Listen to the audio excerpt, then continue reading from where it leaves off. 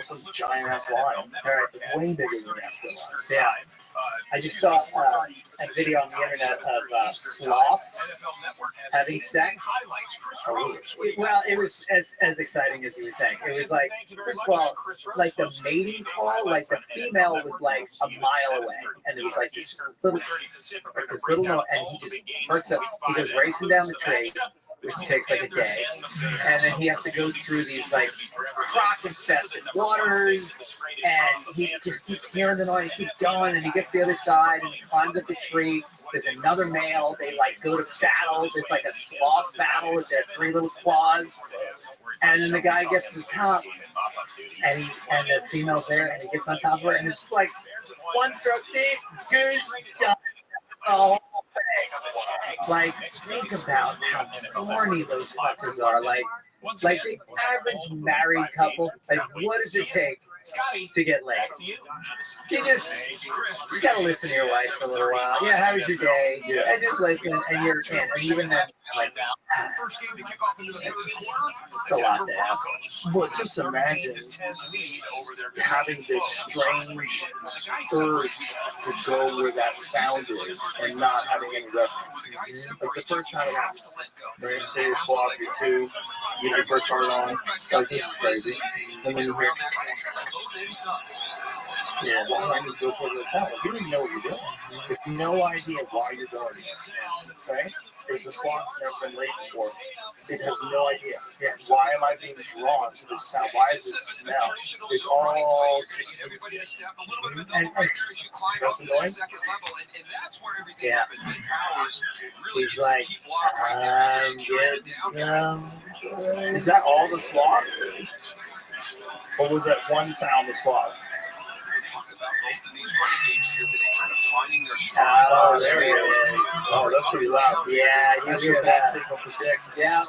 And then, the big thing is like, when you think about that, what drives I was thinking about this when I watched the clock thing. Like, all the things that gratify us, that nature has taught us to procreate in order to, whether it's your stomach hurts and the joy of the taste of food, all these things that are built into us as animals that keep us procreating. The fucking, even like you got an itch and you take your nails and you scratch it. Well, there's probably a reason, because there used to be bugs embedded in your skin or dry skin, or like everything that we do is somehow built into rewards and punishments that are unconscious. Like, they're going to be programmed into people eventually. Yeah, It's also behavior. not just that, to eliminate all the things that make us human, unfortunately. Mm-hmm. Like, you want the good with the bad? Like, what do you want? Like, it's the only way to have the good, you gotta appreciate that it's good. And how do you appreciate it? Because you experience bad. If you only get good, you get spoiled rich kid. You're a nightmare. Or you get Joffrey. That's what you get. Yeah. Right? Yeah. No adversity, all the power in the world. Terrible for everything, right? So it's gotta have some down. It's like it's part of the program. It's part of the program of becoming a better person. You have experience, good, and I think even in the world, unfortunately, we have to see people to recognize that people are capable of evil, to really understand what kind of game are we playing here, especially when it comes to like international conflicts, especially ones that don't have any day-to-day effect on your life here in America. Whether you support them, you don't support them. Like it's not effective, right? Welcome.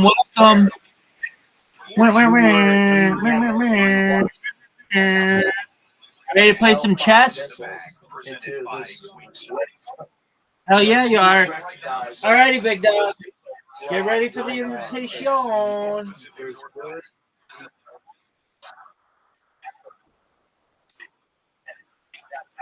dog. Yo, dog. Yo, dog. Yo, dog. Yo, dog. Yo, dog. Yo, dog. Yo, dog. Yo, dog. Just a moment. Go ahead. Now I can hear you.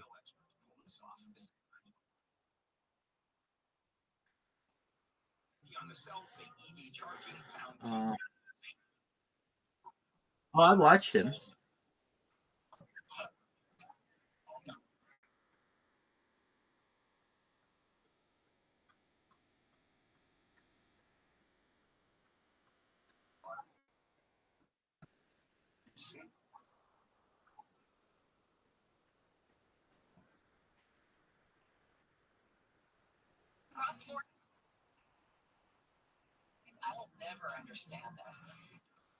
Well, he banned me from his Discord, so he's kind of done with me. I'm done with him.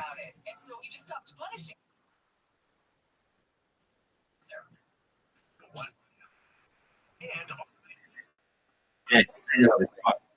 Yeah, 100%. I don't think it was.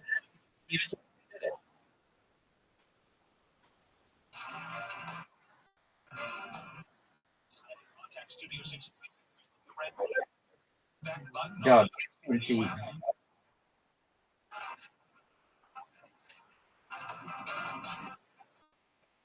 We're dog. Jin is a very good gamer, but also very smart. All right, Caspian Sea's turn. I don't know why I chose to play this. This is exhausting. I should have chose. You want to play mini golf? Yeah. Okay. Cool. That dude. That's it's so long, and it takes something out of me when I play.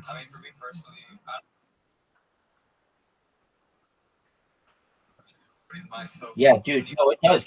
I've been playing like a ton, but more than I normally do. Is it coming in and out? Okay, hold on. If I have constant sound, like, you mean... Okay, so can you hear me now?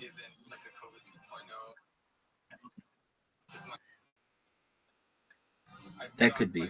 Okay, so one moment. I have to adjust it to 2. Don't accept that one. Don't accept anything yet. Hey, dude, Jen, we got to get you to download these fucking apps. Or just one. It's called Plato. Plato. I know he does. Like, dude, I don't care. Weird dog, but you don't. So you play this.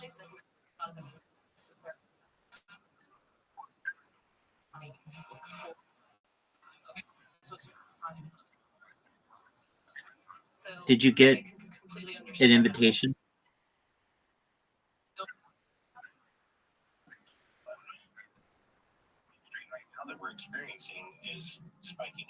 One of the worst shots I've ever seen.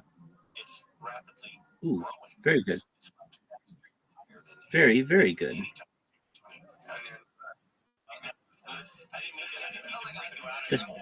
Just not what I wanted. That's all right.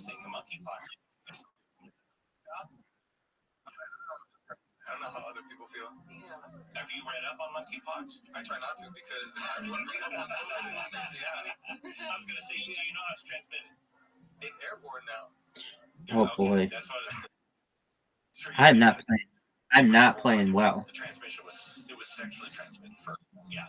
And now it's airborne. That's why before people get complacent if they don't have to worry about it, partner or mate or whatever. But now with it being airborne, the problem is when it mutates. Yeah. And it goes to like with COVID now, the impacts and effects of COVID aren't nearly as bad. It spreads faster. Oh, look at this shot. Ooh, you got an unfortunate bounce. I don't think so. It spreads faster and it's more contagious. I didn't have an opportunity. You've been sitting here listening to us talk about diseases. Let's see the shot though. And fears. What are some of the stressors you see? Oh, I still have a shot? I feel like the two okay. consistent ones I've seen throughout my year. Why don't we just make it like a man? I'll take it.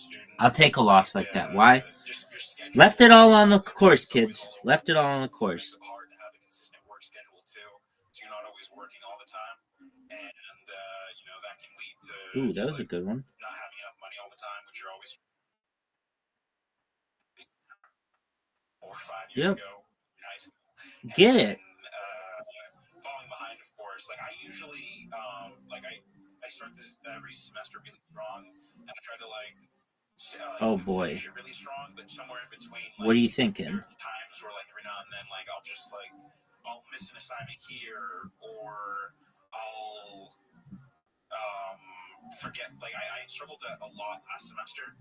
And it took like everything in me to just like finish. Oh, what a strong great, and like what a not, great like, mess shot. up or fall behind.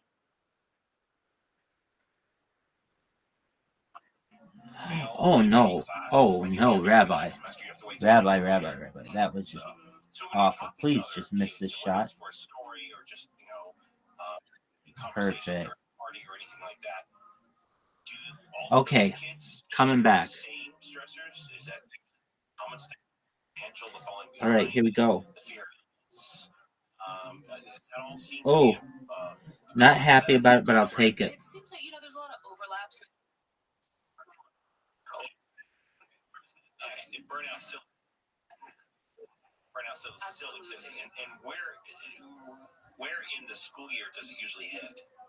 Ooh, maybe midway. What do you think of your shot? Yeah, because What did you think of your shot? complaining about it's a good way to connect with those students. Yeah, less alone. Everybody can wallow in your misery together. Absolutely. Yeah. Also have these phases where you have like first burnout and second burnout. It's like increasing the first. Oh, okay. I think I'm having a good day now, and then you wake up the next day, and then you have like all this to do, and then okay, going to burn out again. Yeah. So.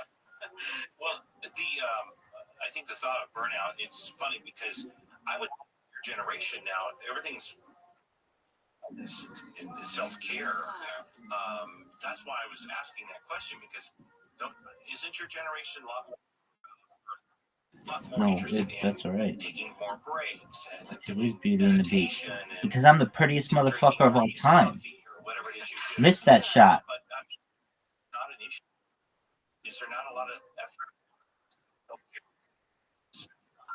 On my school, they start No, total dick move. Total dick move. And tried to offer ways to, I guess, come back at me and try and de-stress. There was like newer programs like that to encourage students to do that, so they, maybe wouldn't get as burnt out or to try and. Look at this move. Like so, way too hard. People my generation are more concerned about wellness. I think that goes all out the window. Like when towards finals, short 7 to 8 rounds because no one's getting that amount of time. And incorporate the wellness when you're just so busy and on the go. Just go for it. What a putt. What a putt, man. That's a championship putt. That's grade A excellence.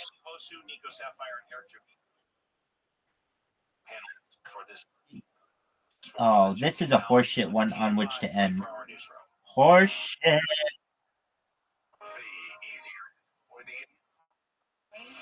Fuck you. Los Angeles, Orange County. A leader has been chosen. Water. LA Mayor Bass has chosen Jim McDonnell as the 59th chief of the LAPD. Bass said public safety is job one, and that's why she chose McDonnell. From the beginning, I have been clear. My top priority as mayor is to ensure that what a good shot. Are safer today than yesterday. McDonnell left the LAPD in 2010 to be the chief of the Long Beach Police Department, and in 2014 he was elected LA County Sheriff. The LA City Council ballots for the November 5th general election are in the mail to LA County voters. Some people received a ballot yesterday. Some voters may vote by mail ballot before sample ballot. Voting materials are available to all Dog. voters. What a great shot. You should download Plato, Plato, and we'll get you in right away. We'll be playing. What a great shot. Whoa. That was a really good shot. There you go. We tied. Bullshit. DNA was found on paper. Dog, that shit sucks. Remember that? There we go. Initially said that license plate readers house right. The virus cost $82 million in research, including manpower and aircraft. Two NFL teams have football players have made the roster of the Chargers and on any other team. Jin, how'd you find me? He and three of his countrymen have made the grade here. The scouting departments are legit enough. Just doesn't you know. Chargers in 2021 and one was on the practice squad. Deanne Crisler, Governor DeSantis has declared a state of emergency in 35 counties. We are absolutely ready. We have started planning for this days ago, even before it formed. We know that Gulf of Mexico yesterday and is expected to fly quickly over the next 36 hours. How did I miss that part? That was, I've never seen anything like that. More than 100 people say they plan to file lawsuits against rapper-producer Sean Combs over allegations of sexual assault. Attorney Tony Busby says he received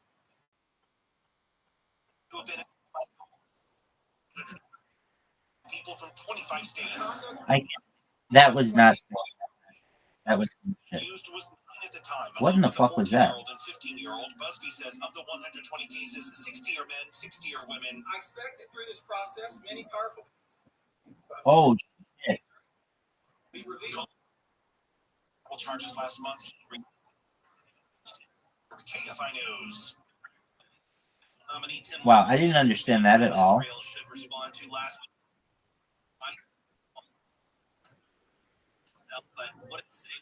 Oh, that would have been amazing. That was actually a really bad shot. Really bad shot on my part. Really bad shot on my part. And you gave me. Also, the U.S. situation to a peaceful solution. Also said that Kamala Harris campaign's support for Israel. Iran sent close to 200 missiles at Israel last week in response to the assassination. Big putt here. This is one of the big putts we've ever seen. Racing debut this weekend. Yeah. Wow. Terrible. I'm just leaving points on the board. I'm just leaving points on the board. Oh, and then this bullshit. I know. Right now we're going to head to an accident on the 91 through Carson.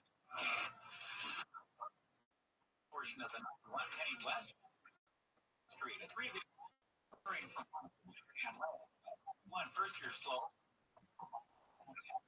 Long Beach and then around Central Avenue to the 110. 105 westbound.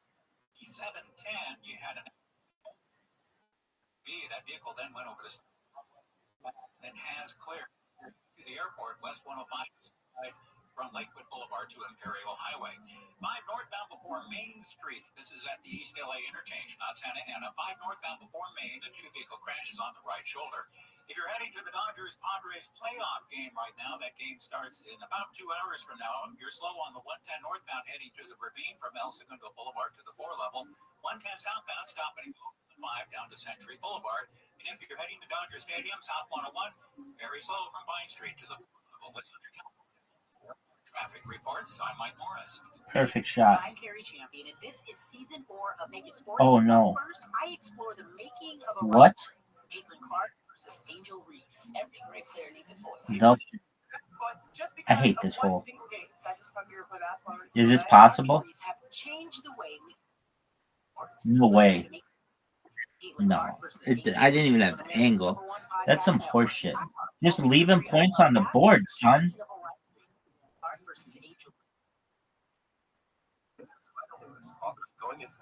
I'm gonna get shut out. And yet I played not that badly. I just made like one bad putt.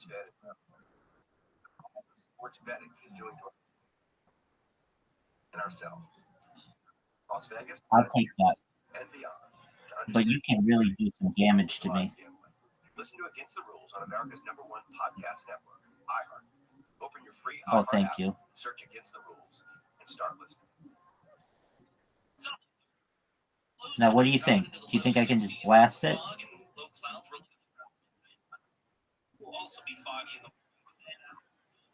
No, that's really bad.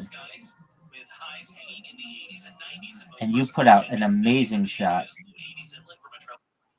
Very good.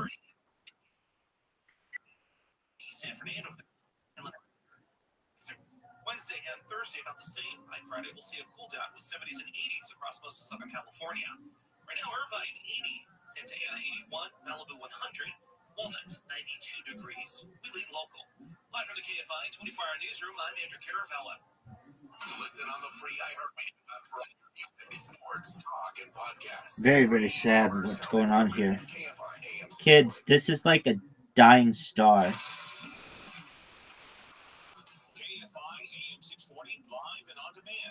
Look at this move, though. What are you going to do? What are you going to do? Oh, was that a good shot?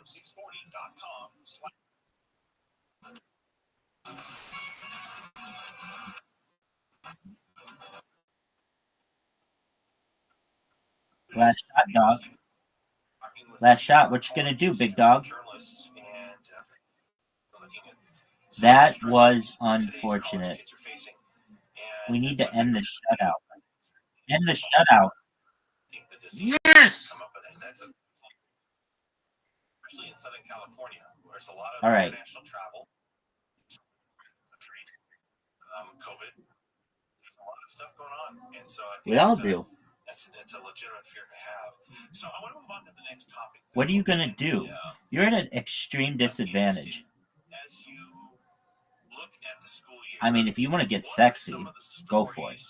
But I just don't know if you're sexy enough for these kinds of moves. And also tell me, what is the process for you to get to cover a story? Do you get to come up with the ideas, or are they assigned to you like we are in our Look at world this where, move. we have an assignment editor says this That stunk.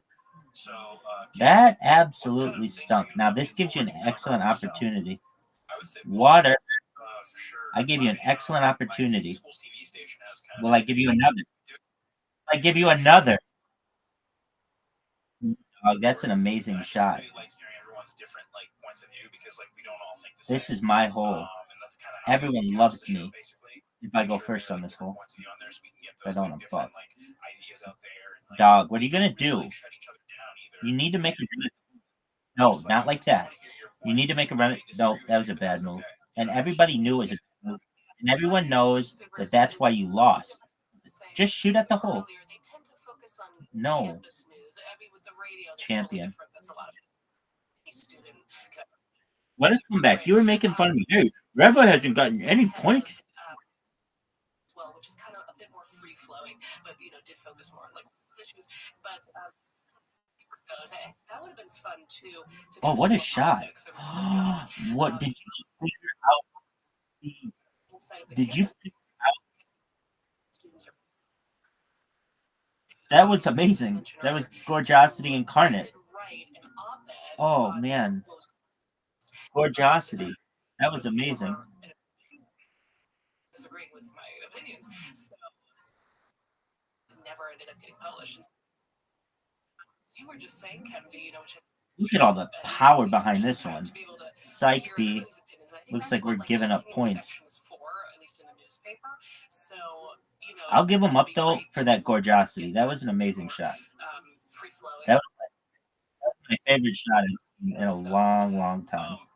Were you discouraged when your editor said no to your op-ed? Let's see you miss this shot, though. That'd be cool. That'd be really great. One of the greatest misses in the history of mankind. This is an easy win, easy make.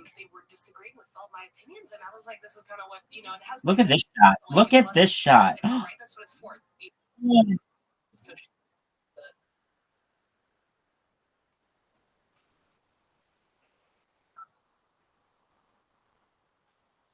I know.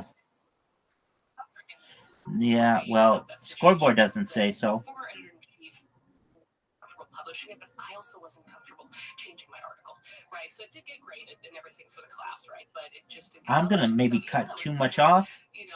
Psych B. Well, what I'm curious about, people listening, kind of curious about the process. What were the reasons given for not publishing it? For not publishing it, the editor-in-chief, from what I remember, did not agree. I don't like that shot. So simply just didn't agree, so that did get published. Yeah, I just don't like that shot. that's what it was. I like this shot. I like this shot. No, I mean, because But I'm not good at making it from here. What are you gonna do? Water bump me? Like a bee? No way. Nope. Nope. What a great shot. What an absolutely great shot. Bravo on that. I will. That's how we're gonna tie. Tie like that. All right, here we go. Let's see your shot and let's see it pop. Terrible shot. You're in the sheep. You're in the sheep. You're in the sand. Sand in the sheep. I'm gonna put this fucking ball in the hole. Watch this. One of the greatest shots you've ever seen. One of the greatest shots in the history of mankind, folks. My article at all, so it just kind of came to that. I wasn't gonna. Trees, dog.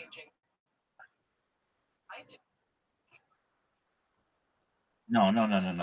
That shit happens. I don't like it. It's what it is. Oh, that's horseshit. Horseshit behind the tree. What a great shot. That was really good. As far as that goes. Eric, what are you looking forward to covering or addressing when you get back to school full time? Make it. Just make it. Sorry, we can't talk about the election. This would be one of the greatest shots ever in global history. That's okay. Just say it. Yeah. Of course, like politics is always Dog. very important, especially. Oh, dude, you fucking took it. It's impossible to win. Absolutely, positively. No, I could. I could tie, I think. We have 3 current champions, and I really want to focus on sports. That's gonna be like this? You mean like this, son? How do they train? All those things. I think I'd be really interested looking into that. And I think I don't want to talk it's anymore. like 4 years until LA 2028. Already taking place in South LA, there's been a lot of changes, especially since Karen Bass promised no-build venues and car-free Olympics. Wow. What a people in South LA, and it could impact student housing. It could impact residents there. Now that is a beautiful shot, kids. That's how it's done. That is absolutely perfect. Increase in the. Excellent. So I think That's right, kids. Start seeing that in the coming year. Oh, that's terrible. This is just a terrible, no good, very bad. Whatever that fucking guy had in that stupid ass children's book, that's what this shit is, kids. Miss it. What do you think are some of the stories that you might not be looking forward to covering that you might have to cover? And it's not like it can just end. It has to be on the ice, so it takes forever to end. Go.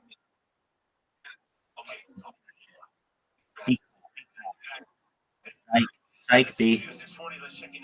That was terrible. Just make it, dude. Just make it. And a miss.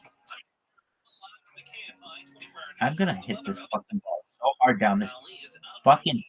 Look at that. You see that?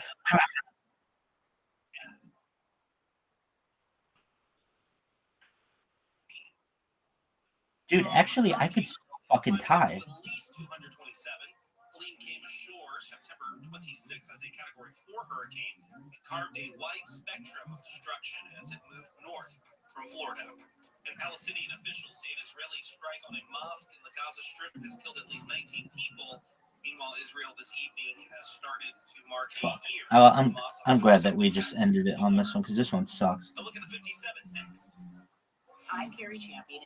It's season 4 of Naked Sports. Up first, I explore the making of a rivalry. Caitlin Clark versus Angel Reese. Every great player needs a foil. People are talking about women's basketball just because of one single game. I just come here to play basketball every single day. Clark and Reese have changed the way we consume women's sports. Listen to the making of a rivalry. Caitlin Clark versus Angel Reese on America's Water bomb.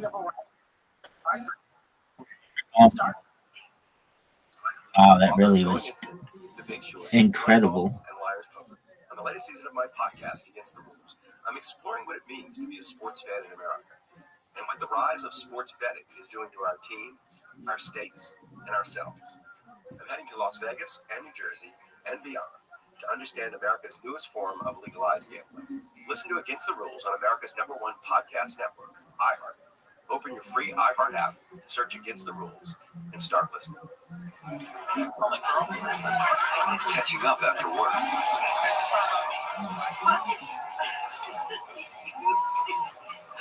This is such horseshit. It's bocce ball. Getting back to the moments we miss.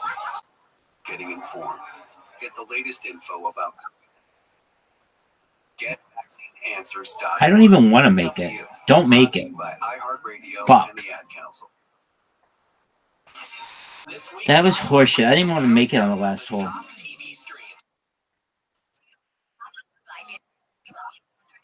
This week is the comedy English teacher on FX on Hulu. That's followed by Chaos on Netflix. In at number 8 for the That's what I'm second talking week about. is That Perfect. on Apple TV+. Psych. Back as But I'll well to take it. 7 is the new season of Only Murders in the Building on Hulu. I want to see followed by Slow Horses you on Apple make a TV+, good shot. number 6. Debuting at 5 this week is the new romantic comedy Nobody Wants This on Netflix, Not starring Kristen awful. Bell and Adam Not Brody. great. Falling back from number 2 last week to number 4 this week.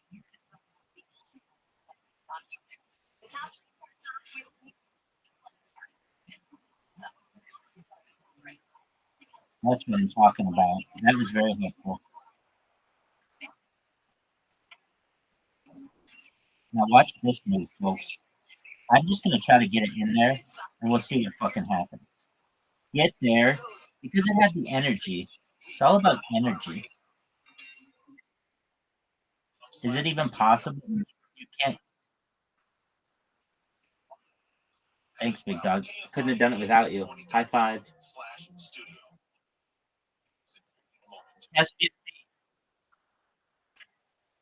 Caspian Sea. During what decade of human history did the term high five enter the lexicon?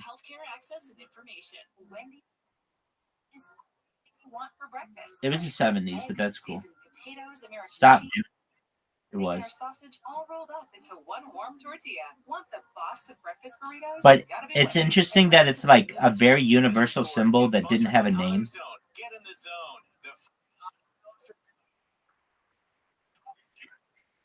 Oh, dude, this is such horseshit. Let's see this shot. Need it. All right, is it even possible?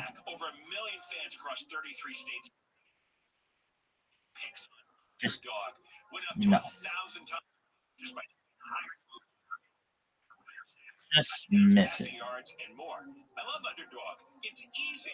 Excellent shot. And it's another added level of entertainment. Making picks on Underdog is straightforward. Head over to Underdog's simple-to-use mobile app. Just a perfect shot. One of the best shots I've ever seen. Sign in with the promo code John, and Underdog will give you a free pick to use on your first cash pick of entry, plus up to $1,000 in bonus cash. What a shot. Underdog Fantasy, promo code John. Claim your new customer special of a free pick and your deposit offer. Must be 18 years or older in a state where Underdog Fantasy operates. Terms apply. Concerned with your play? Call 1-800-GAMBLER or visit ncpgambling.org. Make a run for it. Hit my ball. What a great shot. What a great shot. I don't think that this goes in.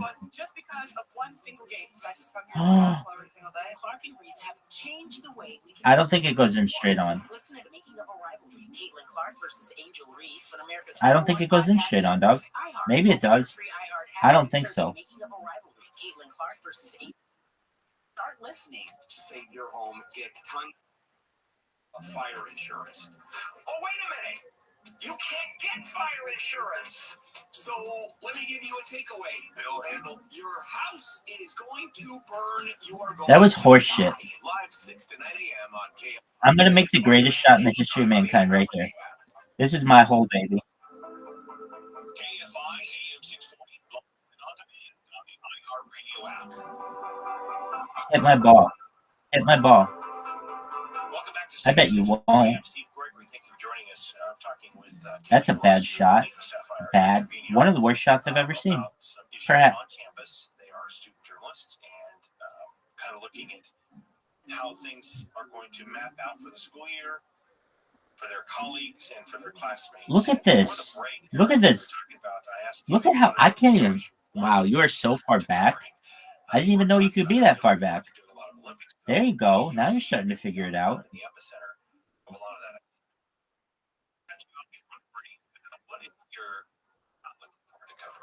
Look at this beautiful shot. Just setting myself up perfectly. Do you wish your ball was where my ball is? Oh, was that a good run? That was a beautiful shot. That was so close, dude. Do it again. Do it again. You got a shot. No. No, do what you just did. Whatever the fuck that was. That was amazing. Yeah. That was amazing. That's the move. That's the move. I had a very big advantage on that hole. Kennedy, you are on the radio station, and please show format when you're on radio. I do. I do, because I can put together performances like so. You want to be not first? You want to be last? I do like a talk show, but mine's more of like a history of what? Whatever I want, really. Oh, that's going to hit the thing and bounce perfectly where it needs to be. All right, hit my ball. Give us an example. Now, this is an interesting... is about MTV and how that kind of just wasn't going to last like forever as just like a channel that just played music videos. They had to evolve, but at some point they turned away from music, and that's where the channel kind of fell apart. They tried to bring it back, and by that point nobody cared. Yeah, that's a really good one. First video on MTV. Video Killed the Radio Star by the Buggles. So famous composer. So made the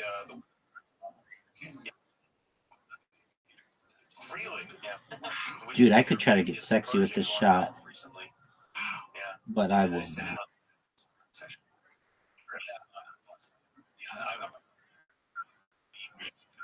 Big. So, but the Buggles I always remember because I remember seeing the first day of MTV going in the air. That's how far I go back. And wow. Wow. But I remember the first day. Water. Coming out first thing, and the video killed the radio star, and a little, I would be interviewing the guy that was playing keyboards and help write the song. It was pretty weird. It was make it. For me, but, there's a chance. There's a chance if you bounce it right up the corner. Right. That you can see on the ice one, that's what I like about the ice one is like anything can happen. All right.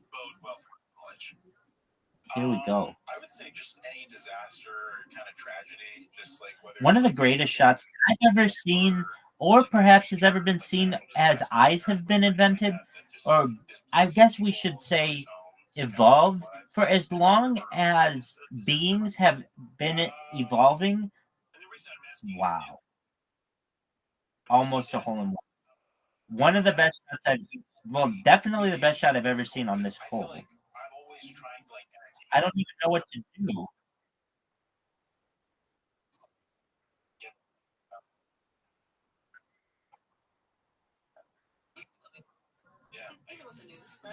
Yeah, that was an amazing shot.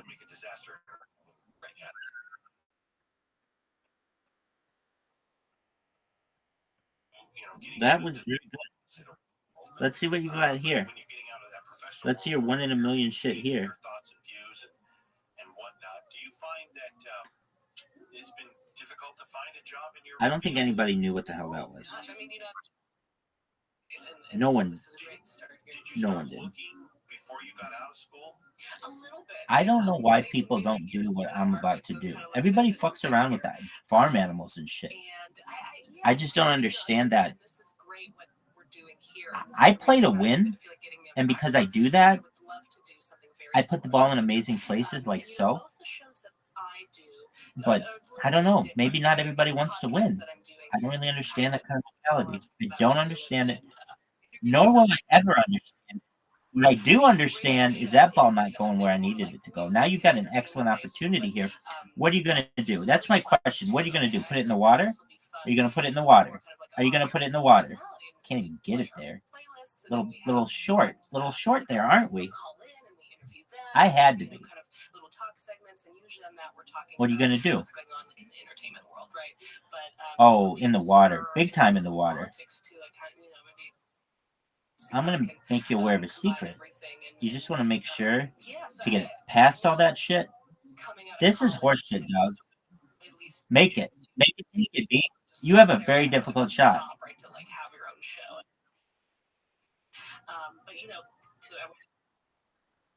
By making it win. Like that. Yes! How'd you like it? How'd you like it? Just getting the carpet ripped up from under your feet, baby. You have the ability to go ahead and or hone your skills. Yeah.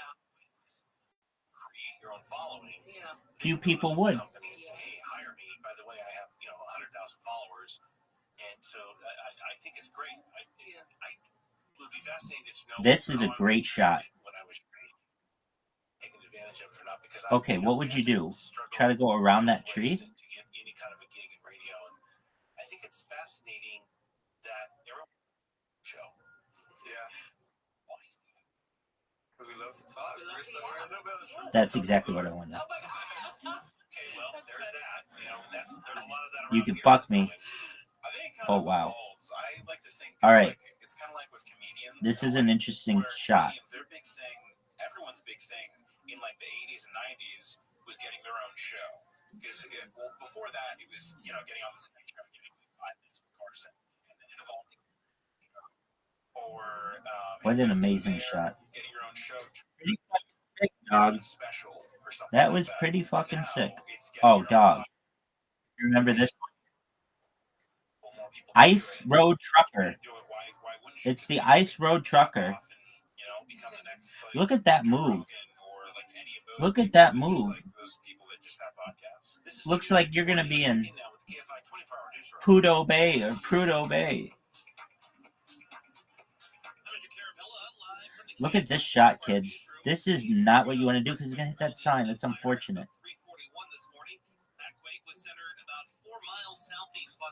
All right.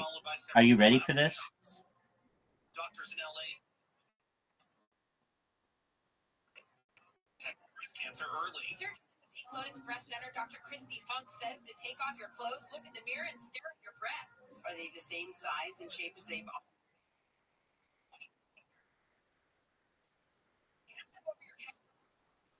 They're talking about doing mammograms. They're talking about doing mammograms. October's breast cancer awareness month, dog. Anything having to do with titties, I got my mind on, B. Now let's see you make this shot.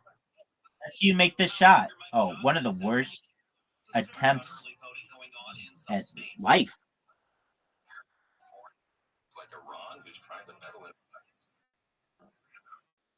That was really bad. Citizens voting, that is against federal law. Kamala Harris not be clear to people, reminding them it is against federal law. Oh, we never play this hole. I love this hole. I'm excellent at it. I don't know why everybody has trouble with the drive. It's fucking easy. The second shot's easy as well. Yeah, there you go. Like, it's not hard. I mean, maybe we fuck around with each other. The two right-hand lanes, but you have reduced speeds from Rose Hills Road on the North 605 In Fullerton, 57 South or Orange Thorpe, a crash cleared from the two middle lanes, but you have a backup to Yorba Linda Boulevard. Just as dickish as you can be. And look at that. And you got water pumped. What a dick dude. Just evil and just evil. That was just a mean move. And it's the same fucking deal. But it gives me what I needed, which is just a little bit of space to be able to put this in a near perfect position. I'll take that shot. Caspian Sea has an important shot. Too far. Caspian Sea hits it too far.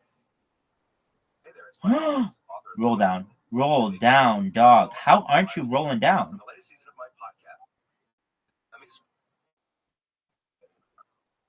The rise of sports betting is doing to our teams. I'm heading to Las Vegas and New Jersey. Scoreboard B. Scoreboard B. America's #1 podcast network. Open your free Dog, app. do you know how good I am? Check out this. Let's see what you got. Let's see your shit shot. Everybody's ready for it. Lame as fuck. I'm going to show you how it's done, son. Perfect shot. Perfect placement. Psych. Unbelievable. Hold on, but you're going to have to fuck me. Your ball's going to have to fuck mine. Maybe? No, it didn't. No, it did not. Folks, it did not at all.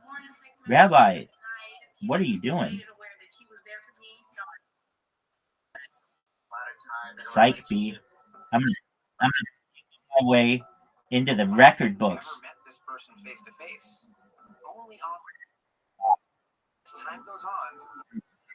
Perfect shot. Now let's see what you got. You can make this. Oh, are you serious? And you're gonna block me. Psych. They call me Sniper because I'm so fucking accurate. Ba-ding! You might know me as the host of MTV's Catfish. As a podcast, look at this move. I'll take it. Better than whatever that is going into the water. No, sir. All right. What would you do? This or this? I'm just gonna get out of there. Look at this. Hit the tractor. You're gonna hit the corner. I need to preserve that chicken. What a terrible shot. What a terrible shot. Dog. Are you? Dog, I just gave you a point. That was horseshit, and you know it. Given. You didn't earn that shit. But I earned this as one of the greatest shots. That was terrible. I'm gonna fuck your ball up so badly. It's gonna make your head spin, son. Followed by Slow Horses on Apple TV Plus at number 6. Debuting at 5 this week is the new romantic comedy Nobody Wants This on Netflix, starring What are you gonna do? Adam Brody. Falling back from number 2 last week to number 4 this week is the drama The Old Man Interesting shot. on Hulu. The top 3 starts off with the new Disney Interesting Plus shot. spin-off Agatha All Along, starring Catherine Hahn, jumping up 1 spot. Just absolutely perfect. Perfect Couple on Netflix slides back to number 2, and that means after debuting last number 3. Let's see your ball. Let's see what your ball's got. Oh, this is terrible. Unfortunate for you, it's going to be a tough shot.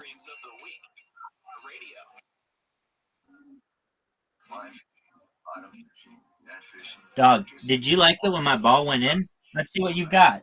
Let's see what you got. Miss. Huge miss. One of the biggest misses in the history of mankind. Humankind. We'll even get into alien kind. I don't even know what that is. I know there's no alien who would ever miss it that badly. I know that about this universe. Look at this shot. Just perfect placement. Don't water bump me, dog, because that would not be cool at all.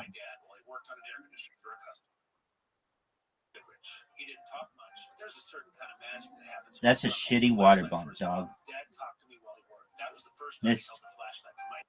But it wouldn't be the last. I realized that every time he handed me that, you don't really give me a shot, though. For all your HVAC and plumbing needs, visit us.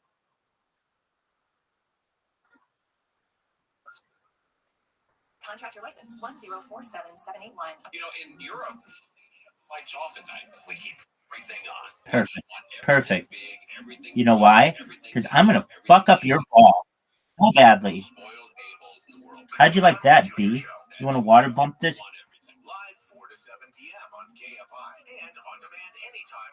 What the fuck was that? One of the worst shots I've ever seen. Watch this move. Oh, dog, all day, day, baby. All day, day. Sideline to sideline. We talk shit like it's going out of style. No, we are not. What the fuck was that? One of the greatest shots I've ever seen. You ready for this water bump, B? Are you ready? What a great shot. What a great water bump. Perhaps? Perhaps? Fuck you. That was bullshit, and you know it. Dog, you know that was bullshit. Dog.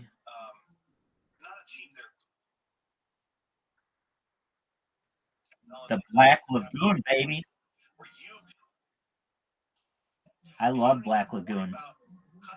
They call me the creature from the Black Lagoon. I love pink, and I love the Black Lagoon. I'm going to fuck your ball up, son. There's a lot of great platforms out there, but you get paid for that. That's a different story. That's something you gotta really look into. But what I wanted to ask you is, again, I know Kendi, you want to be Black Lagoon, son. Nico, you're going in the Black Lagoon. Everybody knows you're going in the Black Lagoon. Everybody knows you're going in the Black Lagoon. What is it exactly you want? Do you want to be a Wow, writer? he's really taking that time, folks. Black Lagoon. Are you fucking serious? I think that's kind of like saying, since I Dog, started that the future suck this dick. is going to focus a lot more the sense that they're going to be like content creators. Black Lagoon me, dog. It's important to like have your voice be known. Oh, get back in there. Look at this move. I think the brand is keep pushing out on us. Is like we really push the brand. It's like, okay, so then what? Did you see that? Okay, so you're pushing your brand, but what exactly are you doing within your brand? So as a journalist, what is it you want to do? Nice miss. You need to establish, for one, like credibility first and foremost in yourself. And how do you do Look that? at this move. Personally, the way I handle it is I try to make sure that. Oh boy, I set myself up perfectly if you don't fuck me over. How about you just don't fuck me over and then everything will be great? It'll be great. Oh, dog. I was like not. Dude, that was mean. I like that shot though. What are you gonna do? Oh, that's fucking perfect. Are you ready for this? Y'all ready for this? Oh, did you see that? I know.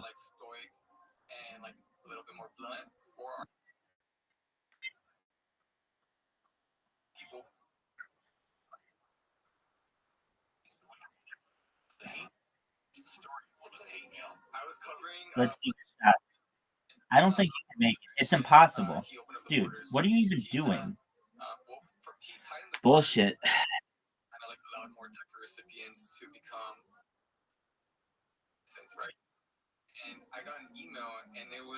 Why is there a tiebreaker when I'm winning overall?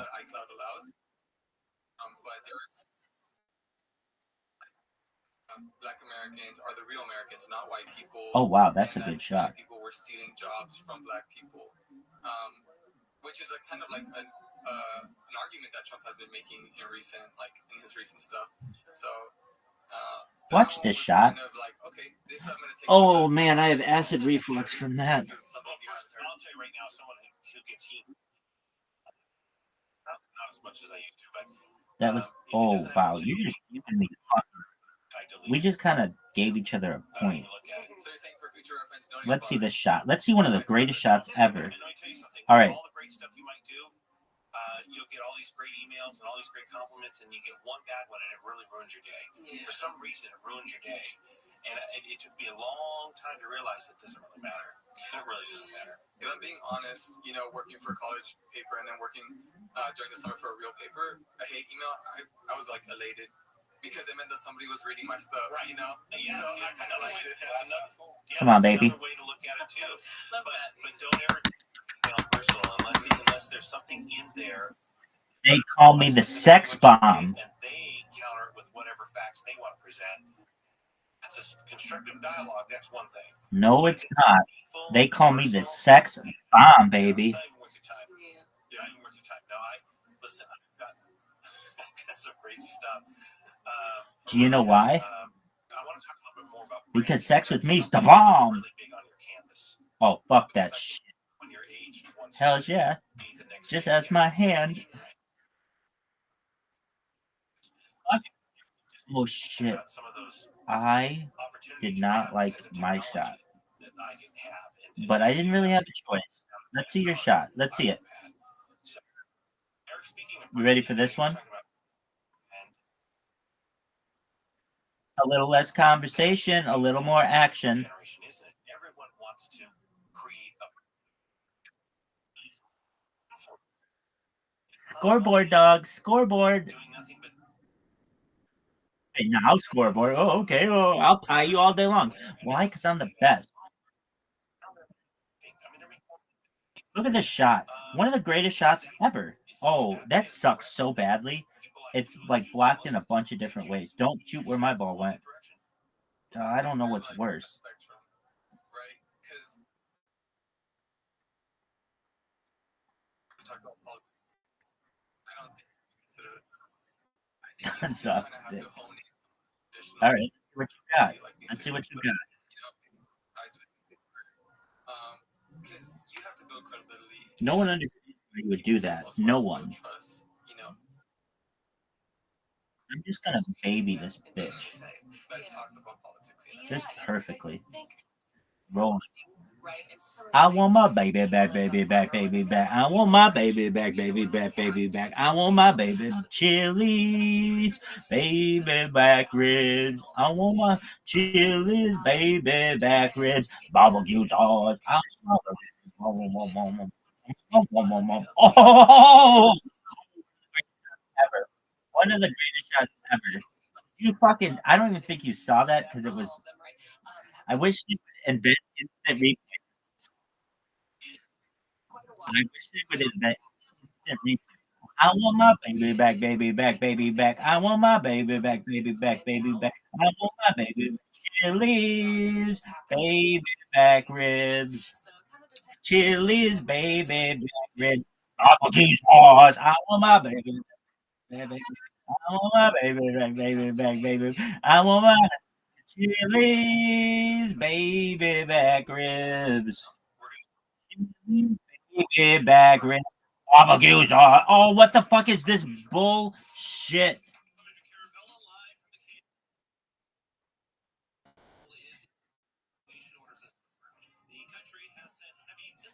Caspian Sea, you need to miss this. Terrible shot. What do you think about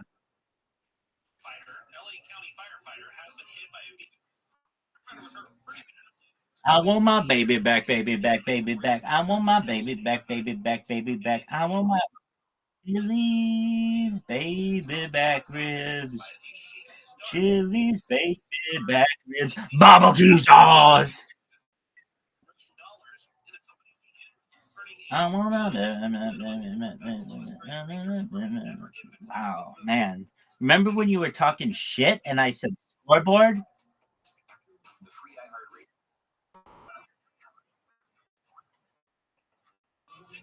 One of the greatest shots in the history of mankind. They will study that shot.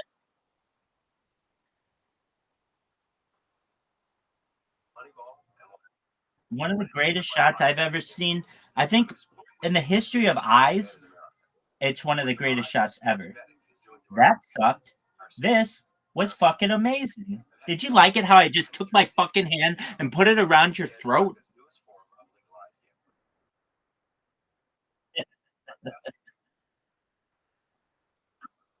I didn't say I killed you. I just said I went for the jugular, baby. Here we go. Are you ready?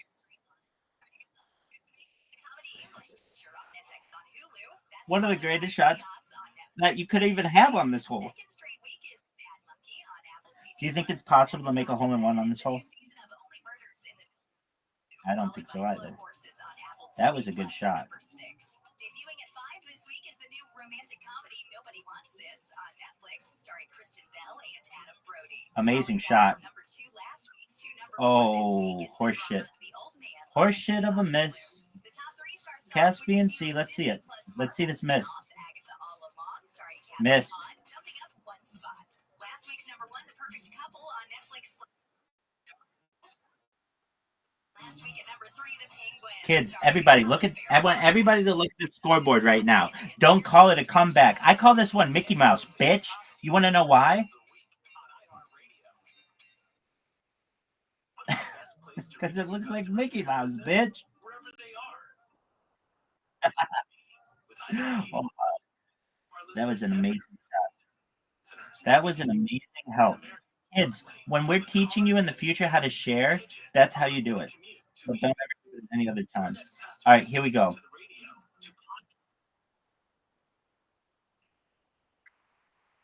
Thanks, baby. Kids, my fucking thumb, Rabbi's thumb is fucking fucked up right now. Kids. Oh! Look at this athleticism. Oh, fuck. Definitely. That had opportunities. Look at this miss. All right. One of the greatest comebacks in the history of come. Look at this move.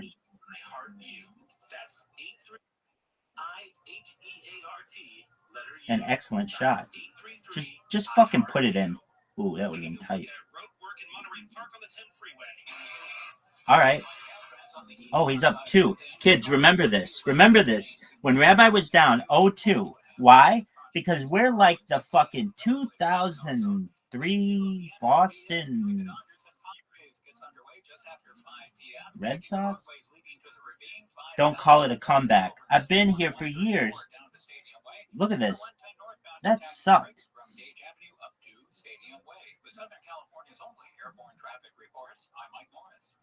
Now that's a good shot.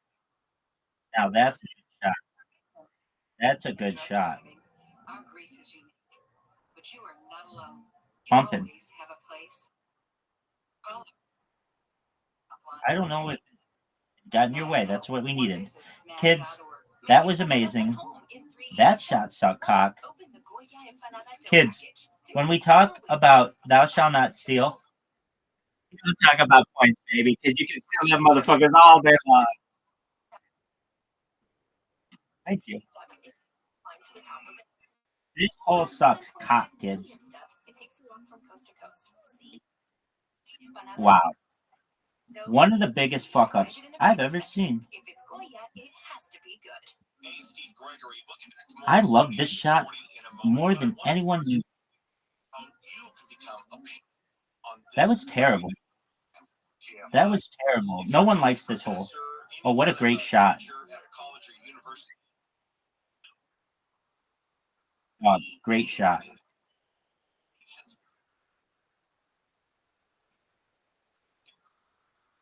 Fuck. Fuck. Fuck. Miss it. Oh. Oh, he's leaving points on the board, kids. There's a big shot here. If we make it, if it's good, it's big. That was amazing. That was amazing. Kids, don't call it a comeback. That's a bad shot, kids. Kids, I want you to watch this. I want you to tell your grandkids about this. Be like, this was the first time I started thinking about talking about kids in the future when Rabbi made this amazing fucking shot. And I'd be like, oh, that was so sick. Not hit this fucking ball, B. Oh, thank you. We talk about sharing is caring. We mean that. Look at this move. Look at this move. One of the worst shots I've ever seen. One of the worst shots I've ever seen because we can't get a point here. We'll get back to more Studio 640 in a moment. We all know goodwill, but did you know when you Dog, is it possible? here in your community, goodwill. This is horseshit. Kids, this is horseshit. A message from Goodwill in the Edge. Let's see your fucking shot. What a terrible shot. Miss it. That was great. Walters Wholesale Electric is a Southern California leader in commercial, industrial, retail charging stations. Appeal to the growing number of EV drivers. Be the shot. Be the amazing shot. Customers are requesting. Oh man, that was amazing. EVs are more likely to choose hotels with these stations, often resulting in I don't know if this is as good as his previous one, the last time, because the last perfect.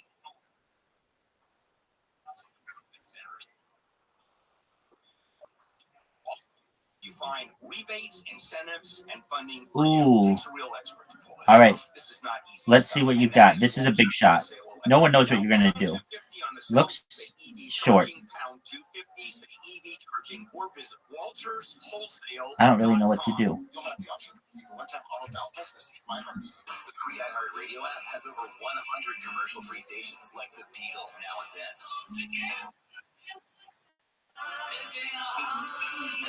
That's what I'm talking about. That's what I'm talking about. Free never sounded so good. The condominium in San Francisco. Not only sinking, it's tilting. You know, they should own it and just rename it the Leaning Tower of Frisco. Oh, nothing. I love Frisco. Is that right? Yeah. Live 4 to 7 p.m. on KFI and on demand anytime on the iHeartRadio app. KFI AM 640 live and on demand on the iHeartRadio app.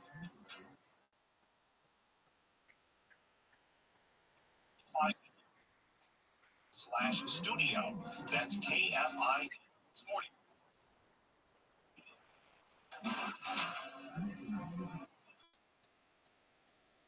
40. Three college journalists about. Oh man, what a comeback! Remember when we were down 0-2, kids, and we won?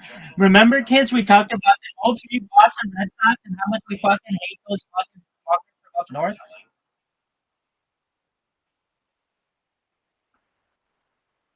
What's going on, baby? How are you? What's up? Nikram, we're happy you're here. All right, I'm going to put the ball down. You ready for this? One of the greatest shots. Before the break, Erica, you were just about to make a thought, and it looked like it was going to be the most intense. Let's see you do better. I want to see you do better. Because I don't think it's possible. I don't think it's possible. Let's see your shot. Caspian Sea.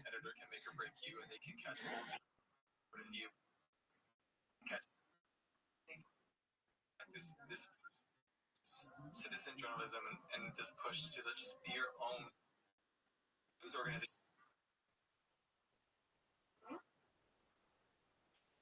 You're right. Always. Take out that turkey. Take out that fucking turkey. Oh, what the fuck was that? Wait until you get into the real world. I know, that's not. Yeah, wait. That's, I think, the difference with the shows and the podcasts, right? Technically, you're. Look at this shot. Boss, right? Wow. One of the best shots I've ever had. That was creative as fuck. It went through the turkey and the chicken, dog. We're putting the pressure on Caspian Sea. And he missed. who appears on the screen, And editing, to wow, did we just steal a fucking point, kids? Did we just steal a point? Dog, you did that one fucking Jedi mind trick. That thing was sick. I don't know if I was gonna do that. I never do well on this one. All right, let's see you do that shit again. And this is kind of specifically referring to students using AI programs to like help with assignments and like write papers and stuff. I've never done it, but yeah, they've all kind of Caspian Sea. So some that I've talked to, some don't, and from personal experience too. Are you there? Some don't. Students do. Some do. They say. Well, you don't have a lot of time, Doug. You're in the red. Hit your shot. You're done. Hit your shot. Oh, he got it off in time, folks. I don't know what in the fuck he was doing, but it turned out to be like the best fucking shot he could have wanted. I do think it's better to kind of teach students how to use it, right? Because I think if professors are gonna allow, like they're probably gonna do it anyways. But I think it's good. I think for them to like encourage them. Let's see the shot. But maybe to show them how to use. You gonna use all the fucking timer again? Or something like that. So. What do you guys think? I think that in college you're paying to be there most of the time, unless you get some kind of scholarship or something. So if you really don't want to put in the effort to do the work yourself, then that's on you. Yeah. And I do think it's like, I guess you could get away with using AI, but like if you're going to nursing or like, this is a big shot. Like that, are you ready to see some angles? You ready to see Mr. Geometry, Captain Euclid here? Oh man, that was dick. That was dickish. Miss it. Let's see it. Too hard. And a bad angle. Too hard and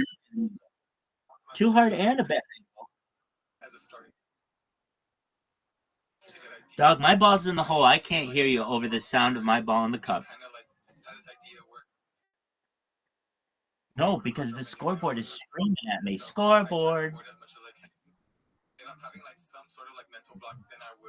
Look at this move. I don't know if I really like that shot at all. Don't do what I just did. Remember that time Caspian Sea took forever? Yeah. 60-second window, right? And so for me, usually what I would struggle with assignments like that is kind of having too much info, too many words, right? And so I felt that really helped me to condense it and kind of take out little bits that were maybe not as necessary. So I would like put my whole thing that I wrote in there, and I was like condense this. Dog. And it was helpful to kind of help me see and point out the things that I didn't really need, and to kind of get in that minute window. So how I started using that because I write. Look at this shot. Stop. I'll take it. Do you know why? Because I have the confidence in myself and in my ability to be able to make this next shot. In the radio space, we have 32 seconds to tell the same story. The TV has 90 seconds to 2 minutes to tell. Okay. So, and this economy of words is the talent if you can write an economy of words. How about AI in journalism? Oh, Caspian Sea, this is just terrible. From journalists? I see AI taking like the monotonous Big shot here. What are you going to do? Are you going to have enough on it? Or are you going to leave it short like a bitch?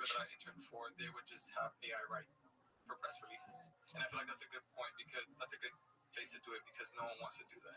No journalist really wants to spend time, rewriting a press release. What paper did you intern in? The Arizona Republic. Oh, sure. What in the fuck was that? But really, it was a robot. Oh my god. Okay. That's interesting. Yeah. And what did you do there? Why are you hitting it backwards? I worked at Levels, which focuses on Hispanic people. Oh, sure. And I did more like feature, like politics. So yep. Never had a chance. Anyways, oh, big time. Write in Spanish? Yeah, sometimes. Yeah. Well, I prefer to write in English, but I would do a lot of my interviews. One of the most amazing shots. I think that's possible. And then write in English. So the paper is it Spanish though? No. Okay. Well, how about you take this fucking game seriously, and then you do whatever the fuck you need to do. Thank you all. It's great to have you. Thanks, Steve. Studio 640's production of the KFI News Department for iHeartMedia Los Angeles. The show's executive producers are Steve Gregory and Jacob Gonzalez. The line producer is Richie Quintero. The opinions expressed on this program. Yo, dog, take your shot. I know you have to go, but hit your fucking shot. This is KFI AM 640. This is horseshit.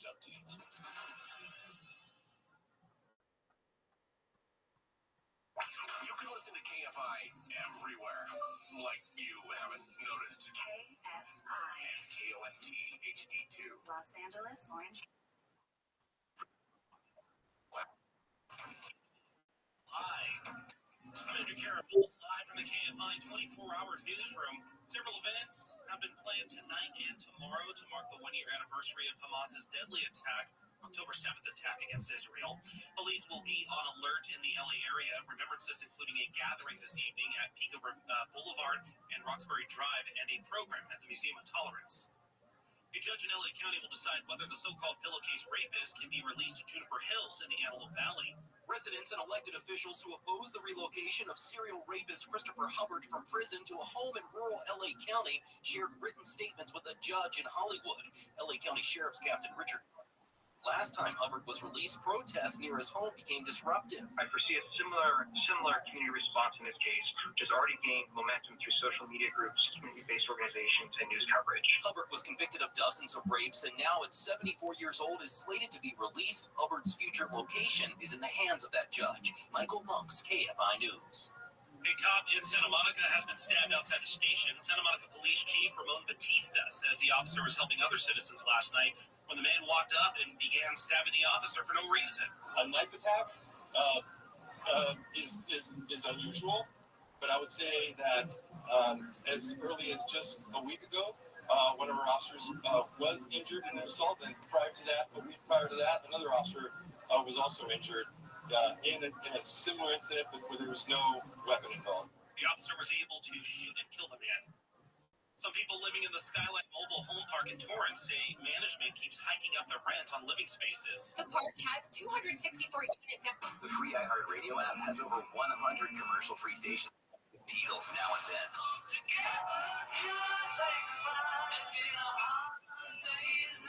Just search Beatles and listen now on your free iHeartRadio app. Free never sounded so good. Hey there, it's Michael Lewis, author of Going Into the Big Show, Moneyball, and Liar's Poker. On the latest season of my podcast, Against the Rules, I'm exploring what it means to be a sports Sasheen Littlefeather. What a great name. Lie about Native American ancestry, sisters claim.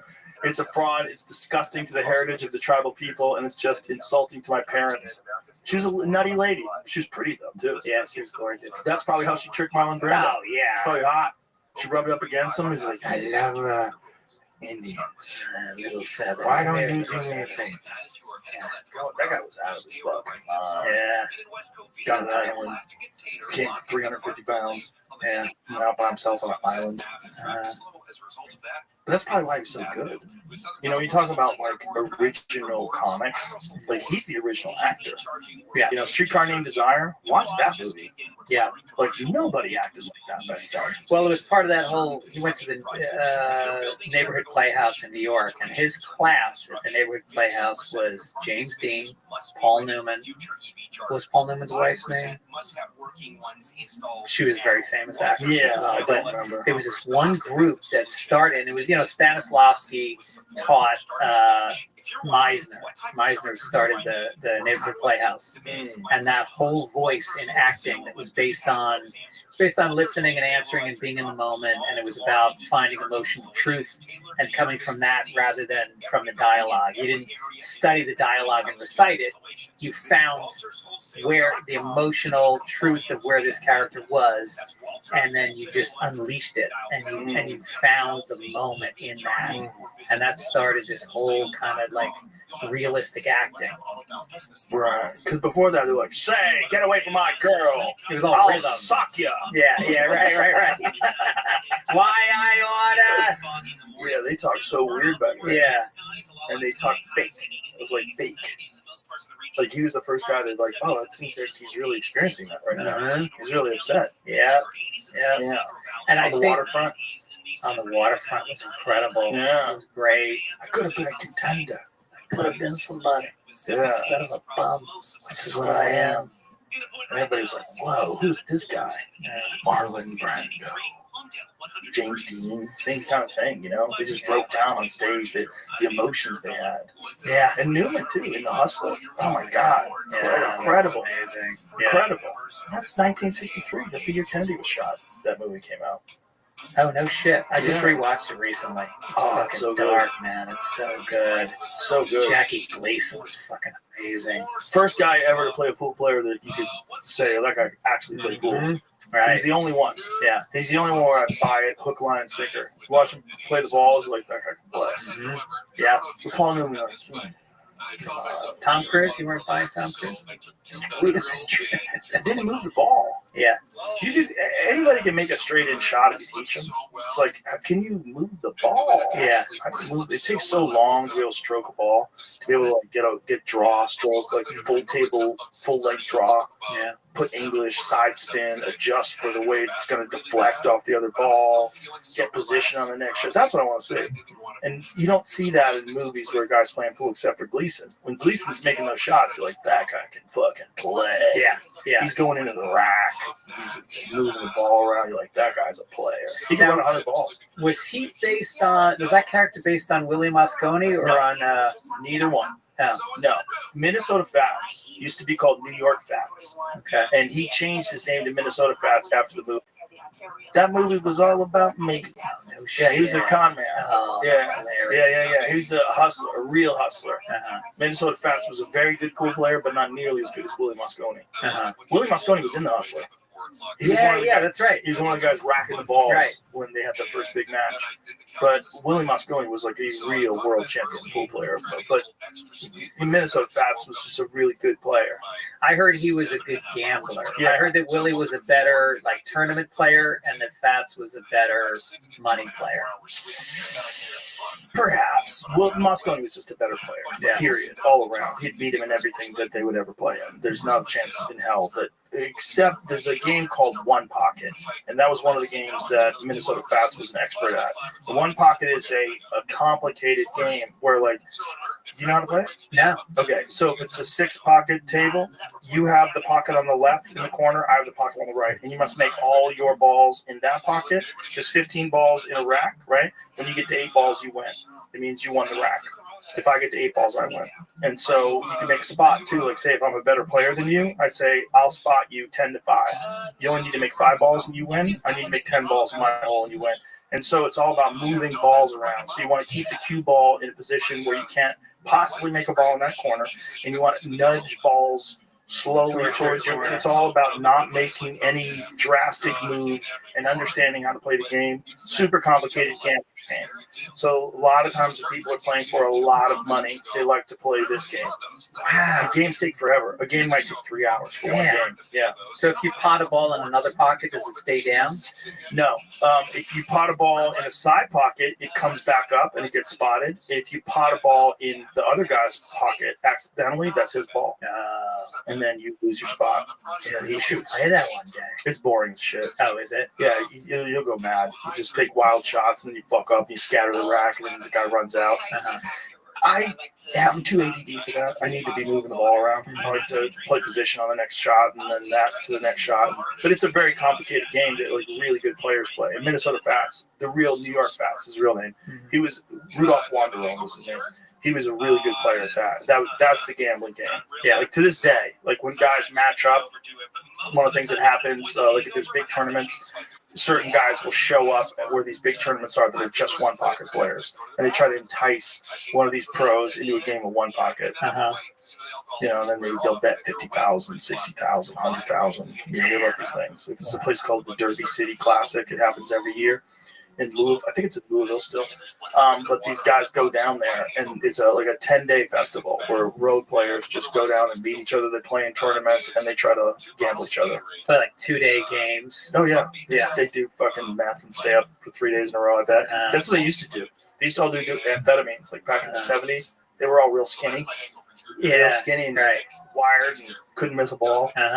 No, that's the thing about pool. When you play for a long time, in one match, is you just lose focus for a second, and then all of a sudden it's like golf is the same way. You have to go from hyper focused, totally present, to like relaxing, shooting the shit, listening to music, whatever, and then hyper focus again. Yeah. Yeah, it's a complicated game. Unfortunately, it's not that popular anymore. When it's just video games are too good. It's too easy to entice people into video game land. You mean instead of pool in general? Yeah. If there was nothing but pool, all these young kids would be into playing pool because it's so exciting. My daughter's obsessed with pool. Really? Yeah. So I used to bring her when she was like 19 and 20. She was into pool, but there's no fucking pool halls on the west side in LA. And so she had a fake ID. Isn't there a House of Billiards in Santa Monica? Closed. Like 3 years ago.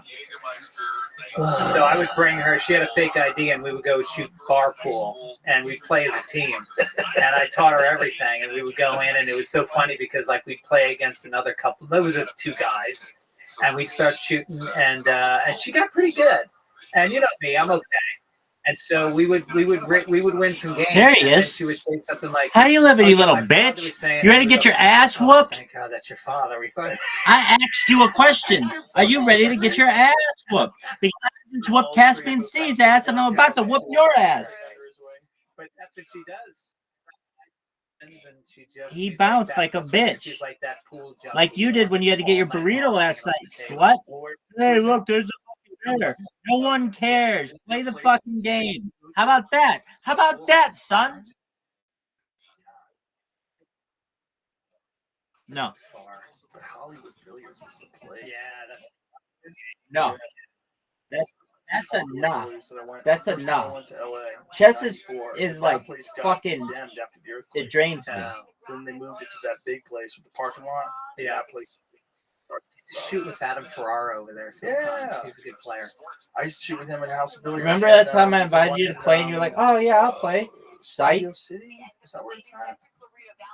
Oh, this is some horse shit. You have the invitation. Accept it. There was a House of Billiards. Really? What is it? Is 9 I don't know what to tell you, big dog. Sherman Oaks, that's right.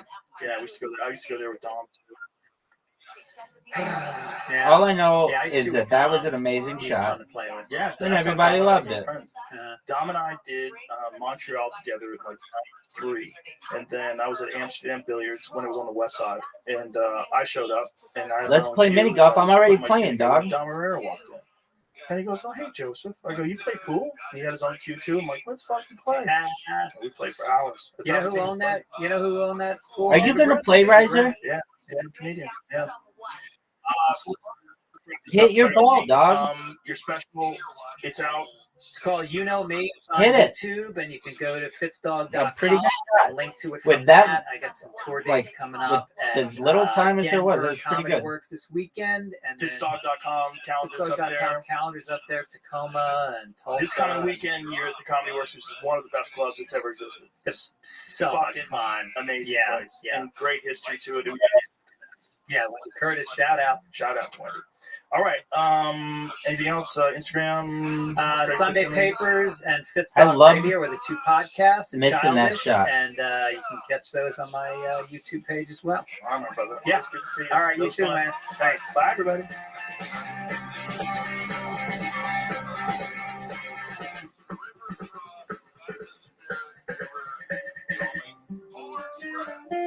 Pacific Northwest as we Bullshit. End of the week. That is going to help bring us some relief. Yes. Flow increase. So Outdoor flow increase. you'll notice some spots of rain up there in the Pacific Northwest.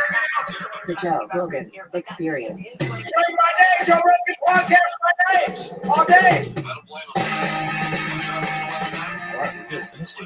How are you, sir? Good to see you. Good to see you. So what were you saying about dog breeds that, like, we were talking about Carl, like the little bulldog breeds that have more Mastiff than Wolf? Yeah, So Mastiff is a different thing?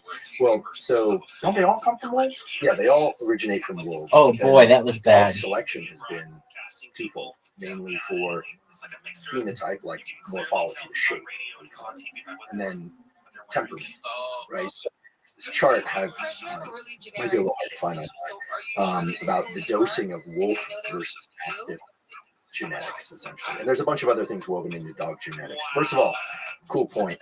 Dogs are among, I don't know if they are the most, but they are among the greatest variation in body size within a species. You think of Chihuahua and Great Dane, and it looks like it's dosing of the genes controlling IGF-1, which makes sense. They're kind of wild, right? Like we got some big humans and some smaller humans, but not like dogs. Not like dogs. And then, Chihuahuas and those enormous shepherd dogs. Those what are those ones? Those insane dogs that used to fight off wolves. What the fuck are those things called? Those gigantic hairy things. What a great shot. You know what I'm talking about? We've talked about them before. They're terrifying looking dogs. Yeah, I mean, just the... What's it called? Oh, my goodness. Oh, yeah, those things. Yeah. What the fuck is that thing? Right. What is that called again? Around 24 people entered one of the stores in the mall around 5 p.m. on Friday. We've seen it before. That doesn't say the name of the dog? Well, find the name of those dogs. There's... Wow, that was amazing. Right, so I have a colleague at Stanford, Sue McConnell, who... Jozo? There's a name for them, though. Mastiff. They're really... Like, clear the way, dog. Just clear the way. That puppy. Clear the way. Just clear the way. That's so great. I wonder how many they have in there. How could they have very many? Yeah. Or mama. So I have this colleague at Stanford, Sue McConnell. She's won Best in Show at some of the big events for poolies. She breeds horses, and she's into that whole. What's up, poolie? The poolies, the ones that look like Rastafarian dogs. You know, their eyes are covered. They're amazing. They're amazing. That was terrible. And she had this chart on her door. I was going to meet with her about something. She handles a lot of undergraduate education at Stanford. I see this chart, and the chart essentially shows the dosing of kind of the original wolf line genes versus more mastiff heavy genetic background. And there are a lot of breeds on this chart, but it essentially shows up in the following way. The dogs that are more sight and scent, right, and with longer snouts, like a shepherd, have more heavy dosing of the wolf genes still in them. Then you get to the shorter snout, snub nose, like the French bulldog, English bulldog, and some mastiff breeds, pugs, right? And the amount of wolf in them is like nil to none. And then what's happening? Wait a minute. They all start off as wolf. So they have some genes that relate to the wolf or virgin lineage. But over time, they've been English bulldog. But all dogs originally come from wolves. Yes, that's my understanding. Even mastiffs. That's right. That's my understanding. But then, as they were crossbred with different dogs, right? So, for instance, like the English bulldog, that line. We haven't played this one in a long time. Pug, like short snout, right? But with mastiffs or with dogs with heavy mastiff genetic dosing. Why? The idea was the short snout. I know. And both the droopiness of the face, it also relates to less presence of pain receptors in the front of the body. Okay, so if you've ever had a bulldog, you know their feet can be really sensitive, but their face, you can hold on to those jowls. My bulldog Costello would what a great picking up shot. stuff at the beach, and he'd occasionally get a fish hook in his mouth, and it looks super painful. And he's like, oh, you know, so not very many pain sensors in the face. They have a disruption or mutation in the gene that controls the elasticity of skin. That's why they have the droopiness. And they are brachycephalic, short snout. That's why they're not very good breathers. And they essentially have sleep apnea. That's why they have I can. It's crazy. What were dogs being selected for? Well, unless you're showing dogs, dogs were selected for the kind of work they were capable of doing. Like when people essentially designed and crossbred. That's TFU, dog. Which doesn't have as much of a. Let's hear it. This is such a bitch. This is such a bitch hole. Inward rotation, the thing we're all supposed to not. No, let's see what you got. Let's see what you got, big dog. Let's see what you've got. It looks more like a pit bull. It looks more like a pit bull. And they were originally. Way to take forever. Way to take forever. hitting the bull super aggressive. Hit and then the you let ball. go and get called off and coming back to their Worst shot I've ever seen. Worst. The worst. Right, for bullfighting. So you can still find some of this stuff online.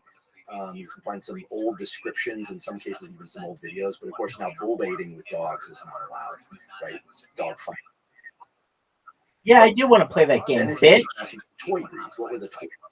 Let's see you miss. Let's see you miss, B. Terrible miss. Some of them will seek out, like the terrier breeds will find vermin, like they'll go find rats. They're really good ratters. Actually. One of the greatest shots. Jack Russells are great ratters. In the history of the shots. West Highland Terriers, the Westies, the Cairn Terriers, they're really great hunters. Missed it. Little things, right? Thanks, B. And the amazing thing is that when you start looking at different breeds, it was basically humans selecting on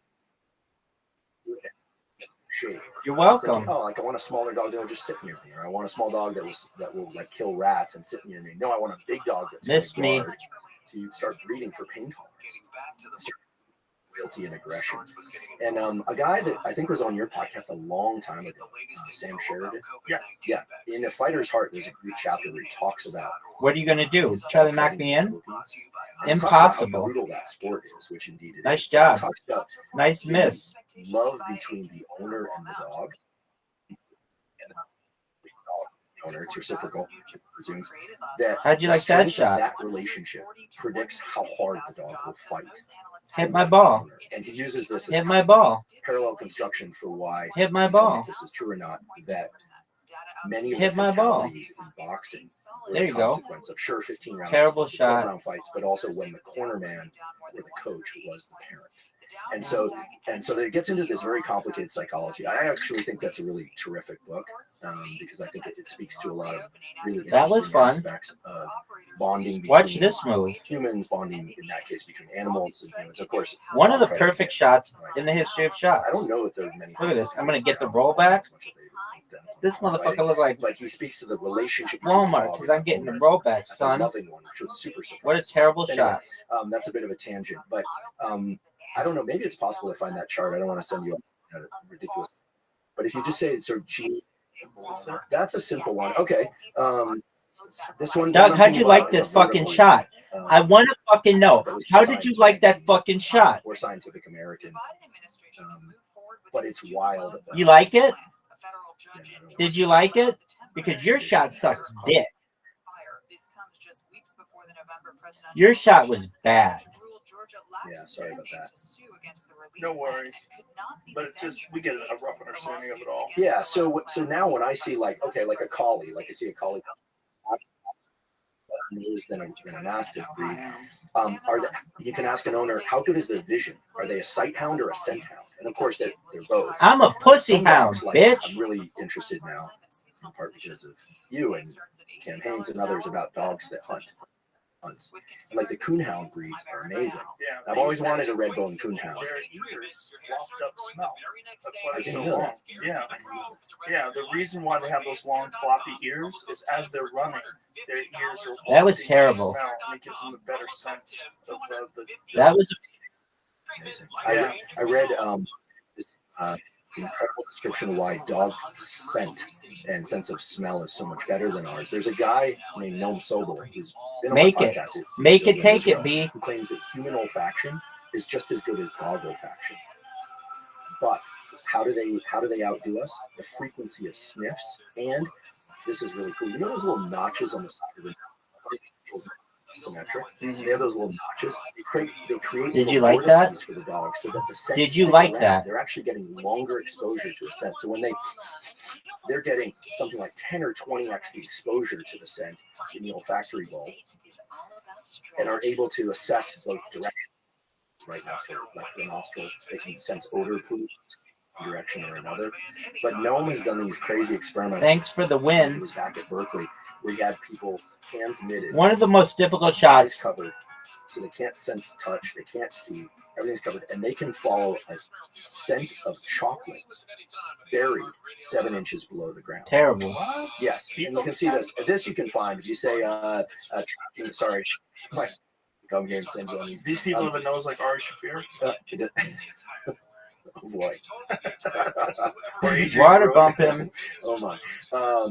If you say kind of Berkeley chocolate tracking Sobel or something like that, it should come Just up. make the So shot, you do dude. these aerial views of these people tracking these scents on the ground, and it turns out people are really good at this. They can track a scent. Yeah, and if you Sniffers show that humans can Make it. track scents Make it in the take two it. nostrils of Into the black.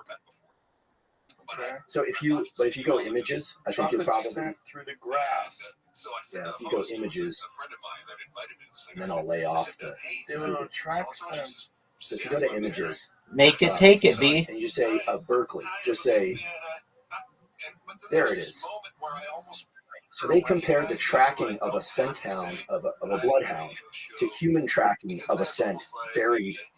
In the case of the bloodhound, it wasn't buried. So that person, what do they have, a mask on? Yeah, they got a mask on. Their hands are covered with thick gloves. They can only use the only thing exposed are their nostrils.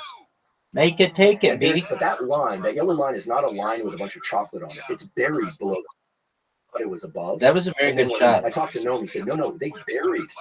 I thought it was an excellent shot. People were able to track it. A shot after my own heart. Hunting dog tracks. But how did they bury it if it's grass? I think they cut a trench and then they covered it up. Oh. Wow. So he insists that this thing that you see in all the textbooks, which is that humans have, like 1/1000th or something of the number of olfactory receptors. That's total bullshit. Really? Total bullshit. And in fact, our friend, who by the way wanted me to say hello, Rick Rubin, turned to a good friend of mine who's the chair of neurosurgery of a major medical school department, not Stanford, I promise, and said, what percentage of the things in medical textbooks, okay, this is Rick asking this chair of neurosurgery, okay, what percentage of things that you find in medical textbooks, basic and advanced, do you think are false based on your understanding of what we actually have? And he said 50%. And then Rick said, and then Rick said, I know, I was wide-eyed too. And then Rick said, and what is the extent of impact on treatment of patients modern day? And his answer was one word: incalculable. Oh my God. 50%. 50% in currently used medical textbooks, meaning that the literature has been updated with new understanding. Are you going to hit the fucking ball? Because I know that bears have insane senses Your phone died? that are many times stronger than a bloodhound. And obviously can smell from 100 yards away. Like, there's got to be levels to it, and I just can't imagine that a bloodhound doesn't have a better sense of smell than a person. Right. So they absolutely have a better sense of smell in under the definition that they use it. They use. You have to hit it, or you're going to lose. Differently. Welcome. And a mouse's vision is dramatically different. Hit the shot. You're in the red. Very sharp at the phobia. You can't see any detail. You're what? If you move that forward, you can see detail. Okay. It's much higher near the phobia, near the center, than it is in the periphery. Okay? So what he's saying, what Noam Sobel's laboratory has found, And you still fucking won. Pixels, potential for olfactory resolution in humans. Are you connected now? Is essentially the same. This is our, but the bloodhounds sniff much more, so it's the equivalent of having their eyes eyes ready? open much more, right? In the exam, so to speak. They have these vortices. Amazing shot. Structure of their nose. Oh, that sucks, so they have dog. longer exposure. And in the case of the bear, for instance, I don't know how many olfactory Miss. receptors they have. One of the worst. Yeah, I did. I was. Spending a lot more time and can pull more air, perhaps. I don't know. But it's using the mechanical aspects of the olfactory system differently.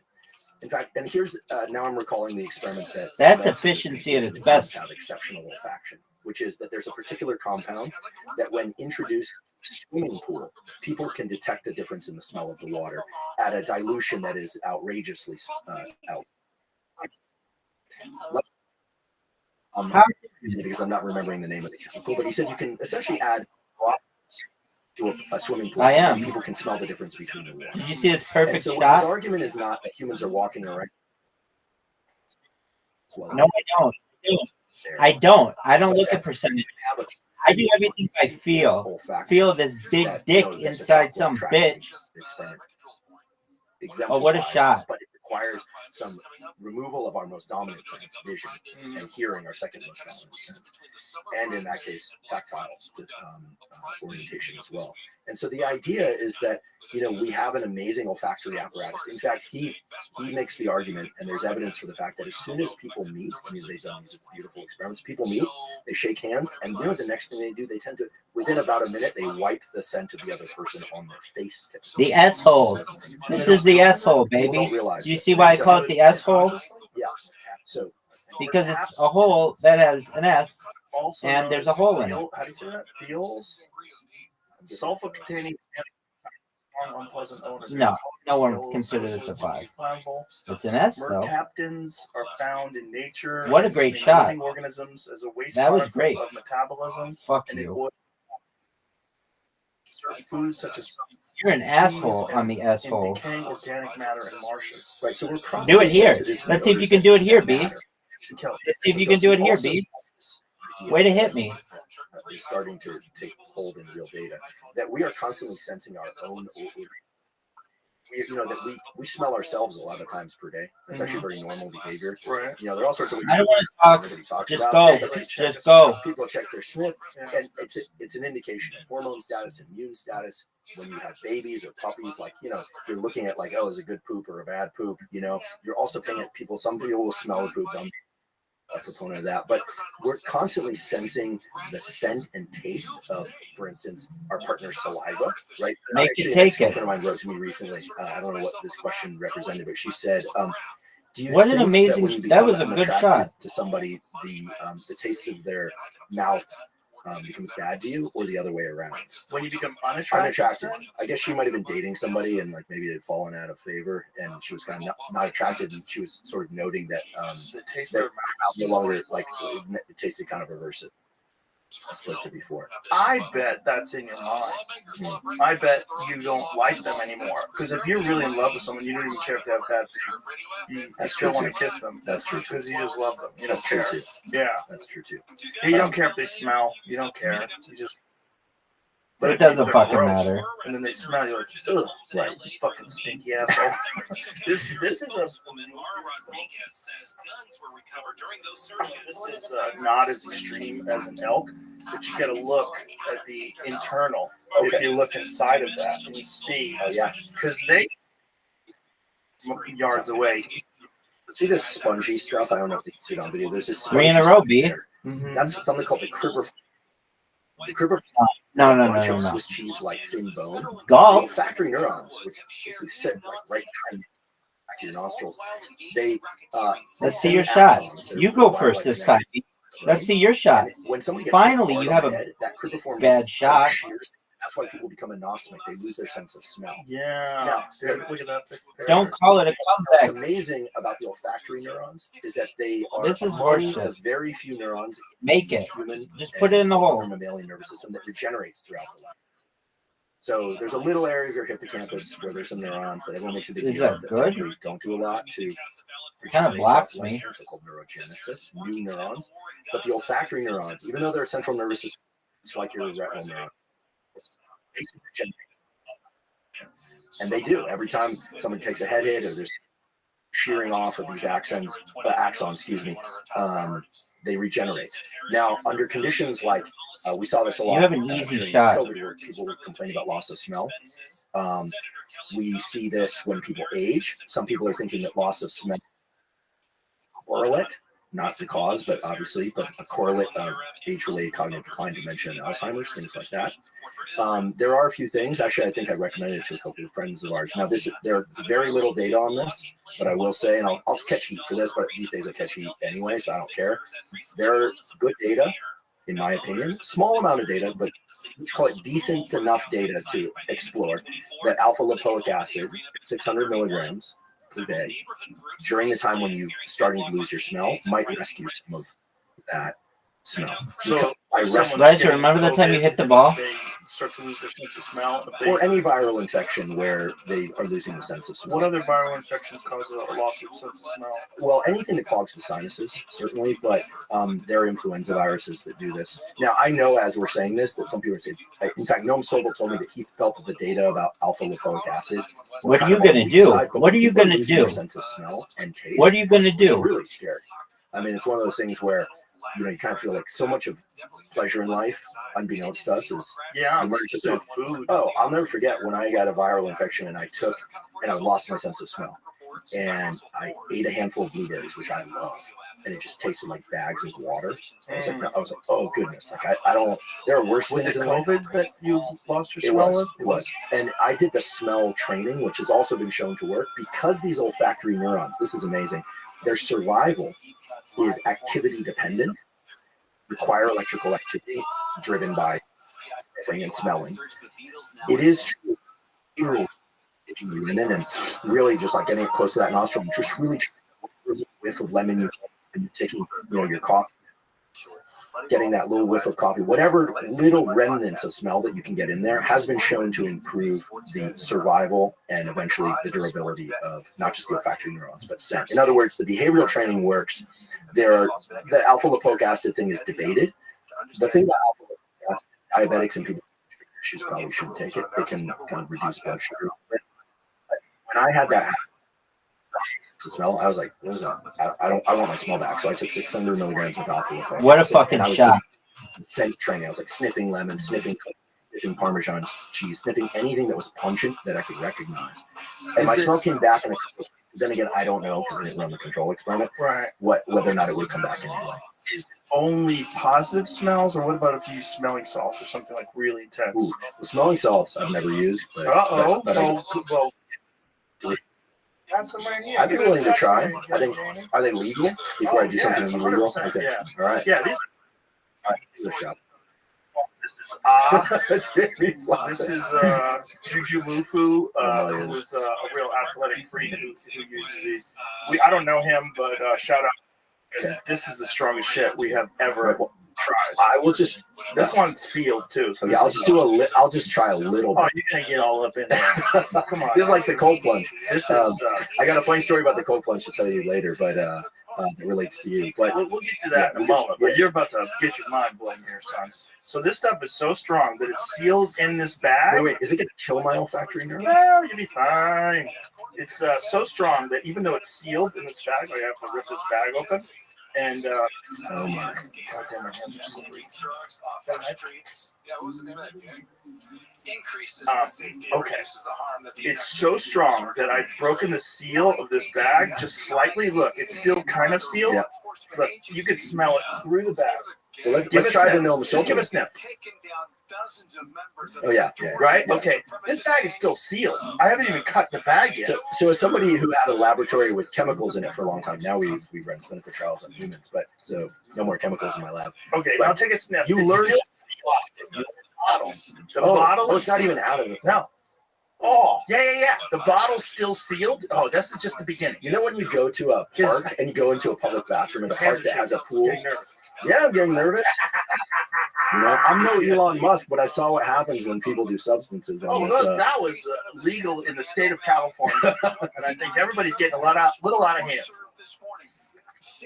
You're like, we're down here in Texas, so. Okay, now, again, slowly. Now, what you're going to do here, isn't it amazing that the word illegal, even said fast, sounds like illegal? Yeah, legal. And then you go, wait, what did you say? It's totally legal. And vice versa, right? Yeah. All right, so what do I do? Unscrew the cap. What's my initials? I think that's 4 in a row. 4 in a row. Oh, yeah, baby. Let's go. Now imagine, Jacoby. Wait. Hold on, I just kind of experienced that. Yeah, take it in. Well, you know what's interesting? Or what's it there? You know what's interesting? Oh, man. The fresh ones are so I feel it in my eye because the sinuses run. Oh, now what imagine? if you had COVID, you can smell it over there, huh?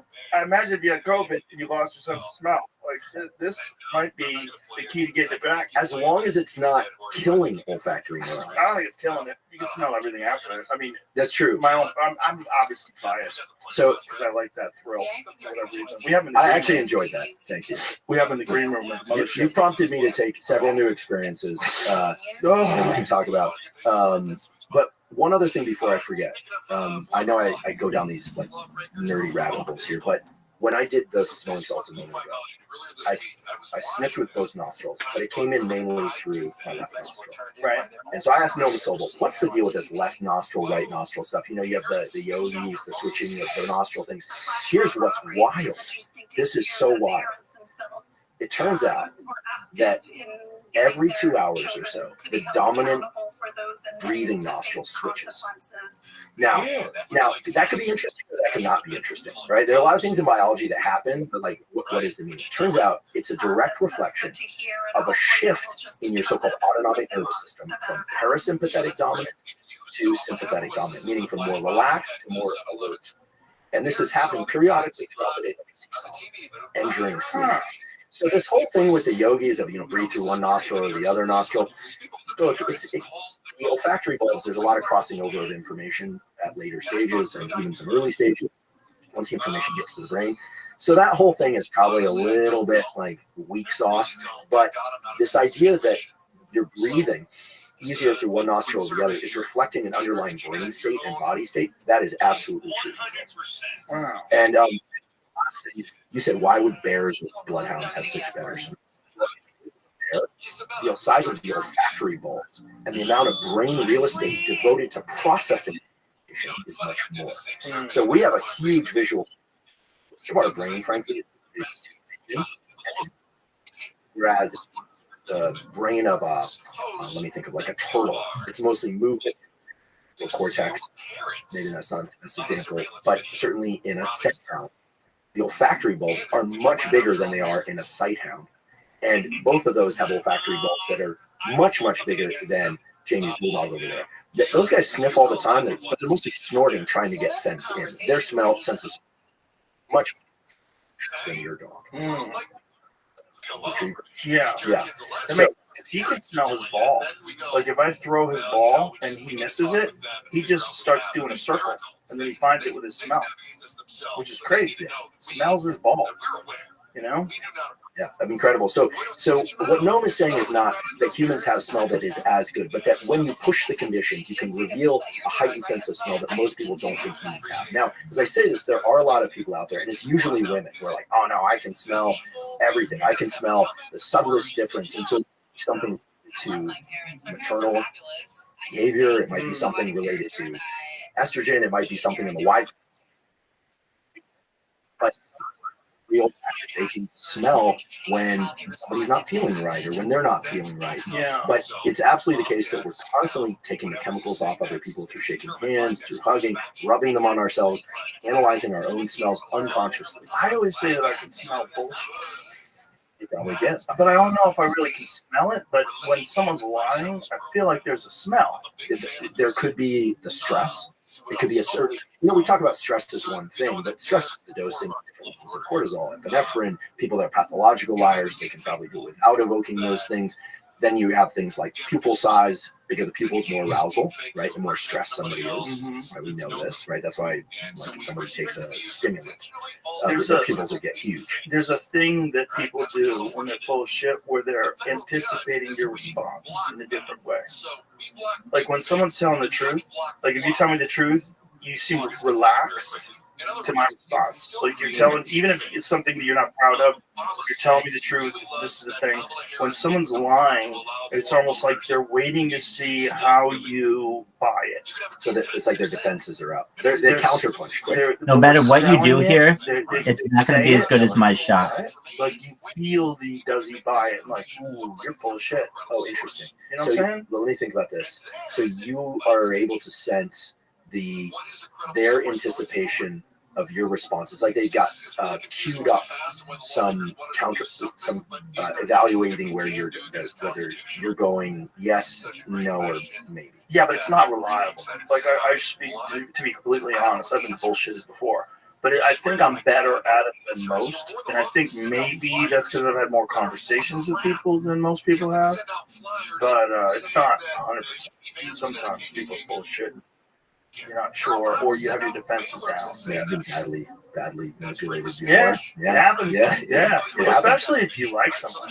You know, that's part of the problem. You don't want them to be full of shit. Yeah, and some of the best manipulators, certainly in my experience, are people that have really figured out the combination lock of the things that that I have felt deprived of, and they come in and and those tend to be unique things, right, that you can't get out anywhere, you know, and boy.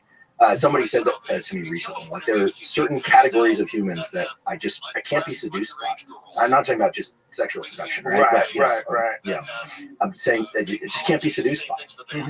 And then there are some people who just are able to get past that first view. And so I consider myself pretty good at threat sensing, except in that domain, where like my threat sensing is the equivalent of a stuffed animal. My friend Tony always says that erotic and psychotic are so close to each other that, you know, like it crosses over back and forth. And I think there's something to that too, that some of the craziest people are also some of the sexiest people for some weird reason. Like you want to be with them, even one in a row. Dangerous, like they're crazy. I'm going to get 4 in a row right now. You ready for this? You want wild kids, because wild kids could survive better. Yeah, I mean, I think that I'm listening to a really good book that a really smart person suggested to me called 5 Types of People That Ruin Your Life. And I only wish I had read it years ago. And here's the main takeaway, that there are about 10% of people out there, and it cuts across all the standard labels of like narcissist and borderline and all that. Like they include some of that, but they depart from that, and they just focus on what. This is a guy who's a psychologist. It's written by a guy who's a psychologist. He's worked a lot on conflict resolution, etc. And he says in this 10% of people, they are high conflict people.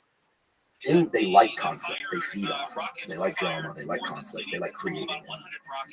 But within that category, it's pretty evenly divided, he claims, between women and men. And then there's a further division where about half of them play passive and victim, but are highly manipulative. They use other people to try and basically harm. Yeah. And then the other 5%, very like aggressive and abrasive. And so he has this great set of protocols that are essentially like, don't move in with, marry, or get engaged to, or have a child with somebody in the first year. This cuts in both directions. Just don't make that agreement in year one. As well as for any behavior that kind of cues those senses, gets your spidey senses up like you were describing, ask yourself, would 90% or more of people do that behavior? And if it's a no, like you have to pause. In other words, what he's saying in this book is that most people are actually pretty healthy, but that most of the woes of the world are created by about 10% of people, which he calls these high conflict people. But they don't always come out high conflict, screaming and yelling. They're often very tactical and manipulative and very vindictive. They'll leverage victimhood. They'll leverage a lot of different things. And again, cuts across men and women equally, he claims.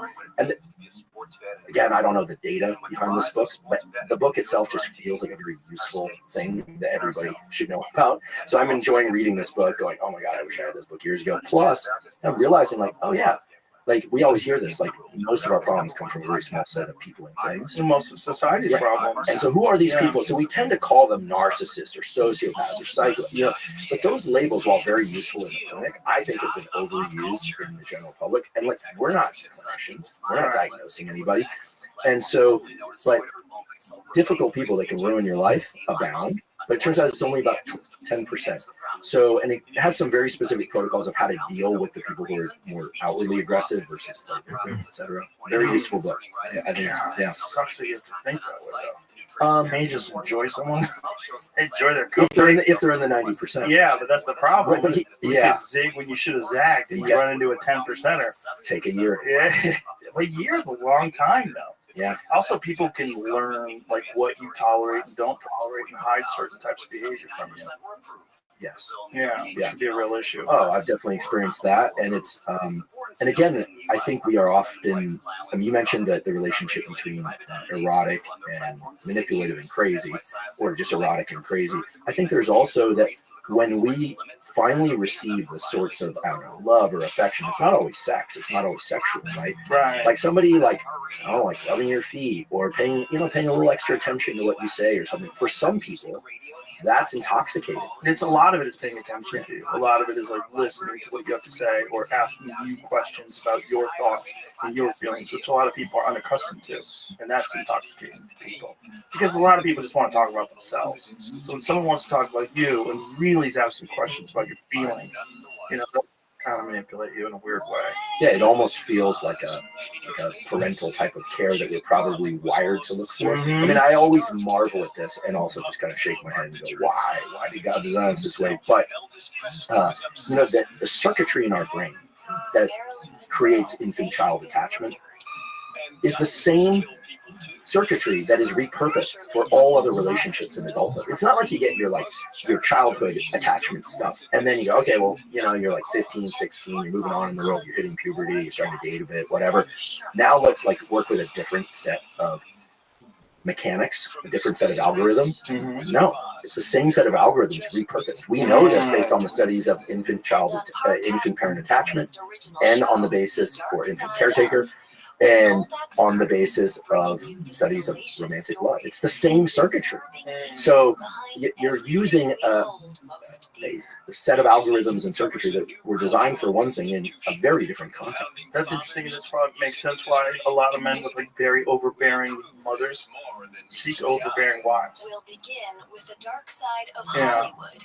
The catastrophes and underhand dealings I've learned so much recently about just how it is that we can lose our vision of other people, right?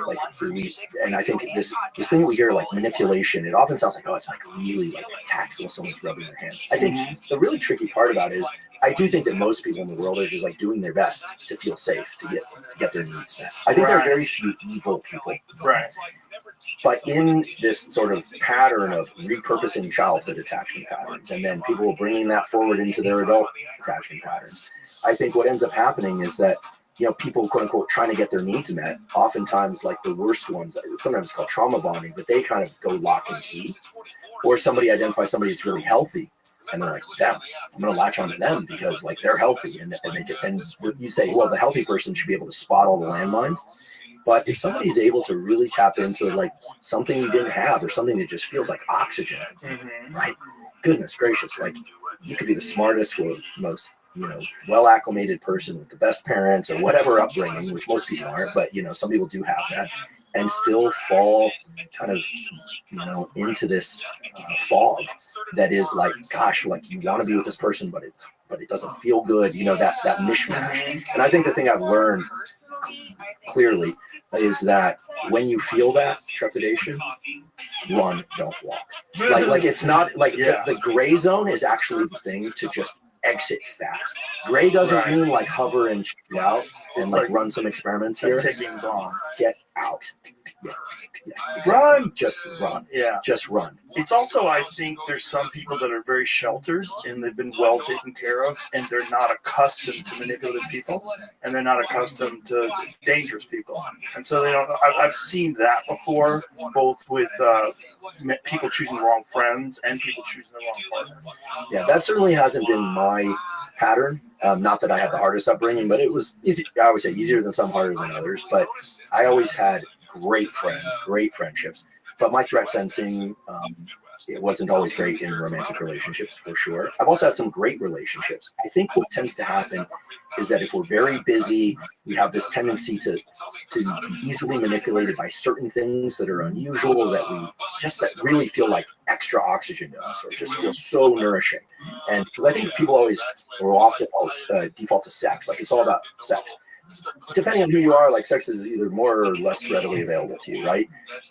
I think that for some people it's nurturing, to a certain form of nurturing. And then there's also this thing of we know how to survive certain things so they don't feel as dangerous. So people who had like very, overbearing or complicated childhoods or abusive childhoods, sometimes they're set to perceive danger at way too high a threshold. Right. So their perception of what's dangerous is like way too high. And so they walk into even still dangerous situations, but they don't think of them as dangerous. And they're like, oh, I can navigate this. They're good at navigating difficult people, or they're good at navigating borderline people or something like that. I think it's also exciting, which is part of the problem. That people like excitement. And if you have a boring life and a life that doesn't have a lot of stimulation in it, and then you find someone, even if they're bad for you, but they're exciting, there's some conflict, something.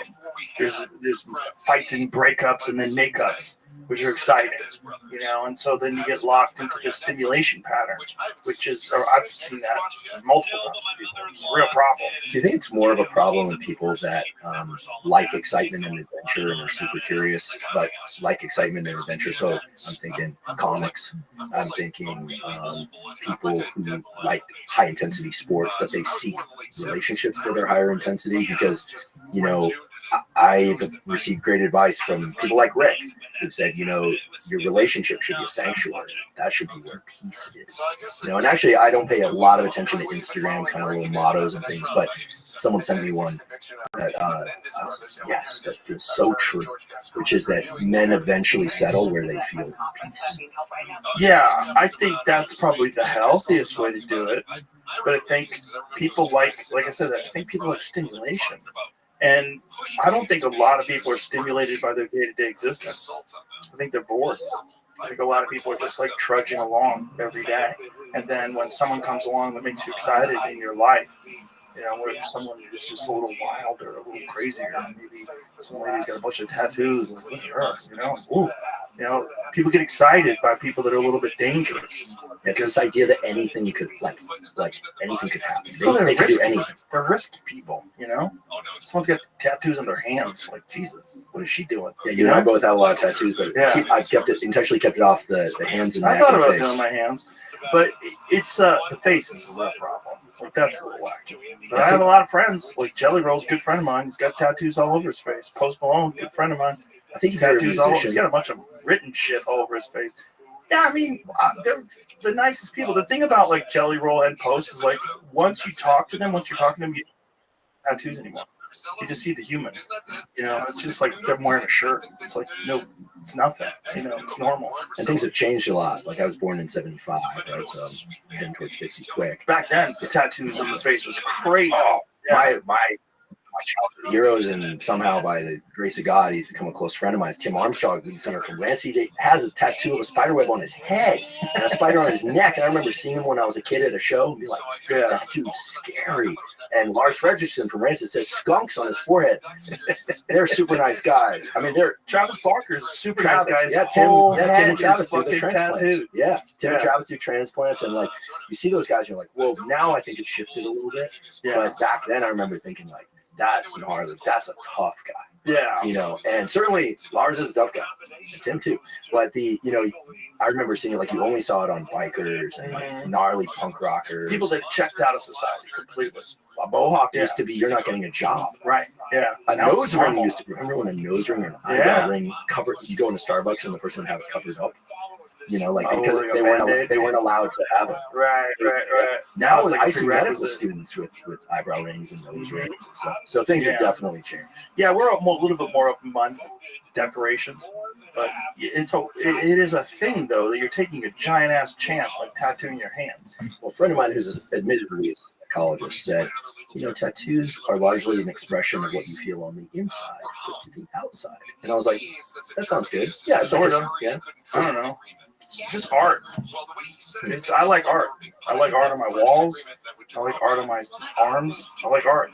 There's some Rogan tattoos out there. I saw Lex Friedman face tattoo. There's a bunch of Lex Friedman face tattoos. You just had a birthday. Oh, you did too. Happy birthday. Thank you very much. And Lex, happy birthday. Yeah, there's a lot of, that's the weirdest one, is tattoos of people's faces on your body forever. And there's, I don't know how many of them are me. There's thousands of them. I mean, I used to post them on Instagram all the time, but I thought I was encouraging people to get my face tattooed so that they could, I'd put it up on my Instagram, but it's kind of crazy. There might be some reward loop circuitry going on there. 100%. But before I forget this, can I ask you this? The people that are into this smelling salt stuff, they're powerlifters, and they take a big sniff of that stuff before they lift weights. Why would that help them? Adrenaline. So, a couple of more things about olfaction. By the way, I love this stuff. This is so wild because it's the most primitive part of our brain and nervous system. We were chemical sensors before we were light sensors, right? We were sensing chemical environments. Is this a safe chemical environment? Right. And we evolved from it. Right. We know that, for instance, memories that are associated with smell, like people say the smell of my grandmother's kitchen or somebody's hands, my grandfather's hands, that those memories stick with us longer than anything because the olfactory bulb has a direct line to a couple of structures in the brain. So we have an olfactory bulb, which is the main thing for smell. Then there's something called the accessory olfactory bulb. It sort of divides into primitive smells that are like aversive, get away quick. Those tend to go through a really fast line through the accessory olfactory bulb. Takes us straight to the amygdala, to the piriform cortex. It says, move your body and face and away from that. Like I didn't sit there and smelling salts, like boom, get away. It's like a reflex. It's like in fish, there's this thing called the Maunder neuron, where you touch on one side of the body, what does the fish do? It goes the opposite direction. Big, huge neuron, hardwired circuit. Well, they have those lateral lines that detect sounds and things and vibrations in the water. They're sensing, electrosensing at a distance, and these Maunder neurons are incredible. You touch, boom, the fish heads the opposite direction. It doesn't go like, oh, are you another friendly fish? You want to eat? They go, I'm out of here. Oh, and then they check you out, right? And so it's a reflex for safety. The olfactory system has these two pathways. The olfactory bulb for kind of like, oh, Black Rifle coffee, and then there's the smelling salt one that goes through the accessory olfactory bulb straight to the amygdala, which is associated with threat detection and other things, straight to the piriform cortex, and then to a motor circuit. Boom, turn the head the other way, get out, exhale, don't inhale more. Aversive, okay. So the thing about smell is that, it's got these very hardwired components. And they're set up for either appetitive, like, let me explore more, sniff in more, versus as opposed to aversive behaviors, like get me the hell away. And these brain areas are among the more ancient brain areas. I say people nowadays start picking apart it like, well, it's not just limbic and cortex. The cortex is part of limbic. That's all true. But if you look at our brains and you look at the brains of like a turtle or even a snake, all the stuff we're talking about right here are all, they're not exactly the same, but they're all present. When you get to humans, what you really add is a lot of cerebral cortex for the thinking and association stuff, like, I've been here before, so I'm a little bit less looking around as much as I did last time, like things that, not context dependent stuff. Whereas all the highly reflexive stuff is going to be hardwired circuitry you find in every animal, every person. And you need to divide things into three different responses in order to survive. Yum, I'm going to move toward it. Yuck, I'm going to move away. And now, there's three motor responses to anything. Matter of degrees, like you might see somebody you really like, you want to, Joey Diaz or something, you see him, like, you want to run over, see him, right? So there's an appetitive circuit moves you towards it. See something that's a little odd, you might pause, I don't know what that is, or something aversive, like something happens in the parking lot, and you're like. So the brain, as complex as it is, needs to divide things into one of three different motor responses: forward, pause, or retreat. Okay, I was playing before. I was like, I couldn't get him to back up. So it was kind of cool about the bulldog. Right. You charge him and he just goes, I'm like 20 times his size. So he's just like, but he's also never experienced anybody being mean to him. So except a few dogs. Yeah. But most of his experiences are play. Like he knows he just run up to you and bite you and you play with him. Right. So you said about why the smelling salts and adrenaline. So here's the deal. When we have an aversive response, the move away, the yuck response, get me away, the body of the release of epinephrine, adrenaline, it's the same thing. Sorry for this. Epinephrine and adrenaline is the same thing? Same thing. Long, complicated, boring history as to why it's named two things. Noradrenaline, norepinephrine, same molecule. So let's just call it adrenaline for the sake of simplicity. Adrenaline is released from the adrenals in the body, and it's released from a area in the brain called the locus ceruleus, which sends out a bunch of little wires, axons, to sprinkler the brain with adrenaline. And both systems work in parallel. So when you smell something aversive, it goes, inhale, ugh. Okay, certain olfactory neurons cue that to the accessory olfactory bulb, bam, straight to the amygdala. Amygdala sends a signal down to the adrenals atop the kidneys. They release adrenaline. Sends believe it or not, a signal up to locus ceruleus. It sprinklers the brain with adrenaline, and you just had, within a couple hundred milliseconds, you just got a parallel adrenaline response in brain and body that allows you to do what more easy? Move. Now you're ready for motion. You're ready. In fact, I'm sure if you put that under the deepest sleeper's nose in the middle of the night, they're going to wake up like a gunshot. They used to give it to boxers when they got hurt in the corner. Give it smelling salts and wake them up. Yeah, because one of the best painkillers is adrenaline. Because when you've been hit hard before, isn't it amazing how little it hurts when it happens and how much it hurts later? Yeah, it's kind of crazy. It's crazy. That's the thing that's weird about fights. Like while they're happening, your shin's getting battered, things getting hurt. You don't really feel much, unless you get kicked hard in the body. The liver shots. Doesn't matter how much adrenaline you have pumping. There's something about getting hit in the liver. The liver, when you get hit like right here, if you get kicked or punched right here, it just shuts everything off. It's real weird. Your body just shuts off. I've seen these images of like melt. It looks like they melt. And it looks like they take faces and they're like ready to counter punch or something, and then it hits slowly. I don't know. Well, some shots go away. So like some pain, like if you get punched in the gut and you're tightening up in anticipation, it still hurts. It hurts, but then you move a little bit and then you're okay again. But the liver is the opposite. The liver, you get hit and then there's this like sharp pain and a delay, and then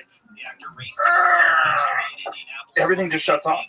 It's very hard to fake and that you're fine and move away. You see like telltale signs. Like one thing guys will do all the time when they get hit in the liver, they drop their right arm down and they pin it to their body. So maybe they're fighting like this, they're moving, they whack the liver, and you see them do like that. And they're still moving, but they can't help it. They have their arm prepped because they know one more shot there and they're fucked. But so they barely can keep a poker face and move around. But there's telltale signs you see that are just instinctive. You see them just drop their hand. And a lot of times guys will use that to set them up with a head kick. So like they'll hit you a good example of that is Islam Makhachev and Alexander Volkanovski. He hit him with a left kick to the body multiple times in that fight, and then fired off one to the head and knocked him out.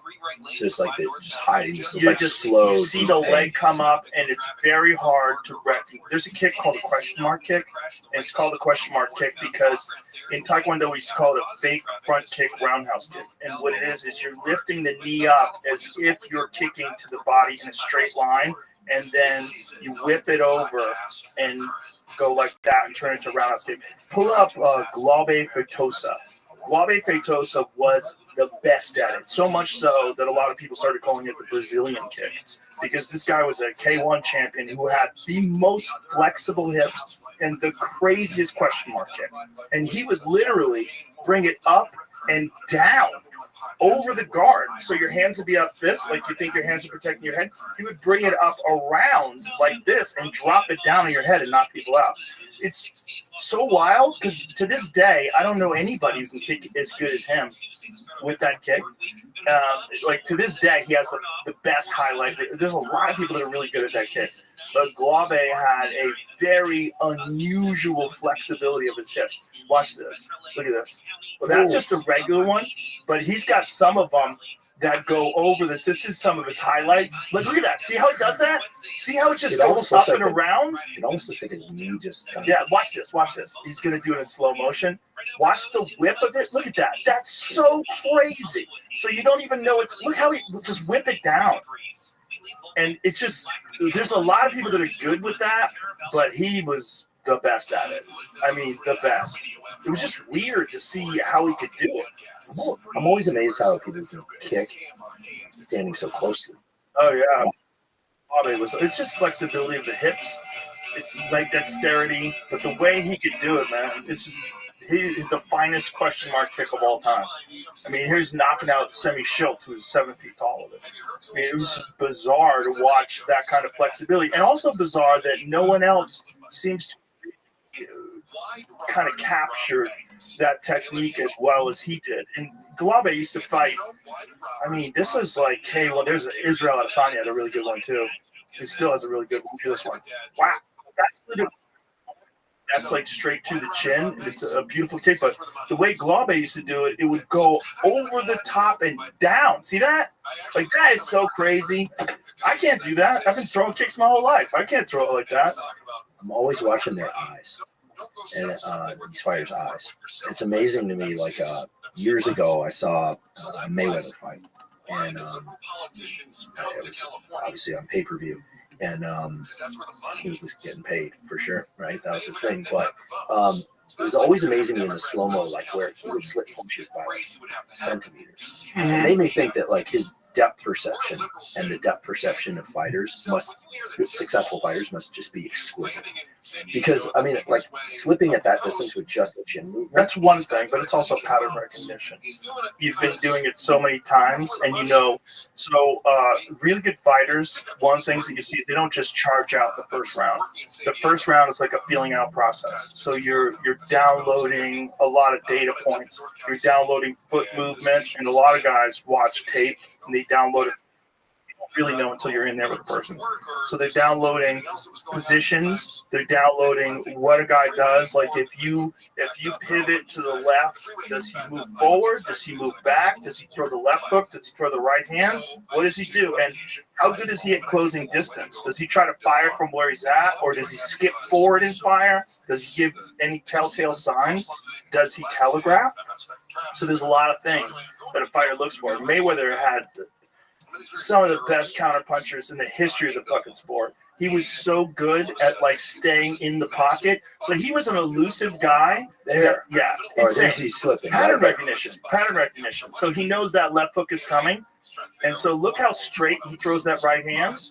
See how straight he threw that? So Canelo is throwing these big wide punches, and Floyd is just cutting him off that path and then moving his head out of the line of those hooks that come his way. So do you think it's conscious? I'm obsessed with this notion of unconscious genius. Like different domains of super high performance where the people don't exactly know how they do it, but they do it. Well, you know how you do it, but you've also done it so many times in the gym fights that it's second nature, so you're not thinking of it as you're doing it. One of the things about countering people is, and I used to, when I was in my prime, when I was fighting all the time, I would throw kicks and they would land before I even knew I was going to do it. Because and as they would do something, I instinctively knew recognition, there's going to be an opening. Like say if some guy lifts his left leg, if he's standing with his left leg forward, and he lifts his left leg and he's coming towards me with his left leg, balancing on that right leg, and that the left leg coming this way, and if I spin and catch him, I can catch him as his momentum is going this way, and I'll catch him that way, and it'll double the power of the punch or the kick.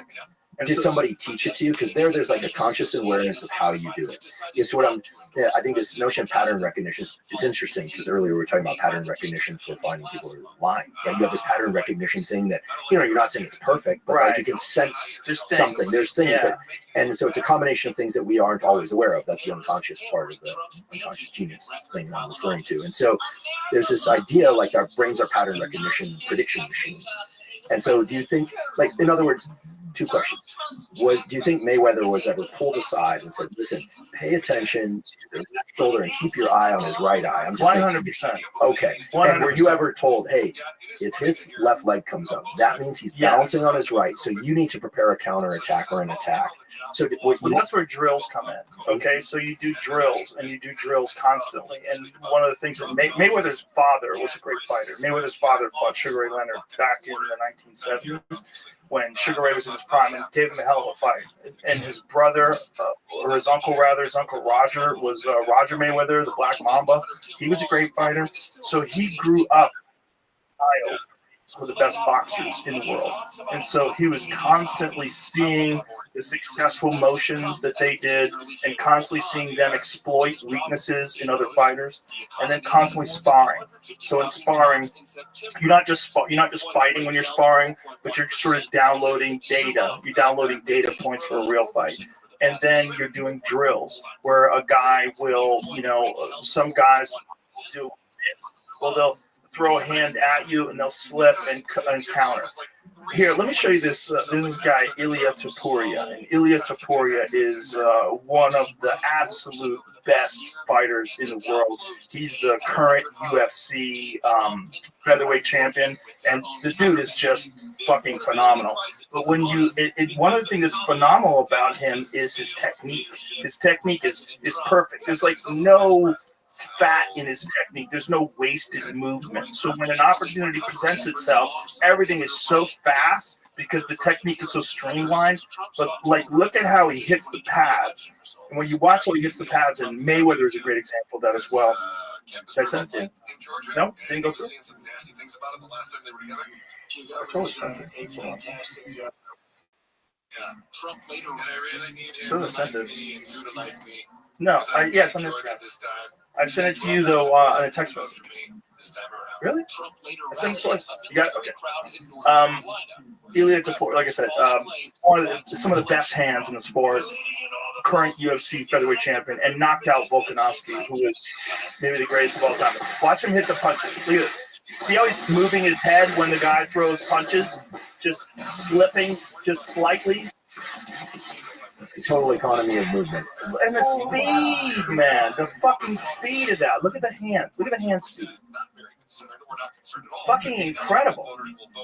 I mean, if you know how difficult it is to do sound again. Let me hear this. I mean, these are like 5-6 punches a second. Yeah, it almost sounds like, it almost looks like it's sped up by 1.5 times. But it's not. And just phenomenal technique. But see how those punches, like, they're not even throwing the mitts at his head to get him to duck. There's no communication. He just sees that hand coming towards him and he's ducking. He sees this hand coming towards him and he's ducking. It's all like slight slips away, and it's slight motions, which is all you need to get away from a punch, right? You don't want to move too far. You're wasting a lot of energy and you can't counterattack. One of the best things about Floyd, and one of the most brilliant things about him, he's one of the most fighters of all time, but he didn't move around. He stood right in front of you and you couldn't fucking hit him. True mastery of space and true mastery of technique. I mean, he's in my opinion, he's the best that's ever lived. Yeah, I mean, I'm not qualified to rank people, but I when he was making that ascent towards it, ended up being 50. He just fought this weekend. Yeah, he fought a match against John Gotti's grandson, which is crazy. That's right. This is the second time they fought. It ended in a brawl. Like a bunch of people jumped in the ring. It was crazy because they stopped the fight because they were talking too much shit to each other and holding on to each other too much. So the referee stopped the fight for whatever reason. I don't know. And in this fight was even crazy too because the first was terrible. And the referee said Floyd Mayweather hit him behind the head. Absolutely incorrect call. Floyd threw a right hand, and it caught him on the side of the head, and the referee claimed that it was behind the head. So Floyd fired the referee in the middle of the bout. He stops the bout. He's like, get the fuck out of here. Get out of here. The promoter also. Well, I guess. I mean, also, it's Floyd Mayweather. Like, what's the referee going to do? Fuck you? I'm going to stop the fight? Like, also, they're in Mexico City. Like, you get killed. Like, just get out of the ring, buddy. So Floyd throws this punch, and he's 100% correct. The punch lands at the side of the head. It's a right hook. It's a perfect punch. And the referee was saying, watch the back of the head. He's like, what the fuck are you talking about? That wasn't the back of the head. And they bring in a different referee who finishes the fight. It was insanity. And Floyd won. It was an exhibition. It's kind of a bullshit money grab, honestly. So this is, you see the punch? That's the punch right there. It's just a right hook. So he's saying back of the head. Like, so Floyd's like, get the fuck out of here. Just get out of here. Fuck you. Get out of here. He's like, get the fuck out of here. And if anybody's qualified to say get out of here, it's fucking Floyd Mayweather, the best boxer of all time. He's 100% correct. That referee made a giant, stupid error. He's like, get out of here. Get out of here. He's like, get out of the fucking ring. This is his domain. Yeah, and he's right. Everybody watching it is right. No one thinks it's a bad punch. Let's see it again. We can see it one more time. It's a counter right hand. Let's do it. We can see it in slow motion. So he throws the punch. Boom. It's just a perfect right hook. It's a perfect right hook. What it does is a punch that goes over the top of the guard and catches him in the exposed area of the head. It's a perfect punch. And for the referee to interfere there, and also it's literally like someone who probably doesn't know how to box at all, telling the greatest boxer of all time that what he's doing is wrong, which is just bananas. So he got rid of the guy in the middle of the fight. But he's still doing these bouts at 46 years old, still boxing these young kids. Again, this John Gotti III, who is a very good up-and-coming MMA fighter. So, he has all the weapons, takedowns, submissions, kicks, all that jazz. But he's choosing to fight Floyd in a boxing fight just for money, just like Conor McGregor did. It's really a trick. He gets these people to box with him. They have no business boxing with him. And he's making millions and millions of dollars doing this way after his competitive career is over. Which is... Because he's earned that right. Hey, man, he's a genius. He really is a genius. He's a genius in figuring out a way to keep making money. And one of the reasons why people watch him fight is not because he's like Mike Tyson, just goes out and destroys people. They like watching him fight because they hate him. Because he talks so much shit. And he's like, look at my $1 million watch. Look at my fucking jet. Look at my house. Look at this. He's like constantly showing you all these things that he has. Like he'll lay out watches in a hotel bed. Like this is $1 million worth of watches. This watch goes for $2 million. And they're like, this is my small watch that I take sometimes, but I want to show you. When I show up, I bring out the big boy, and it brings up this watch covered in diamonds. It's like fucking $5 million. And so you hate him. People hate him. He creates envy. Yes. Yeah, it creates envy, and you want him to lose, but he's not gonna. He's not gonna. He's so good. But the other thing is discipline. Right? He's not just this cocky guy who's like really good at boxing. He also has incredible discipline. I've seen clips of him running in the middle of the night. Yeah, he would go to a nightclub with everybody else, be drinking water, everybody's partying, having a good time. Floyd would leave the nightclub at 2 a.m., have his bodyguards drive the car, and he would run in front of the car for hours. Run home, 2 o'clock in the morning. Run 5-6 miles. And did it all the time. Just always did. He was always fit, always in shape. Never got fat, never got lazy, always was ready, and so never really experienced decline. And then decided at a certain point in time, like after the Conor McGregor fight, okay, I'm done. Done. Did it all. I'm undefeated. Bye. And now he just has these demonstration fights where they're weird little exhibitions where he's just beating people up that have no business in the ring with him. And one of them, he was walking around with a ring card. He took it from the ring card girl and started dancing around. So he's like under no threat whatsoever. He's enjoying life. Well, people like to be angry. I'm always calling to mind a study. I'll keep this really brief, but there's a famous study by a guy named Robert Heath, who's a neurosurgeon, and he put a bunch of stimulating electrodes into the brain of some humans getting neurosurgery, and he offered them the opportunity to stimulate any area they wanted, and stimulate some areas and make feel happy or giddy or drunk or sexual arousal or whatever. The one area that there were only 3 subjects, but for human neurosurgery, that's not a terrible subject number. The area that all 3 of them preferred vastly over the other areas to be stimulated evoked a sense of anger and frustration. Really? Which is why Twitter is so popular. Yeah. And to some extent, Instagram, and I don't know. Sure, but Twitter is the one the most because it's mostly just talking. Or mostly just text. Instagram is photographs, and so you could just. I don't comment on people's photos very, very rarely. I might have commented on photos 12 times in my life. Just a friend, like that's awesome, way to go, something nice. But I don't even read comments. But I look at pictures. I go, look at that.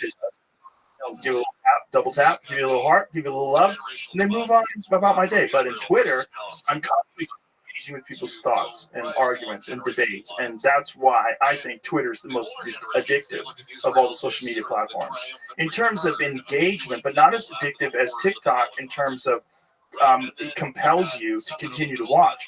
I want to keep going with this, but I have to pee so bad. I did the sauna before we got here, and I drank 64 liters of water, or 64 ounces, rather. All right, we'll be right back. We were at People Like to Get Angry, and you were saying that you had another urge to take another sniff for these smelling salts. So I'm observing something interesting about the smelling salts. Like it definitely like hits hard, and then you feel really good after. You feel it in your body.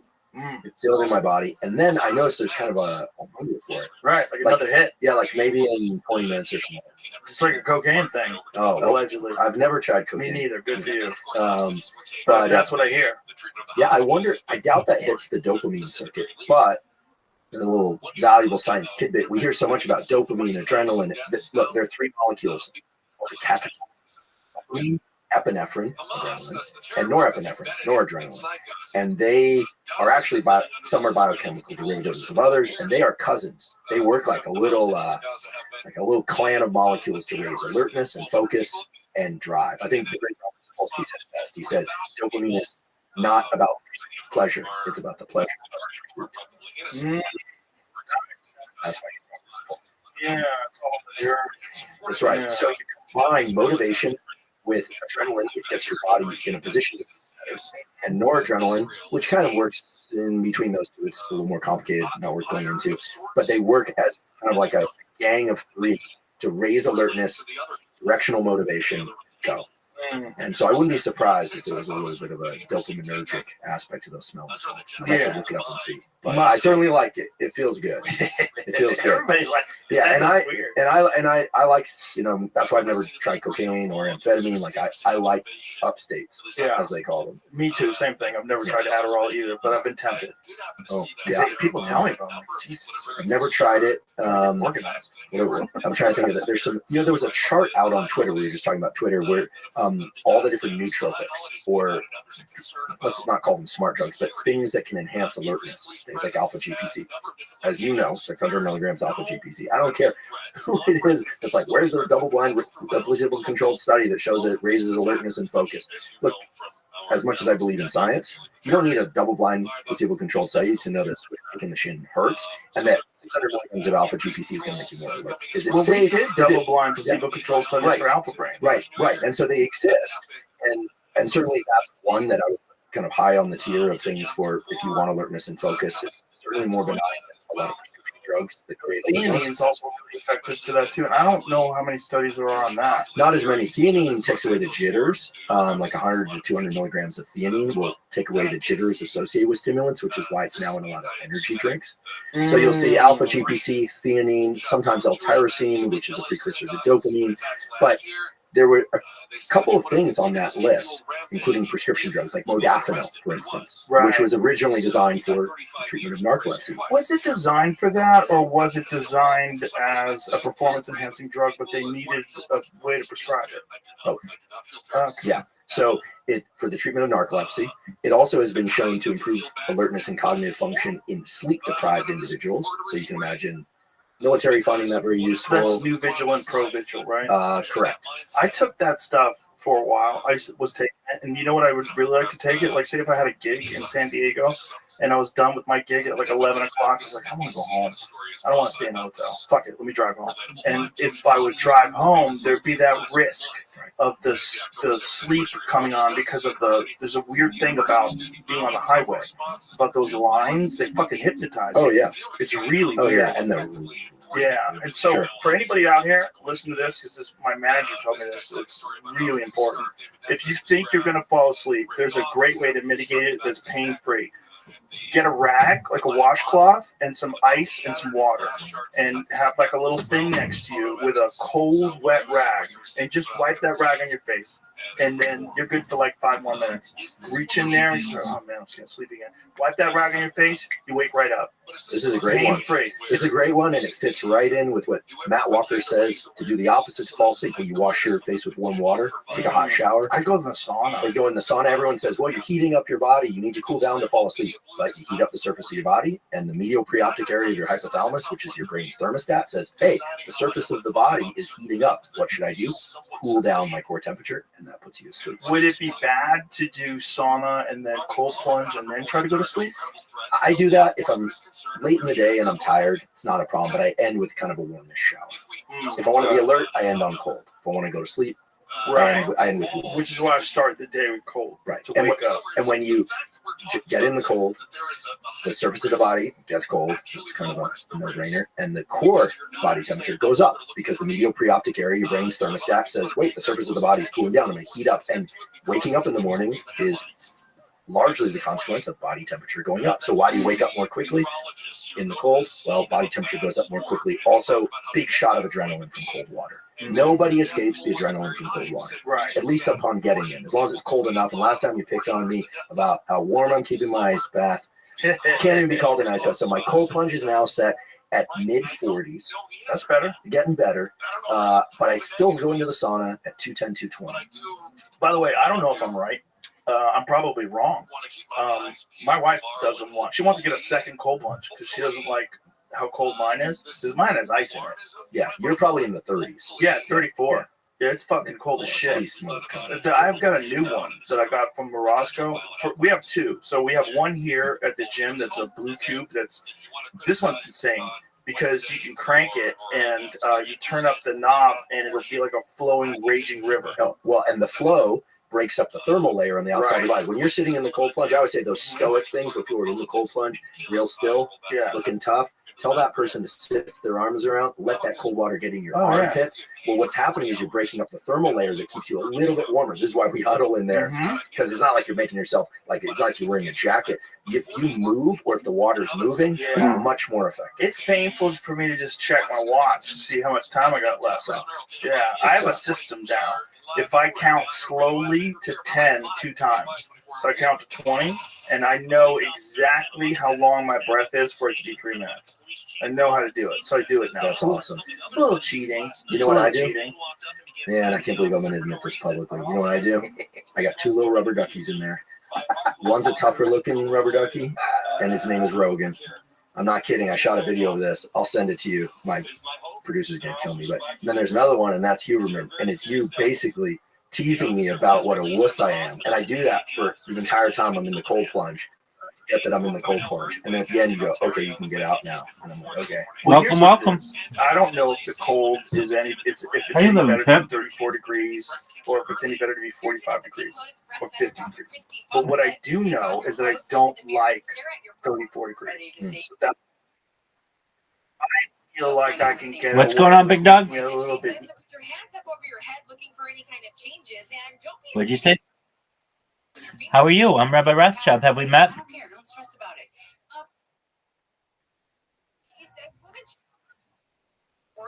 Okay, excellent.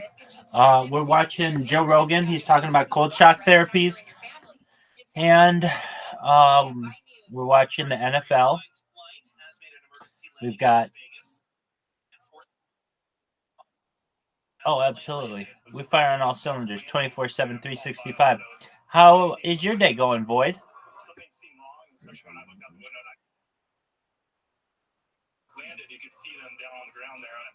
Excellent. Well, I'm glad you're here. You like Joe Rogan?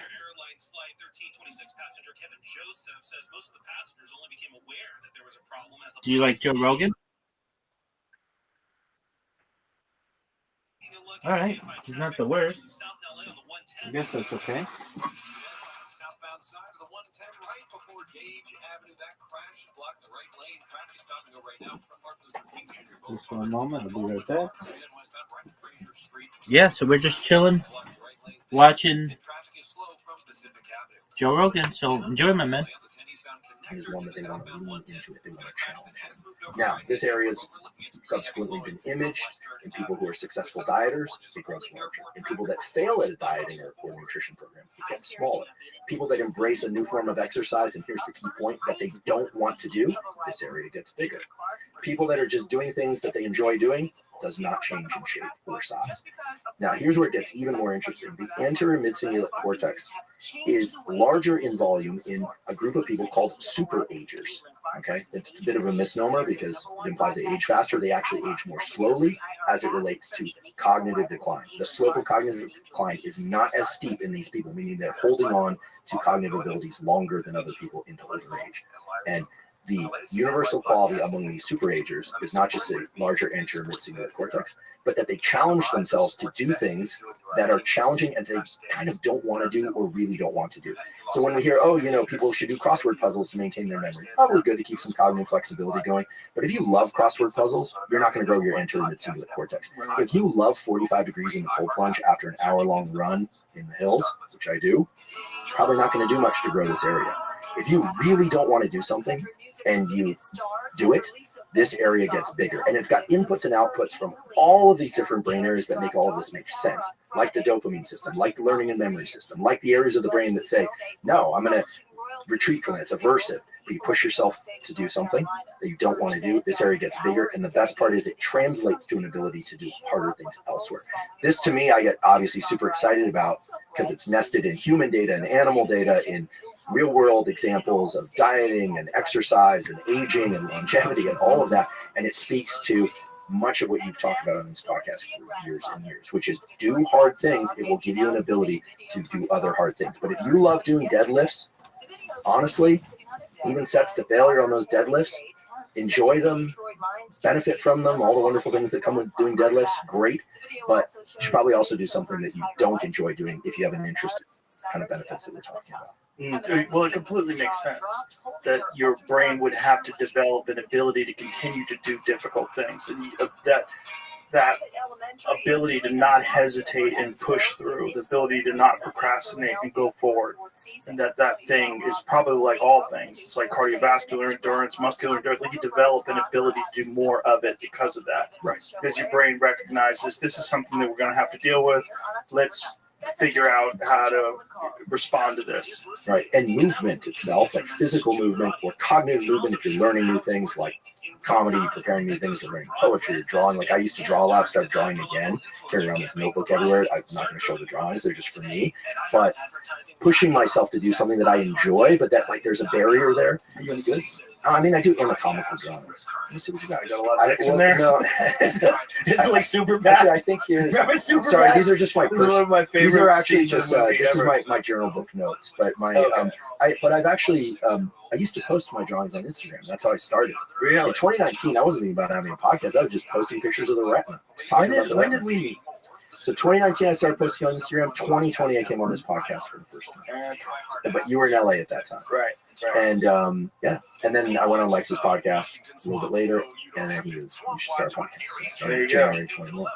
Yeah. Okay. So here's some of you. Oh wow, pretty They're good, not great. dude. They're just Not for bad fun. at They're just all. for fun. They're just for fun. Not bad at all. But I like to use them to teach. Mm-hmm. So they're not. Listen, I'm no Da Vinci, but that's pretty fucking good, actually. But the point, I'm obsessed with this thing that somewhere between perfect accuracy and total representation of biology, like a brain or a set of cells, and at the other end of the continuum, like ball and stick, there's like a perfect sweet spot for teaching. And so what I'm doing there is what I do in the classroom. I go, okay, listen, we're going to talk about how muscle releases a microRNA that helps you burn fat. And then I kind of remind people, like, there's fat. There's a, so I don't want too much detail, but I don't want too little detail. Dude, that's good. Like the anatomy of the hand is dead on. That's really good. So I'm trying. I'm trying. No, that's really good. And of course, that's not anatomically correct. Like the nerves don't spit out of the tip of the finger. Right. But when you're trying to teach. Dude, that's good eye. Yeah, that's really good. Yeah, like I'm just trying. I'm not trying to be Da Vinci. I just want people to learn the information. So, one of my daughters is insanely good. Oh yeah. Yeah. Well, I wanted to be a comic book illustrator when I was young, and I always wonder like how much of talent gets passed on to kids. It's hard to separate nature and nurture there. But Yeah. honestly, I think there's something there. There's something there. There's something. Because there's certain people that like if their parent was a singer, like, but then you go, well, maybe they were singing around the house a lot when they were growing up. People are gonna think I'm weird for saying this, but I don't care. I am weird. I'm gonna say it anyway. Schulz, the way he moves, like how lithe he is, and his parents are like dancers and performers, right? Right.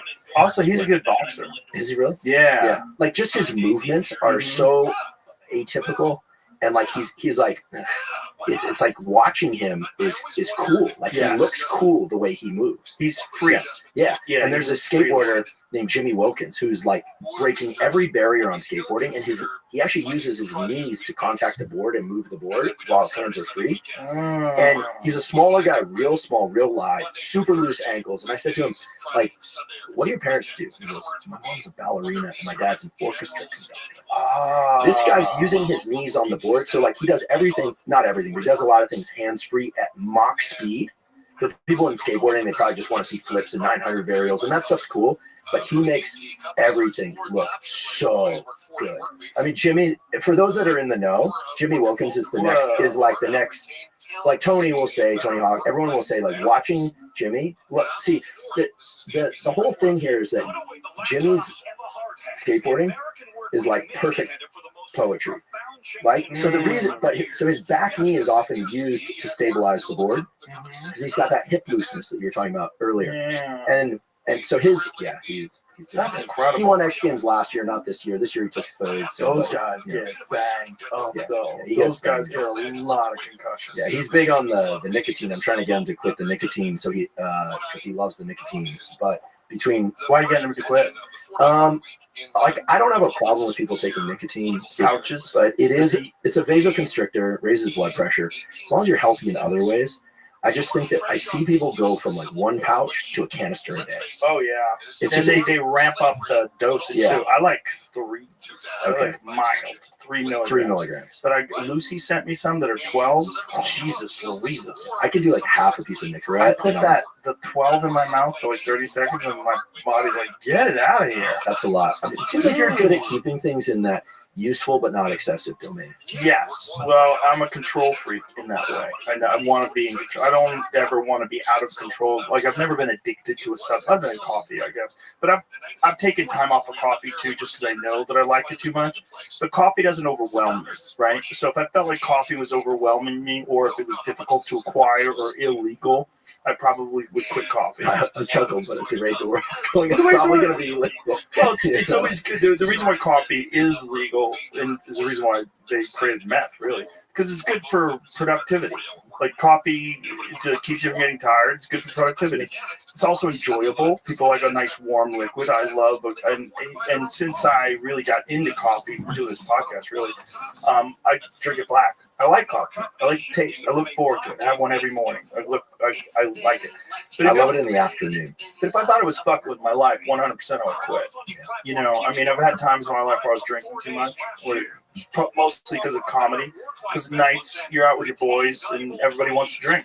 They're all drinking. My friends are all drunks. Like a good solid percentage. Whitney doesn't drink. No, Whitney does not drink. But a good solid percentage of my friends drink a lot. They drink all the time. They drink at clubs. Like, I tried to get Bert to quit. Bert is not going to quit. Well, he asked me to help him. Oh, he doesn't. Otherwise, he just wants you to talk to him. Just talk about Bert. That's what he wants. But that's what he wants. So let's talk about me. Let's talk about me, about how I have to quit. Come on, talk to me about me. Let's make it all about Bert. That's what Bert likes. He's not going to quit. Well, he was doing better with his health, and then he posted that photo of himself in the wetsuit.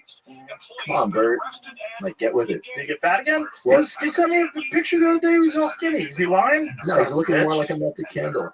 Son of a bitch. He got big at least. He got jacked. He started lifting weights. I feel bad making fun of him, but I'm not making fun of him. I'm just worried. What was he talking about? I'm just worried about his health. Oh, yeah, that's not good, Bert. I'm worried about your health. Well, the thing is, Bert is on tour, right? He's got painted toenails too. What the fuck are you doing? He's on tour, so he's on this fully loaded tour where he's doing all these arenas with all his friends, and they're doing activities constantly. They go to water parks. I don't know if they go to water parks. You know, shit like that. Can you bring a kettlebell or something? They do that too, but he gets drunk every night, and it's not just like a little bit of beer. It's a lot of beer. It's a lot of. They have a vodka company now. That's not good. Now they have their own vodka, so he's. What's that saying? Everybody loves a young drunk. But as time goes on, it does not look pretty. Yes, but there's a curve when it comes back around again. You see a 90-year-old guy that's hammered, that guy's fun. Then they're wild again. You know, a 90-year-old guy with like a fucking straw hat on and a gun. He's drunk. Yeah, I must say, like Harris Thompson when before he died. Oh man, I must say I thoroughly enjoyed your live comedy. Oh, thank you very much. Watched it 3 times. Thank you. That's another. So that one was another example of doing something I didn't want to do. because they offered me to do it live, and I was like, fuck that. I want to be able to edit mistakes out. I want to have 4 shows and pick the best one and do that. I want to do it fucking live. That's who fucking needs that pressure? It was so good. I watched the first one with my girlfriend. We watched it as it was happening. Then I watched it with my friend Tim out when he's out on tour. Like Green Day Rants, all these 90s bands, Smashing Pumpkins are out on tour, like stadiums with 90,000 people. Isn't that crazy? So it's crazy. Crazy. I went out because I'm like, big Rancid fan, and I like the other guys too, but I'm a big Rancid fan. I was like, holy cow, like people love this stuff. Yeah. Again.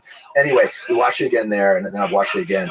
I will say it felt very cathartic to me. I don't know how it felt for you, but it felt really cathartic. Oh, the subject matter? The subject matter, and also like the next day was pure like delight and just baffled and shocked all at the same time when on Twitter I see a clip taken completely out of context about a bit about taking things out of context. It's like life had like looped back on itself. You were talking about things being taken out of context, and they were taking it out of context. They had like cut it. Yeah. And I was like, wait, I remember that very differently. Because I remember things that I hear pretty well. And I was like, went back and I was like, wait, he's talking about things being taken out of context, and they're taking it out of context. Yeah, they don't care. But there's always some people that they're not, this is not in good faith. Everything they're doing is just trying to find something wrong with everything you're doing. And it's usually people that their life is a mess. There's no one who does that, who is a healthy, accomplished person who has great relationships in their life and is doing really well at some skill or chosen profession that they enjoy very much. They're not fulfilled. Or people are trying to politicize something. Yeah. Or they're trying to get clicks off your name. There's a lot of that, for sure. So there's a business in that. And then there's also people that are doing, like MSNBC did this recently. And this has gotten so popular that my fucking stepdad contacted me to tell me he's happy that I'm suing MSNBC. I'm like, I'm not suing MSNBC. But this is what MSNBC did. They took a clip of me talking about Tulsi Gabbard, and they edited it up and made it look like I was saying great things about Kamala Harris. Wait, what? Yeah. I mean, you and I have been mashed up on other stuff and AI, and I don't want to, like you said, we don't want to draw attention that they got taken off the internet, thank goodness, but it was bullshit. It was like it was AI and mashup. Yeah, there's a lot of AI. They did that about with us. They did that about politics. Yes, they did it about politics, but they didn't do it like AI. They just deceptively edited the things that I was saying, took it completely out of context. Where I was talking about, first of all, I was talking about Tulsi Gabbard, and then I was talking about that the media behind Kamala Harris, all this surge and all these people just deciding that she could win. And they put the two of those together and made it seem like I was praising Kamala Harris and saying a bunch of things that aren't even true about her. Like I was talking about Tulsi Gabbard being a congresswoman for 8 years and about how she served overseas, two deployments in medical units dealing with people who were blown up from the war. Like that's not something Kamala Harris did. It's something Tulsi Gabbard did. I was just saying things about her, and they put it out there as a clip of me praising Kamala Harris. But they don't care about the truth. They just want a narrative to get out there amongst enough people, because most people are just, right? They read a headline, and I've been guilty of that many times. You read a headline, oh, I know what that is, and then you shut your laptop. I got it now. I got the whole. So if you read an article that says, Andrew Schultz is a liar, like, oh, he's a liar. I heard he's a liar, and then you just start repeating he's a liar. It doesn't have to be real. And so all they have to do with, how many people are actually going to watch my Netflix special? Well, there's a lot, but compared to the amount of people in the country, not a lot, a small percentage. So all you have to do is take something out of context from someone who's never going to watch it in the first place, put it in front of them, like, oh, that piece of shit. Can't believe he said that. Even though I'm literally talking about things being taken out of context. The part about this that's so frustrating to me is that, like, at some point, especially as a scientist, right? Like, that's data selection, right? Like, if you look at data and you look at scientific experimentation, it starts with a question, you generate a hypothesis, you collect data, you publish the results, and you get to state your conclusions. Now let's talk about what you're talking about. In the world of science, I don't think there's a lot of outright data fraud, but a lot of experiments that don't work, people come up with excuses to eliminate. But there is some data fraud, right? Yeah, oh, there certainly is some data. The amyloid plaques thing with there's certainly some data fraud, and there's a range of underlying reasons. One of the more common reasons that people don't talk about, which is something to really strongly inoculate in laboratories against, is when a laboratory is known for doing very, very good work. Oftentimes, the graduate students and postdocs that go there feel like they need to give the boss the result. So sometimes it's unbeknownst to the person running the lab. There have been a lot of cases in recent years of papers being discovered as having major issues, and that's like, well, the lab head, or do you go after the person who did it? Lab heads are responsible for everything in their lab. AI is helping with this because you can scan data and look at things, but ambition is a dangerous thing. If somebody with ambition ahead of accuracy. Sure. Okay. So there's that kind of thing. And then there's outright data fraud. I mean, there was this nanotechnologist guy from some years back, I think his last name was Schoen, who had like 20 papers in Science in 2 years. And it turns out he wasn't even bothering to just fabricating data. And I don't know, but the noise plots, the random noise plots in these papers were the way he got caught. What it turned out is that, I'm chuckling because it's like he was so lazy, ambitious, but so lazy that he didn't even bother to use new random noise plots from one paper to the next. So somebody said, wait, random should be random. Why is it the same in these two papers? Boom, and then the whole thing unraveled. Wow. Eventually. So lazy. So he was particularly outright fraud. Right. There are all sorts of other cases and things like that. And there's people who make this their sport to talk about. Most scientists are trying to get the correct answers. I do. Good faith, they're trying to get the answer, but it's hard. Science is hard. Now, what you're talking about, to me, sounds like people deliberately grabbing from the palette of paints, that is the words that are spoken by anybody on the internet, especially people with podcasts, you or me or anybody else, and then literally cutting and pasting things together to create a story, which is fiction. Do you know what Paint Trip is? No. You don't know Paint Trip? Paint Trip is hilarious. He's a guy on the internet who takes clips of podcasts and creates narratives of things that are totally not happening. Oh, yeah, I've seen some of There's one recently, me and Tucker Carlson are having an argument. I haven't seen that one. It's good. I remember one of you and Elon, several perhaps. So I know that. So Pink Trip is trips. No, it's a dude. Oh, okay. His name is Pink. So here it is, Pink Trip. So what? It's real. Stop. We'll uncover some startling truths. The bodies of science have bestowed the truth.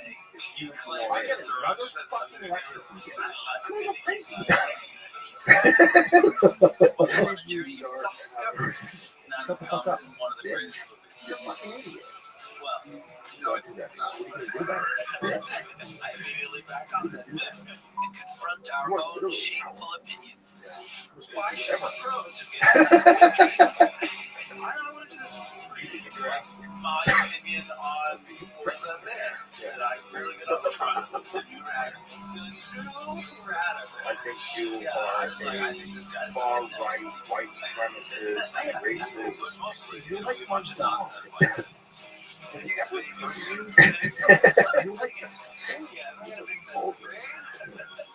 If I was to narrow down my critics on the iHeartRadio app or wherever you get your podcasts. So these are actual spoken words kludged together. Yeah. About completely different things. It's really masterful. Do you want to die? Watch. We call that dating. But till death do us part was invented, death was pretty imminent. Dr. Wendy Walsh, tonight on KOI. And on demand anytime on the iHeartRadio app. Isn't that funny? But this is funny, right? He does that with a lot of stuff, like people pretending to be in love with you. He makes it like there's a romance between different people. But that's funny. That's art, right? He's making a story that doesn't exist. It's really funny, right? But there's people that do it just to either, in this case, it was to promote Kamala Harris, to get the passive listener, the people that are, the casual, to go, oh wow, Joe Rogan likes Kamala Harris. I heard you're endorsing and not endorsing all sorts of people. Yeah, you can't even say I like somebody without it being an endorsement and people getting mad. But I think the MAGA people are happy now that Robert F. Kennedy is now with Trump. So I think they've unified the belts. Yeah, I think we're in a very weird time with the media, and I think truth is super important. And I think someone that's willing to do something like that, that's a real offense. It's a real offense. It's not a small thing. It's a real lie. And it's a lie that changes other people's opinion. You take what's perceived to be an influential person and you distort their views in either a way to shame them, make them look bad, or to promote someone else. Like, that's a real lie. That's a dangerous lie. It's a real offense. And I think that there's no laws against that right now, except libel law. It means you take someone to court, I guess. But it's a real bad thing. It's a real gross lie, and it's used right now to manipulate public opinion. Completely out of context. Mm-hmm. In the example you gave. And certainly I'm familiar with examples where context is completely cut off at the point where it leads to a false conclusion. Oh, sure. Like where the story is completely different. The reason I gave the counterexample of science is, when you're trained as a scientist, you're trained to try and parse what's real and what's not real and give the best, version of that you can. And then you are allowed to state your conclusions. But I have a question. At what point do you think the general public will come to understand that this is the way that a lot of things that they see out there are constructed to some degree or another, and stop actually believing it? It depends on who the public is. This is the issue right now with boomers, right? Old liberals in particular. All they do is watch the news and read the newspaper, and whatever's printed, they believe. And it's very difficult to get them to consider, like, hey, maybe someone's lying. Maybe there's propaganda campaigns. Maybe there's like this widespread media narrative that they're pushing because corporations are behind it and advertising is behind it, and they're figuring out a way to manipulate the public opinion on things. It's very hard to get old boomers to believe that because they're old, okay? So they're set in their ways. Their mind has formed around, I am a liberal. I'm a Democrat. I've been a Democrat my whole life. This is how I feel about these issues. This is my community. This is my tribe. These are my people. And the news says this, and I'm with them. And oh, great, we're up in the polls now. And for them, it's like they're on a team. It might as well be the Dolphins versus the Raiders. It's the same kind of mentality in their head. And they don't want to be challenged. That little part of their brain that exists when you challenge yourself and do things you don't want to do, that bitch is shriveled up to almost nothing.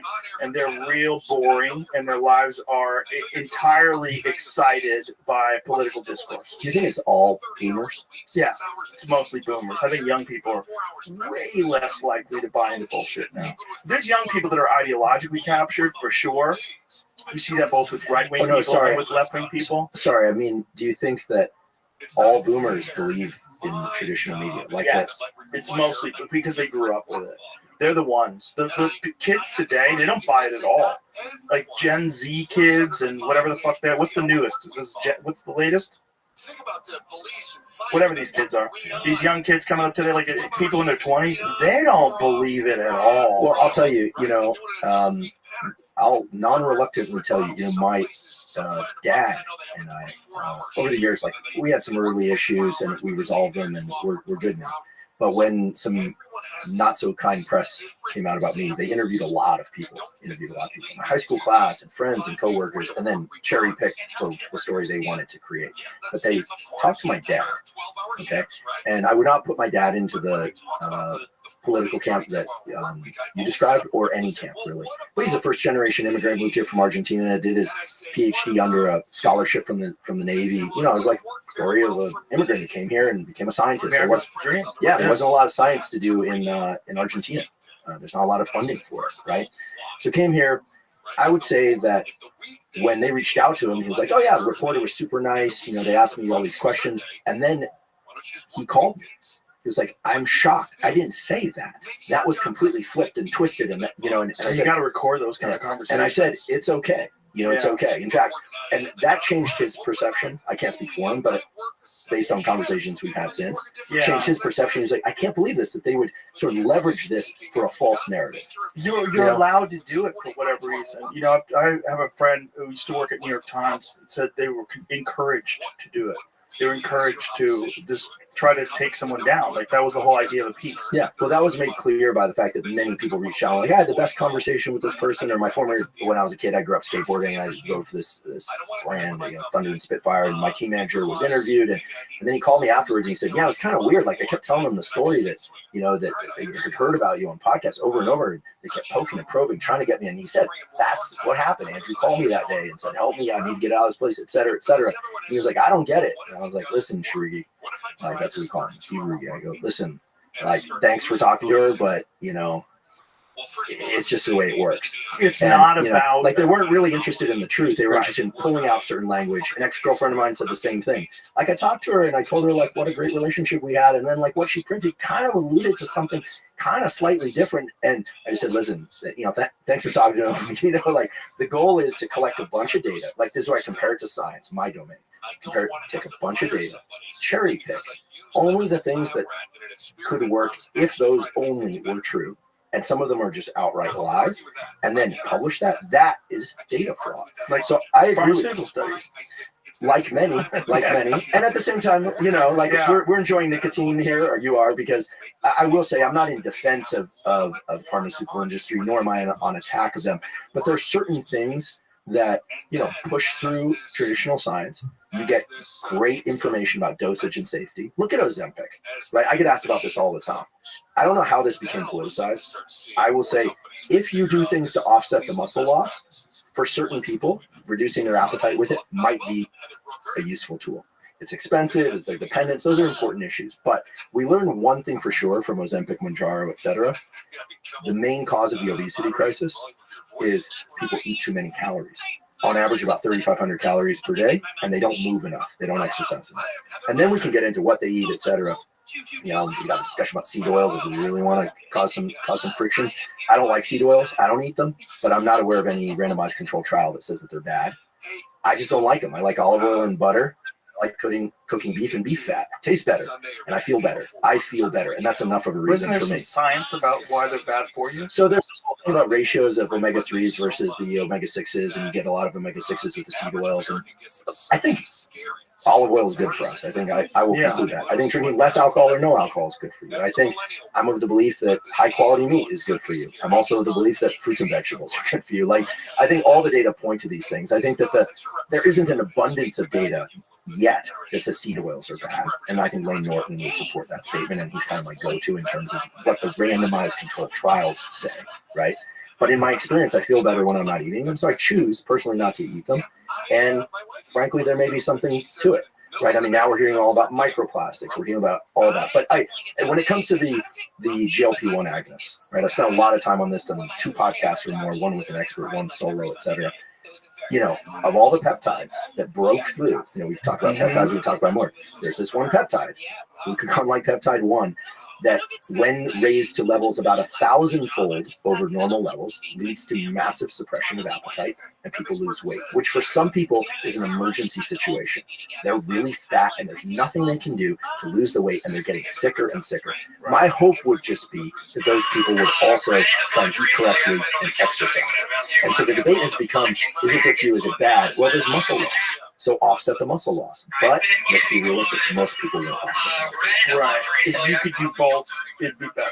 Yeah. Or come off the Ozempic Mounjaro eventually by replacing your behaviors. It's hard to move when you're, I've never been big and overweight, but the way that Goggins talks about it, or, it's got to be uncomfortable. Like when you're feeling kind of just not great, like just to move, you can get injured easily. I would say one of the best ways to get and stay in great shape your whole life is, yes, exercise, eat right, etc., but also don't get badly hurt. Yes. That's a huge one that nobody talks about. And the number one way, in my opinion, to get badly hurt is do a workout that a friend suggests without at 10 out of 10. Well, especially with heavy stuff. Right. Or go to one of these boot camp things like, I want to sweat a lot. You go in, you do a bunch of circuit training for an hour, and 2 days later, your shoulder is like, oh boy. So you got to build up to that kind of stuff. Yeah. So, I think there are a lot of themes here, but I'm not opposed to certain pharmaceuticals. I think certain people need drugs for ADHD, a lot of them. And, you know, dose response curves and lethal dose analysis and that kind of stuff is super valuable. What I don't like, because I don't think it's necessary, is when people default to the most expensive, side effect risky, kind of reflexive option. Because I think that the basics, sunlight, exercise, you know, cardio and weight training. I mean, we're in a, like, these things work. They work so well. They've always worked well and they'll always work well. Yeah. And I also think there's great data emerging that they transform mental health. I mean, the data on resistance training 2 or 3 times a week and mental health is striking. I mean, compare that to what people get from certain SSRIs, and they're like, goodness sake, 45, 60 minutes a week, lift some heavy objects. Yeah, you feel better. It literally has better statistical results. Absolutely. Than SSRIs. Absolutely. Nuts. And I know you've talked about this recently, and I'm kind of like hitting a bunch of things here, but I think a lot about this relationship between traditional science, FDA, NIH. I reviewed grants for the NIH for years until very recently. I was a regular study section member. I understand the process. I understand the limitations and the benefits. And I also understand that, like in the cases recently where the FDA decided to not approve MDMA for the treatment of PTSD, you go, whoa, what's it going to take? I think, you know, I had a lot of feelings about that ruling. I think it's unfortunate given the really strong data that support the use of MDMA for the treatment of PTSD. I mean, more than 60%, you know, successful in air quotes, plus some people just go into total remission. But the hazards are there, and if there aren't safeguards in place for the practitioner-patient relationship, which is one of the major concerns, if those aren't there, well, then it's never going to be legalized. So, what is the hazard of the participant with the person that's helping them? So there were 2 major issues, plus some others, but the ones that I'm most aware of is that lack of an adequate control group. People don't know if they got the drug or they didn't. And then the other one is during the course of the trials, there were some issues that came up about improprieties between practitioners and patients. That like sexual stuff. There were. My understanding is that there were certain things may have arisen that kind of like pricked up, you know, people's ears. But the major issue was this. Is a person who's under the influence of MDMA in a position to advocate for what they need during the course of the session, right? Like, are they in a quote-unquote truly safe space? But the same thing could be said of psilocybin trials.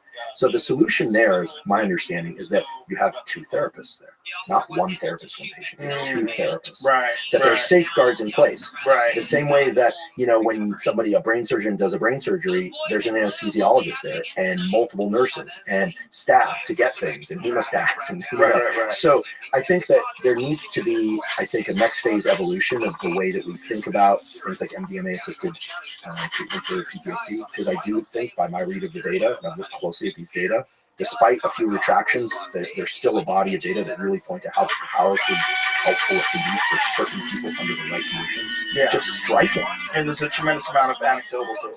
Just people who haven't been in a study but talk about the benefits they've had from it and how much especially war veterans, with both psilocybin and MDMA. And Ibogaine, the work that Veteran Solutions is doing with a guy at Stanford, Nolan Williams, in our Department of Psychiatry. He's been doing brain imaging before and after Ibogaine with the veterans. They're taking Ibogaine followed by DMT. And those are looking very, very interesting. You know, so to me, it's also the kind of emotional loading of things like MDMA. You know, when we call it MDMA, if I tell you this is MDMA, this is a drug that raises serotonin dramatically, raises dopamine dramatically, opens neuroplasticity, and allows people to rewire their brains, if adequately supported, to feel relief, if not remission, from PTSD. You'd say, awesome. How do we move this forward safely? But if I start using words like ecstasy, I start using, now I call it what it really is, MDMA, methylene methamphetamine. You hear methamphetamine, you hear ecstasy. You start hearing a bunch of stuff that starts shifting your brain towards, okay, this is like a party drug. They want to use it. But same thing was said about cannabis. I've done multiple episodes about cannabis. I'm not anti-cannabis. I think there's case studies where, that's a specific thing in science, use cases where, or examples where people with a propensity for psychosis should probably not be doing high THC cannabis. I learned something really interesting, by the way, about this. We brought on an expert, in part, there was a little bit of a Twitter battle. I put out a solo episode about cannabis years ago. No one had a problem with it. Put a clip on X. Oh, people came at me like crazy. So I invited one of the main academics in that area onto my podcast.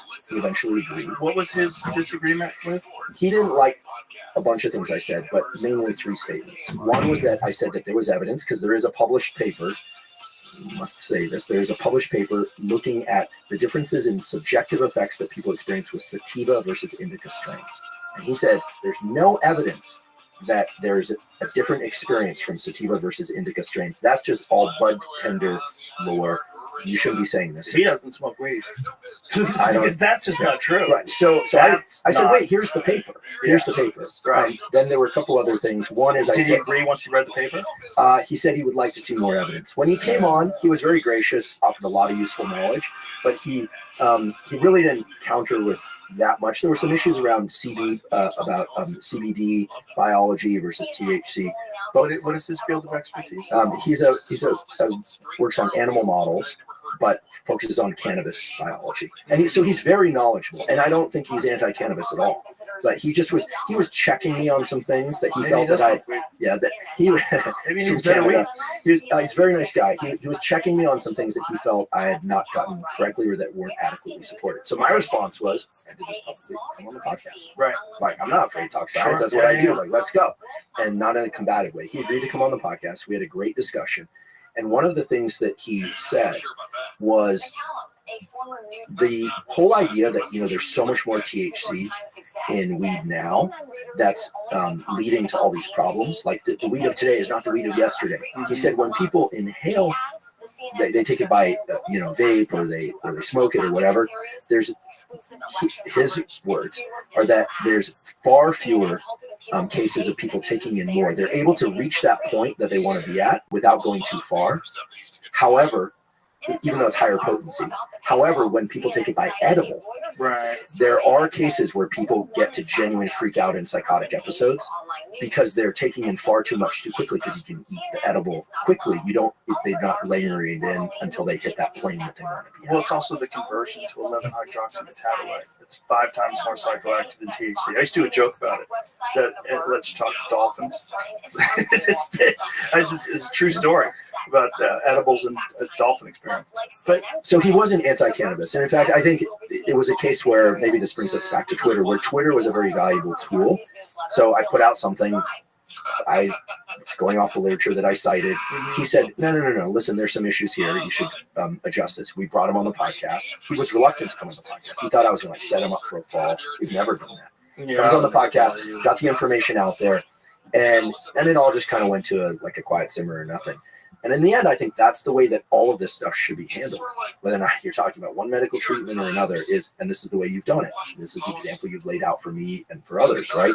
Which is talk about both sides. Talk to vegans, talk to carnivores, talk to omnivores, talk to people who are pro-cannabis, anti, and worried about psychosis and not. Talk to people that are really pro-MDMA for the treatment of PTSD. Talk to people who are very reluctant. I think only there can we get the overlap in the Venn diagram about what the agreements are and what the disagreements are, and move forward. And this especially is long form, because then you get to understand how a person thinks about things, not just the subject at hand, but maybe other things. That's you get right. to hear their speech patterns, right? Their thinking patterns. And I think direct experience is real. Yeah. Cam Haynes pointed this out recently, and I'm not saying this to focus the positive energy on us, but it will invariably do that, or inevitably do that. Excuse me.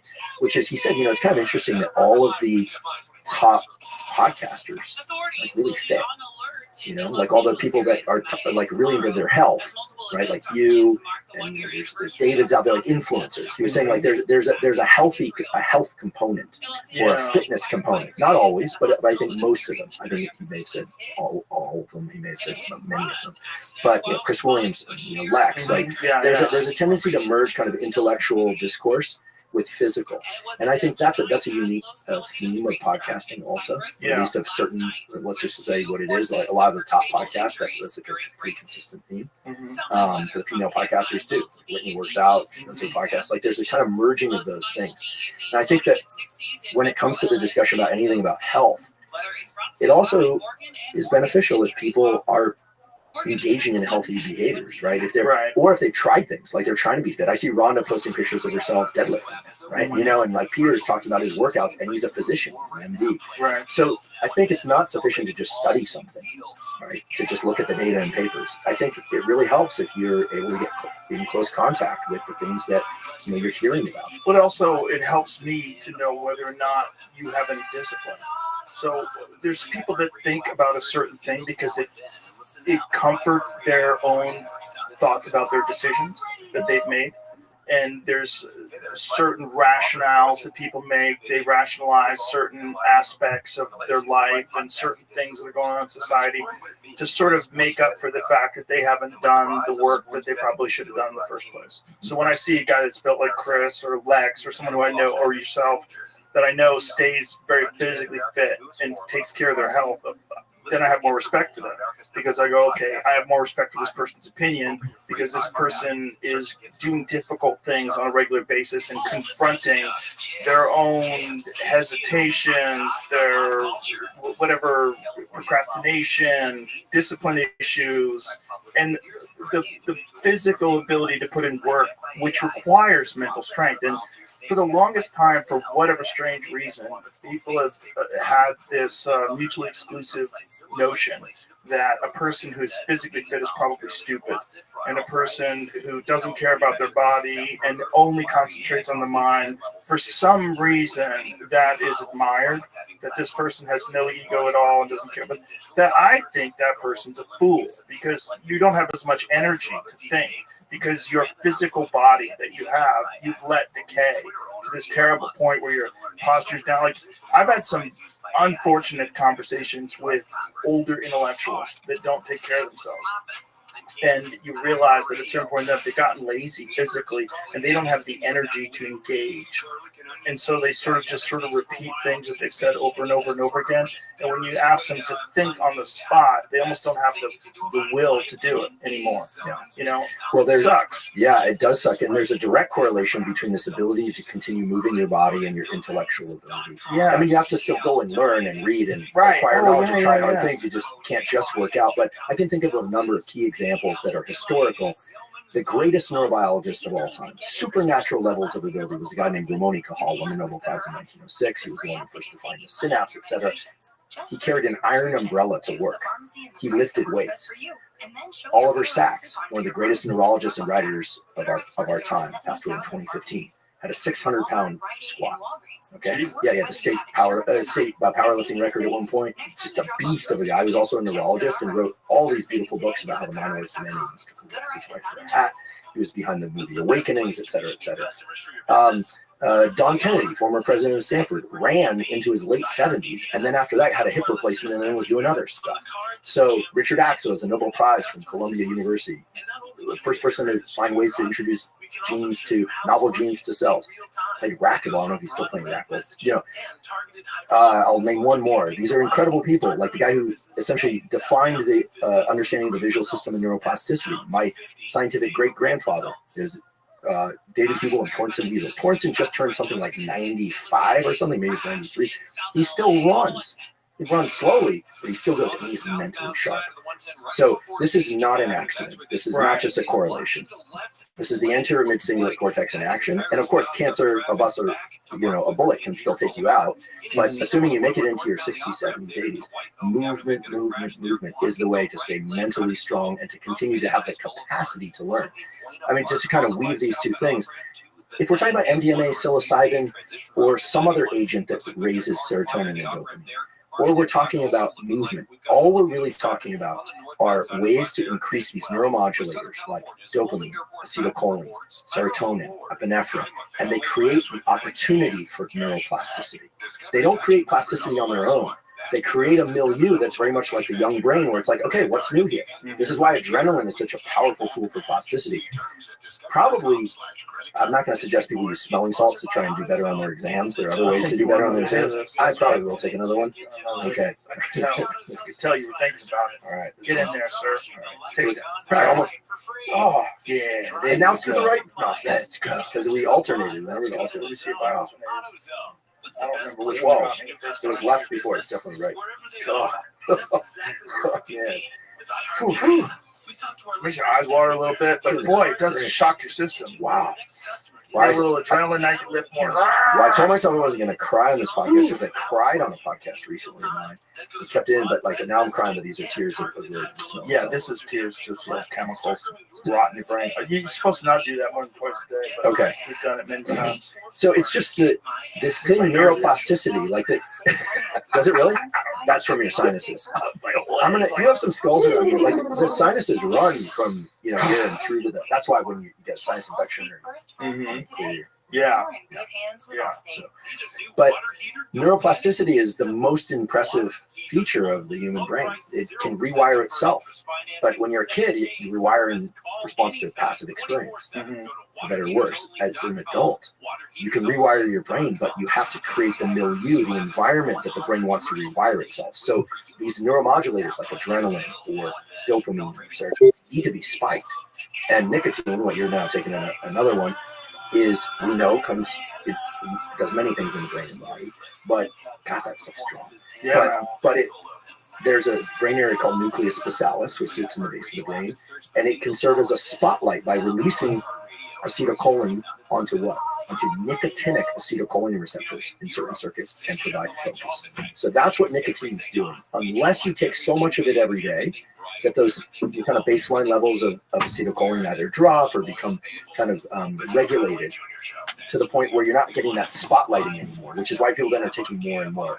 But as our, your former guest and my colleague, Dr. Anna Lemke has said, the worst thing you can do when you're in a trough of dopamine is try and boost dopamine again. You just got to wait for it to come back. So if people want nicotine to continue to work, they should use it sporadically. Or when they feel like it's not working anymore, take a break. That's what McKenna used to say about cannabis. Terrence McKenna would freely admit that he had a problem with cannabis because he was like a daily cannabis user. But he said the real way to take it, he said, is to take a long time off, so that your body's completely desensitized to it, and then take as much as you can stand in like one dose. Like that's, because he was interested in it as a psychedelic.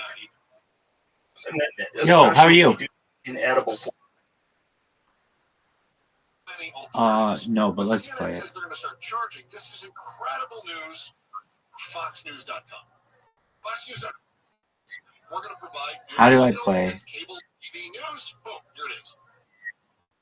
We're going to do it. Boom, they got it. We're going to do this. And for anybody that had been going to CNN to get their morning updates or the briefings or whatever, what are they going to do?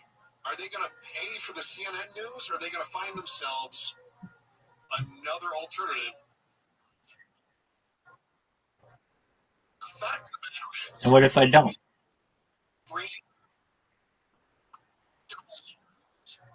Let's call the microdose with Paul Meyerhug and Demond Sugar. Comedy podcast 165 episodes. Alright, right. Or are people simply going to say, I don't need to pay for that, I can get it somewhere else? I can tell you that we have a number of subscriptions. Do I want to download the app? Here in order to gather information. But on occasion, we'll run I'll just download the app. Just a moment. Find some background, and we end up against a paywall. You know what we do?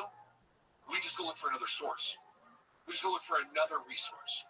I don't march into the executive. Do you play with an app? And say, I'm going to have I need $15 in order to subscribe to this site for a couple of months because I need this article. They'll say, hello. Go find it somewhere else. So in other words, I'm not always getting stuff from the sites that we've sort of deemed as the most credible. I may be finding resources. Am I talking to myself here? And I will double check those because we always want to make sure we're giving you factual information here at KFI. But not everybody does that.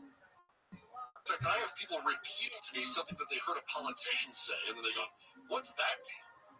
That's bogus. A politician said it, and they're full of crap. And they go, "Wow, yeah, they said it." So it's up to the other Dog, side. what the fuck, Riser? We would rather get free information. Riser, are you done? Sources than to pay for information from credible sources. And so when you have to wonder why there's so much misinformation that is oozing into all the different aspects of our lives, every time we turn around, there's more misinformation. Why is that happening? Okay. It's us. It's us. I don't want to do it if you're not going to be here. We're the reason. Because we'll go get this information. Yeah, all of us. Yeah. You're killing me. You're killing me at this point. You're killing me. Keila, have you ever? You're in your mid-20s. Yeah, sure. Perfect. Thank you. Have you ever paid for cable? Yes, I have. Actually. You have. Okay. All right. Do you have it now, or do you stream? Now I stream. Yeah. Okay. Yeah. Cable saw, I think, 2/3 of their subscriber base go away in the last 10 years. Can you imagine losing 2/3 of your customer base? It's wild. Streaming service is really taking them for all they got. Well, now here's the thing. So many of our internet service providers are the cable companies. So, for instance, I don't pay for cable TV, but I do give Cox an extra $130 a month for my internet. Now, what Cox is saying is, well, yeah, but and I say, no. So, most of us have gone to streaming, but they say it's going to start getting worse. Where I am a little bit concerned. You don't know what the future is going to be when it comes to what I have as an alternative. I know a lot of people have YouTube. Sounds like YouTube Red, is that right? Let me see. Or I used to have Comcast, and I was paying like almost $300 a month for that back when I lived in Jersey. Yeah, they really do. Back in Jersey. Because I feel like they don't have much competition there, so they can just charge out the wazoo. Yeah. Plus, were you paying for all the internet, all channels, HBO, Showtime? No house phone because you know I'm young, but all the other things. Yes. So DirecTV has agreed to buy Dish for $1. Dish Network selling to DirecTV for $1, plus all of their debt. That's the big one here. So DirecTV will take on almost $10 billion in debt from Dish Network. But that means not only will DirecTV take over Dish, but they'll also get Sling, because Sling is owned by Dish. So what does that mean to me, a Sling subscriber? Does that mean all of a sudden I'm going to be under the DirecTV, and now I'm going to have to work through their silly reindeer games in order to continue getting my stuff? Remains to be seen. They tried to work out an $18.5 billion deal. This says back in 2002. I don't know if that's accurate or if that's a mistype, if it was supposed to be 2022. No, this is 2002. They tried to get together. But the FCC banned it because they were the major satellite competitors. Now, what in the fuck? Are you fucking serious? What is this horseshit? This fucking amazing opportunity to watch amazing Chinese history is all the sound is gone. Did I oh wait, maybe I muted it. Hold on, I could be a fucking dumbass. Here we go. I'm a dumbass.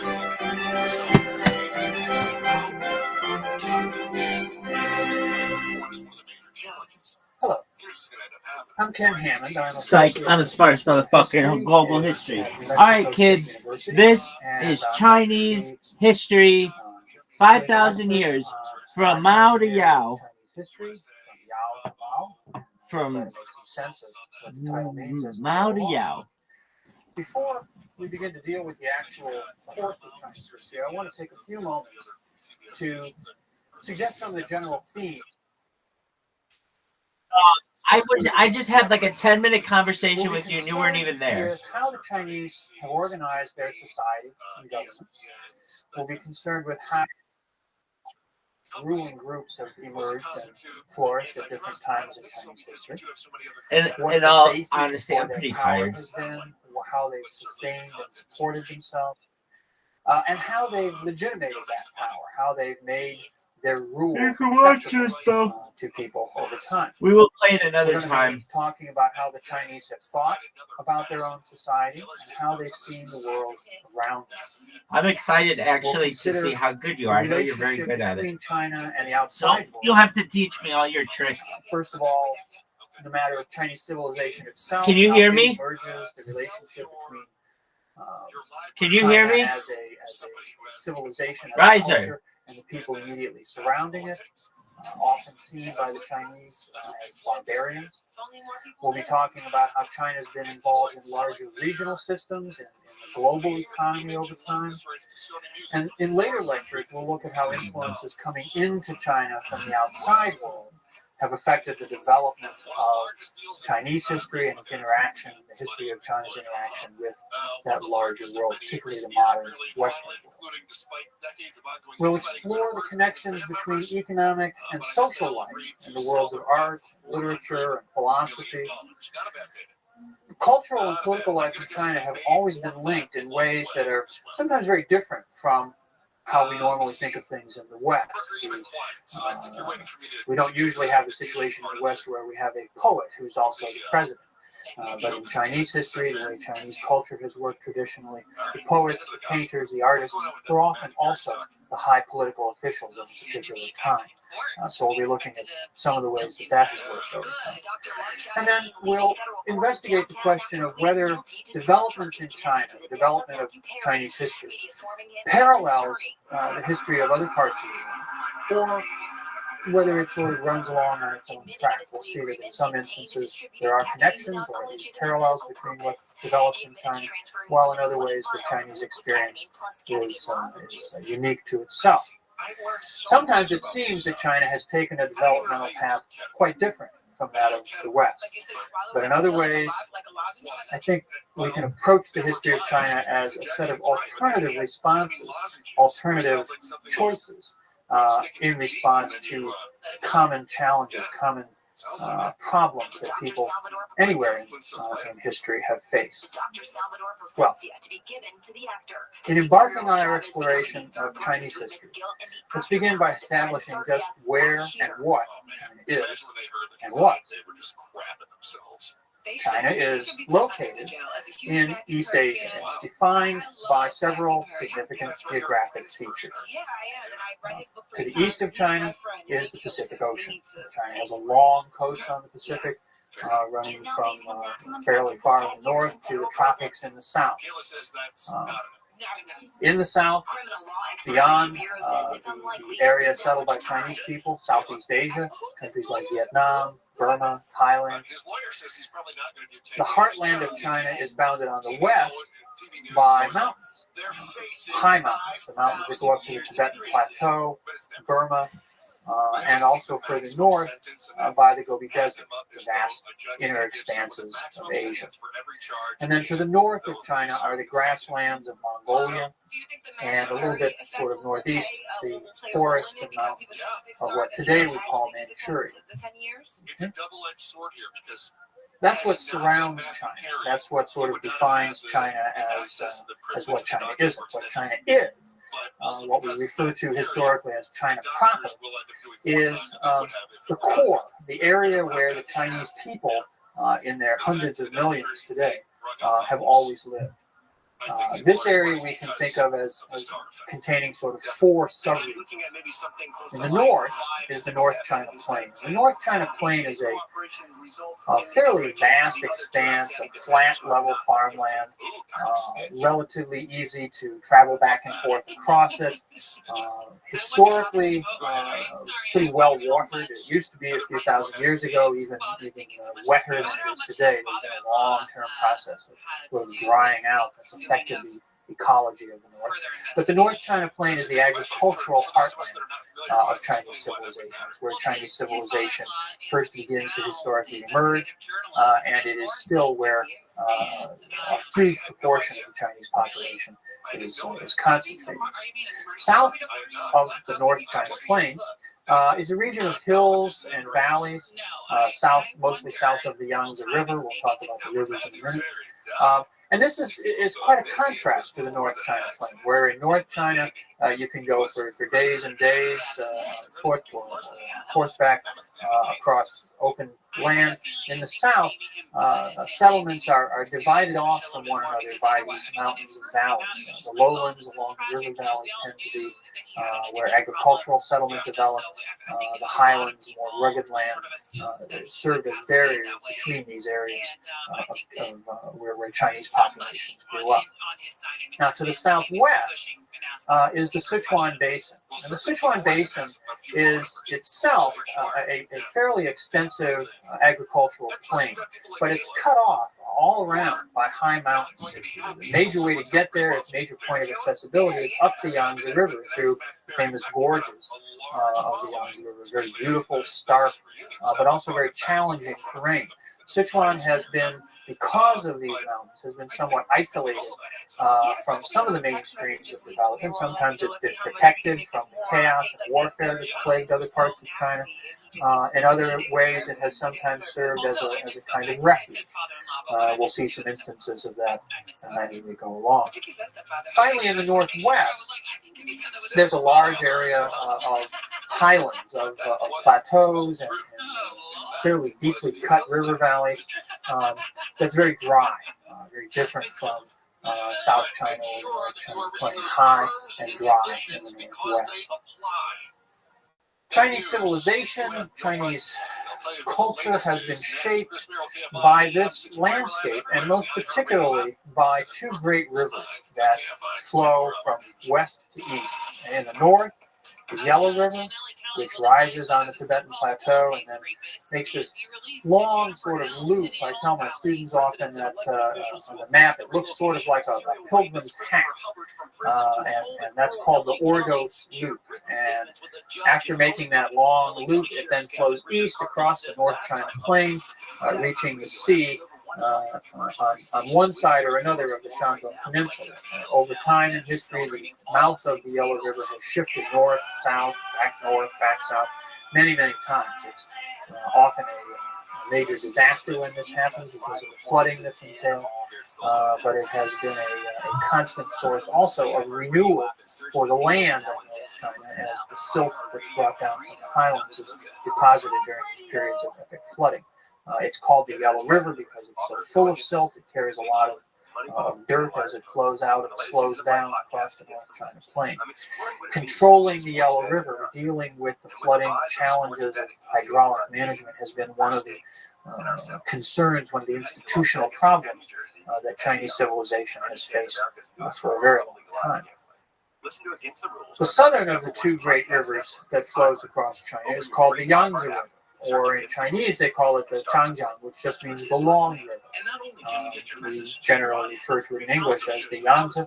It also originates up on the Tibetan Plateau, but it flows down through the Sichuan Basin, through this flat area surrounded by mountains in the southwest, and then out through the narrow gorges of the Yangtze. Winding its way through central China, a very wet area, lots of lakes, lots of, again, efforts to control the flooding of the river historically. And then finally makes a long arc through East China and emerges into the Pacific, just north of where today the city of Shanghai is located.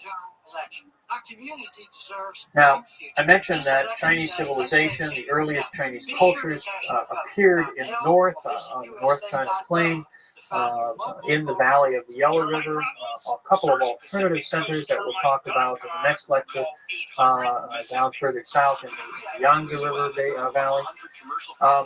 But over time, the area that the Chinese people have lived in, the area that Chinese civilization has controlled, has expanded. And areas that were peripheral to the original zone of Chinese civilization have become part of Chinese territory. This has largely been a process of the expansion of agriculture. Chinese farmers moving south and southwest into the highlands of what are now Guizhou and Yunnan provinces. Tibet, further to the west, up on the very high plateau of Central Asia, has been linked to Chinese civilization since about the 7th century of the present era. And Chinese power has been extended into Central Asia, projected out along the ancient trade route that we call the Silk Road, running off to the northwest, and then eventually extending on out to Persia, down to India, and eventually even over to the Mediterranean. The Mongolian steppes, which are very different from the agricultural heartland of China, have been linked to Chinese civilization, partly by the fact that tribes out in the grasslands have raided the Chinese frontier historically, and also because from time to time China, particularly strong dynasties in Chinese history, have been able to project Chinese power out into the grasslands and incorporate Mongolia into Chinese control. Finally, in the northeast, what today we call Manchuria, an area of rugged mountains and woodlands and very lush river valleys, has become part of today's China, only really in the last 400 years or so. We'll be talking about the Manchus, from which this territory now gets its name, Manchuria, later on in our lectures. The population of China itself has evolved in complex ways.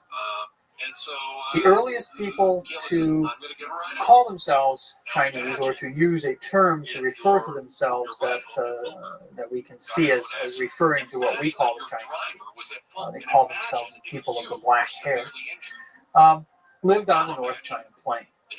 And the earliest states, the earliest fairly complex political entities, emerged on the North China Plain as sort of as confederations of numerous tribal groups who defined themselves in contrast to people who were not Chinese, people who were not civilized, and who they saw as barbarians. We use the term, a number of terms which we translate into English as barbarians, to refer to these other people.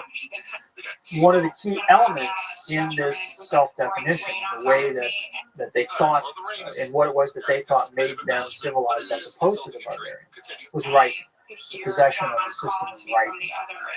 The system of Chinese writing, of course, is very different. It's ideographic. It's based on the use of characters rather than an alphabet. And it seems to have emerged fairly quickly. We don't have a lot of transitional evidence about the emergence of writing. When it's there, it shows up as a fairly fully developed system. So we don't know a lot about its early stages of development. But at some point, about 3,500 years ago, there it is. And that's the time at which we can begin to see the Chinese people as a self-defined community.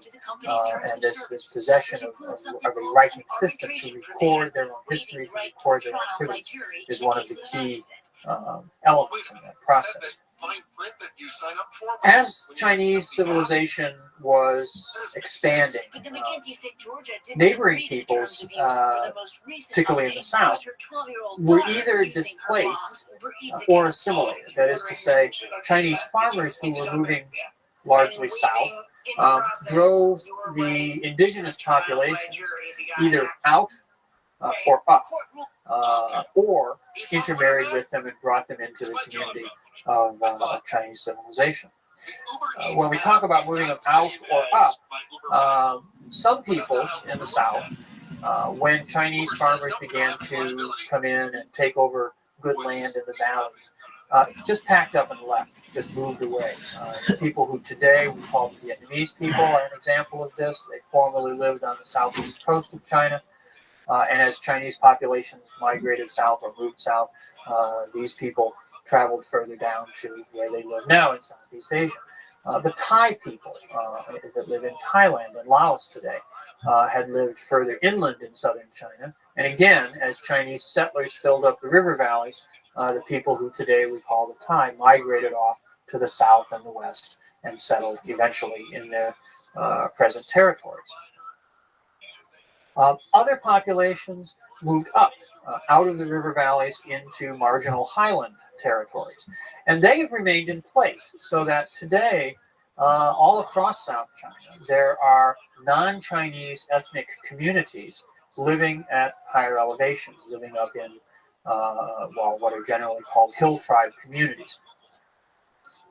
Many of these groups maintain their distinctive identities. They retain their own languages. They retain their own cultural practices. And today, they constitute about 5% of the population of China as a whole. The vast majority of the Chinese people, the other 95%, are what we call the Han people. They derive that name from one of the great dynasties that we'll be talking about, the Han Dynasty. But about 54 officially recognized ethnic minorities, cultures which are not Chinese, are not officially designated as Chinese, are scattered across the territory of China today. And most of these are in the south, and most of these are populations that had originally lived down in the agricultural lowlands, but which 2,000, 2,500 years or so ago were displaced to higher elevation. Well, let's return to the story of the emergence of Chinese civilization and its origin. Most of what we know about this process, we know from archaeology. We know from the excavation of the material remains of people who occupied the territory that is today China, that have been dug up largely in the last 100 years.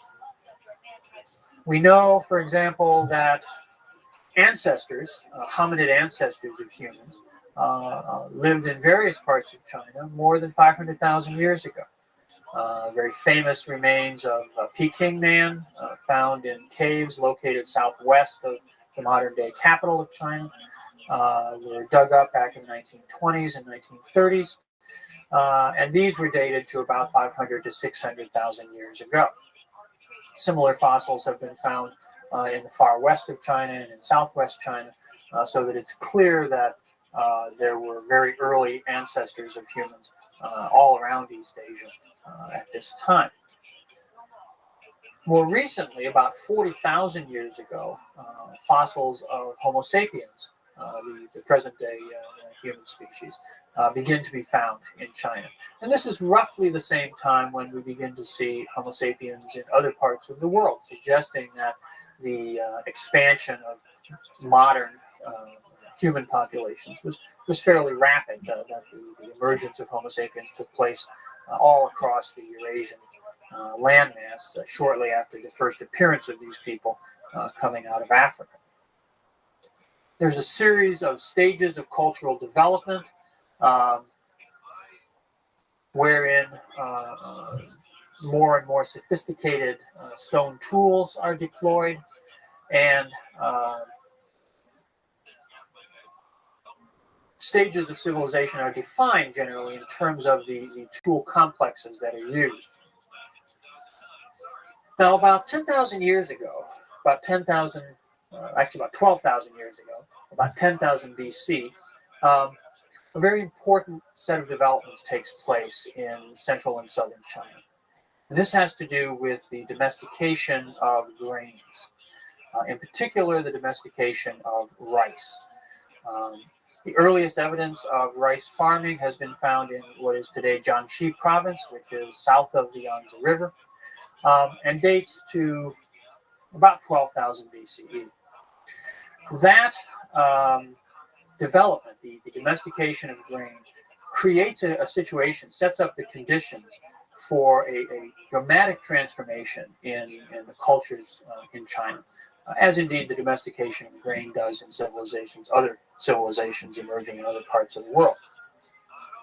Because the shift from a hunting and gathering culture, from a culture in which communities of people, tribes, if we want to call them that, move around on a fairly constant basis, to one where the cultivation of a crop keeps them located in a particular place over time, leads to a number of transformations in culture. Okay? Probably the most significant that we see in China is the emergence of villages, the beginning of sedentary lifestyles, of a way of living where people remain in the same communities, remain in the same settlements, from not just from season to season, but from year to year, and eventually from generation to generation. What we get, first in southern China and then in more elaborate developments in the north, are a series of cultures that begin to be identifiable begin to have characteristics, begin to possess cultural traits that we can now link directly to historical Chinese civilization when it emerges. Okay. The Yellow River Valley becomes the focal point for several of these early civilizations. We can begin to identify these mostly through the pottery that they make. The beginning of the production of pottery, it really changes the way that we can look at cultures, the way that we can talk about communities of people, because suddenly we have very elaborate sets of artifacts that begin to be decorated, begin to be not merely functional objects, but seem to have some sort of aesthetic qualities along with them. And the communities that we begin to define, we can tell from the way that their pottery is made, and then from sort of the geographic distribution of their pottery, we can tell more of the history of specific groups. It becomes easier to identify specific groups and then to trace to some extent their interactions. In North China, there's two particular groups that emerge about 6,000 or 7,000 years ago that the archaeological record tells a very interesting story. In the west, about where the bend of the Yellow River turns to the north, there's a civilization or a culture that we call the Yangshao. And the Yangshao people settle in villages. The villages tend to be demarcated by ditches, by trenches, moats, if you will, that are probably defensive in function. Within the villages, people live in houses and huts that are partially excavated. They're partially dug down into the soil, and then a superstructure is built up over that. There also appears to be some social differentiation, some hierarchy that starts to emerge within the Yangshao culture. We know from burials, from the excavation of graves, that some people were buried in a very elaborate fashion. They were buried with particularly higher quality grave goods. Nicer objects were put into the grave with them. And others were buried in more common graves. Some were placed in what may be ritually significant postures, while others were simply put into the ground sort of randomly. What's interesting in the Yangshao culture is that the individuals who are placed in the higher status graves are almost all women. And this suggests that at this time in Chinese history, that the societies that were emerging had a kind of leadership which was provided by women. Anthropology suggests that in a lot of emerging cultures, women play a role as spiritual leaders, that they are shamanesses, that they provide a link between the human community and the spirit world. And there are indications in the graves of the Yangshao culture that this is the case in China as well. Off to the east, in what is now Shandong province, at the lower end of the Yellow River, a different culture emerges, and this is called the Longshan. Longshan means Dragon Mountain, and it's named after a particular site where objects associated with this culture are excavated. The Longshan culture has a pottery that's very different from the Yangshao culture. The Yangshao culture, pottery is fairly heavy. It tends to be sort of buff-colored. It's very elaborately decorated. Lots of images of fish, animals, eventually geometric designs on the surfaces. The Longshan pottery is very different. It's black. The surface is undecorated. The walls of the pots tend to be very thin, which indicates that the technology of production was somewhat more sophisticated than what the Yangshao culture had. What we see then in the record, in the archaeological record, is an interesting pattern, because the Longshan pots, which initially appear in a very specific area in East China, as time goes by, start to show up in archaeological sites that previously had been Yangshao culture. Eventually, the Longshan pottery spreads all over North China. And what this suggests is that a single culture comes to dominate the North China plain. And this is going on in a time frame that's between 4,000 and 6,000 years ago. And this brings us down to a threshold where we can cross into recorded history, into the actual historical record of Chinese civilization. Further south, there's another set of developments that are taking place that are also linked to the eventual emergence of Chinese civilization, but which remain sort of separate tracks this early on. At the mouth of the Yangtze River, the area where the modern city of Shanghai is, and further upstream of it, a different culture called the Liangzhu culture, also a culture with an elaborate pottery system, develops about this same time. And interestingly, it's in the Liangzhu culture that we actually have the first indications of a writing system in China. It's not a fully developed system, and indeed, there are some scholars who question the links between the marks on Liangzhu pottery and the later Chinese writing system. But the general consensus is that these marks that are on various pots and other objects located in the Liangzhu area are ancestral to the written script that eventually emerges.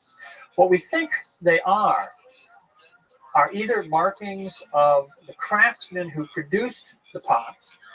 They may have made little symbols that were meant to identify themselves, or perhaps identify the clan, the tribal group to which they belong. Or they may have been marks of the owners of the pottery. That is to say, again, probably clan names, totems of some type or another, that would give a sense of to whom, with whom these pots were associated. But this marking, this graphic identification system, seems to be the earliest form of a written language. It's, as I say, they're not long text. They're just one or two characters or one or two symbols, but some of them appear in later inscriptions, and so it's felt that they are the earliest form of writing.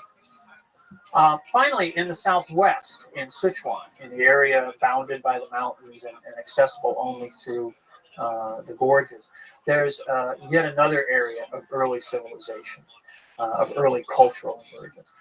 This is the one about which still we know probably the least. There have been some interesting archaeological discoveries in recent years, but the Sichuan, the prehistory of Sichuan remains fairly murky.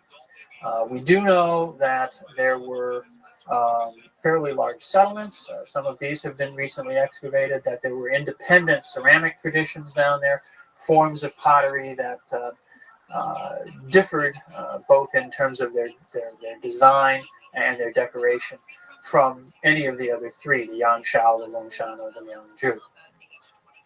Eventually, as we'll see in the next lecture, a bronze tradition emerges in Sichuan independently of the developments that take place in North China. It is indeed the emergence of bronze, the emergence of a metal-based culture as opposed to one primarily concerned with pottery and stone, that marks the transition archaeologically from prehistory into historical times. And we'll turn our attention to that in the next lecture.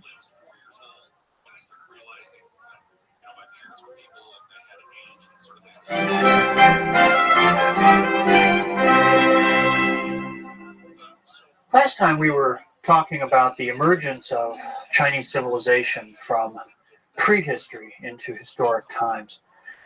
The threshold for this takes place with what we sometimes call the Neolithic transition, which is to say a change from patterns of culture, patterns of economic life that were based on hunting and gathering, to the emergence of settled agricultural society. In China, this takes place beginning about 12,000 years ago with the domestication of grain, and then with the higher and higher development of village cultures and a series of early civilizations, particularly in North China, the Yangshao and Longshan cultures, and some other centers of the Liangzhu culture in the southeast and the Sichuan Basin area in the southwest. By about 4,000 years ago, this process of change has brought us to a point where we really move into a different kind of historical time, a time that we can know not only from the archaeological record, although archaeology certainly still remains very important, but where we begin to also have textual traditions, writings about Chinese history by the Chinese people themselves. Critical to this transition, critical to the emergence of a new stage in Chinese history, is the emergence of bronze, the emergence of metallurgical industry, the mining of copper and tin and other metals, and the development of a technology which allows people to refine and smelt and then produce metals like bronze that are very useful, very strong, and give to both the tools, the implements of war, and objects of both beauty and spiritual significance, a more enduring quality. The ceramics, the pottery that had preceded this, that had been characteristic of the early cultures, certainly remains in place, but is now supplemented by the emergence of bronze and the adoption of bronze for a variety of purposes. This brings us to the real first historical state in Chinese history, which is called the Xia. That's spelled Xia in the modern Western romanization system, the pinyin system of spelling Chinese words. The Xia. The Xia is referred to as a dynasty by the Chinese. In their traditional historiography, the Xia dynasty is where Chinese history really begins. The Xia itself is actually sort of a transitional period. We don't possess actual written texts from the Xia itself. We do have a lot of texts that talk about the Xia from the next period, but we don't have items that come directly from the Xia itself of a written nature. There is, however, clearly a sharp demarcation that takes place in the archaeological record that indicates the emergence of a very different order of political entity, and this is what we conventionally now refer to as the Xia period. And the Xia period begins roughly 2200 BCE, 2200 years before the current era, a little over 4,000 years ago. The archaeological record of the Xia consists of a number of significant features. Perhaps most imposing, most striking is the emergence of what are called palace forms of architecture. Large structures, large buildings built up on rammed earth platforms. That is to say, rammed earth technology becomes very important, not only in the building of these platforms, but in building walls around settlements. And this is a technology that involves putting up wooden frames, filling them with dirt, and then using flat stones to ram, to pound down the soil to create a very compressed and firm layer. And you put in more dirt on top, ram that down, and you build up layer after layer after layer of this very, very tough, resilient material. So building these rammed earth platforms and then walls made of rammed earth surrounding either particular complexes of buildings or entire settlements. This becomes characteristic of urban places in Chinese history, and its emergence at the beginning of what we call the Xia period marks a real shift in settlements. Most people, ordinary farmers, ordinary peoples, continued to live in the partially excavated structures that had been characteristic of earlier times. The palace architecture that emerges is exactly that, or at least apparently that. Buildings which were used for the ruling elite, buildings that were used for ritual or ceremonial purposes, for sort of public functions, not as the dwellings for the vast majority of people. Nonetheless, the appearance of these buildings suggests that there's a further development in the degree of social hierarchy, the degree of social differentiation. the domestication of grain, the development of an agricultural society of settled communities, what that gives rise to, one of the things that gives rise to, is the development of a surplus. That is to say, more grain, more food is produced than is necessary to sustain the farming population. And what this allows for is the emergence of groups within society who don't engage in farming, who can devote their time and their energies to other activities. Some of these people become artisans, craftsmen, specialists in different kinds of handicraft production. Others perhaps become warriors, military specialists. Some become political leaders, initially probably ritual or spiritual leaders, but eventually, as time goes by, they become more and more purely state-oriented, more political in their nature. The large-scale buildings, the sort of ritual centers that we see in early Shah archaeological sites were probably used by these newly emerging political elites for the performance of public activities that cemented and legitimized their rule. The performance of public rituals probably was a way for them to display their power, but also for them to sort of perform actions which made people believe in their power, made people accept their power, accept their leadership in society. And it seems that the central feature of this was worship, was a spiritual practice. Early cultures, early communities in China participated in what we sometimes call totemism, a form of shamanism, where animal spirits are associated with particular tribal or clan groups of families. The Shah state, if we can call it that, the Shah dynasty, seems to have been a period where the worship of the totems of one particular family is transformed into a sort of royal ancestral cult. That is to say, the spirits not only of nature, but of the ancestors of the present-day rulers came to be seen as divine powers who could affect life in the present world. Okay?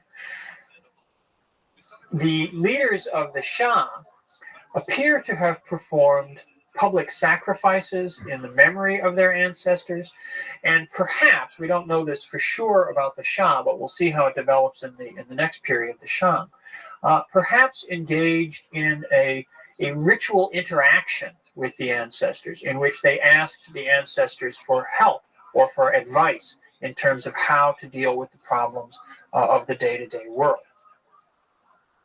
One of the centers where this seems to have taken place is a site called Arlito, which is in the west of modern-day Hunan province, and possesses one of the most elaborate of the early palace complexes, a number of buildings. These buildings are built with what we call a post and beam system of construction. That is to say, up on the rammed earth platform, a series of upright posts would be erected, and then beams laid along the top of those posts, and then a roof built up on the surface or on the top of that. This is a very useful form of architecture for North China. It uses a relatively minimal amount of timber. Timber was not in great abundance, and so you couldn't build big elaborate structures out of wood. But by using this post and beam system, you could create a framework which then could be filled in, often with what's called wattle and daub, a kind of woven organic fibers plastered with mud. And that allowed the walls to be very light, not to have to carry a lot of weight. All the structural weight was borne by the posts. And it allowed you to enclose a fairly extensive interior space. And that allowed space where people could be assembled inside to observe and perhaps participate in some of these ritual activities. Now, a lot of what we think about the Shah period is based upon a sort of projection back in time from what we know much more concretely about the Shah. There are a lot of features of the Xia and the Shang civilizations that look pretty consistent. The difference being that when we get to the Shang, we have written records. So we have a much more detailed understanding of what goes on during the Shang period. The Shang begins roughly about 1500 BCE. The traditional date, the Chinese have a very elaborate and precise traditional chronology, which says that the Shang begins in 1766 BC. But that has not been borne out by archaeological investigations. And so now we use a somewhat vaguer chronology. And if we say around 1500 BCE, that's probably good enough in terms of a starting point for the Shang.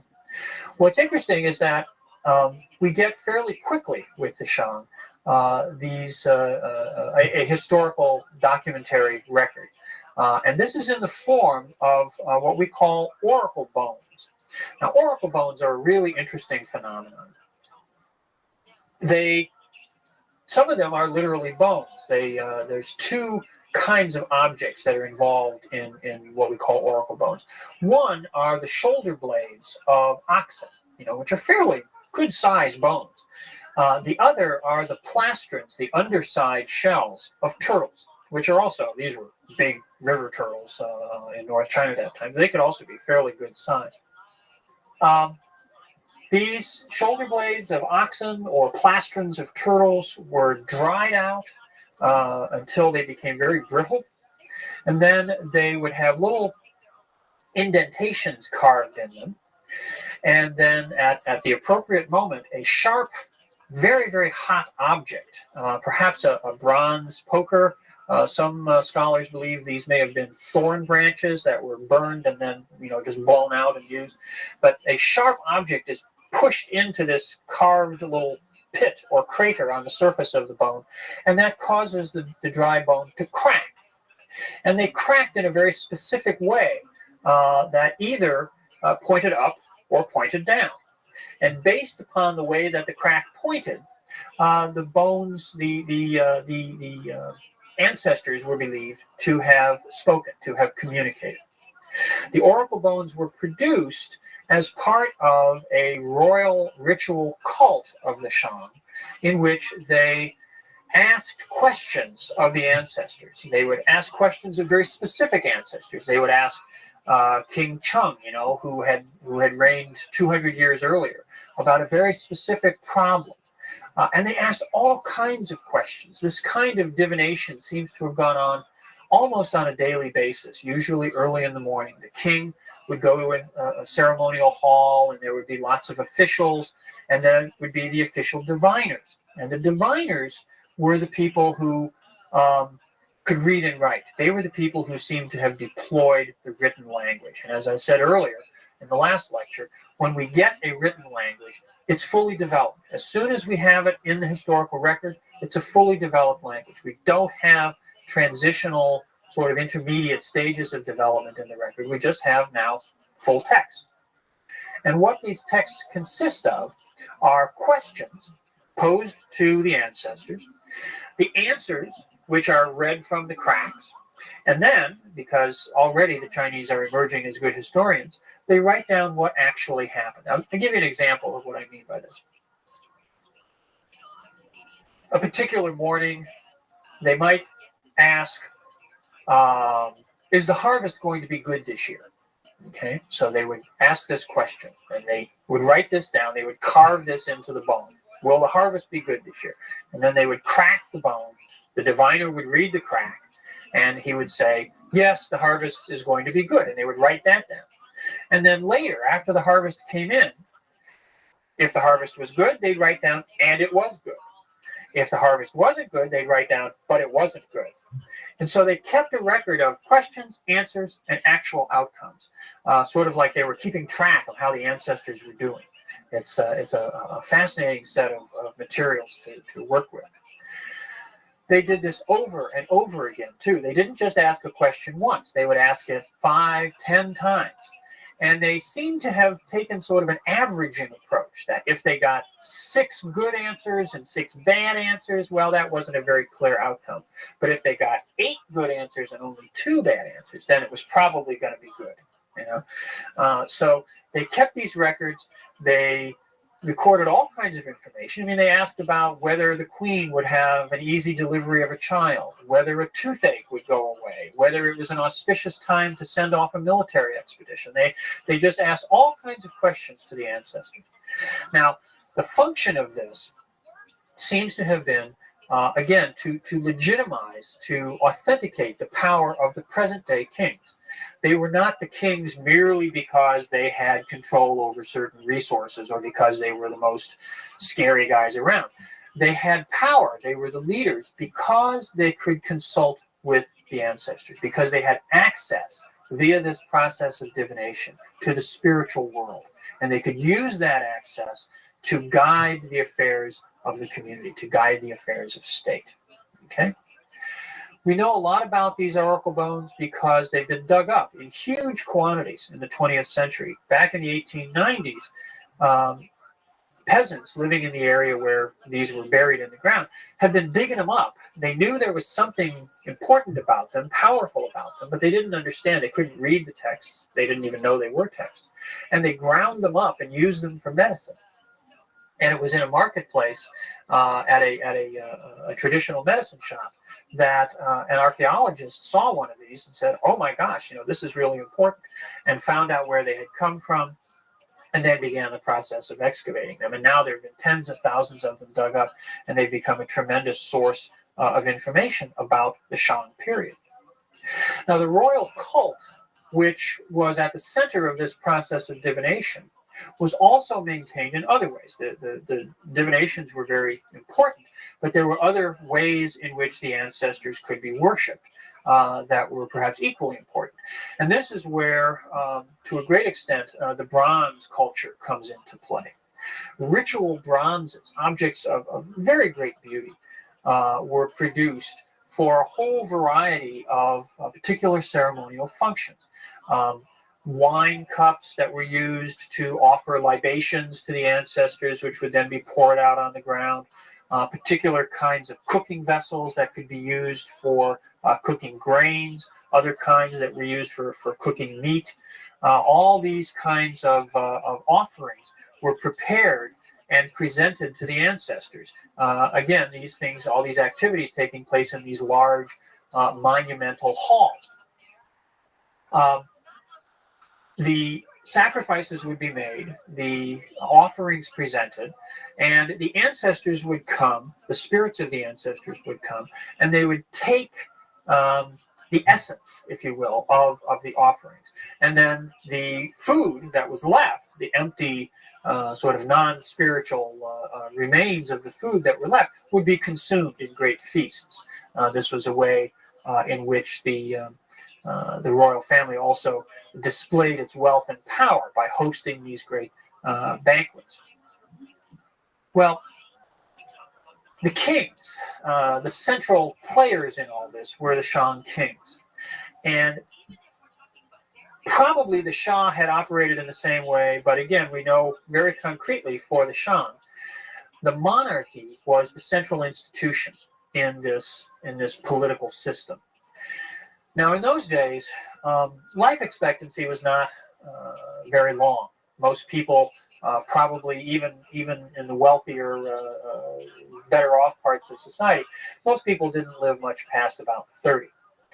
As a result of this, it was often the case that the ruling king died before his children were old enough to succeed him, before his son, his eldest son even, would be old enough to succeed him. And apparently because of this, the Shang monarchy was not organized on a basis of the kingship passing from father to son.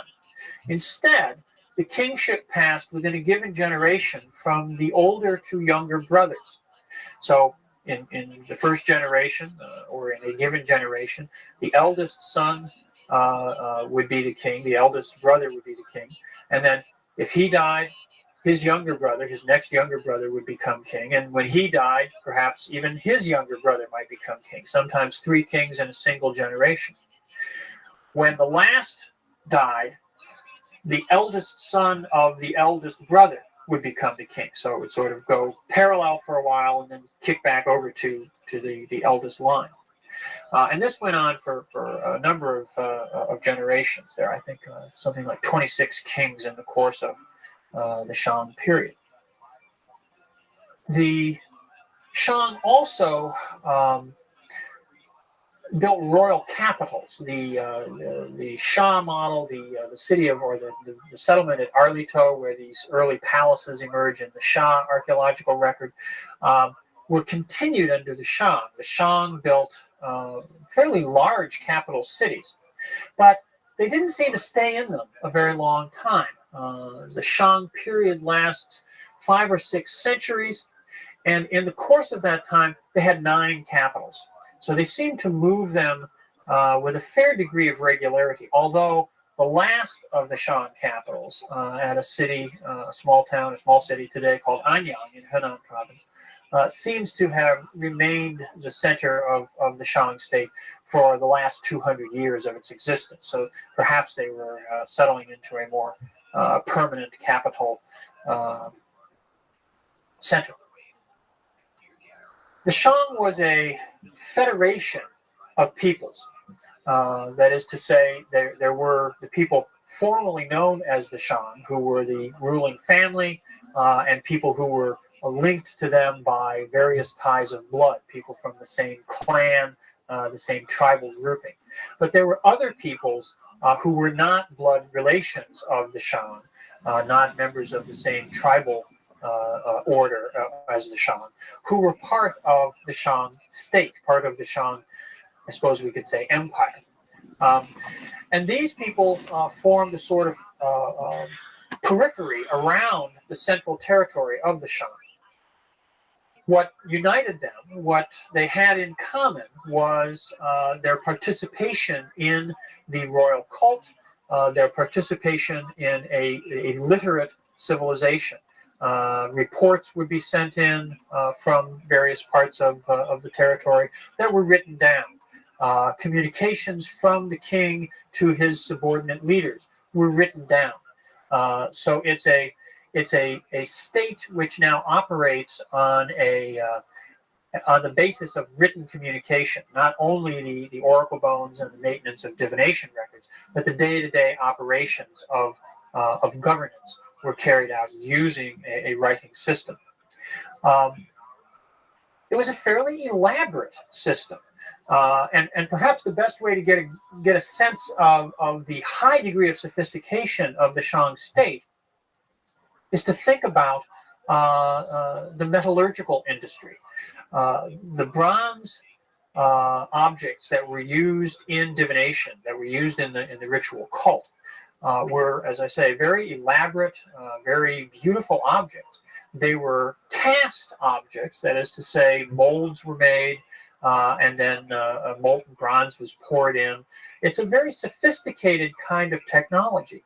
The whole metallurgical industry involved mining, smelting, refining, blending different metals together to produce the right kind of bronze, the design of the objects, the making of the molds, the pouring of the objects, finishing them. All this was organized by the Shang state. It was officially run. And that involved the organization of large numbers of people. It involved activities at a number of sites. The mines were not in the same place as the centers of Shang civilization. We know from the excavation of the last Shang capital at Anyang that there were huge workshops, forges, places where the metal was cast. All kinds of settlement areas where the craftsmen, the artisans who worked in the different phases of the metallurgical industry were housed. A very elaborate system, clearly organized, and administered very effectively by the royal state. To do that required both managerial skills, but it also required a capacity to to feed people, to clothe people, to house people, which meant that all these things had to be paid for. And this is how we know that the Shang had an elaborate taxation system. We know from the divination records and from other inscriptions from the time that so-called tribute payments were made by the various subordinate peoples who were part of the Shang polity. And these, in effect, were taxes. These were ways in which the royal center drew from the peripheral settlements the wealth that it needed to sustain its military infrastructure and the metallurgical industry. And of course, the metallurgical industry was critical to its maintenance of its own legitimacy, its own public authority. All right. Now, this system functioned pretty smoothly for a long time. We know, again, from the divination records that the peoples outside of Shang civilization, the so-called barbarians, who lived north, south, east, west, all around the Shang, were a constant concern. The diviners are frequently asking the ancestors for advice. Should we launch an expedition to punish the people in the east? Should we expect that the barbarians from the north will raid at harvest time? All kinds of concerns, all kinds of anxieties are in evidence in the questions that are asked. And we know from the answers and from the outcome statements that there were frequent devastating raids, that non-Chinese peoples intruded into the settled areas, intruded into the agricultural heartland, and carried off not only food and other kinds of supplies, but people as well were taken away and enslaved in these non-Chinese areas, or these non-Shang areas. So the maintenance of security was one of the critical functions of the Shang state as well. In that function, they ran into some problems as time went by. And these problems had to do with mobilizing resources and deploying force to secure the state, to secure the territory. But that generated tensions and unrest within the Shang territory itself. What seems to have happened is that subordinate peoples, and there were many of them, became resentful as time went on of the tribute that they paid to the Shang rulers, particularly as security around the perimeter of the Shang territory seemed to be breaking down. If they were going to be paying tribute, if they were going to be offering up wealth to the Shang kings, then they expected to live in secure and stable conditions. But increasingly, as we get down to about the 11th century BC, those conditions were not being maintained. That led to unrest and frustration among the people, among many of the subordinate peoples who constituted the Shang polity. And that unrest eventually led to efforts by some of those people to overthrow the Shang and to establish their own power in succession, just as the Shang had emerged as the successors to the Shang. We'll turn our attention to the overthrow of the Shang and the emergence of the next dynasty, the Zhou dynasty, in the next lecture.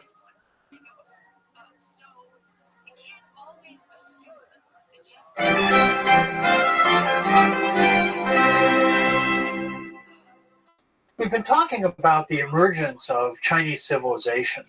We've traced this down thus far from its origins back in prehistoric Neolithic times to the first dynasties in the traditional Chinese historiography, the Xia and the Shang, which emerged in North China, built up largely around bronze civilization, developed royal monarchical systems, worship of the ancestors of the rulers being a critical component of their early states. We've learned a lot about these early periods in Chinese history from archaeology, from the excavation of the oracle bones that we talked about last time, the records of divination, the records of consultations, if you will, with the Shang ancestors. And what's interesting in some ways about this is the degree to which the archaeological record and the information recorded in texts like the Oracle Bones has confirmed, has agreed with the traditional mythological accounts of Chinese history. And before I go on to talk a little about the next dynastic period, the rise of the Zhou dynasty, I want to just mention briefly some of the contrasts between the mythological record and the archaeological record, or the textual tradition that we've had emerge about the Xia and the Shang. The Chinese have a very elaborate account of their own origins. They don't have a creation myth in exactly the same way that many Western civilizations do.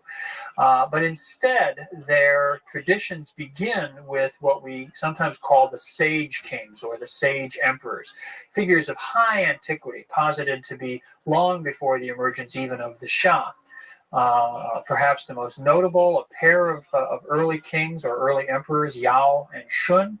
Yao being the first man to pass the throne on to a successor. Prior to that, there had been a number of critical leaders, but it's Yao who begins the process of continuous rule, of having a regular succession from one king to the next.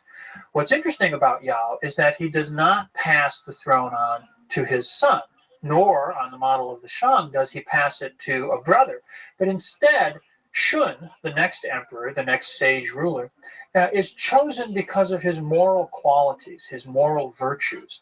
Yao's own son is considered to be weak and decadent, and so he searches around in the kingdom, in the empire, for a worthy successor. And Shun is brought to his attention, is picked out, and is given the honor of inheriting the throne. It's interesting because it's a contrast with the actual practice of all the historical dynasties that we know of in China, where succession was a matter of keeping the throne within, keeping power within a particular family.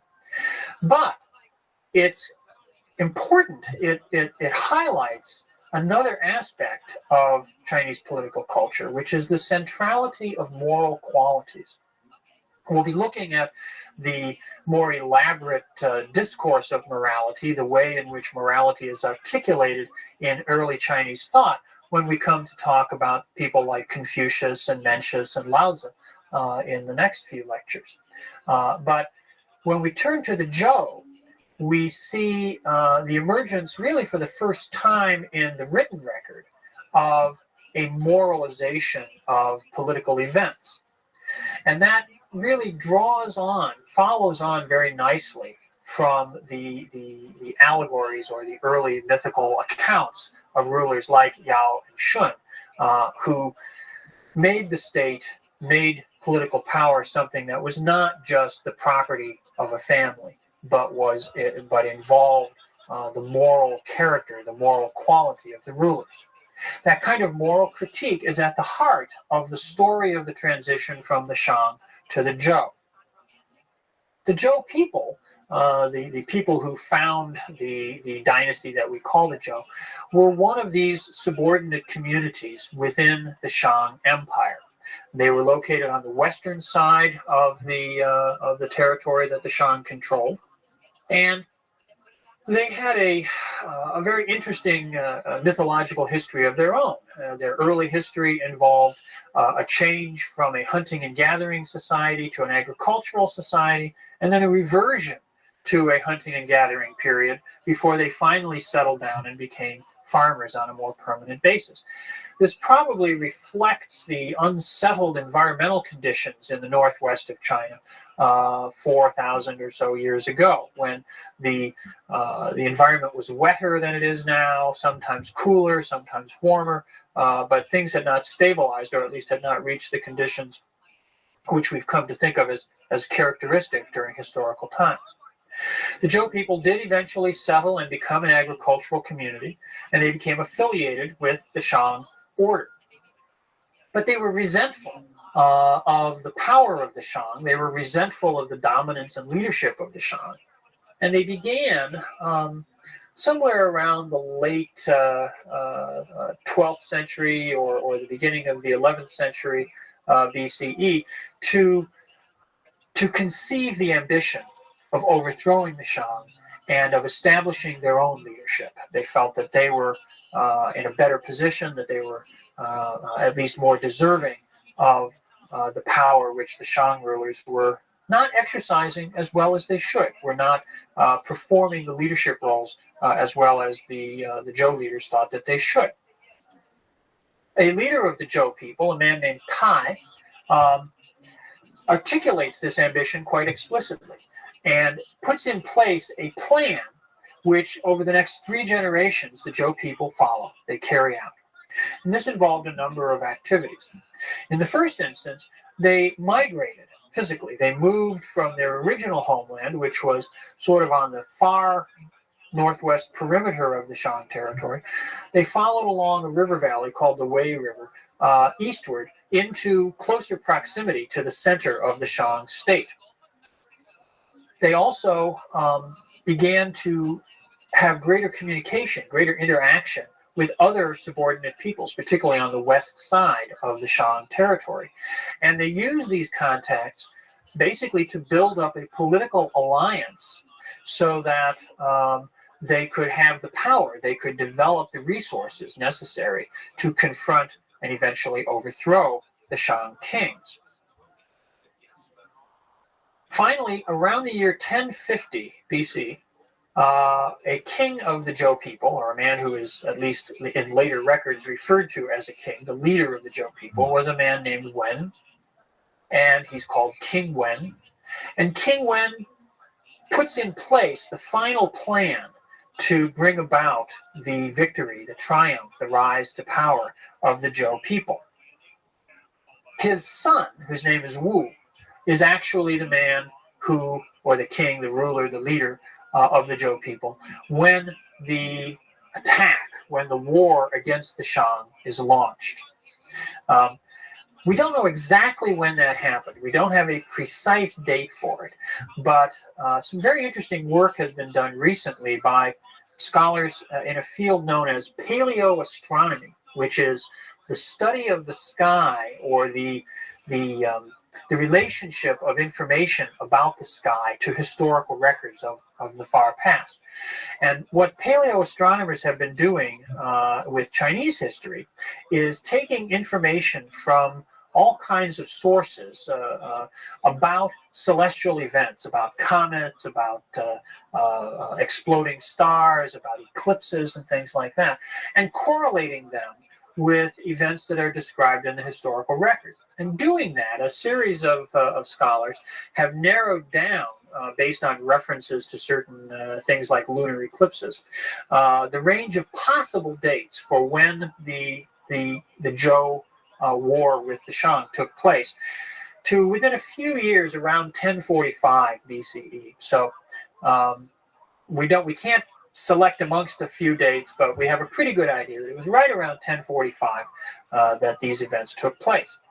What happens is that the Zhou armies and their allies march to the area of the last Shang capital, which is by the modern-day settlement of Anyang, and draw themselves up on the west side of a river.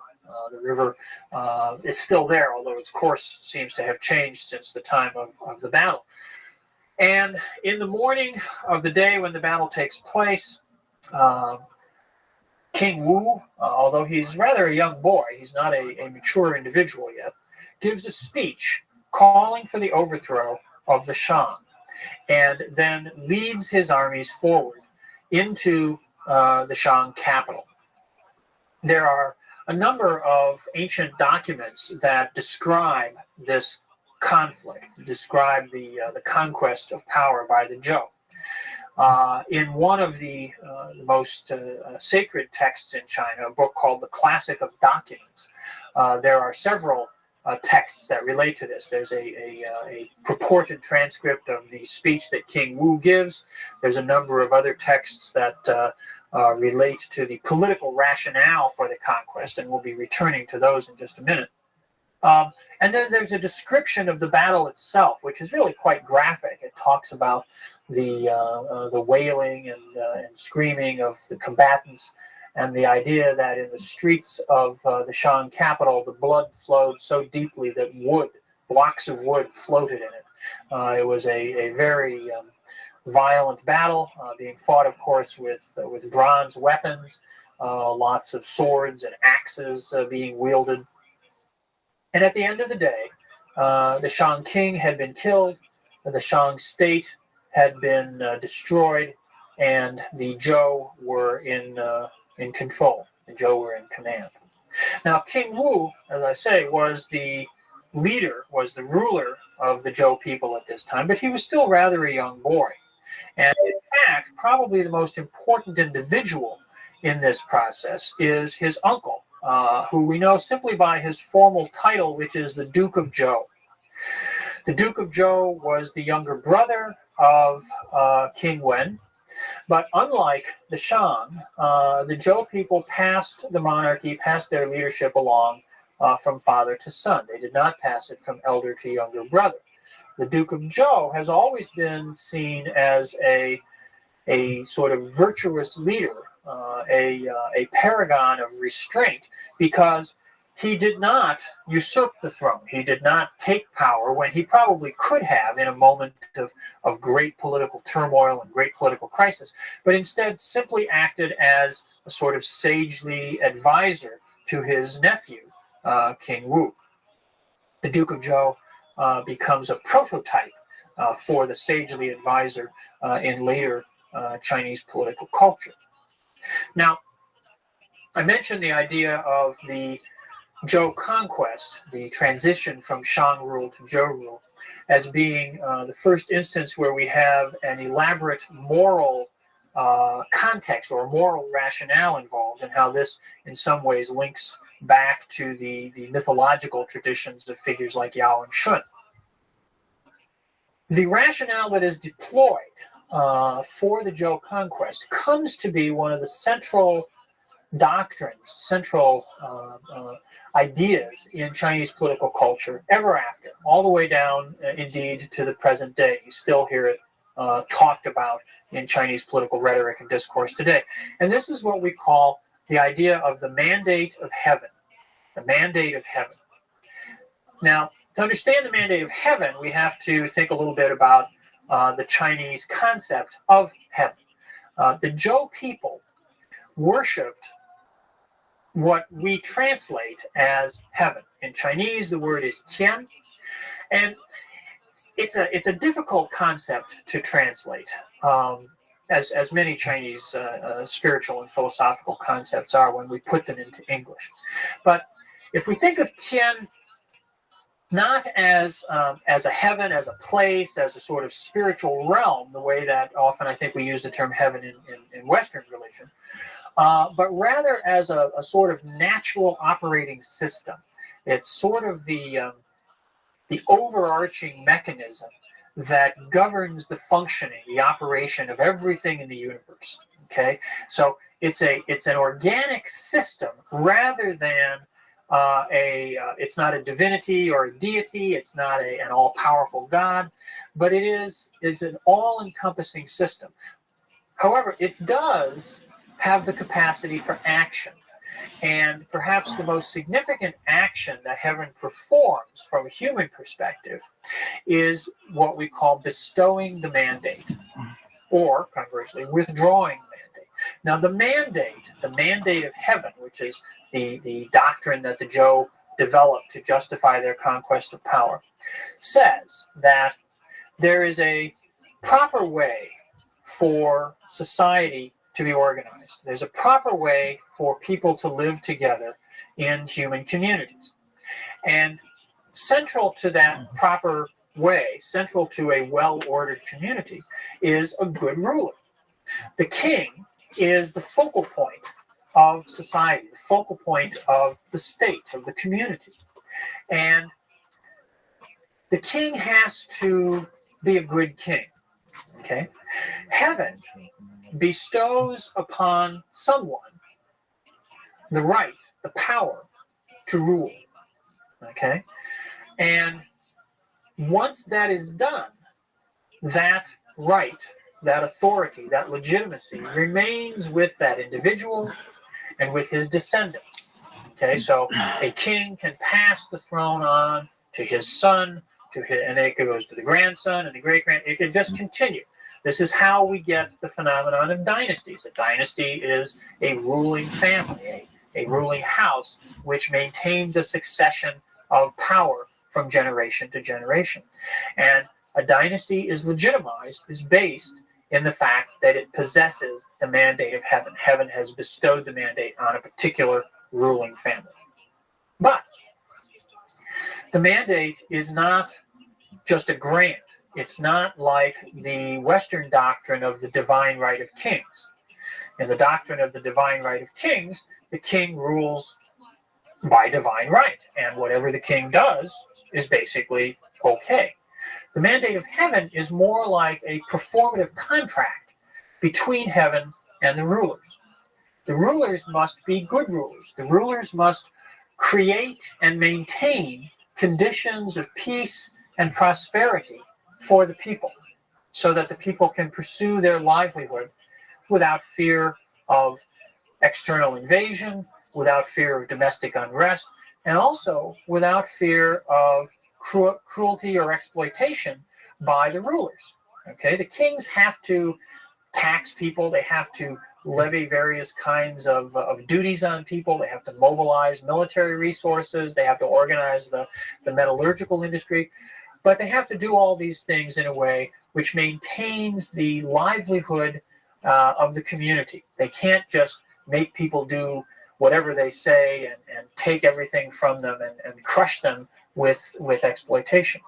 If the rulers do that, if the rulers become cruel and exploitive to excess, then heaven will withdraw the mandate. Heaven will take the mandate away from the current rulers. And then heaven looks around, basically, and bestows the mandate somewhere else. Okay? Now, what the Zhou say, what King Wu says in his speech before the battle at Anyang, is that this is exactly what has happened. He says, this is not something I choose. We're not here today because I want to overthrow the Shang, because I want to increase my power.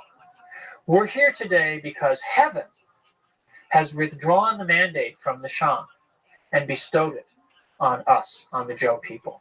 And I, as your leader, have to guide you in this effort. Okay? The Shang, he says, were legitimate. The Shang received the mandate of heaven. And at first, the Shang ruled well. They guided the affairs of the country. They guided the affairs of the people in a proper way.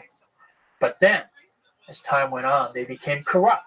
They became decadent. The last ruler of the Shang, he's a tyrant. He's cruel. He stays in his palace. He indulges his decadent passions, and he doesn't care about the safety of the people. He exploits the people to enrich himself. Heaven has withdrawn the mandate, and it has bestowed the mandate upon us. Now, the doctrine of the mandate of heaven is really a lovely system for justifying political transition. It's a system that validates success. Okay? If you challenge the power of a ruling dynasty, and this becomes the pattern throughout the rest of Chinese history, as we'll see. If you challenge the power of a ruling dynasty, of a ruling house, and you succeed, you overthrow that dynasty, and you establish a new one, you establish a new power, then obviously you have received the mandate of heaven, and they have lost the mandate of heaven. If you challenge the power of a ruling dynasty and you fail, then obviously you didn't have the mandate of heaven. So it's a perfect system. It's got perfect feedback, because if you win, then you have the mandate. If you lose, then you didn't have the mandate. So it's a very nice self-validating rationalization or rationale for the transference of political power. Now, in the historical records, in the texts that we have about Chinese history, the doctrine of the mandate of heaven is used, it's projected backwards. And there's actually, in some sources, there's discussion of the Shang overthrow of the Shah, or the replacement of Shah rule by the Shang period, as an earlier instance of this. But those are clearly later reconstructions. Those are texts that are written during the Zhou as a way of legitimizing their own actions on the basis of historical precedent, as well as on the merits of the doctrine of the mandate of heaven itself. So the mandate of heaven becomes the fundamental explanatory mechanism for political change. And as I said, it remains a powerful concept all down through later Chinese history. You'll see references to it in talking about the revolutions of the 20th century, or in talking about the death of Mao Zedong, which we'll be getting to much later. It's still an idea that's very powerful in China today, and it comes directly from these experiences around 1045 BCE when the Zhou overthrow the Shang. Well, they successfully carry out this transition. They successfully destroy the power of the Shang state and replace it with their own. And then they set about creating a new order.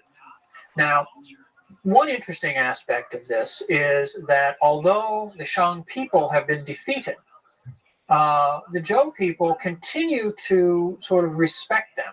The Shang are moved away from the capital area at Anyang, their final capital at Anyang. They're moved off to the south and east a bit, and they're given a territory of their own. They are, in effect, made now a subordinate people within a political order dominated by the Zhou. But they are allowed to retain their own customs. They are allowed, for example, to continue the ancestral worship of the Shang royal family.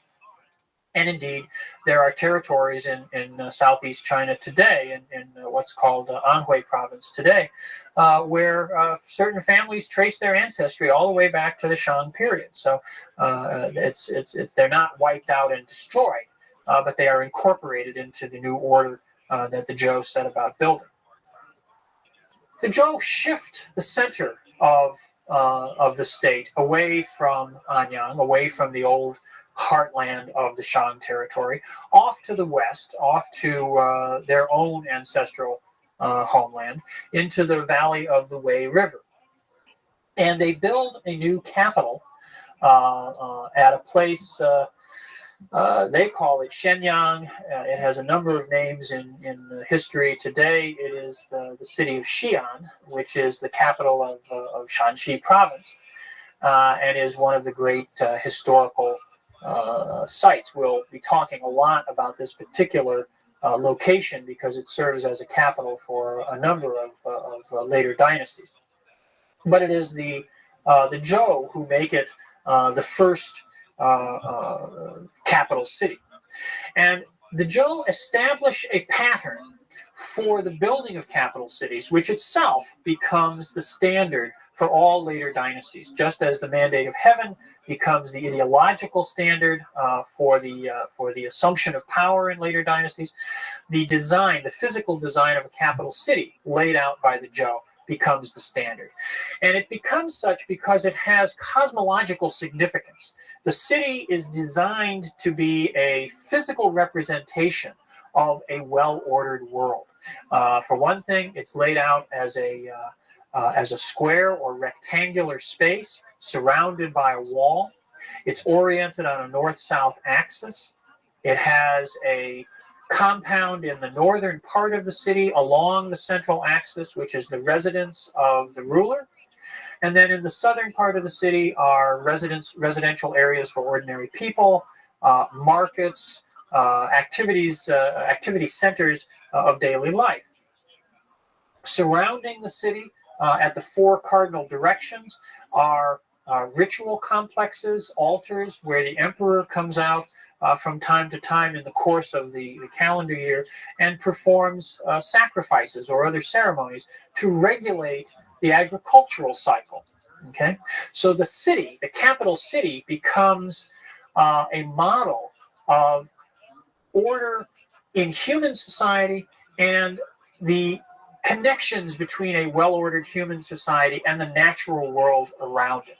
And this concept of rulership, this concept of the emperor as the link between human order and natural order, becomes a much more sort of rationalized and abstracted phenomenon with the Zhou, but it's clearly a continuance, a refinement of the ways in which spiritual power, the ability to communicate with the natural and spiritual world, has been linked to political authority going back through the Shang and the Shah before them.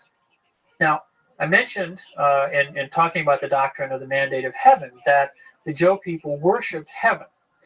And this is a little different from the spirituality of the Shang, who worshipped the royal ancestors. The Zhou people also worshipped their ancestors. And indeed, ancestor worship becomes, perhaps the most characteristic feature of Chinese civilization overall. It spreads from the political elite out into ordinary society. And as time goes by, certainly over the last 3,000 years or so, most Chinese participate in the cult of ancestor worship to one degree or another, usually to quite extensive degrees. The Zhou people also worship their ancestors, and royal ancestor worship is part of their state cult as well. But they worship heaven as a transcendent power, as a system, an all-encompassing system. And this is important because it's part, again, of their political legitimization. They're not merely one family exercising power over all others. They are that. And there's no way to get around that. That's what a dynasty is. But they exercise that power in the name of a larger, more all-encompassing order. And that order is what is, in a sense, characterized by their worship of heaven. Okay, heaven covers everything. One way to translate the term heaven, one very concrete way to translate the term heaven, is the blue vault of the sky. That's one of the meanings that the character has, is to specifically refer to the sky. And the way in which the sky extends over everything is the way in which Zhou rule is to extend over everything. The realm of the state, the territory that the ruler governs, is referred to as all under heaven, Tianxia, everything that's under the sky. And so it's that all-encompassing order which the Zhou set out to create. They do this very successfully. The first 2 or 3 centuries of Zhou rule are a period of expansion, a period of population growth, territorial expansion, particularly in the south and the southeast. The Zhou state, by, say, the 8th century BCE, is perhaps 4 times as large as the territory controlled by the Shang at the time of the conquest. The success of the Zhou in expanding their territory, in increasing their population, leads to new challenges in terms of administration. The Zhou kings cannot govern the entire realm themselves from their capital, and instead they have to create new mechanisms of administration. And they do this by appointing local rulers, local power holders. Those local power holders are initially quite closely bonded to the kings, but as time goes by, those bonds weaken, and local strongmen start to emerge, pursuing their own interests, pursuing their own power, in distinction from that of the Zhou royal court. The tensions that creates within the Zhou system lead to a period of breakdown and fragmentation, and that is what we will turn to in the next lecture.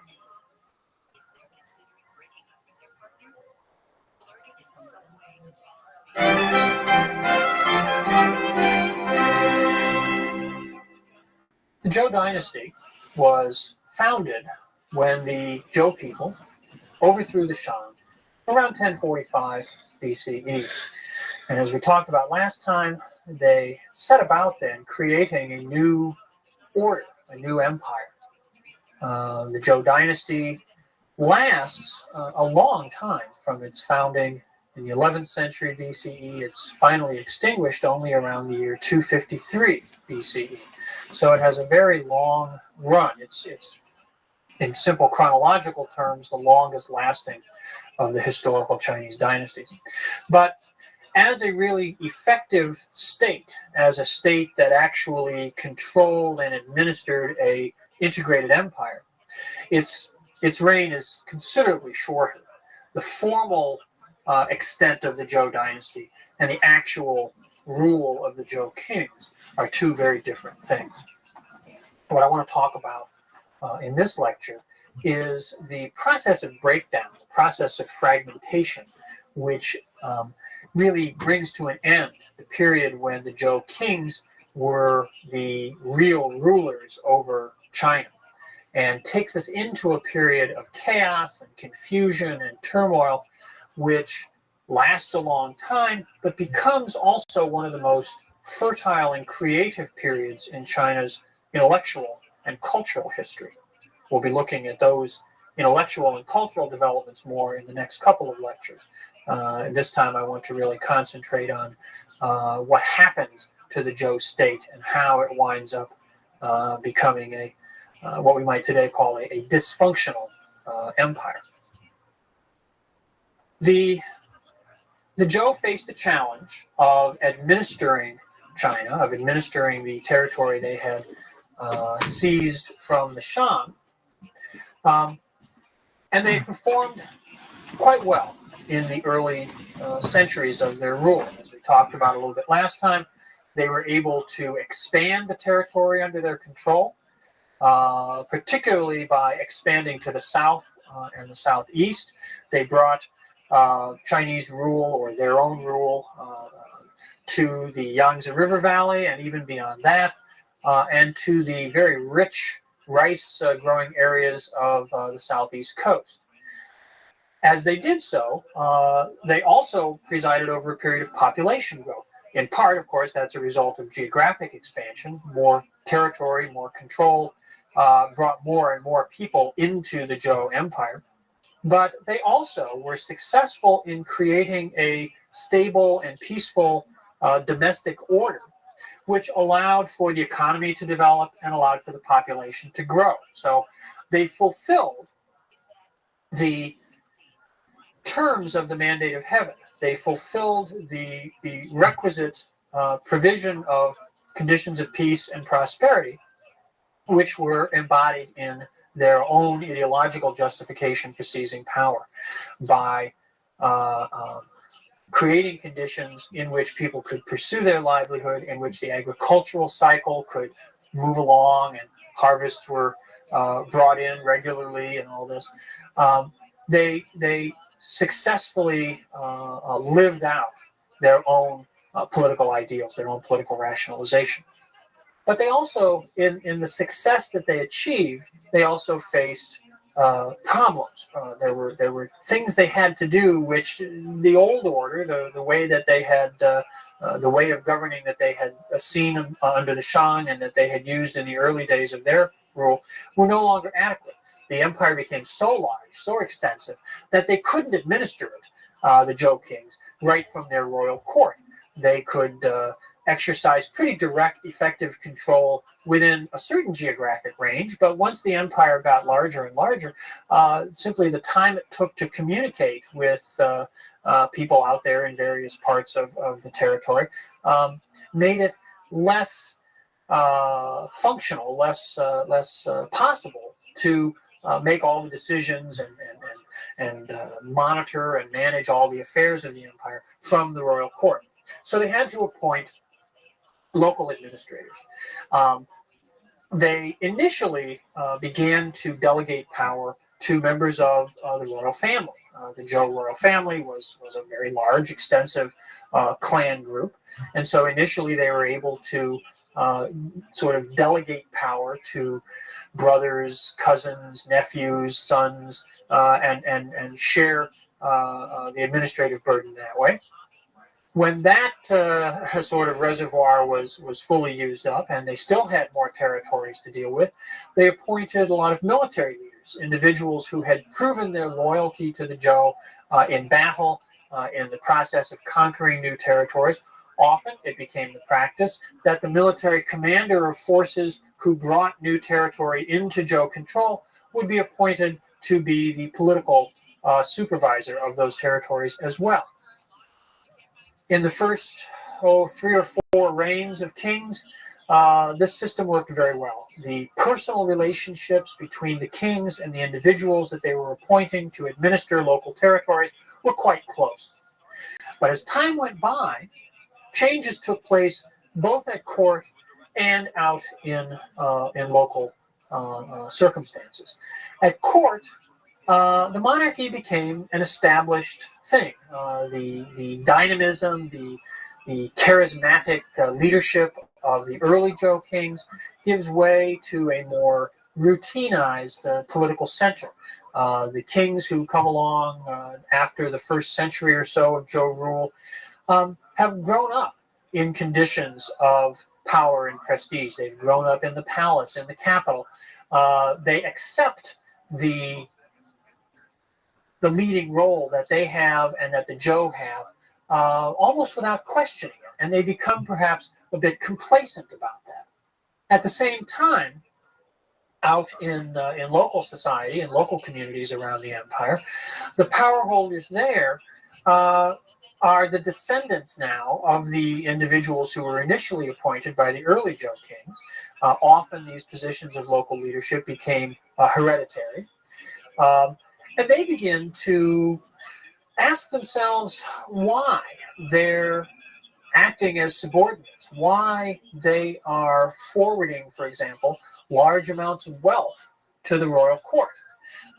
Particularly in the south and the southeast, the territories that are now being brought under Zhou rule are very productive, very rich agricultural areas.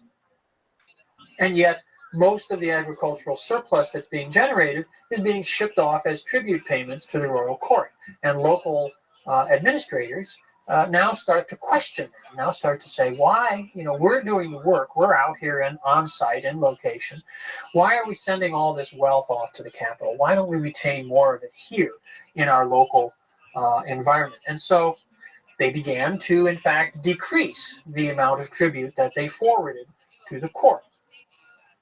At the same time, they began to also question on the one hand, but on the other hand, actually subvert the order of hierarchy that had been in place up till this time. And what we can see most clearly, or perhaps the way we can see this most clearly, is in the use of terminology, in the way that they referred to themselves.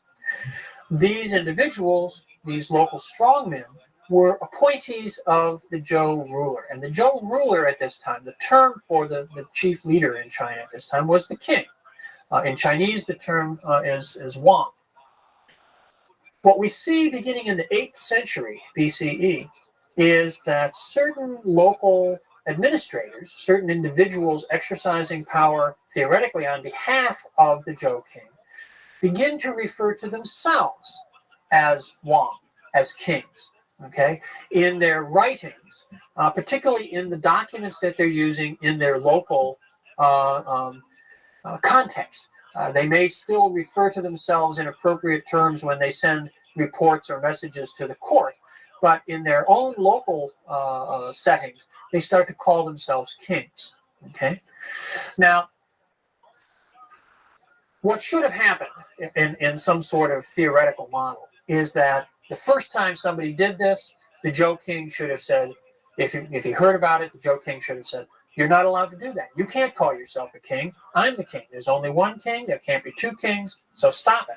And then sent out sufficient force to compel whoever was doing this to stop.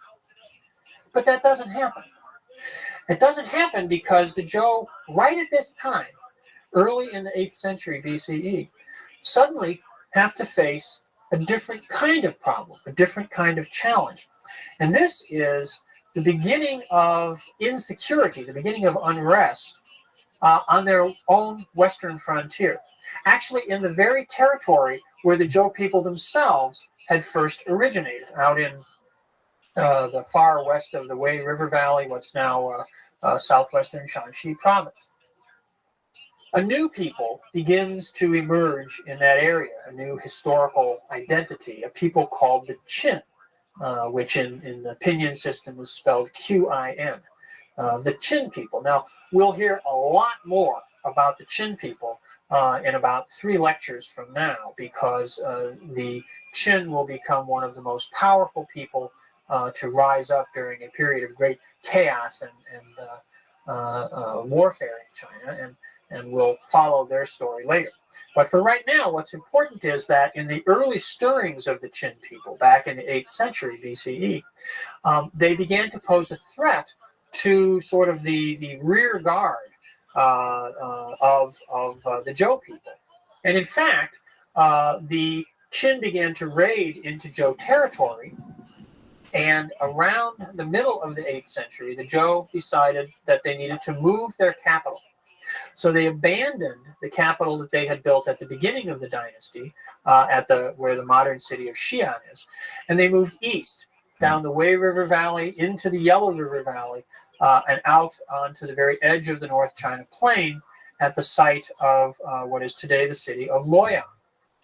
Now, Luoyang, they also built as a great imperial capital on the model they had developed back at Shenyang of a square city with a north-south axis and all the other attributes of sort of the cosmic diagram that the Chinese capital is meant to embody.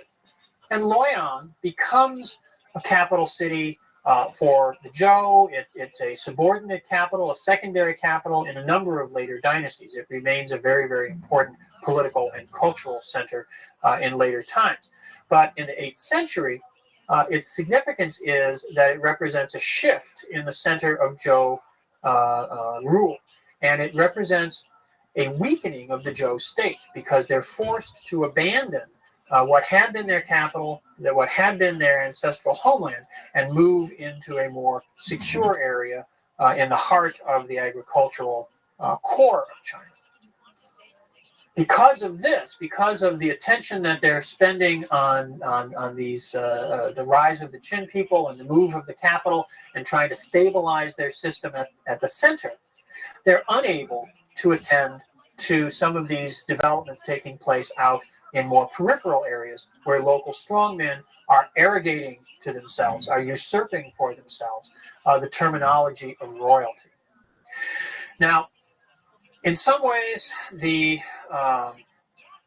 this change in rhetoric, this change in terminology might not seem to be particularly significant, but what's important is that it constitutes a challenge to the authority of the Zhou. It constitutes an erosion, a subversion of the proper order. Okay? And so this begins to call into question the legitimacy of Zhou power itself, the legitimacy of the Zhou kings. Now, for the next few hundred years, China becomes a sort of schizophrenic political culture, because throughout the ensuing centuries, the Zhou rulers remain in place. They remain in Luoyang. One king follows another upon the throne. There's a legitimate succession of power and authority. And most local strongmen, most rulers, as they emerge around China, continue to pay some sort of formal lip service to the supreme position of the Zhou kings. But the political reality is that the Zhou do not control territory beyond maybe 30 or 40 miles outside their capital, and all the rest of China begins to break down into small local states ruled by independent kings. Okay? What we get here is a period from the middle of the 8th century down to about the year 500 or so, 480, somewhere in there. You see different chronologies used for this, that we call the Spring and Autumn period. The name comes from a particular text, a book called the Spring and Autumn Annals. The annals are records that are kept describing the events that take place year to year in one of these little local states that emerges. The particular one that we're concerned with when we talk about the Spring and Autumn Annals is a state called Lu, the state of Lu. The state of Lu is very important. It's very significant in a number of ways. For one thing, it is ruled, the ruling house in the state of Lu claims that it is descended from the Duke of Zhou. Now, you remember we talked about the Duke of Zhou at the time of the Zhou conquest. He was the younger brother of King Wen, who had planned the overthrow of the Shang, and he was the uncle of the young King Wu, who was actually on the throne at the time, or takes the throne at the time of the Zhou conquest. The Duke of Zhou was the archetype for the sagely advisor, the wise counselor, the individual who exercised restraint and didn't seize power for himself, but instead served the greater interests of his people. Well, the rulers of the state of Lu trace their descent from the Duke of Zhou. So they are, while not the royal line in Luoyang, they are sort of as close to legitimate as any of these minor states can be. The other thing that's important about the state of Lu is that it is the home state of Confucius. Now, we'll be talking about Confucius in the next lecture, and his ideas and his political philosophy and how those develop. One thing that's interesting about the Spring and Autumn Annals is that the Chinese traditionally believed that Confucius himself had edited this book, that he selected the particular entries from the historical records of the state of Lu and compiled them into this book form. The Spring and Autumn Annals is a quirky text. The entries in it are very short. They're often rather ambivalent as to why they're even in there, what they mean, what their significance is. And that is believed, or was believed traditionally by the Chinese, to be an indication of Confucius's thinking. He selected particular events, particular incidents to illustrate his moral philosophy. We'll make more sense of that when we talk about that moral philosophy next time. But the Spring and Autumn Annals is a record, year by year, of how the state of Lu in particular was governed and how it interacted with other states around it. And it's just one of a number of similar texts, others coming from other states, but it's exemplary of this kind of record. And what it describes, and what the other Spring and Autumn type annals from other states describe, is a process of breakdown, a process of fragmentation, where the unified, integrated order which the Zhou had worked so hard to create at the beginning of their rule simply falls apart. Local rulers call themselves kings, even though officially they should be referred to as dukes. There's a whole hierarchy of nomenclature that is formally used in the official records of the Zhou kings, but which everybody else starts to ignore. And as they assume these titles, they basically set up in their local administrative centers sort of mini royal courts.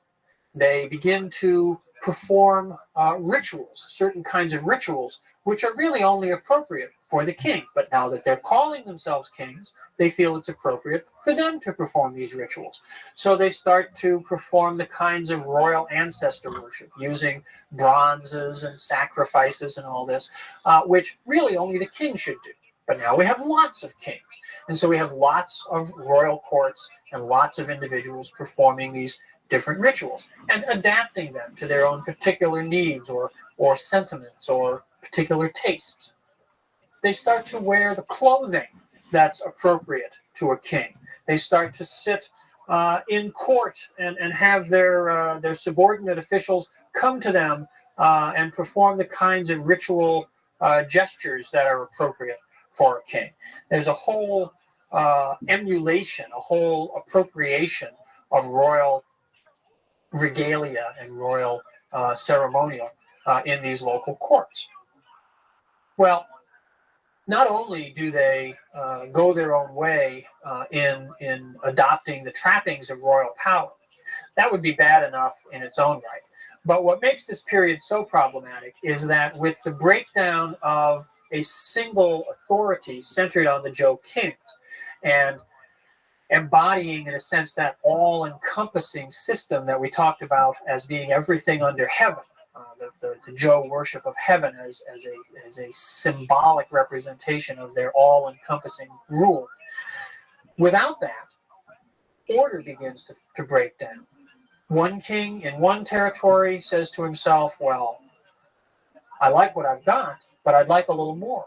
And he looks around, and maybe one of his neighbors isn't quite as powerful, isn't quite as wealthy, or maybe one of his neighbors has some particular resource or asset that he covets. And so he launches a military attack, and he conquers his neighbor. And once that starts, once you get violence becoming a legitimate means of political activism, then things break down quite rapidly. And you get the emergence of a phenomenon that we call the hegemons. In Chinese, the term is the Ba. And when you read Chinese accounts of this period, when they talk about these so-called kings, they consistently use the phrase or the term Bawa, which means a king in power but not in right. Okay, kings who rule because they have the power to do so, but not because they have the legitimate authority to do so. There's only one king who really has legitimate authority, and that's the Zhou king. So these other individuals we refer to as hegemons, people who have power but don't have legitimate power. Well, the hegemons begin to fight amongst themselves, and for a couple of hundred years, we have a process where the number of states constantly increases. And you go from a state of one, the single Zhou Empire. By the time we get down to around the year 500, there are perhaps 250 small states scattered all over the territory of China. Obviously, some of these are quite small. Some of them consist of perhaps only a single fortified town and the agricultural fields necessary to support it. Others are larger and more extensive. But each of them claims the power and legitimacy of being a sovereign government.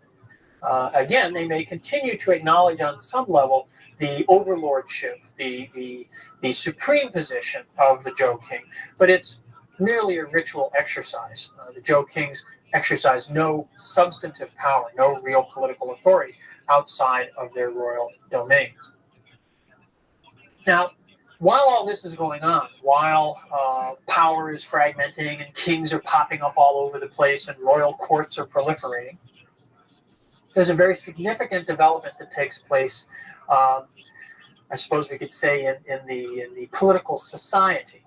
And this is the emergence of an elite strata in society that we call the Shi. The Shi become the class of professional political administrators. Okay? Now, they develop, in a sense, out of what we saw back in the Shang period, the royal diviners. The royal diviners in the Shang period were the people who were literate. They were the ones who knew how to read and write the Chinese language. They were the ones who recorded the questions and the answers and the outcomes of the oracle bones. They were the ones who maintained the records of state administration. When we get to the Zhou, there are at the royal court similar individuals, ritual specialists, people who know the traditions, who can read the texts of the past. But as the number of royal courts proliferates, the number of individuals required to perform these functions, not in one single royal center, but in some 250 different sort of mini courts all over China, grows accordingly. And so we have the Shi now as a much larger class, perhaps something like 4 or 5% of the Chinese population eventually becomes involved in this social group, in this social formation. And the Shi are, as I say, the professional administrators. They are literate. Their command of the written language is perhaps their single most identifying feature. They act as advisors. They know history. They know the texts of the past, the classics, the books that we refer to in later times as the Confucian classics, books of documents that record the events of early history, books of poetry in which the folk songs of ordinary people were written down, in which were believed to be a way of understanding the sentiments of the people. And if you're concerned about maintaining the mandate of heaven, you want to know what the people are feeling. You want to know if the people are content or if they're unhappy, so that you can regulate your government and your behavior. Other kinds of documents, other kinds of texts, ritual texts about what the proper way to conduct sacrifices to the ancestors is, what kind of music should be used, what kind of movements and organization should be used. All kinds of written materials embodying knowledge about the past, embodying the records of present administration. These come to be the province of the shi, of these professional administrators. The shi, at first, are simply, in a sense, the courtiers of these various local strongmen. But as time goes by and the ranks of local strongmen grow in number, the shi become sort of a free entity in their own right. And indeed, we see as the number of courts proliferates and as they compete with one another, they compete not only militarily, but they compete politically. And we see certain rulers trying to recruit the best and the brightest amongst the shi to come and serve them, to come and work at their court. So the shi now become sort of a mobile elite. They're not fixed and attached all the time to one particular place, born in a particular place, spending their whole lives there. Now, at least some of the shi become truly professional in the sense that they can market their services to a variety of strongmen, a variety of these hegemons. Certain individuals may serve 3 or 4 or more different lords, different rulers in the course of their career. This is a very important development because the shi, as an administrative elite, come to embody political values, political ideas, which are in some ways independent from the power of particular rulers, particular kings or strongmen. And that leads them to have a sort of independent critical perspective on questions of government, questions of what the good life is, what the good society is. And this gives rise, particularly after about the 6th century BCE, to a very creative period in Chinese thought, because what we see as this fragmentation, this era of disorder, this era of chaos and conflict in China continues year after year, decade after decade, century after century. We see people begin to question the fundamental order of China. After the turn of about the year 500 or 480 BC, the process of fragmentation starts to, in a sense, reverse itself in that stronger states begin to emerge, which start to eat up the weaker states. And the number of states goes from perhaps 250 or so rapidly down, maybe to 100, then maybe to 50, until by the time you get down to the 3rd century, there's only perhaps a dozen or so states still contending amongst themselves. As that process goes on, thinkers emerge amongst the shi to ask themselves, what went wrong? How did things get so messed up? How did such chaos and violence and conflict come to China when we had a well-ordered society in the early Zhou? What went wrong? And as a corollary of that, how can we fix it? How can we seek to create and maintain a well-ordered society? These are the fundamental questions that structure Chinese political thinking and political culture.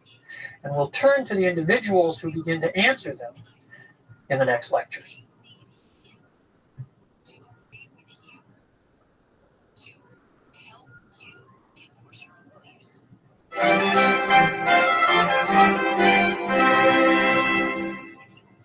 The Warring States period in Chinese history comes after the breakdown of the Zhou order, which begins back around the 8th century BCE.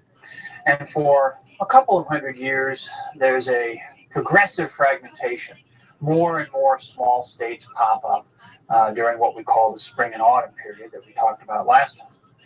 And then around the year 500 BC or 480 in that vicinity, that process seems to reverse itself. And we get a period where stronger states begin to gobble up the weaker states, and the number of states declines again, so that we go from a peak of maybe around 250 down to smaller and smaller numbers, 150. By the time we get down to the 3rd century BC, there's perhaps only a dozen fairly large states still fighting it out amongst themselves. We'll see the culmination of that process in the next lecture. But today, I want to take a little time to talk about the philosophical response, the questions that people asked, the way that people tried to make sense of the chaos that was taking place around them in China during this period. We talked before about the rise of the Shi, the class of professional political administrators who emerged during the spring and autumn period as the number of local courts, local royal establishments grew, and people were needed to carry on the administrative activities of government. The literate class, the group of individuals who read the records, wrote the records, used the historical precedents, the knowledge of the past to advise their rulers on government policies. These individuals reflected on the problems that were confronting China, confronting the many states now that constituted China. And they asked questions about why things had gotten to be as difficult as they were. What had gone wrong with the order that had existed? The early Zhou dynasty had been a period of great success, great expansion and growth. Why had that gone wrong? Why had that broken down? And as a corollary of that, what could be done to put the world back into order? What could be done to fix things? There were many, many responses that different individuals came up with. And we'll talk about some of those today and some of those in the next lecture. But I want to concentrate first on perhaps the most influential figure in Chinese intellectual or philosophical history, and that is Confucius. There are two important schools that remain linked to one another throughout Chinese history from this period on: Confucianism and Taoism. They emerge about the same time. They in some ways represent a polarity of thought about government and good society and a properly ordered world. Confucianism is the one that I'm going to start with, not because it's more important or because it's right and Taoism is wrong or anything like that, but simply because you have to start with one of them, and I'm going to start with Confucianism. We don't know a lot about the historical individuals who started these schools of thought. Confucius lived between about 550 BC and 480 BC. Exact dates are hard to determine. There aren't really contemporary records of him, but we do have information about him written down by his students and their students in later generations. We know, for example, that he spent a fair amount of time traveling around in eastern China, essentially offering his services to the rulers of different states. As we mentioned in a previous lecture, Confucius was from the state of Lu in what is today Shandong province. It was a very successful state, one of the more prosperous states. It was a state that was ruled by a family which traced its descent back to the Duke of Zhou, so a very prestigious ruling house in the state of Lu. And that was where Confucius grew up. That's where he learned his craft, if you will, of politics. He was, of course, a member of this Shi elite, this professional administrative class. And as we talked about previously, by this time it was possible for members of the Shi class to not simply serve in the place where they were born, but to offer their services to travel around to different locations. And this is what Confucius did. But he wasn't very successful at it. He never seems to have achieved the kind of position that he was looking for, to really be an influential advisor, to guide the affairs of state, to guide the actions of a ruler. He had a number of relatively minor positions, and eventually he gave up this effort to try to achieve political success through serving in administration. He went back to his home state of Wu, and he settled into a longer career as a teacher. And it's from his role as a teacher that we really know about his ideas, because his students and then later individuals that they passed their knowledge on to wrote down many of the things that he said, many of the talks that he gave. And that's the information that we have about Confucius. Confucius's teachings, the core of his ideas, are about human relationships. When he looked at the world around him, when he looked at the problems facing China, and he asked these questions about what went wrong, why are things so messed up, what can we do to put things back in proper order, his response was to say, people need to understand the relationships between human beings in society. If we want a well-ordered society, we want a society in which people can live together peacefully and in prosperity, then we need to recognize that society is a network of human relationships. He saw the family as sort of a microcosm of this. The relationships within the family served for Confucius to represent the kinds of relationships that were desirable in society as a whole. They were relationships that involved, on the one hand, obligations, duties, responsibilities, and on the other hand, bonds of affection and compassion and caring. Confucius defined a set of what we call the 5 great relationships, which were not meant to be an exhaustive catalog of all possible relationships, but were sort of archetypical. They represented how human relations worked in general. But he defined 5 concrete examples which serve to represent this. And these are the relationship between the ruler and the subject, the relationship between father and son, the relationship between husband and wife, elder brother and younger brother, and the relationship between friend and friend. Now, 3 of these are family relationships: father and son, husband and wife, elder and younger brother. And this reflects the centrality of the family in Confucian thought. It's not just a coincidence that he chose these 3 as part of the overall 5. All of these relationships have certain characteristics. They're all what we might call hierarchical. That is to say, in each pair, one side plays a leading role and the other side plays a following role. One side is dominant, one side is subordinate. The ruler is dominant over the subject. The father has a leading role in guiding the development and training of his son, who's in a subordinate learning role. The husband and the wife, the elder and younger brother.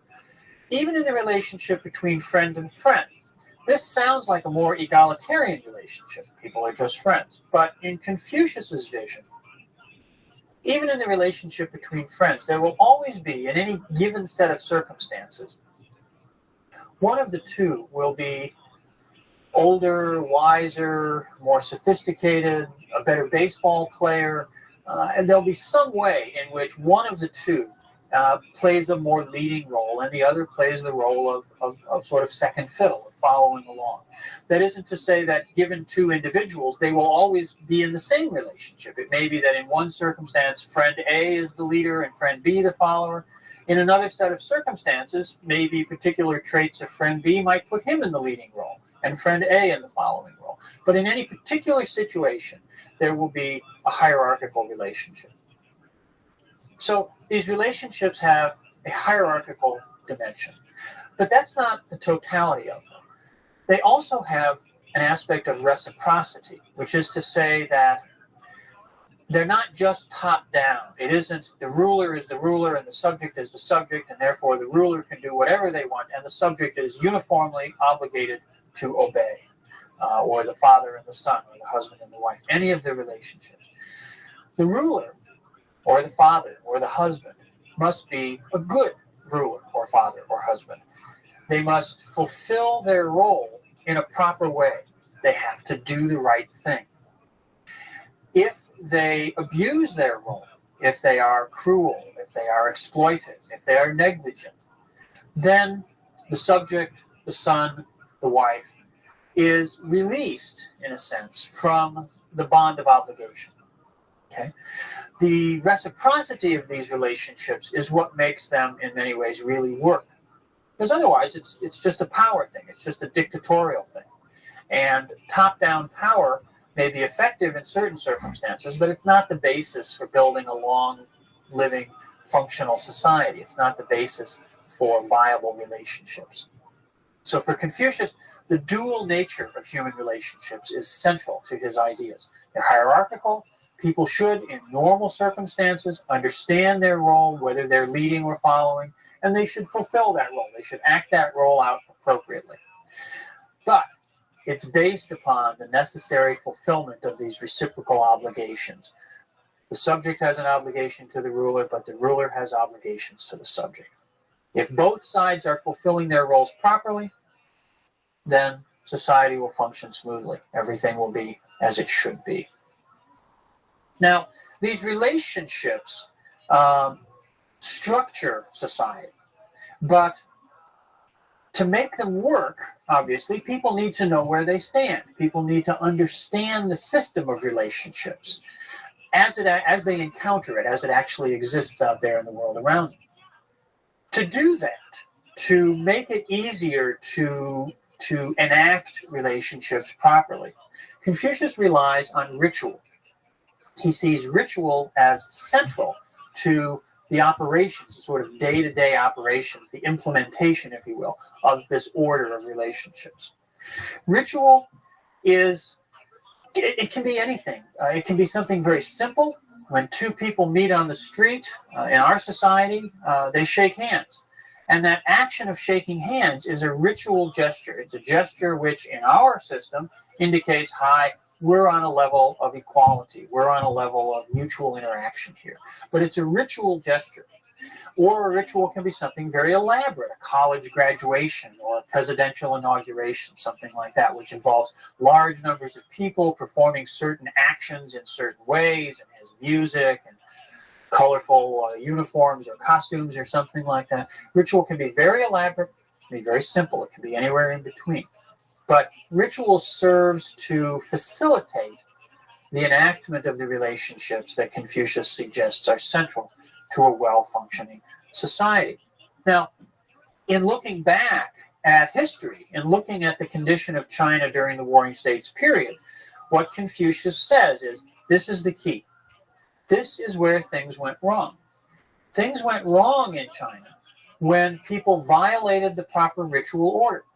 Ritual structures the way that we interact. Ritual marks the relationships of a properly ordered society. So he looks back and he says, as we talked about before, back there in the 8th century BCE, when people started taking for themselves the title of king, when people started performing at their local courts the rituals of royalty, when people started wearing the garments of the Zhou king, they violated the proper ritual. They broke with the right way of ordering society. All the chaos, all the warfare, all the suffering that has been afflicting China stems from that violation of the ritual order. And so for Confucius, the initial actions, the basic program, what Confucius advocates as how to fix things, he talks about returning to the rites, returning to the ritual order of the early Zhou. Not necessarily in terms of going back and figuring out exactly what color robes they wore in the year 1000 BC or something like that, but returning to the properly ordered ritual system, which was characteristic of the early Zhou, rather than the chaotic order or lack of order, chaotic disorder of the Warring States period. He also advocates something called the rectification of names. At one point, Confucius is asked, what would you do if you were given power? He had, of course, gone around looking to be an advisor to a ruler. One of his students says, what would you do if you were given power? And he says, well, the first thing I would do would be to rectify names, to make the names fit reality. And this is a reference, of course, to the usurpation of the title of king by the first of the hegemons back in the 8th century. They should have stuck with their proper titles. If everyone used the proper terminology, then the world would be a properly ordered place. So ritual order, linguistic order, human relationships understood, properly defined, everyone acting out the role in which they belong. This would lead to the restoration of a properly ordered system, a properly ordered society for China. A critical individual in this process is what Confucius calls the gentleman. In Chinese, it's the junzi. The gentleman is the individual who acts sort of as a model. He models the correct behavior. He models the proper ritual order in himself. He engages in learning. He learns about the past. Obviously, he's an educated gentleman, a member of this elite. And he seeks to approach what we call the proper way. There's a very important term here, the Tao. The Tao means the way. The word literally means a path, a walkway. But it means the way of proper order, the way that we should live in the world about us. By promoting and seeking to manifest a proper order, by seeking to embody the way, if you will, the gentleman provides an ideal role model that everyone else can then learn from and emulate. Well, Confucius died around 480 BC. About 150 years later, a man named Mencius came along who picked up on many of the teachings of Confucius and further developed his ideas.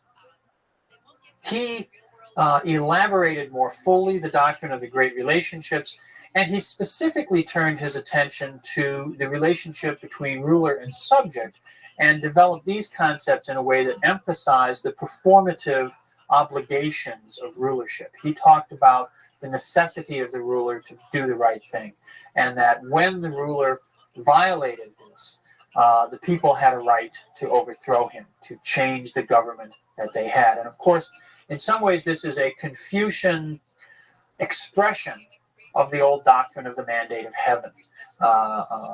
Mencius talks about it in terms of the human relationship between ruler and subject, but it is deeply embedded in the conceptual order of the mandate of heaven.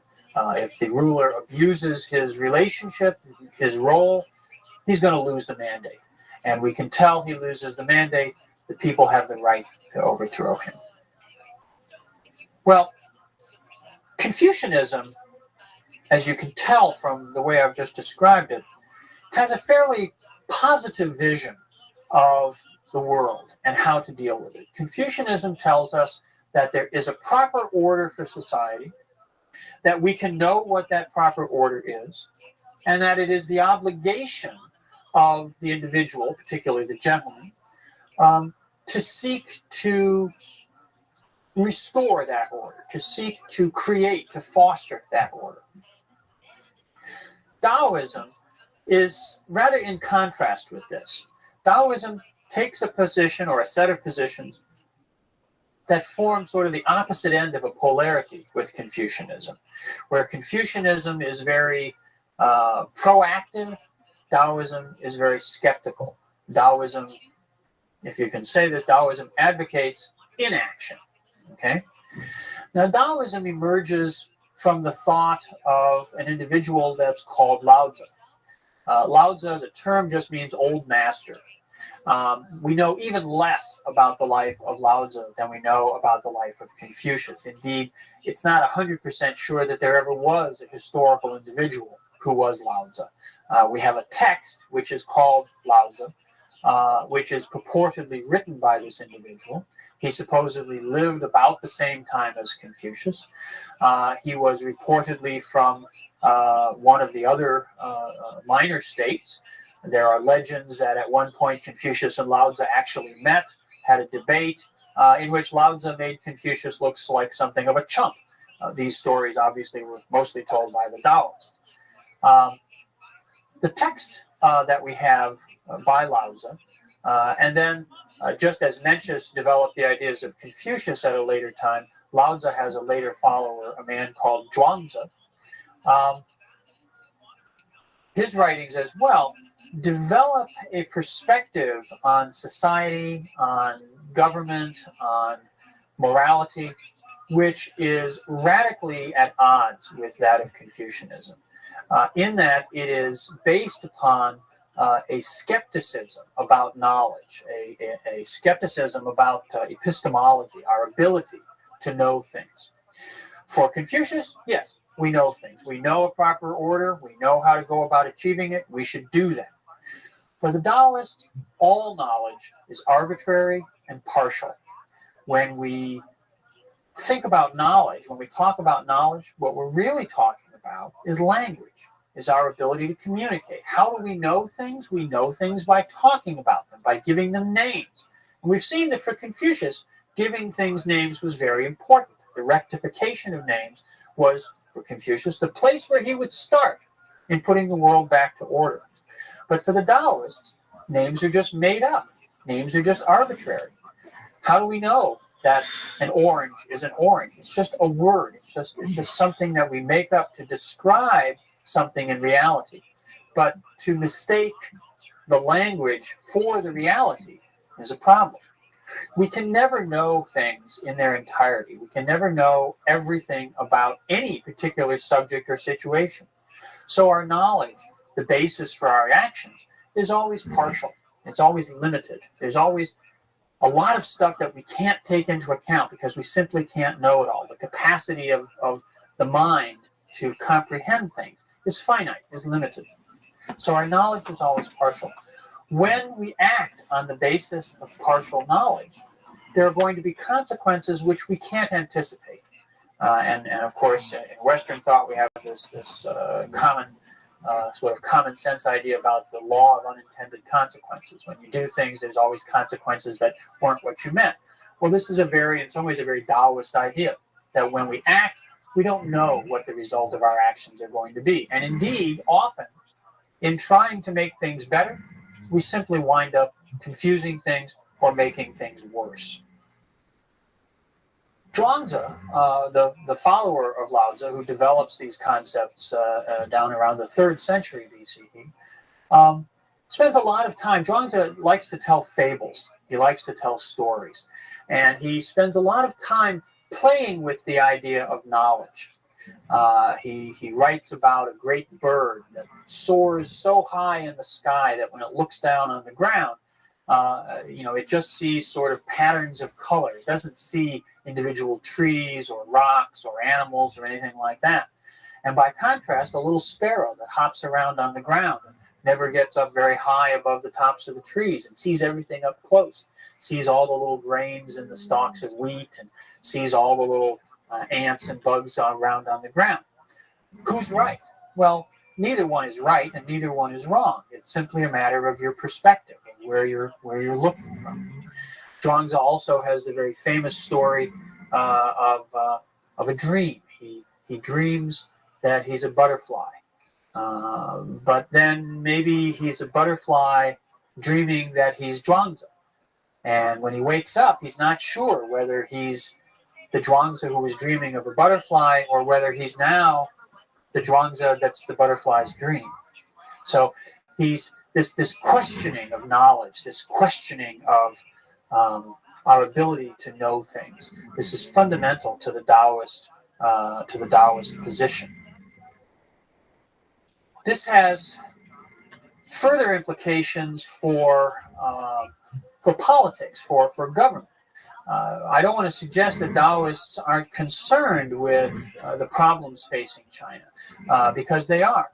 In fact, Lao Tzu, in the one of the final chapters of the book that has his name, lays out a vision of a well-ordered society, which in some ways resonates quite nicely with that of Confucianism, but in other ways is very different.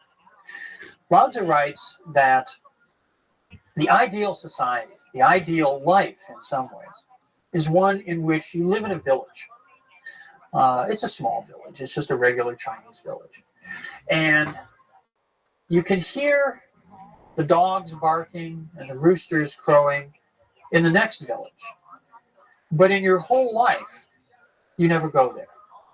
Right? And the reason you never go there is because everything you need, everything you desire is right where you are. It's right in your own village. Why go to the village next door where you hear the dogs barking and the roosters crowing? You have dogs and roosters in your own village. Right? All the things that you should want, all the things that you need, the food, shelter, human relationships, are to be found in your immediate community, in the place where you already live. To want to go to the next village is just like wanting to conquer the world. It doesn't lead you anywhere. All it does is take you out of the proper order, the proper environment where you really belong. So Taoism presents a view of things which undermines, which negates the positivism of Confucianism. One of the critical terms or concepts in Taoism in Chinese is Wu Wei. And Wu Wei is really hard to translate. Again, it's one of these situations where taking terms out of Chinese and plugging them into English is a little problematic. What it basically means is don't do it. It means it's generally translated as inaction. But that's a little misleading. It doesn't mean don't do anything. It doesn't mean, you shouldn't get up in the morning and have breakfast and go out and work in the fields and do those things. What it means instead is don't act in a way which goes against sort of the natural flow of things.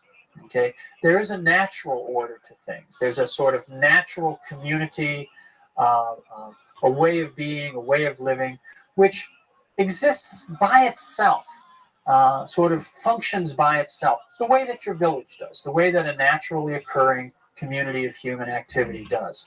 The people in the village live their lives, raise their crops, have their dogs and their roosters. That's a natural order of things. Doing that is just being. Okay, the term in Wu Wei, the term Wei, means acting in a conscious way, acting in a making sort of way, a way that goes out and seeks to make new things. Okay, that's what you don't want to do. You want to act in a way that's just in harmony with the natural order. Okay, so for the Taoists, the point isn't to make the world a better place. When you set out to make the world a better place, you're just going to mess it up further because you don't know what's going to happen. You don't know all the necessary information. The skepticism, the aversion to a vision of a positive order, this is what comes to characterize Taoism. And it's just a polar contrast with the positivism that Confucius articulates. Now, these two systems, well, it may be a little early to call them systems yet. These two sets of ideas emerge during this Warring States period, and they represent a polarity of response, one very positive, one very negative, or not negative, but skeptical. Two ways of thinking about restoring a proper order and what the nature of that order would be. They share a lot.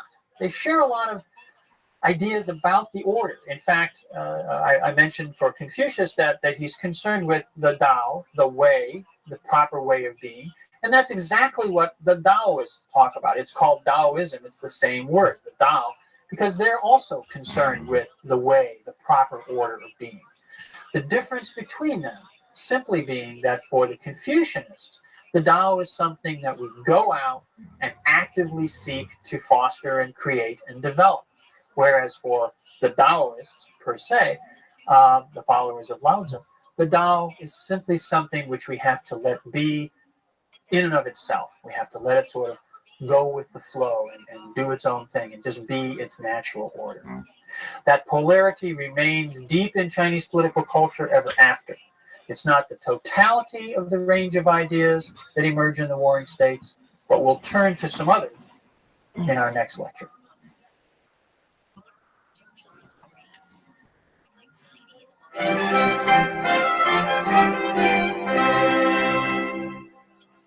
We've been talking about a period in Chinese history of great intellectual ferment.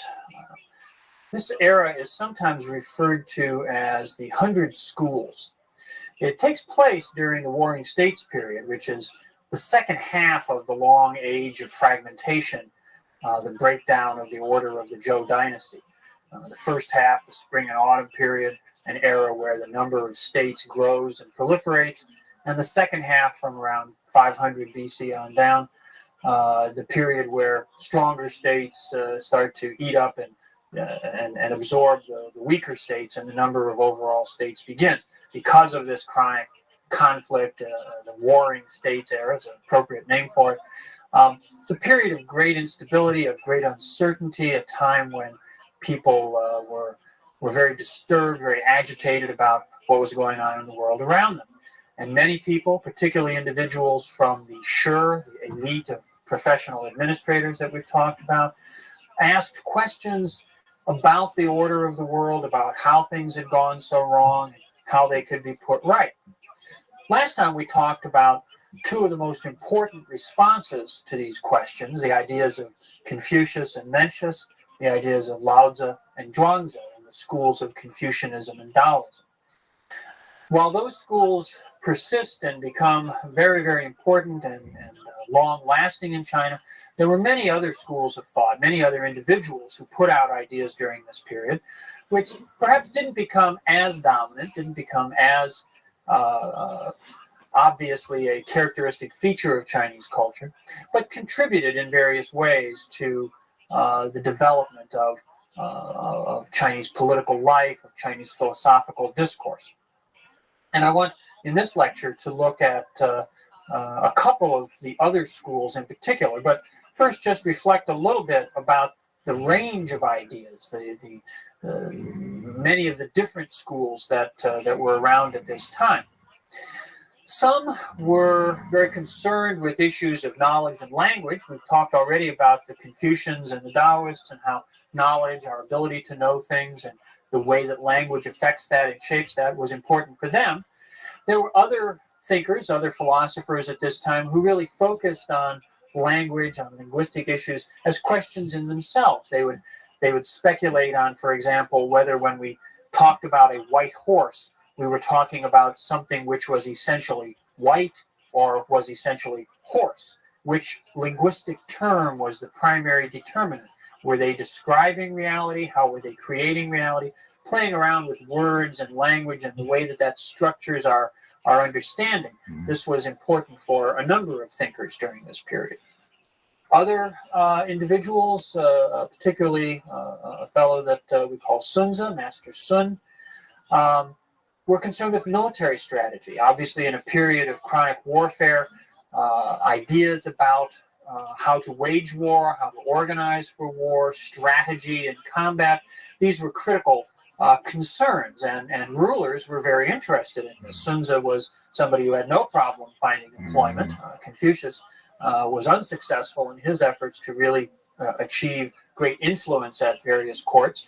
Sun Tzu, on the other hand, his ideas were very much in demand because he was concerned with the practicalities of waging warfare. And Sun Tzu's ideas, which relied a lot upon concepts of outwitting your enemy, of defeating your enemy through the cleverness of your stratagems rather than simply the application of superior force, these became characteristic of Chinese strategic thinking in later times as well. Still other thinkers during this period explored cosmological ideas, ideas about metaphysics, ideas about how the unseen world, phenomena in the universe around us that were not immediately perceptible, might affect or shape the experience, the lives that people live. We'll see some implications of that in later thought. But I want to focus right now on two schools that were quite influential during the Warring States period, but which later, although their texts survive and we know about them, they remain part of intellectual discourse. They cease to be as significant in terms of what people are actually doing, in terms of the practical activity of Chinese in later times.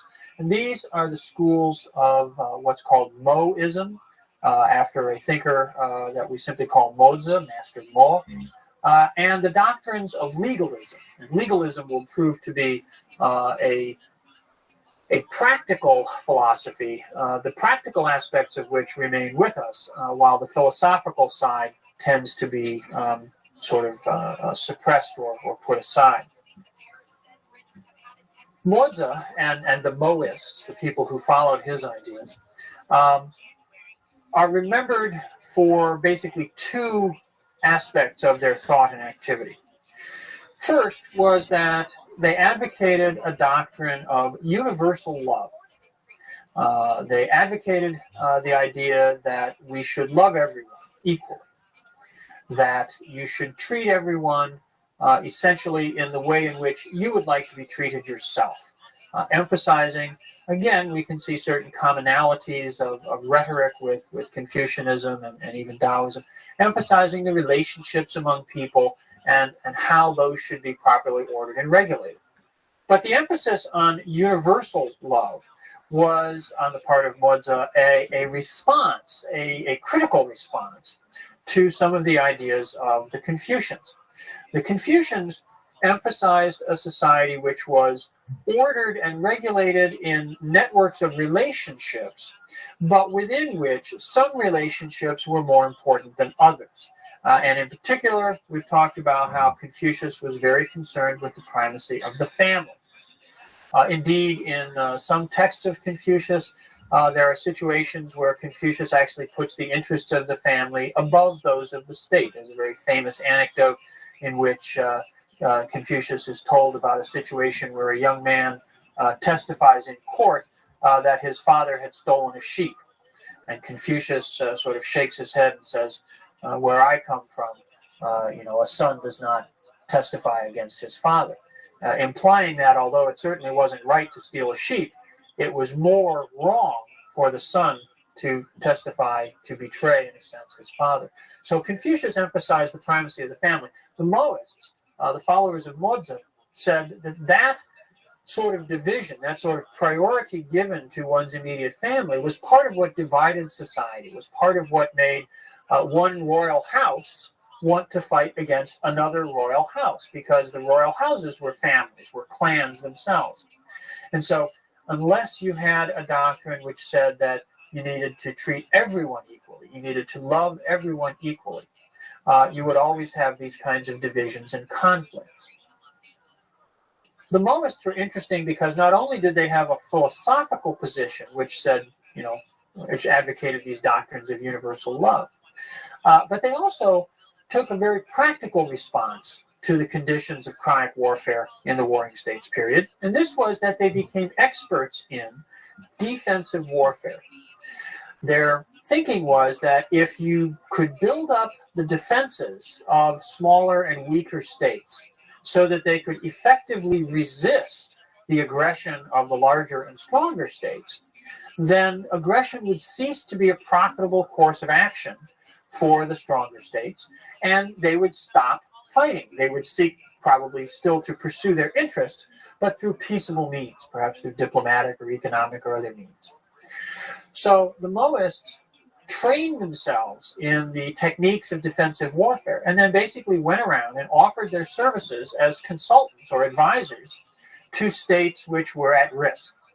Now, obviously, they did not succeed in completely eliminating the practice of aggressive warfare. The Warring States period continues on down, and it is brought to a close through the aggressive acts of various states.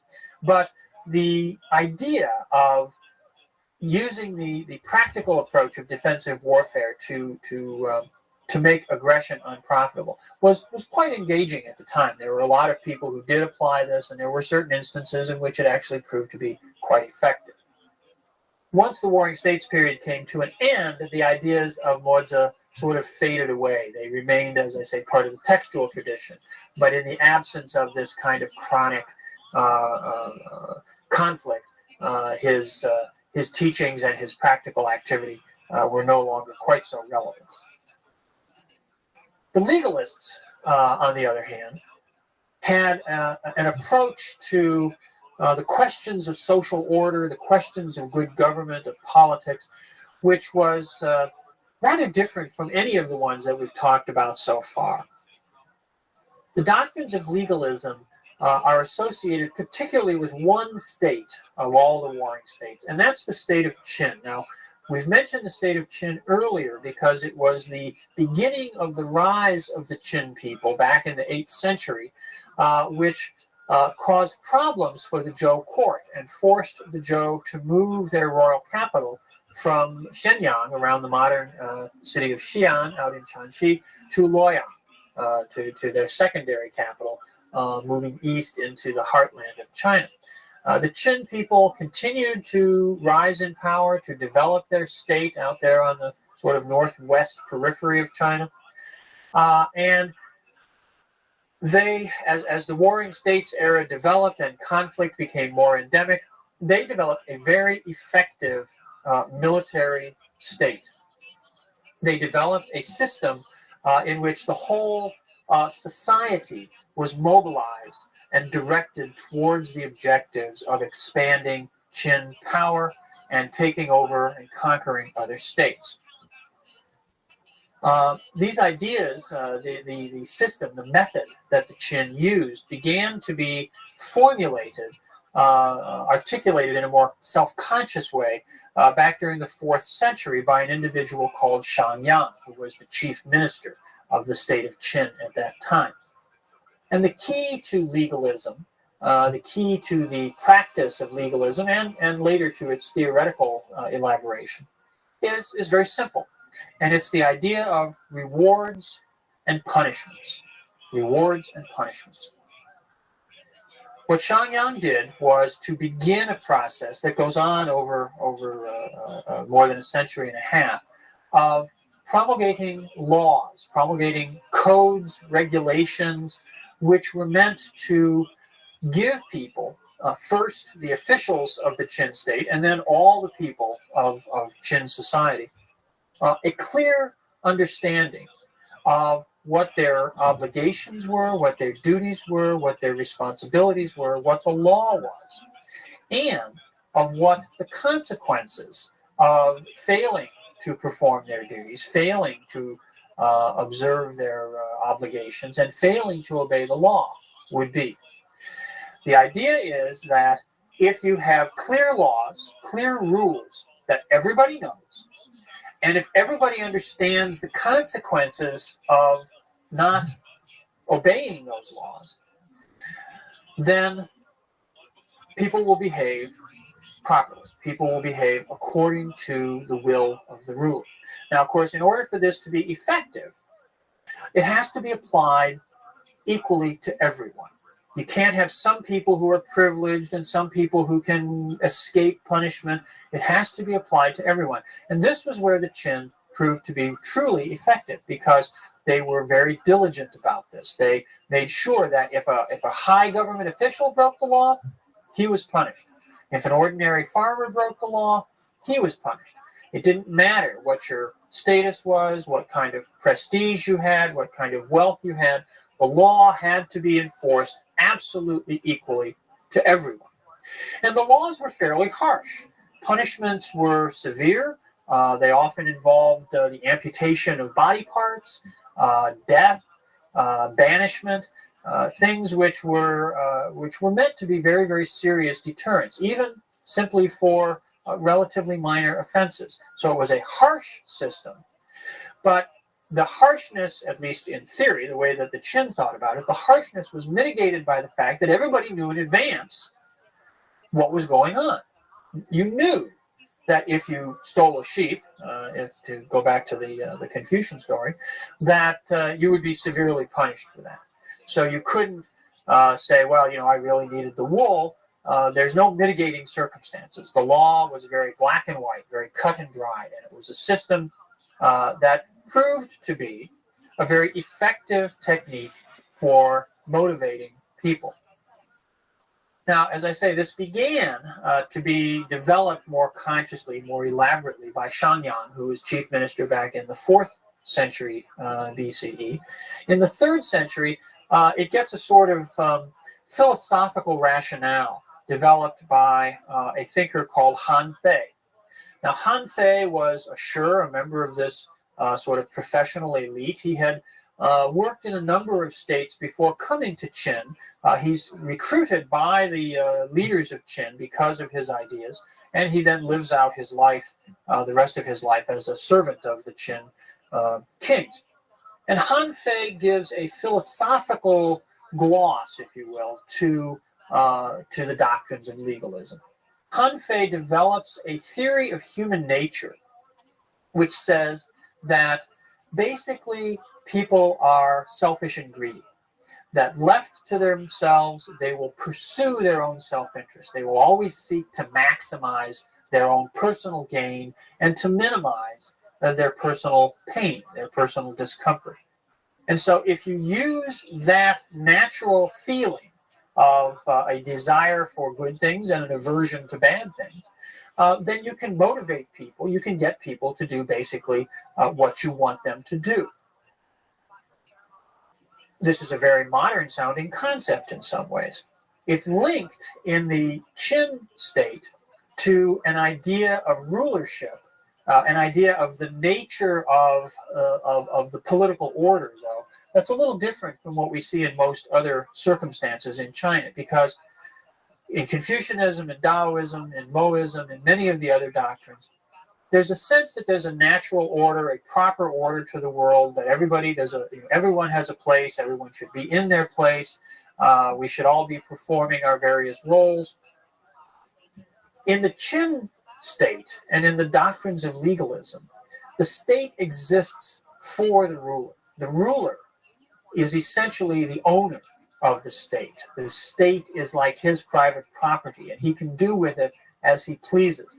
There's none of this sense of reciprocity. There's none of this sense that the ruler has to behave according to certain standards or guidelines. The ruler is absolute. This is a doctrine of absolute power, and it's one in which the state is used then as a mechanism to motivate people not to achieve the greater good, but to do what the ruler wishes.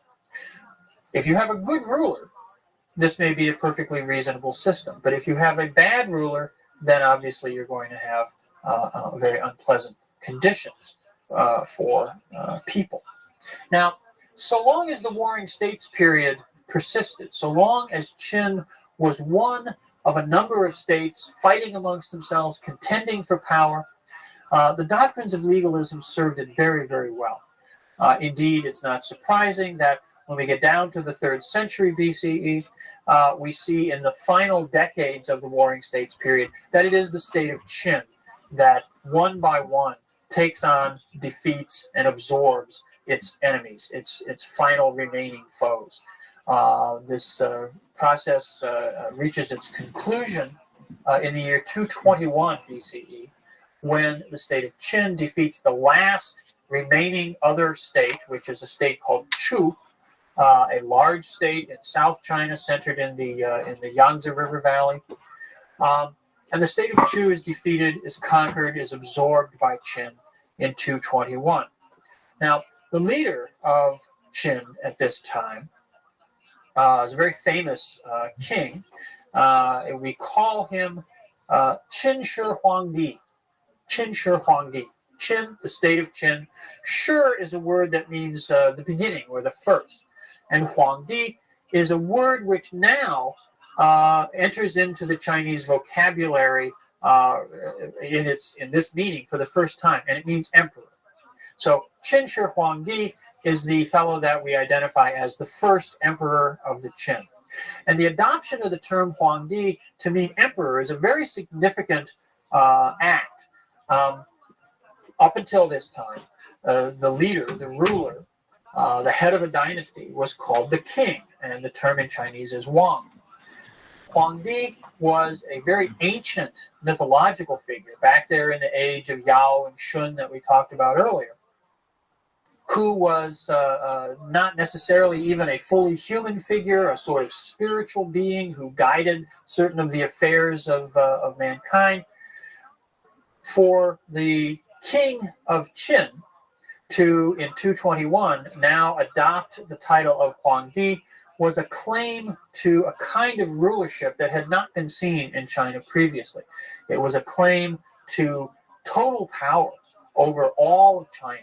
Now that the last of the other states had been eliminated, the entire territory of China was under a single rule. Qin Shi Huangdi proclaimed himself essentially to be the Lord of all. And it's a pretty grandiose claim.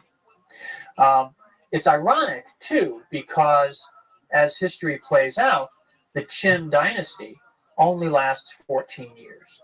It lasts from 221 just down to 207 BCE. In that time, and in particular in the early years after unification, the Qin undertake dramatic transformations. They have established a single state controlling vast territory from the mountains in the north, on the north side of the plain in North China, all the way down into almost the tropics, almost into what is today Vietnam, out into the west a little bit, not quite down into the southwest too far. Sichuan is part of China at this point, but the highlands further southwest have not quite been brought in yet. But it's a very extensive territory, larger than the Zhou state had been at its height, bringing in some areas that go beyond territories traditionally controlled by the Chinese. Qin Shi Huangdi continues to pursue expansive warfare on the frontiers. Within China, he sets about to create a single administrative system. And he pursues a number of policies, a number of campaigns, which are very significant because they create the conditions for an integrated empire to persist even after the Qin dynasty itself collapses. In the first place, this has to do with what we might call standardization. Standardization of many different phenomena. When China had been divided during these many, many centuries of division, the Spring and Autumn period, the Warring States period, when the Zhou order broke down and as many as 250 different states were scattered all over China. Local circumstances had diverged quite a bit. Early in the Zhou, with a single royal system, China had been fairly coherent. But during these long centuries of fragmentation, different parts of the country had sort of gone their own way in some very mundane and practical things. For example, wagons and carts had axles of different lengths. In one state, in the state of Lu that we've talked about, for example, your axle might be one length, and the wheels, when you run the carts down the road, of course, the wheels would carve ruts in the dirt roads. When you get to the border between the state of Lu and say, the state of Qi next door, the state of Qi might have carts with axles that were a different length. And so the ruts in the roads would be a different width. And so you'd have to, when you got to the border, take stuff out of one cart, put it in another cart, and go on your way.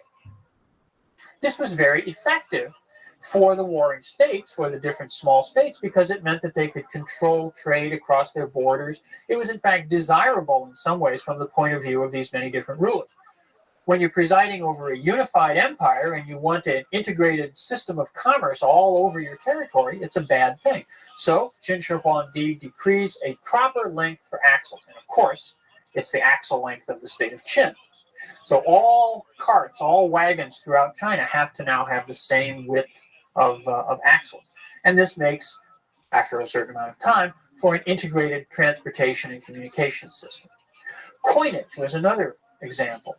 States had made their own coins, and they differed in shape. Some were shaped, there's some that they call spade-shaped, and some were made like little knife blades, and some places just used sort of lumps of copper. In the Qin state, the coins were round with a square hole in the middle so that they could be strung on string or rawhide. And the Qin coins were made the standard for the whole empire. Writing, the Chinese writing system. Individual states had sort of developed their own particular techniques for producing the written characters. The characters were essentially the same, but they were written a little bit differently. The style of the strokes composing the characters. Now, the characters of the state of Qin are prescribed as the national norm. So standardization to be imposed from the center as a way of bringing the whole system into consistency. But it was not simply a matter of material things, carts, coins, writing. It was also important from the Qin point of view to establish a standardized ideological system. The Qin were not particularly enamored of the ideas of Confucius or Lao Tzu or Mozi or other people like that. For Qin Shi Huangdi, it was his ideas that counted. It was the doctrines of legalism that counted. And this led, in the year 214, to one of the great traumatic events in Chinese history, which was the burning of books and the burying of scholars. Basically, any books that were not either teachings of legalism or practical texts, books about how to build agricultural equipment, or certain mathematical texts and things like that, books that were of purely practical utility, or books that reflected the teachings of legalism, were allowed. All other books were banished. And banished meaning if you owned a copy, you needed to turn it in. You needed to take it to your local government official and turn it in. And then they were all assembled and they were burned. Thousands and thousands of copies of books were burned. And of course, this is at a time when it's before the invention of printing in China. It's at a time when books were hand copied. And the destruction of these manuscripts was very, very thorough. The penalties were severe. If you were caught with a proscribed book, not only was the book burned, but so were you. So it was a system that meant to eradicate ideas other than those which were officially authorized by the Qin. Now, given that it was a time before printing, books, written texts, were only part of the way in which knowledge was transmitted. Perhaps even more significant was the oral teaching, the verbal teaching by scholars of their students. And so, to ensure that these doctrines were eradicated, Qin Shi Huangdi ordered that the scholars, the teachers, who knew these texts by heart, be rounded up, and they were buried alive. So, a very, very severe effort to eliminate non-orthodox ideas and teachings from the state, from society. And it was very effective. We have very few texts which date from before the fall of the Qin dynasty. Most of the books that are older than this, which we have today, are versions that were written down after the fall of the Qin. There's a very, very active period. Once the Qin collapses and a new dynasty replaces it, there's a very, very intense period of trying to recover these texts. And of course, sometimes that results in alternate versions. One guy remembers it one way, another guy remembers it a different way. So there's alternate versions of texts sometimes emerge. This trauma was so severe that it led to a renewal. Ironically, I don't think this was what the Qin had in mind, but it led to a renewal of thinking about the problems of society and government in the next century, which we'll be talking about a bit later. Well, the Qin state, very powerful, very ruthless, very effective. The Qin system of legalism was a perfect mechanism for gaining power, but it proved not to be an effective mechanism for retaining power and for ruling, because although they imposed standardization, although they imposed ideological orthodoxy on the state, on the empire, there was no method of self-regulation. There was no moral restraint on the actions of the ruler. And Qin Shi Huangdi pursued his power totally in his own self-interest. Eventually, the cruelty, the extractions that he exacted from his people led them to revolt. And in 207, his state was overthrown. We'll look at the struggle to succeed him and the rise of the next dynasty, the Han, in the next lecture.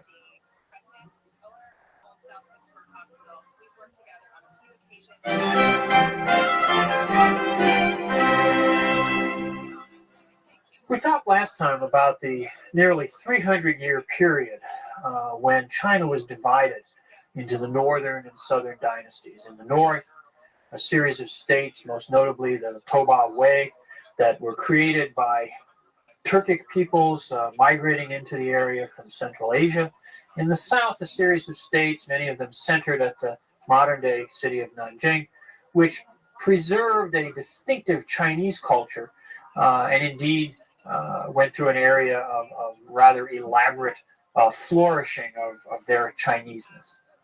By the latter part of the 6th century, this process of, or this period of division had persisted long enough, but the conditions which had created it to begin with had begun to change.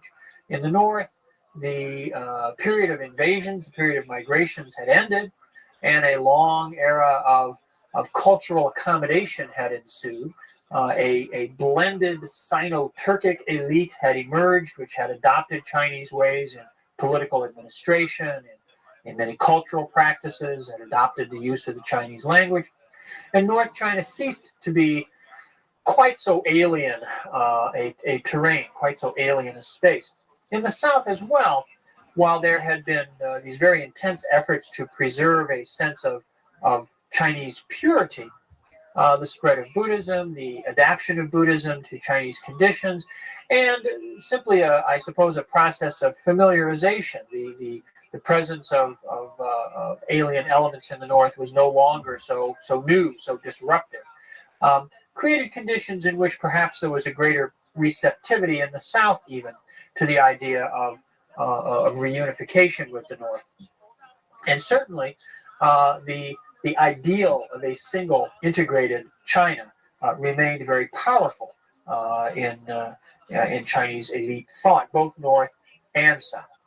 In the 580s, circumstances arose and a series of events took place which brought to an end this long period of division and reestablished a unified Chinese empire for the first time in almost 300 years, and which set the stage for the emergence of the second of the truly great dynasties in Chinese history, the Tang Dynasty, which would arise at the beginning of the 7th century and flourish for nearly 300 years itself. What happens in the 580s is that a general, a military leader named Yang Jian, seizes power in 581 and proclaims a new dynasty. Now, Yang Jian was from one of these Sino-Turkic elite families in the north and the northwest of China. He had been a military leader under one of the several small states in the north, under a particular state called the Northern Zhou Dynasty. And he decided at a certain point that political conditions, circumstances were ripe for him to seize power himself. He displaced a young boy who had become the emperor of the Northern Zhou, and he seized power and proclaimed a new dynasty of his own, which he called the Sui dynasty. Sui was the name of his home district, and he then just gave that name to the new state that he wanted to found. Now, there had certainly been many such political transitions in the north and the south over the previous 3 centuries. But in this case, Yang Jian was able to pursue, by a combination of military and diplomatic and, I suppose, cultural means, the goal of reunification in a way which allowed him to succeed where others had failed. He pursues this goal over the next 8 years, and by 589 succeeds in reestablishing a single unified empire in both North and South China. And there were a number of aspects to his success.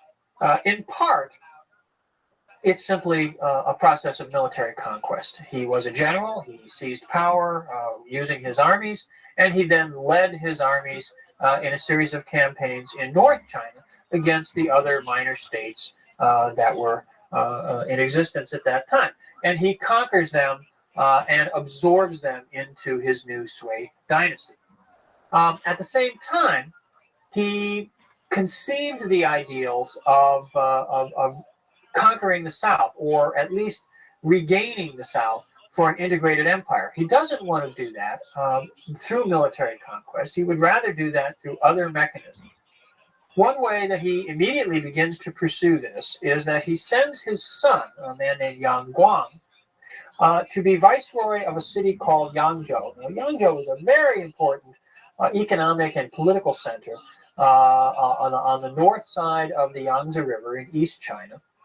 And it was part of the northern territories, but it was close to Nanjing, the center of southern political power. And Yang Guang was able from there to enter into diplomatic correspondence and secret negotiations to try to bring about reconciliation between the north and the south. Yang Zhen and Yang Guang both also used Buddhism as a sort of cultural dynamic in their efforts to bring about reintegration, reunification of North and South. Buddhism, as we've said, had spread in the South. It had adapted itself more to Chinese culture. The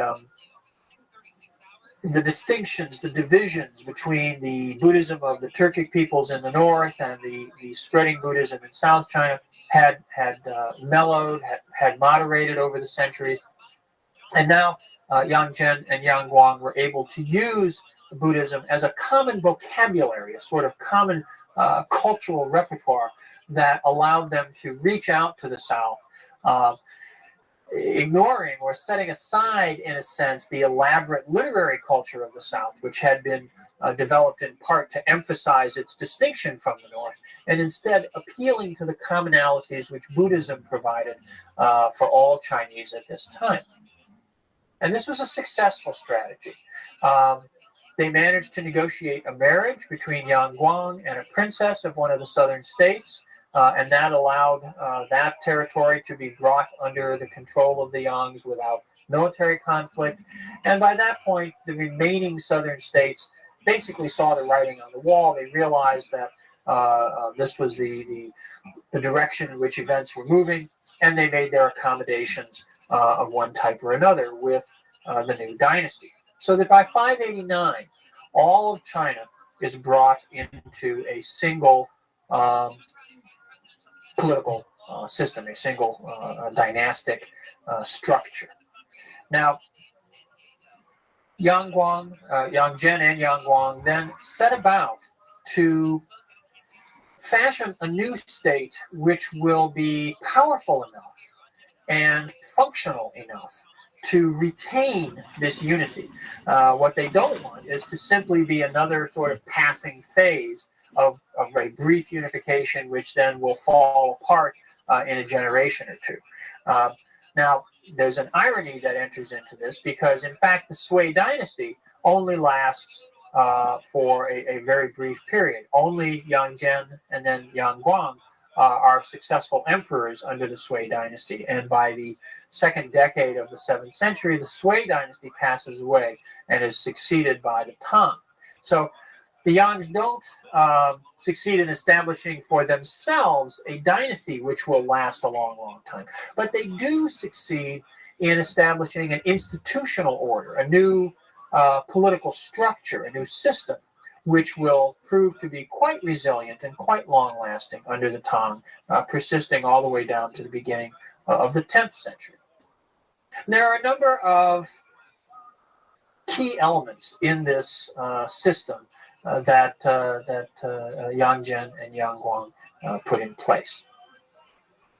One of them has to do with formulating a legal code, giving a body of law to the empire as a whole, which will be used to regulate the affairs of government and to govern the activities of ordinary Chinese as well. Now, the adoption of a legal code is not a completely new undertaking. Certainly, if we go all the way back to the Qin state in the 3rd century BCE, the legal code of the Qin was central to their rules, central to their administration. And the Han Dynasty had its own bodies of rules and regulations. But the law code promulgated by Yang Zhen, the Sui Code, brings together laws from north and south, from different administrations, different small dynastic states that had been in place around China, and seeks to create a body of law which takes into account the needs of various constituencies, various groupings within Chinese society. So the Sui legal code is, on the one hand, an effort to impose a coherent body of law on the empire as a whole, but it also is assembled in such a way that it draws in disparate elements, and it creates a unity. It solidifies a unity to the empire as well. Another important development in Sui administration is the use of what is called the well field system.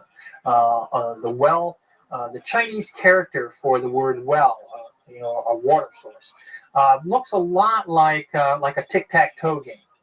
Okay, it's sort of a grid. And the well field system was a very ancient idea in China. It went back into early mythological times, and it was meant to be a representation of a very egalitarian pattern of land holding in the well character, the character for a well. The outer boxes were private fields owned or farmed by peasant farmers. The central square was meant to be a field that was farmed for the lord or for the empire. The revenues from the one square would be used as the taxes or tributes, and the other squares would be equally shared out in the community. Well, there's not an effort to literally reimpose this exact system, but the well field system is meant to promote a stable and viable agricultural order. And what it basically does is, while reminding us that all land in the empire theoretically belongs to the emperor, the well field system is designed to, every 3 years, redistribute land to ensure that farming families all have about the same access to agricultural resources. They don't necessarily have to have plots of land that are exactly the same size, but land is redistributed to prevent the accumulation of large amounts of land in the hands of some people and the falling out of other people from owning any land at all. In other words, you want to avoid a landless peasantry. You want to avoid the creation of a class of farmers without land to farm. This would lead to social instability. It would lead to unrest in the countryside, to rebellions, and this is not a desirable situation. So the well field system was meant to regulate the agricultural land market. Now, that doesn't mean that all the land was distributed equally. There remain in the Sui, and certainly in the Tang Dynasty that follows, the great landowning families, the aristocratic families, which we talked about arising and emerging during the Han Dynasty, and which have remained in place throughout this period of division between North and South as the basic social organization of land ownership, of life across the empire. These great families own large tracts of land, and the well field system doesn't mean that that land is expropriated from them and then redistributed. It's not a radical land reform process. Their land is basically exempt. They're not on the radar screen for the well field system. But the well field system does serve to preserve a basic livelihood for farming families, for ordinary sort of subsistence peasant farmers. by redistributing land on a regular basis to ensure that everybody has enough to get by on.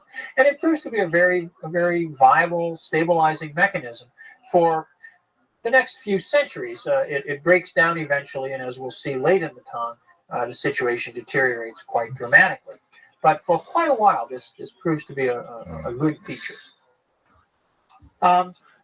There are also innovations in terms of frontier defense. There was a recognition that the northwest frontier might continue to be a zone of instability, and in order to defend it, Yang Zhen and Yang Guang come up with the idea of agricultural colonies. Rather than raising an army in central China and trying to send it off to fight on the frontier, they established colonies of soldiers living out on the frontier, farming the land there, supporting themselves by their own resources, rather than having to be financed and fed from the heartland of China. And this proves, again, to be a reasonably effective policy. And finally, they established a system of public granaries where at harvest time every year, surplus grain is bought up at subsidized prices on the market and stored in these public granaries. During the course of the year, when agricultural prices rise, grain is then released into the market from the public granaries to maintain stable supplies and to keep prices from rising too far. And this form of intervention in the agricultural economy, which sort of echoes back to the activism of Emperor Wu in the Han, also proves to be a very functional, a very useful aspect of the Sui innovations. Well, Yang Zhen is the first emperor of the Sui. He is succeeded early in the 7th century by his son Yang Guang, who continues many of the efforts of his father to build a strong state. Yang Guang undertakes a number of military expeditions. He seeks to reestablish Chinese control over some territories on the periphery of the empire, which had previously been parts of China, but during the divisions of the northern and southern period had perhaps gone their own way. In particular, he launches some military campaigns against Korea. These are not successful, and indeed their failure is part of what begins to create dissatisfaction and unrest in the Sui.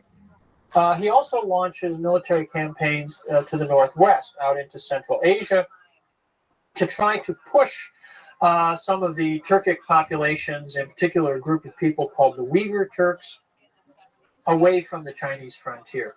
And these campaigns, too, while they're more successful than the undertakings in Korea, are a big drain on resources. Unlike the military colonies on the frontier, these campaigns of Yang Guang in Central Asia are financed from central resources and disrupt communities because soldiers are recruited and sent off far away to fight on the frontier.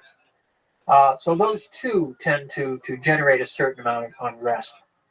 Yang Guang also undertakes some very important kind of public works projects, in particular the construction of a great canal from southeastern China up to the northwest. Eventually, the work that he begins will become part of what comes to be the Grand Canal, which is the main economic artery from north to south China in later history.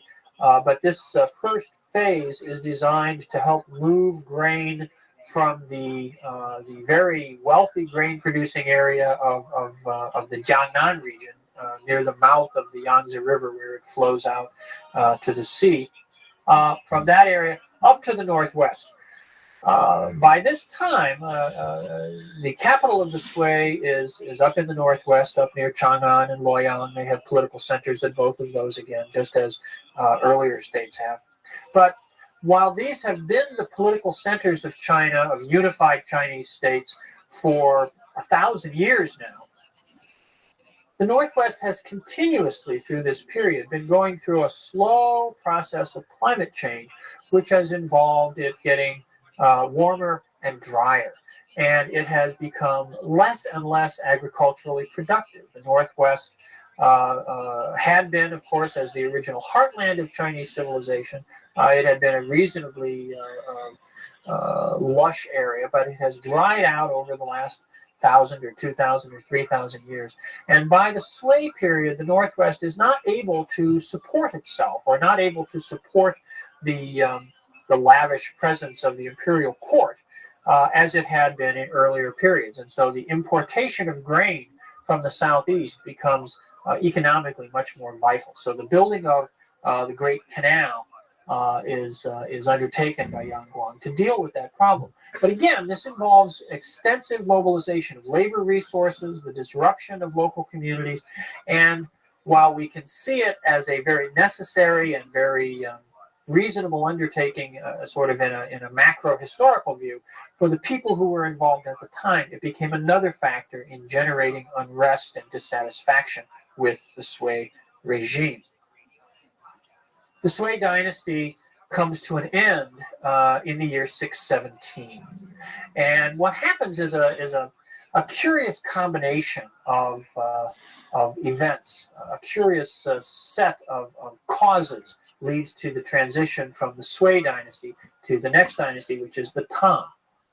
On the one hand, there's disaffection, there's unrest, unhappiness on the part of elements in the population with the rule of the Sui dynasty.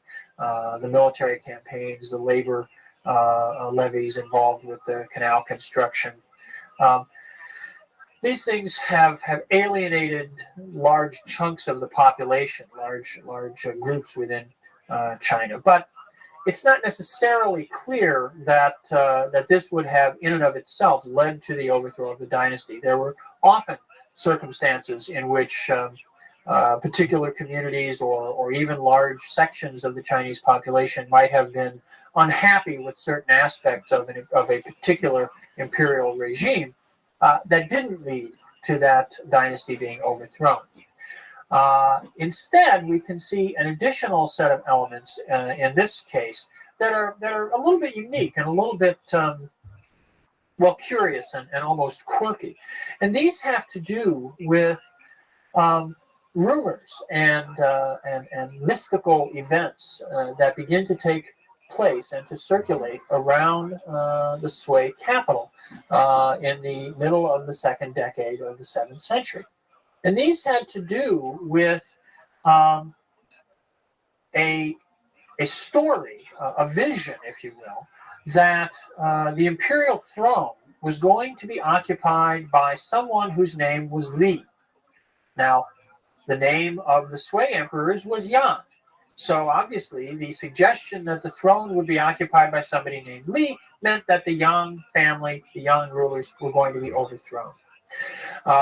First, there were some itinerant soothsayers who sort of spread this story around the capital. A short time after that, a popular song was circulating around, which picked up on this rumor, picked up on this idea, and became quite commonly heard. Well, Yang Guang was quite upset with this. He was very concerned about this. He wanted to preserve his power, preserve his dynasty. And perhaps he made a miscalculation, because what he did was he began to mistrust any of his officials whose name was Li. And indeed, he undertook to murder several of them. He undertook to destroy individuals named Li who he thought might constitute a serious threat to his power. Well, not in the capital, but off in a city called Taiyuan, there was a military garrison, and the commander of that military garrison was a man named Li Yuan. He had the right surname. And he had a son named Li Shimin. Now, Li Shimin was a very ambitious young man, and he set out to persuade his father that he shouldn't wait for the emperor to turn against him, that he had this name Li, that the rumors in the capital about someone of that name taking the throne were creating a politically dangerous situation, and that what Li Yuan should do was to seize the opportunity and to go to the capital and take power for himself. Okay? To, in other words, make this prophecy come true by taking advantage of this situation. And Li Yuan was reluctant to do this, and indeed not until it appears that he began to actually feel threatened himself did he finally accede to Li Shimin's admonition. But he does. And in 617, Li Yuan, with Li Shimin's support and assistance, sets out and marches south to the capital to attack. Rebellions break out. The Sui dynasty collapses. The court collapses fairly quickly. Yang Guang dies. Another one of his sons is briefly put on the throne, but this doesn't last more than a few weeks.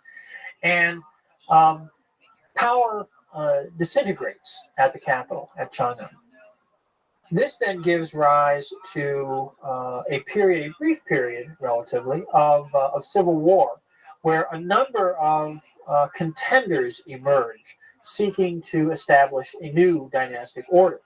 Li Shimin and Li Yuan are sort of the leading contenders, but it takes them about 4 years to defeat various rivals, various challengers. It's not until 621 that the last serious opponents are disposed of, and we can see the Tang Dynasty as finally sort of setting in.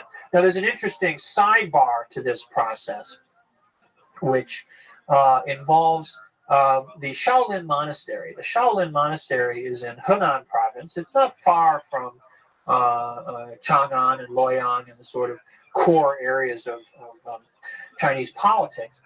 And the Shaolin Monastery had developed some particular forms of Buddhist exercise, I suppose you might say, which are the origins of a lot of the martial arts traditions that we know in later Chinese and indeed East Asian history. And at the time when the Lis are seeking to gain power in China, Li Shimin has a very close relationship with the Shaolin Temple. The Li family has patronized the temple, made donations to the temple, and Li Shimin recruits fighting monks from the Shaolin Temple to serve in his sort of personal bodyguard and retinue. And these monks are involved in a number of adventures, and the legends about them get expanded quite significantly. They became quite a sort of subject of popular mythology. Indeed, there are, even today, there are films made about this as part of the great martial arts film industry in China. But the reality is that the Shaolin monks did indeed play a role in the acquisition of power by the Li family. And this helped with the patronage of Buddhism that became characteristic of the Tang Dynasty in its early, in the reigns of the first few emperors. Well, in the 620s, the early 620s, the Tang establishes itself. The Tang Dynasty becomes the ruling house of the empire. The name Tang, like the name Sui or the name Han before it, is a place name. It has to do with the origins of the Li family, and it is then given as the name for their regime. Li Yuan reigns as the first emperor of the Tang until the year 626.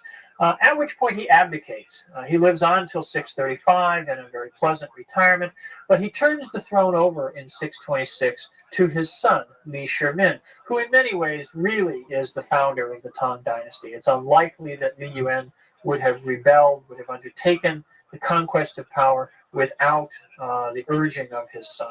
So it's really very appropriate that Li Shimin should come to be emperor of the Tang Dynasty in his own right. And Li Shimin reigns for 23 years, from 626 to 649. So he presides over really the period of consolidation of power and the development of the core institutions and the stabilization of the Tang Dynasty. we will pick up the story of how Li Shimin continues many of the policies of the Sui, brings about some further institutional developments of his own, and really launches the Tang Dynasty on what will be one of the great ages of Chinese history, not only politically, but culturally, economically, militarily. The Tang is a golden age looked back on by later Chinese, and will trace some of the achievements of Li Shimin and his successors in the next lecture.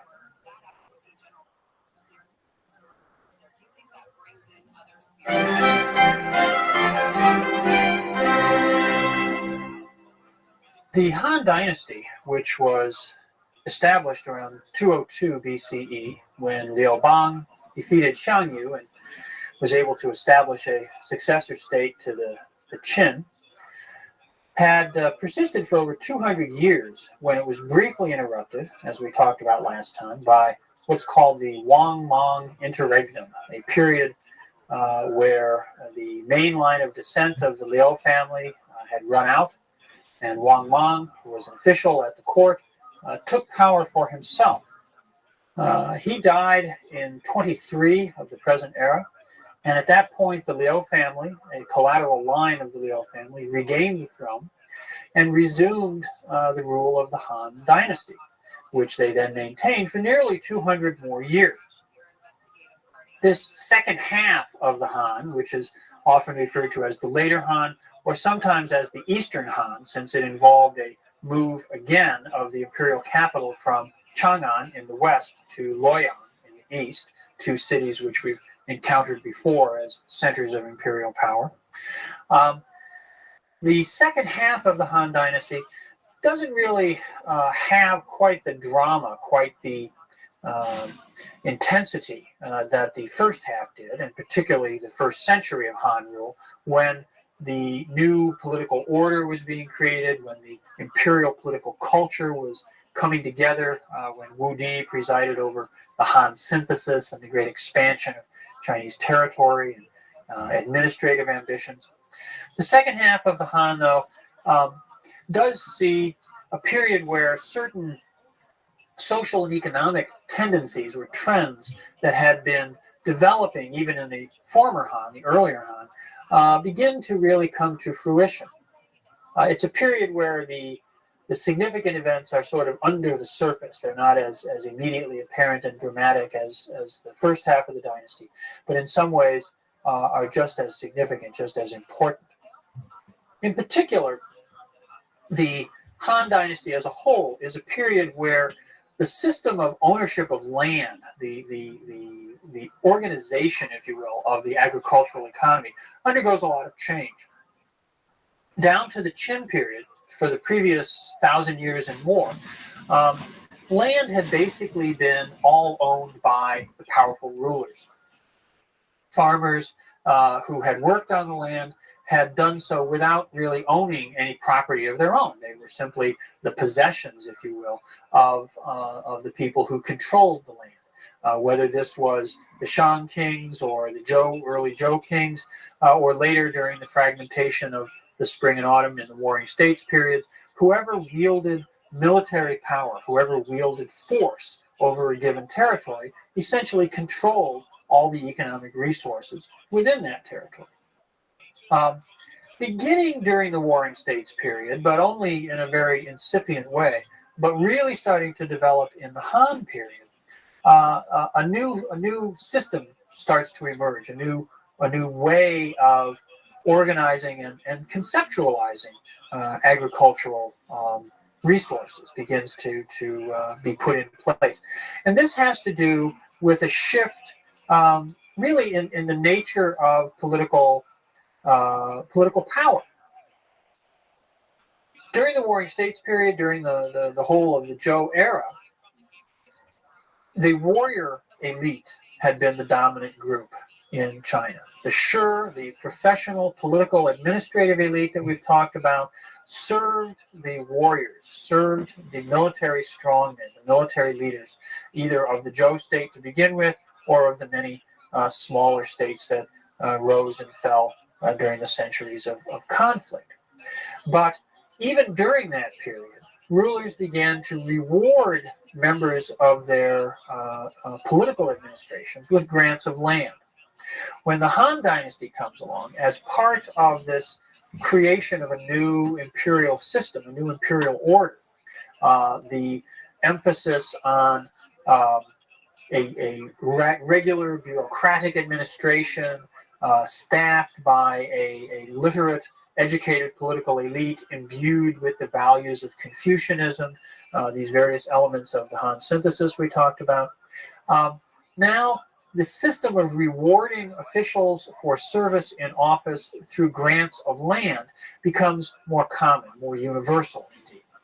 And that leads to a change in the nature of the agricultural economy, where it starts to develop as more of a market system, as more of a system where individual estates owned by individual families start to produce grain and other commodities, other agricultural commodities, which, if they're not entirely consumed by the estate, can then be sold, can then be marketed in a system which at first is local and then as time goes by becomes regional and eventually encompassing the whole empire.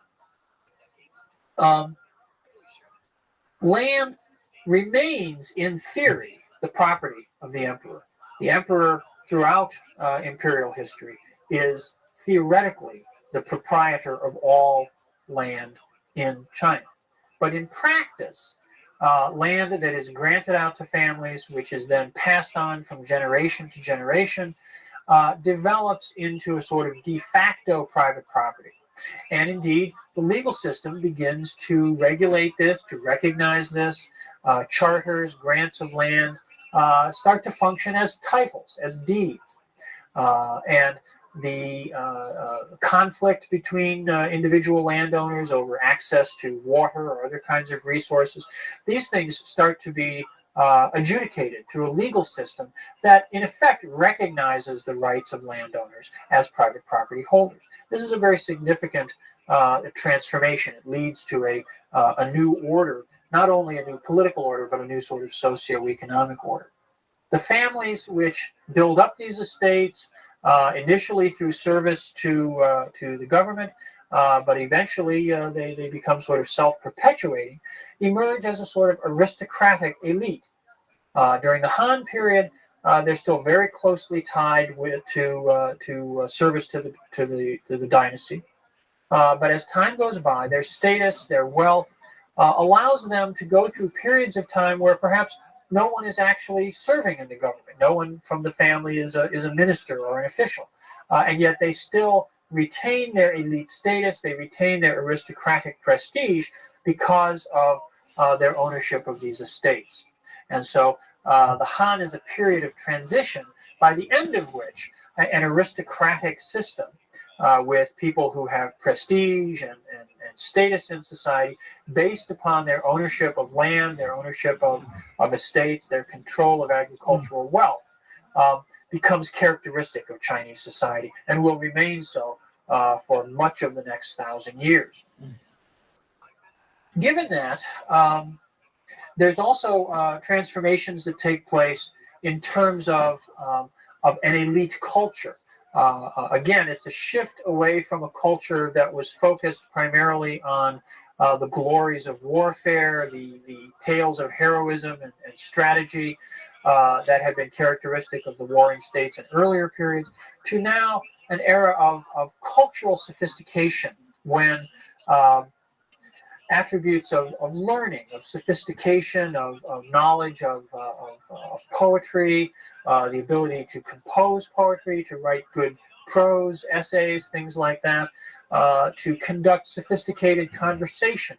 These things become more culturally significant, more culturally valued during the Han period, as the nature of the dominant elite shifts, and as the the literary educated administrative elite really comes to be in pretty much exclusive possession of the leading roles in society.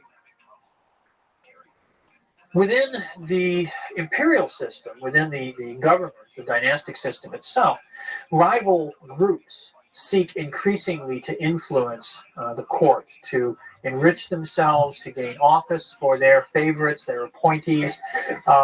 Sometimes this is done through intermarriage. This is a problem, a phenomenon we've seen earlier in the Han, sometimes called the in-law problem, where the families of empresses try to dominate and influence the court. Military leaders, military strongmen have been a problem in the past. Now, even though the imperial administration is becoming more bureaucratic, more concerned with civil administration, military leaders are still a force to be reckoned with. There's now a much greater division between political administrative power and military power, but military strongmen still have the capacity to emerge, particularly, of course, in periods where political administration is weak for one reason or another. And finally, a third group that becomes particularly problematic later in the Han, a little bit unique to Chinese history, are the eunuchs. Eunuchs are castrated males who serve in the private residential parts of the imperial palace. They are meant to be non-threatening to the line of imperial succession. They're not obviously in a position to compromise the line of inheritance. And so they are they are employed as servants within the harem, within the residential parts of the palace, in areas where regular virile male officials are not allowed to enter. Most of the time, this isn't a problem because the eunuchs are kept in their menial roles. But particularly in periods where emperors come to the throne as young men, sometimes even just as little boys, eunuchs can become very influential because the little boys and young men often still live in the inner palace, in the women's quarters, being raised by their mothers and their aunts and all that. And the eunuchs are the only other individuals besides the women of the palace that these young boys tend to see. Often eunuchs serve as tutors, as companions for these young princes. And if they happen to come to the throne at a young age, they're often more reliant, more dependent upon eunuchs than they are on their outer court Confucian advisors. In the later Han, this becomes a particular problem because there's a series of young rulers who come to the throne. And this leads to a growth in the power, the influence of eunuchs over the court, and they become a third force contending along with in-law families and military leaders for dominance. That causes all kinds of problems. There are conflicts. There are purges launched at court. And then to make matters worse, the weakening of imperial oversight, the weakening of the sort of regulatory function of the imperial state allows local strongmen, not necessarily military figures now, but local landowners, some of these new emerging aristocratic families, to intensify their exploitation of the peasantry, to take more wealth, take more taxes, more rents out of the peasantry. And this increases the misery of large numbers of ordinary people. Not surprisingly, this then leads to the outbreak of rebellions against the dynasty, against landlords, extending conditions of chaos over large parts of China. That leads to military intervention to suppress the rebellions, that increases the power of the military, and you get a sort of downward spiral of contending forces that pull the dynasty apart. By the latter part of the 2nd century of the present era, the Han dynasty ceases to be a very functional political entity. It's still in place. Emperors continue to succeed one another on the throne, but real effective political power dissolves. And strongmen around the country take territory under their own control again. Factionalism at the court weakens the ability of the imperial state to function even further. Eventually, in the year 220, the last Han emperor is set aside, and the country breaks up at that point into 3 successor states. one of which is actually ruled by a member of the Liu family, a man named Liu Bei, off in the southwest, centered in Sichuan in the southwest. But the other two come under the control of people not from the imperial family. And this sets up a period, or takes us into a period, a very short period, only from 220 to 265, but a very interesting period, a fascinating period in Chinese history that we call the Three Kingdoms. One of the Three Kingdoms is, as I said, ruled by a member of the Liu family. This is a man, Liu Bei, who sets up a kingdom called Shu Han. Shu is an ancient term for the area of Sichuan, and Han obviously implies that this is a continuation of the Han dynasty. In northern China, a man named Cao Pei founds a kingdom called Wei, the kingdom of Wei. Now, Cao Pei is very interesting. He's the son of a man named Cao Cao. And Cao Cao, who was himself the adopted son of a eunuch. So we have a military strongman who's the adopted son of a eunuch, sort of bringing together some of these conflicting interest groups. He's a very fascinating historical figure. Cao Cao was one of the people who had been jostling for power, contending for power under in the final decades of the Han, and carves out a large territory in North China under his control. He also dies in 220, just coincidentally with the end of the Han dynasty. And it is his son, Cao Pei, who then sets up the kingdom of Wei. In southeastern China, a third state is formed. This is ruled by a man called Sun Wu. And the state itself is also called Wu. That's a traditional, an ancient historical name for that part of China.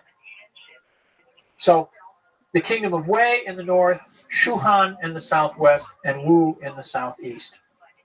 Now, what makes the Three Kingdoms period so fascinating, so interesting, is that it becomes an age of great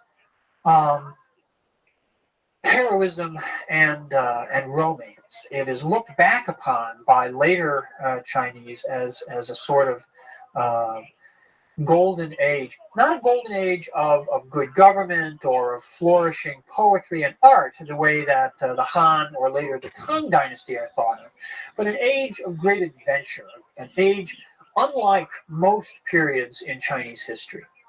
And the reason for this, in part, is that the heroes of this period are not the kinds of scholars, the kinds of political officials, the kinds of emperors that we normally see portrayed as the great culture heroes in later times, but are military men. Military men noted not for their strength, not for their ability to just crush their opponents, but for their cleverness, for their wit. This is an age, the age of the Three Kingdoms, where deceiving your enemy, outwitting your enemy, winning a fight by not fighting are considered to be the great talents, the great successes, the great accomplishments of the heroes of the age. In addition to the individuals I've already mentioned, I want to mention one more fellow, a guy named Zhuge Liang. Zhuge Liang was a general. He never becomes a ruler. He never seems to have had the ambition of seizing power for himself. But he comes to be known as one of the greatest strategists, along with Cao Cao, whose exploits all take place before the actual fall of the Han. But Cao Cao and Zhuge Liang, during this whole period of the 2nd century, are often held up as the great exemplars of clever strategies. The division of the empire into these three states, of course, sets up conditions for continuing warfare. It's not the kind of fragmentation and breakdown that we saw back when the Zhou polity begins to go awry. You don't get a continuing fragmentation. You don't get dozens and dozens or even hundreds of states. You just have these three. Once they are established, they contend with one another, but they don't break down beyond beyond this. The three families, the three groups that control these three kingdoms are fairly stable among themselves. They also have, of course, the experience of administration and government of the Han Dynasty to fall back on. And they all present themselves as good Confucian regimes. They all employ a Confucian bureaucracy in their administrations. They all are concerned to maintain the kinds of proper order within their own territories that are characteristic or have come to be thought of as characteristic of good government. So it is a period of fragmentation, and yet there's a lot of cultural continuity, or continuity at least in the political culture, from the Han into the Three Kingdoms period, with the distinction that it is these military heroes who are seen as the great figures of the day. Now, as I said, what makes these guys great, what is looked back on, what becomes characteristic of them, is their cleverness, is their wit. And I want to just give a couple of examples of what I'm talking about here. In one instance, a general has brought his army to the south, and they've camped on the bank of a great river. Their army is on the northern bank of the river. On the southern bank of the river are the enemy's forces. Now, the army on the northern bank of the river has come a long way. They're far from home. Their supply lines are extended. They're in a tough spot. But if they can hold out, if they can inflict a decisive defeat on their enemy at this point, they may gain everything. So it's a critical moment. But they're in a tough spot because in the fighting that has gone on up to this point, they have used up almost all their arrows. You know, bowmen, archers are a critical component of warfare at this point. If you don't have arrows, your archers aren't going to be very useful. So, what to do? Well, they decide to take advantage of a particular circumstance in their location, which is that this river that flows between the two armies in the evenings tends to become covered with fog. It's a time of year when at night the air cools down, the air rising from the river condenses, and you get a thick layer of fog over the river. So they go upstream and they commandeer boats as they go along. They take all these boats, and then in the boats they build dummies. They make little mannequins out of straw, and they put uniforms on these mannequins. And then they tie the boats together, and they push them out into the stream, and they float downstream in the evening, just as the fog is descending on the river. Well, on the southern bank, the sentries are very alert. They're watching out. And they know that particularly under the cover of fog is a dangerous time because the enemy on the north bank may try to slip across the river and attack. So they're very much on the alert. And they see coming down the river through the fog these boats. And in the boats, they can't see very clearly because of the fog, but they see all the soldiers lined up waiting to attack. And so they think, aha, we've figured out their clever stratagem. They're trying to sneak up on us under the fog. And so they unleash a hail of arrows on these boats. And of course, the arrows stick in the straw dummies. On the north side, they haul the ropes in, they draw the boats back, and they've resupplied themselves with the arrows they needed to carry on their campaign.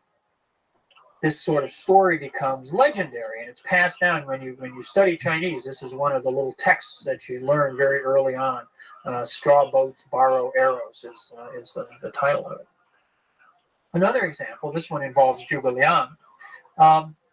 He's sent out to control a certain territory, and he has a large army, and then he has a little advance party, and he's led the advance party to occupy a particular town. His main force is probably 2 or 3 days' march behind him, but he's come and he's occupied this particular town.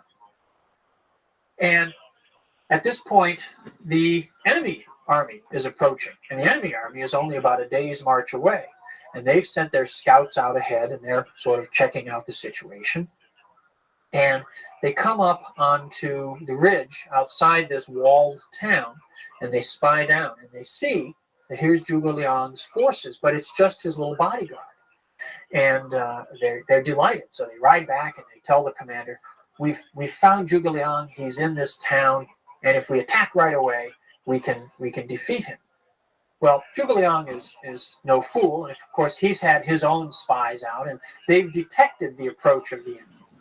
And his advisors come and they say, we got to get out of here. You know, the enemy's just over the hill. They're going to be here in a matter of hours, and we just have our little small detachment. We must get out of here. And Zhuge Liang says, oh, I really feel like playing some chess. And he calls to his second in command and he says, let's go play some chess. And they go up on the city wall. Right over the main gate, there's a little sort of terrace there, and they set up a table and they sit down in a couple of chairs and they start to play a game of chess. The other commanders are all very upset. They say, what are you doing? We've got to get out of here. The enemy's coming. He says, no, don't worry about it. In fact, open the gates for the city, and let's have the market take place as usual, and have a squad of soldiers go out and march up and down outside. That'll be enough. And the commanders are appalled, but they follow their orders and open the city gates, and traffic's going in and out, and business is going on as usual. The soldiers, this one little squad of soldiers, are marching up and down. Well, the enemy commander comes up with the advance party of his forces, and they come up on the hill near the town, and they look down, and his scouts say, see, we told you. You know, here's Zhuge Liang. We have a chance. He doesn't know we're here. We have a chance to defeat him and capture him. And the commander looks very carefully, and he sees here's Zhuge Liang playing chess up on the wall, and here's this little group of soldiers marching, and the gates are open, and it's obvious that he's completely defenseless. And the commander thinks for a minute, and he turns around, he orders the army to withdraw. And his subordinates are like, what are you doing? He says, Zhuge Liang would never allow himself to be in this sort of situation. This is obviously a trap. We know how smart he is. He must have his forces concealed nearby. As soon as we attack, we'll be destroyed. Our only hope is to run away. And so, by a clever deception, by appearing to be unconcerned, Zhuge Liang convinces his opponents that he's invulnerable, when in fact, he could have been captured easily. So these kinds of stories are the ones that become characteristic of the Three Kingdoms period. They're written down, there's poetry about them, they become the subject of plays and operas. There's a great romance novel called the Romance of the Three Kingdoms that evolves over the centuries and becomes one of the great bestsellers. If you spend time in China today, you turn on any TV show any night, or any TV channel any night, you're likely to see dramatizations of stories of the Three Kingdoms. They're very, very popular in China even today. Well, the Three Kingdoms period runs on for just 45 years. It's not a very long period in Chinese history. And eventually, China is reunified briefly. In the year 265, up in the state of Wei in the north, another family, not the Cao family, which has been the ruling house up there, but a family called the Silla, seized power and managed to field an army which is able to defeat the forces of both Wu and Shu Han. And from 265 to 304, a short-lived dynasty called the Jin dynasty replaces the Three Kingdoms and brings another period of unity to China. But that doesn't last very long. It doesn't last very long because around this time, events which we don't fully understand out in Central Asia are taking place that lead to great migrations of people.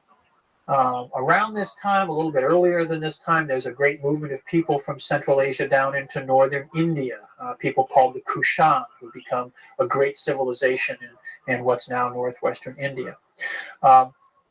At the beginning of the 4th century, large groups of people, Turkic-speaking people who will later evolve into the communities that today we call the Turks, the Turkish people, start to move into northwestern China. This leads to all kinds of changes, all sorts of transformations in Chinese history, which we'll be taking up in a later lecture.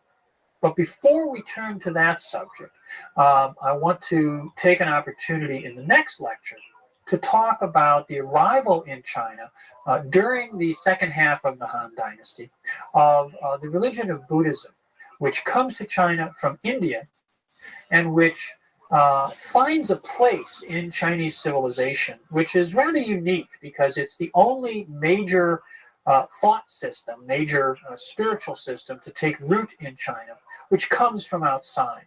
So we'll take up the story of Buddhism, its arrival in China, and its adaptation to Chinese culture in the next lecture.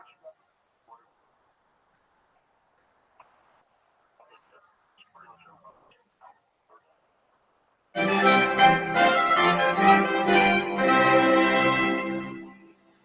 Qin dynasty collapses in 207 BCE. The first emperor, Qin Shi Huangdi, who had presided over the unification of China, the conclusion of the Warring States period, the defeat of the state of Chu, the last of its rivals, in 221, had lived until 210. After his death, his son took over as the second emperor, but proved unable to hold together the empire that his father had assembled. The harshness of Qin rule, the legalist doctrines of rewards and punishments, the view of the state as essentially the private property of the emperor, proved to be a system that, while it was effective in gaining power, wasn't a good way to hold on to power, wasn't a good way to rule the empire. And so rebellions began to break out. People rose up against the harshness, the cruelty of the extractions of the Qin. And the second emperor was killed. The dynasty was overthrown. And then a period of about 5 years of conflict follows, where different contenders emerged, trying to create a new order, trying to establish a new dynasty. To maintain the large imperial state which the Qin had established, but to found one now with a reliable, long-lasting basis. Fairly quickly, two principal contenders emerged in the struggle to succeed the Qin. The first of these was a man called Xiang Yu. Now, Xiang Yu was a general. He had been a commander of the armies of the state of Chu prior to the unification in 221 BCE. He was a very competent individual. If Las Vegas bookmakers had been around to bet on the outcome of a struggle to succeed the Qin, Xiang Yu probably would have been the favorite.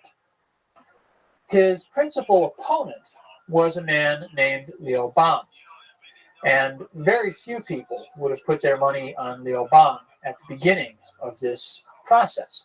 Liu Bang was a relatively minor figure. He was not even a member of the official elite. He was not a shur. He was a jailer. His job under the Qin, he had a minor position in the local administration. His job was to escort groups of prisoners from the local jail to sort of the next highest level, the county jail, perhaps.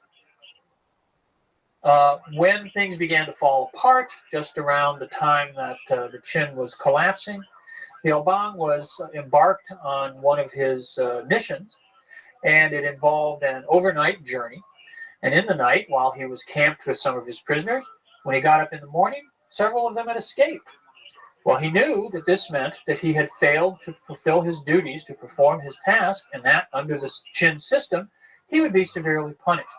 So he took what at the point seemed to be a viable alternative route. He assembled his remaining prisoners, told them he would set them free if they would follow him, and this became the core of his army.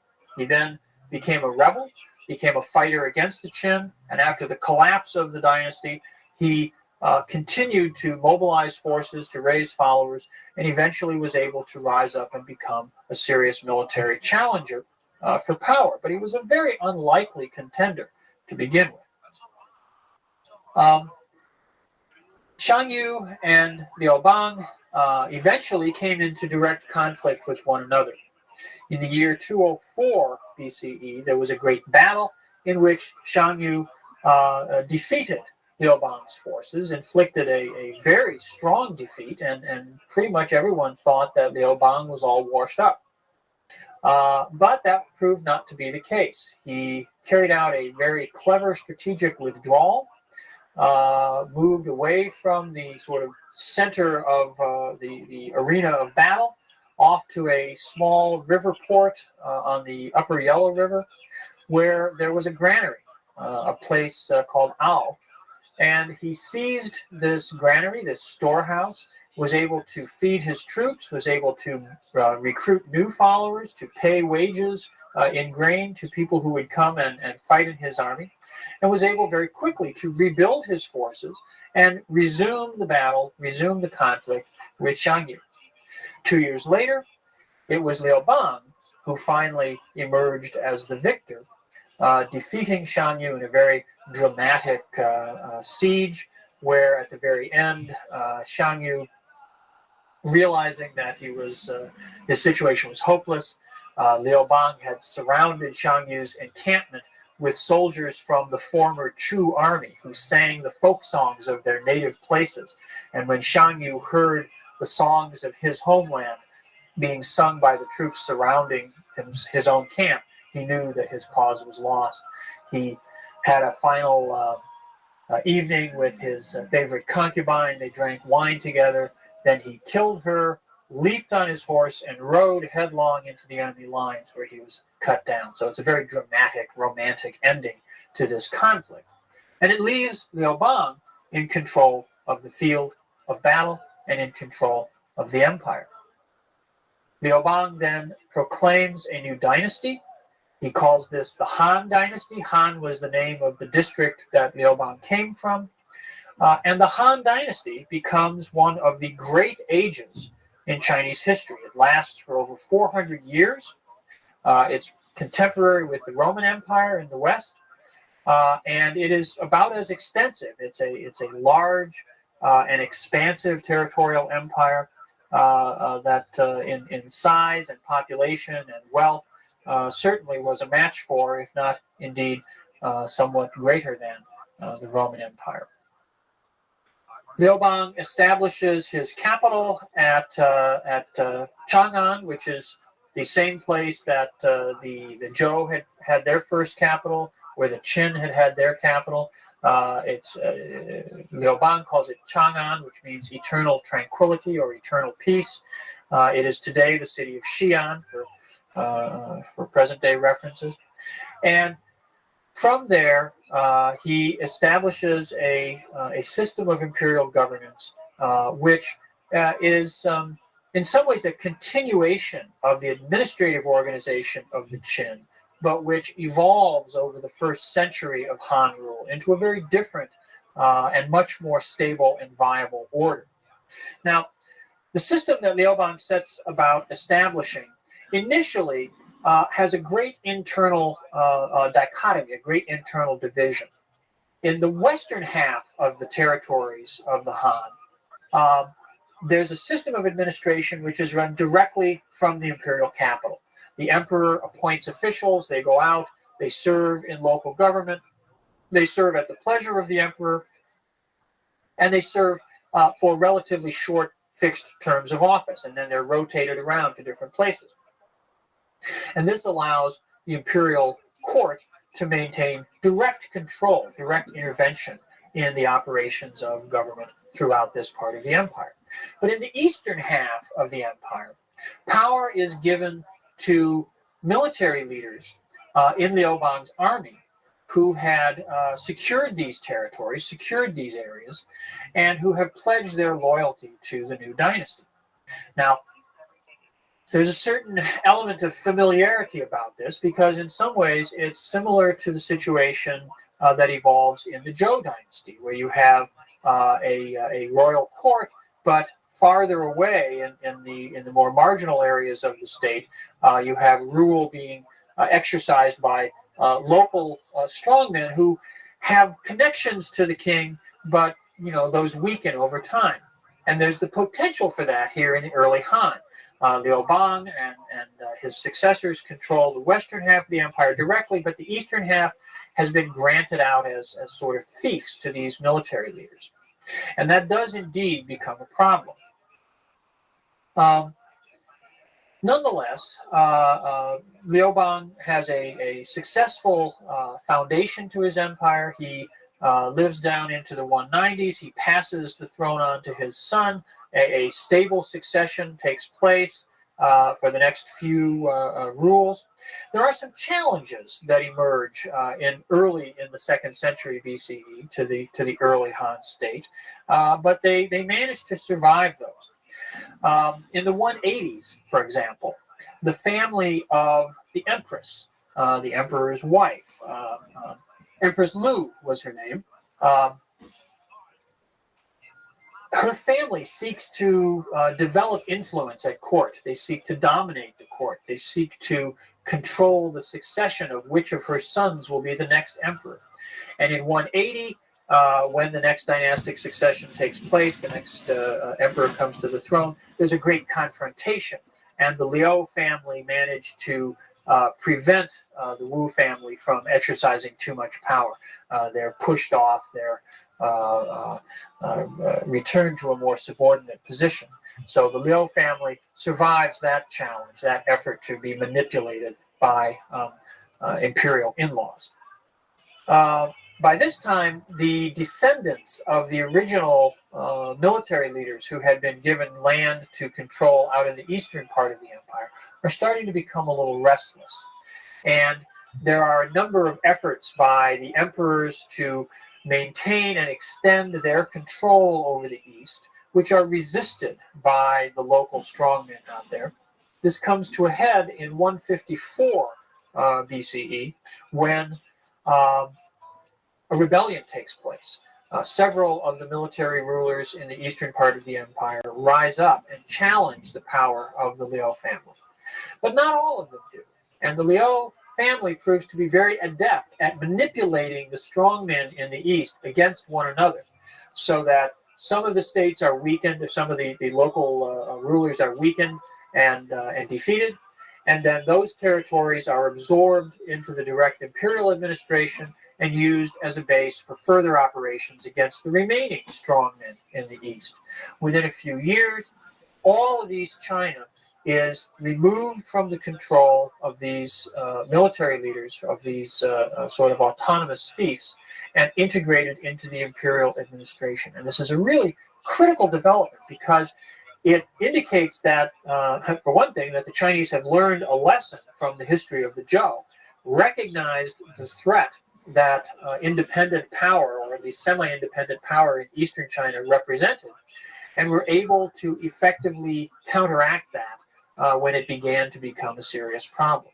So by mid-century, by around 150 BCE, the Han Empire is a single administrative entity, no longer with this division between East and West. And that sets the stage for the emergence of one of the greatest figures in imperial history, an emperor who comes to the throne in 141 BCE and reigns until 87 BCE. So a nice long period with a single ruler. Now this is a man that we know as Wu Di. Di is an abbreviation for Huangdi, the term for emperor that Qin Shi Huangdi was the first to employ. And Wu is simply the honorific title that he has. This is a what we call a temple name or a posthumous name. So Emperor Wu, or Wu Di, who presides over the Han dynasty at the period where it really matures, it really comes into its own. He carries through, he brings about what we sometimes call the Han synthesis, which creates and consolidates an imperial order, an administrative order, and also an ideological order, which remains the foundation, remains the basis for imperial politics, for the imperial political system, for over the next 2,000 years. The system that's put together in the 2nd century BCE, particularly under Wu Di, is modified, it evolves, it changes, it adapts to changing circumstances, but its essence, the core of the system, as it's forged at this time, remains pretty much stable for the remainder of imperial history. Now, the Han synthesis, what's the Han synthesis? It's a weaving together, a blending of 3 basic components. One, Confucianism, the political philosophy that we've talked about earlier, focusing on human relationships, focusing on both hierarchy and reciprocity, focusing on the ideas that a properly ordered society, regulated and facilitated by the use of ritual, based upon the moral self-cultivation of gentlemen, the gentlemen who learn, who study, who are educated in the teachings of Confucius, in the doctrines of the way. But this is the foundation for a good society. This is the foundation for a well-ordered human community. Blended with this are elements of legalism. Not legalism as a philosophy, not the philosophical explanation of legalism developed by Han Fei, but the practical operations of the state. The idea of a system of law, the idea of rewards and punishments. These are still carried on by the Han state, but they are mellowed, they are softened, they are made more humane by being conjoined with the philosophy of Confucianism.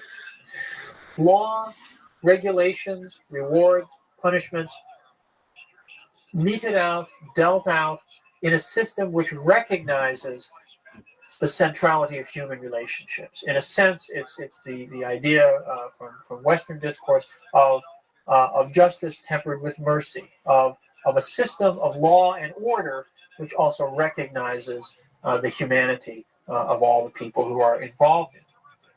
And finally, a third element, along with Confucianism and legalism, is what we might think of as a more Taoist element, or perhaps a cosmological element, which is to say that Confucianism and legalism, Confucianism and practical administration, are very concerned with the day-to-day operations of the world, very concerned with the mundane social life that people live in human communities.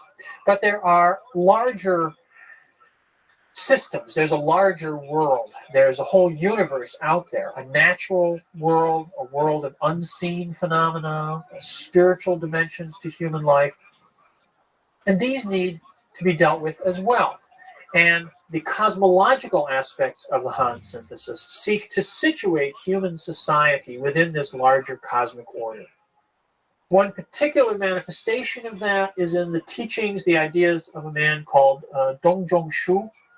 And Dong Zhongshu teaches, he brings together a number of ideas that have been around in China for a long time already at this point, but he brings them together and sort of systematizes them and creates what's sometimes called a system of correlative cosmology, which is to say it's a system that seeks to explain correlations, connections between phenomena that can be observed in the natural world and actions taking place in human society. Basically, this is a doctrine of the interpretation of omens, you might say, the interpretation of signs.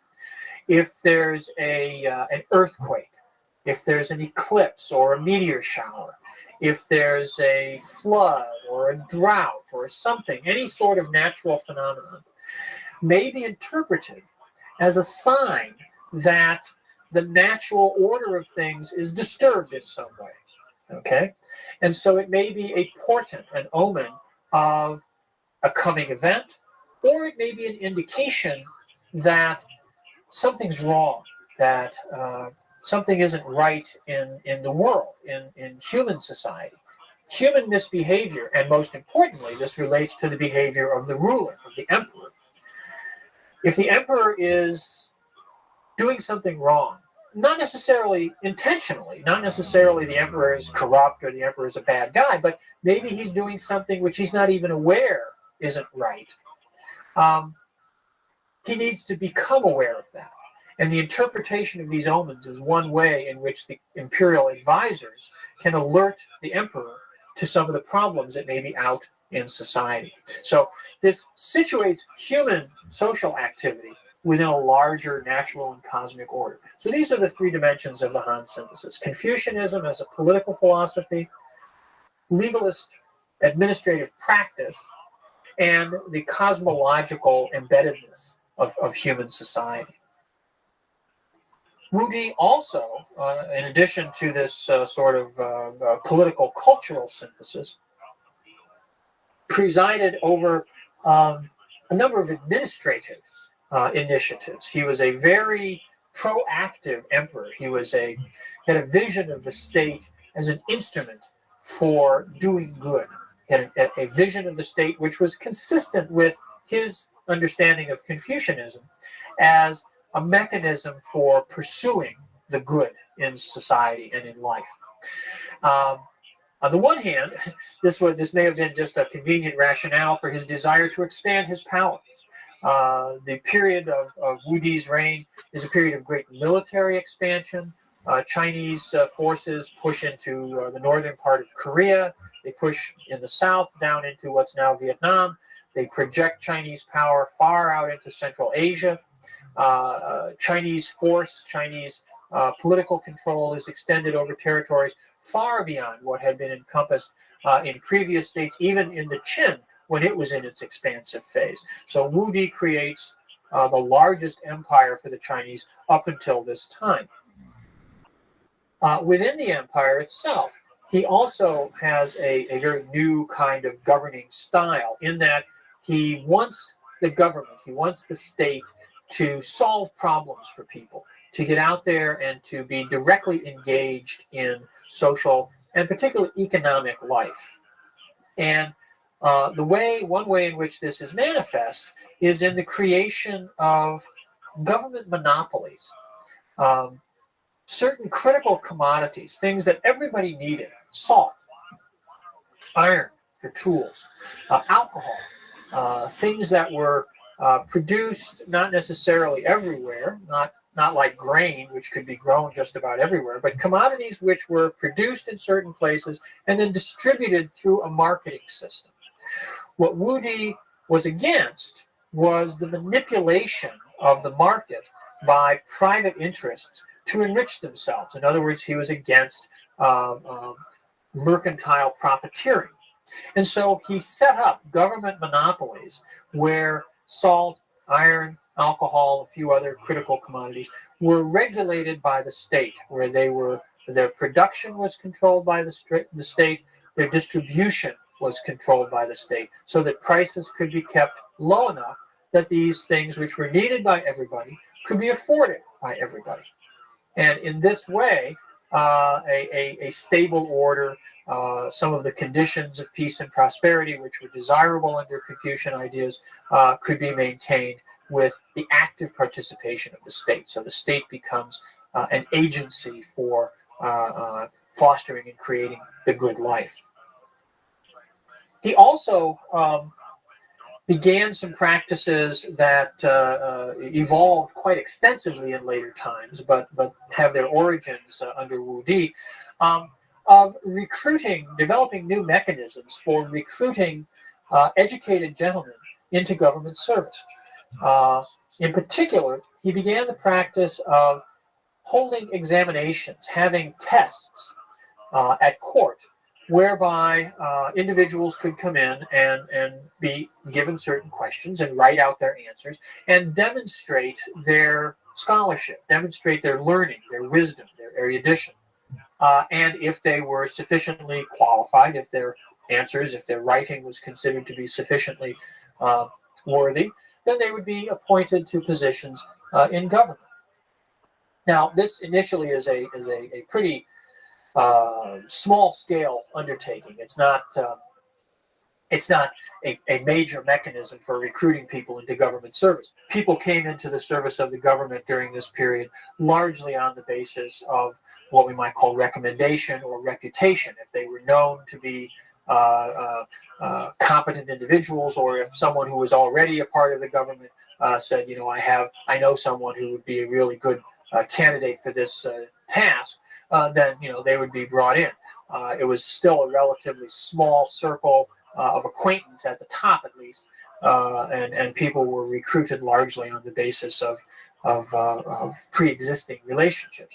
But the search for more objective, more neutral means of recruitment, of testing the talent and merit of individuals, begins under Wu Di, and it's part of his sense of a government which is morally of a high moral quality, morally pure, morally engaged by seeking out the best and the brightest to serve the interests of the community.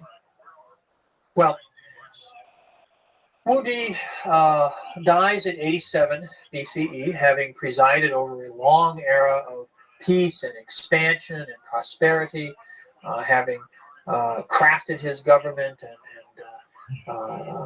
established this posture of activism and intervention. After his death, his policies are reviewed, are debated. In 81 BCE, there is a great debate at court. It's come down to us, written records of it have come down to us as the debate on salt and iron. And the debate on salt and iron is one of the great political rhetorical texts in Chinese history, because in it, two sets of officials argue over whether it's a good thing for the state to intervene in the economy.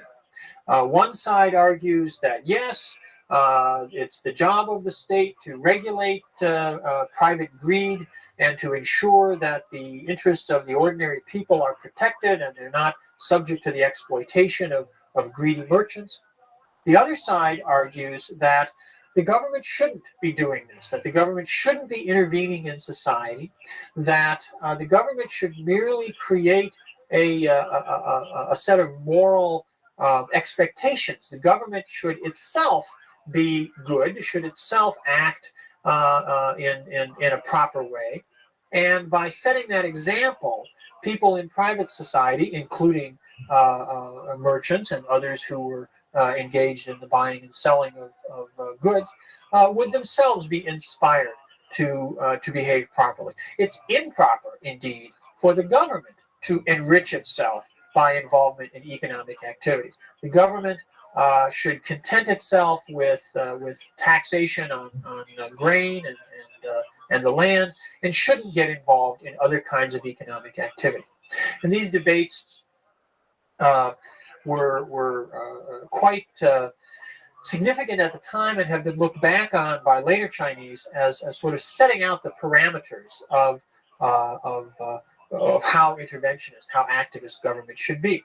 In practice, what they decide is to abandon most of Wu Di's monopolies, most of the economic monopolies he established, and to allow the economy and society to sort of go their own way with a very, very minimal level of government intervention from the top. The period after Wu Di's death, down to about the turn of the millennium, the beginning of the Common Era, the beginning of the present era, was one in which the Han Dynasty had certainly reached a very mature, a very stable condition. But now we have a not very dramatic period. We have a period where a succession of relatively minor emperors maintained the rule of the Liao family. During this time, the imperial court becomes a little more self-centered, becomes more concerned with its extravagant entertainments, its extravagant social life. Emperors are less and less directly engaged in the affairs of administration. The kind of activist emperor that Wu Di had been disappears, and we have instead emperors who leave the administration of affairs to their officials. They don't manage the state directly. This allows officials to perhaps become a little corrupt, to line their own pockets, to put their own interests ahead of those of the emperor or the government. And we get a period where corruption and indulgence becomes characteristic. The revenues of the state are ignored. The interests of day-to-day administration are neglected. Military affairs tend to be neglected a bit. There are efforts, again, by in-law families, relatives by marriage of the imperial family, to manipulate the court. A lot of problems. These are brought to a head in the year 7 of the present era, when the emperor, Zhengdi, dies without an heir. There's a brief period that follows where power is usurped by a man named Wang Mang, who runs the country in his own name for about 20 years. But then he dies, no one is there to succeed him, and a collateral line of the Liu family, another branch of the Liu family, reestablishes its rule, reestablishes its control of the throne. And we enter into a period called the later Han. The first half of the dynasty is the former Han, the second half, the later Han. That runs on for another 200 years. We'll pick up the story of the later Han and what happens after that in the next lecture.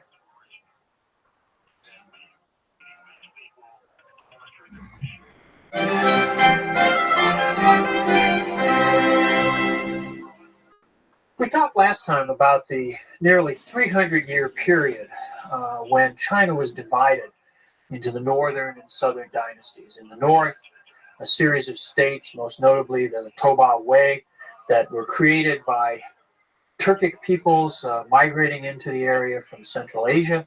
In the south, a series of states, many of them centered at the modern-day city of Nanjing, which preserved a distinctive Chinese culture and indeed went through an area of rather elaborate flourishing of their Chineseness.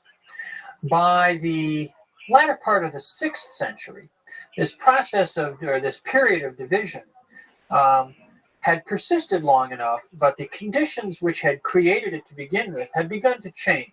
In the north, the period of invasions, the period of migrations had ended, and a long era of cultural accommodation had ensued.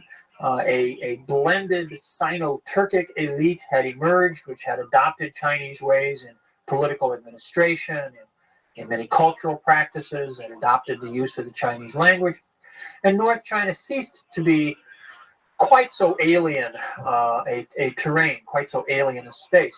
In the south as well, while there had been these very intense efforts to preserve a sense of Chinese purity, the spread of Buddhism, the adaptation of Buddhism to Chinese conditions, and simply, I suppose, a process of familiarization. The presence of alien elements in the north was no longer so new, so disruptive. Created conditions in which perhaps there was a greater receptivity in the south even to the idea of reunification with the north. And certainly the ideal of a single integrated China remained very powerful in Chinese elite thought, both north and south. In the 580s, circumstances arose and a series of events took place which brought to an end this long period of division and reestablished a unified Chinese empire for the first time in almost 300 years, and which set the stage for the emergence of the second of the truly great dynasties in Chinese history, the Tang Dynasty, which would arise at the beginning of the 7th century and flourish for nearly 300 years itself. What happens in the 580s is that a general, a military leader named Yang Jian, seizes power in 581 and proclaims a new dynasty. Now, Yang Jian was from one of these Sino-Turkic elite families in the north and the northwest of China. He had been a military leader under one of the several small states in the north, under a particular state called the Northern Zhou Dynasty. And he decided at a certain point that political conditions, circumstances were ripe for him to seize power himself. He displaced a young boy who had become the emperor of the Northern Zhou, and he seized power and proclaimed a new dynasty of his own, which he called the Sui dynasty. Sui was the name of his home district, and he then just gave that name to the new state that he wanted to found. Now, there had certainly been many such political transitions in the North and the South over the previous 3 centuries. But in this case, Yang Zhen was able to pursue, by a combination of military and diplomatic and, I suppose, cultural means, the goal of reunification in a way which allowed him to succeed where others had failed. He pursues this goal over the next 8 years, and by 589 succeeds in reestablishing a single unified empire in both North and South China. And there were a number of aspects to his success. In part, it's simply a process of military conquest. He was a general, he seized power using his armies, and he then led his armies in a series of campaigns in North China against the other minor states that were in existence at that time. And he conquers them and absorbs them into his new Sui dynasty. At the same time, he conceived the ideals of conquering the South, or at least regaining the South for an integrated empire. He doesn't want to do that through military conquest. He would rather do that through other mechanisms.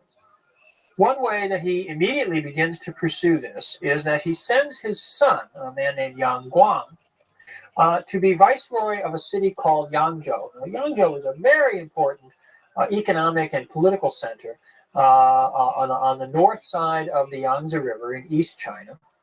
And it was part of the northern territories, but it was close to Nanjing, the center of southern political power.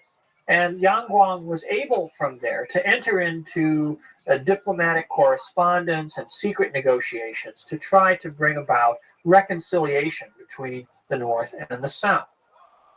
Yang Zhen and Yang Guang both also used Buddhism as a sort of cultural dynamic in their efforts to bring about reintegration, reunification of North and South. Buddhism, as we've said, had spread in the South. It had adapted itself more to Chinese culture. The distinctions, the divisions between the Buddhism of the Turkic peoples in the North and the spreading Buddhism in South China had mellowed, had moderated over the centuries. And now Yang Zhen and Yang Guang were able to use Buddhism as a common vocabulary, a sort of common cultural repertoire that allowed them to reach out to the South, ignoring or setting aside, in a sense, the elaborate literary culture of the South, which had been developed in part to emphasize its distinction from the North, and instead appealing to the commonalities which Buddhism provided for all Chinese at this time. And this was a successful strategy. They managed to negotiate a marriage between Yang Guang and a princess of one of the southern states, and that allowed that territory to be brought under the control of the Yangs without military conflict. And by that point, the remaining southern states basically saw the writing on the wall. They realized that this was the direction in which events were moving, and they made their accommodations of one type or another with the new dynasty. So that by 589, all of China is brought into a single political system, a single dynastic structure. Now, Yang Zhen and Yang Guang then set about to fashion a new state which will be powerful enough and functional enough to retain this unity. What they don't want is to simply be another sort of passing phase of a brief unification which then will fall apart in a generation or two. Now, there's an irony that enters into this because, in fact, the Sui dynasty only lasts for a very brief period. Only Yang Zhen and then Yang Guang are successful emperors under the Sui dynasty. And by the second decade of the 7th century, the Sui dynasty passes away and is succeeded by the Tang. So the Yangs don't succeed in establishing for themselves a dynasty which will last a long, long time. But they do succeed in establishing an institutional order, a new political structure, a new system, which will prove to be quite resilient and quite long-lasting under the Tang, persisting all the way down to the beginning of the 10th century. There are a number of key elements in this system that Yang Zhen and Yang Guang put in place. One of them has to do with formulating a legal code, giving a body of law to the empire as a whole, which will be used to regulate the affairs of government and to govern the activities of ordinary Chinese as well. Now, the adoption of a legal code is not a completely new undertaking. Certainly, if we go all the way back to the Qin state in the 3rd century BCE, the legal code of the Qin was central to their rules, central to their administration. And the Han dynasty had its own bodies of rules and regulations. But the law code promulgated by Yang Zhen, the Sui code, brings together laws from north and south, from different administrations, different small dynastic states that had been in place around China, and seeks to create a body of law which takes into account the needs of various constituencies, various groupings within Chinese society. So the Sui legal code is, on the one hand, an effort to impose a coherent body of law on the empire as a whole, but it also is assembled in such a way that it draws in disparate elements, and it creates a unity. It solidifies a unity to the empire as well. Another important development in Sui administration is the use of what is called the well field system. The Chinese character for the word well, a water source, looks a lot like a tic-tac-toe game. Okay, it's sort of a grid, and the well field system was a very ancient idea in China. It went back into early mythological times, and it was meant to be a representation of a very egalitarian pattern of landholding in the well character, the character for a well. The outer boxes were private fields owned or farmed by peasant farmers. The central square was meant to be a field that was farmed for the lord or for the empire. The revenues from the one square would be used as the taxes or tributes, and the other squares would be equally shared out in the community. Well, there's not an effort to literally reimpose this exact system, but the well-field system is meant to promote a stable and viable agricultural order. And what it basically does is, while reminding us that all land in the empire theoretically belongs to the emperor, the well-field system is designed to, every 3 years, redistribute land to ensure that farming families all have about the same access to agricultural resources. They don't necessarily have to have plots of land that are exactly the same size, but land is redistributed to prevent the accumulation of large amounts of land in the hands of some people and the falling out of other people from owning any land at all. In other words, you want to avoid a landless peasantry. You want to avoid the creation of a class of farmers without land to farm. This would be this would lead to social instability. It would lead to unrest in the countryside to rebellions, and this is not a desirable situation. So the well-field system was meant to regulate the agricultural land market. Now, that doesn't mean that all the land was distributed equally.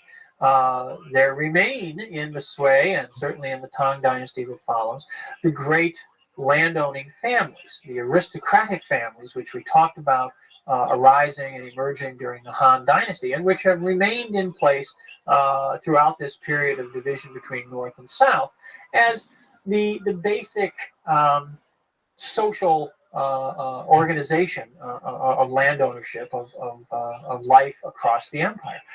These great families own large tracts of land, and the well-field system doesn't mean that that land is expropriated from them and then redistributed. It's not a radical land reform process. Their land is basically exempt. They're not on the radar screen for the well-field system. But the well-field system does serve to preserve a basic livelihood for farming families, for ordinary sort of subsistence peasant farmers, by redistributing land on a regular basis to ensure that everybody has enough to get by on. And it proves to be a very viable, stabilizing mechanism for the next few centuries. It breaks down eventually, and as we'll see late in the Tang, the situation deteriorates quite dramatically. But for quite a while, this proves to be a good feature.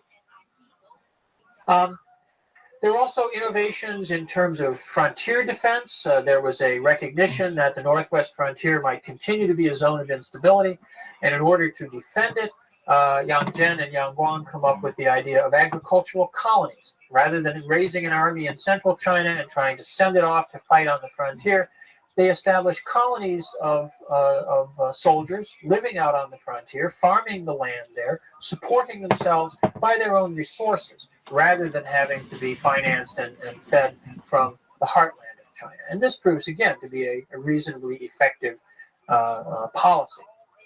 And finally, they established a system of public granaries where at harvest time every year, surplus grain is bought up at subsidized prices on the market and stored in these public granaries. During the course of the year, when agricultural prices rise, grain is then released into the market from the public granaries to maintain stable supplies and to keep prices from rising too far. And this form of intervention in the agricultural economy, which sort of echoes back to the activism of Emperor Wu in the Han, also proves to be a very functional, a very useful aspect of the Sui innovations. Well, Yang Zhen is the first emperor of the Sui. He is succeeded early in the 7th century by his son Yang Guang, who continues many of the efforts of his father to build a strong state. Yang Guang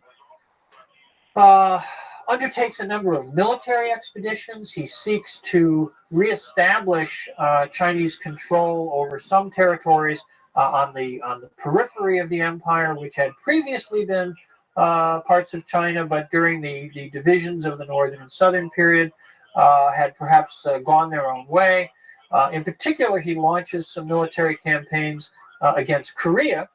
These are not successful, and indeed their failure is part of what begins to create dissatisfaction and unrest in the Sui.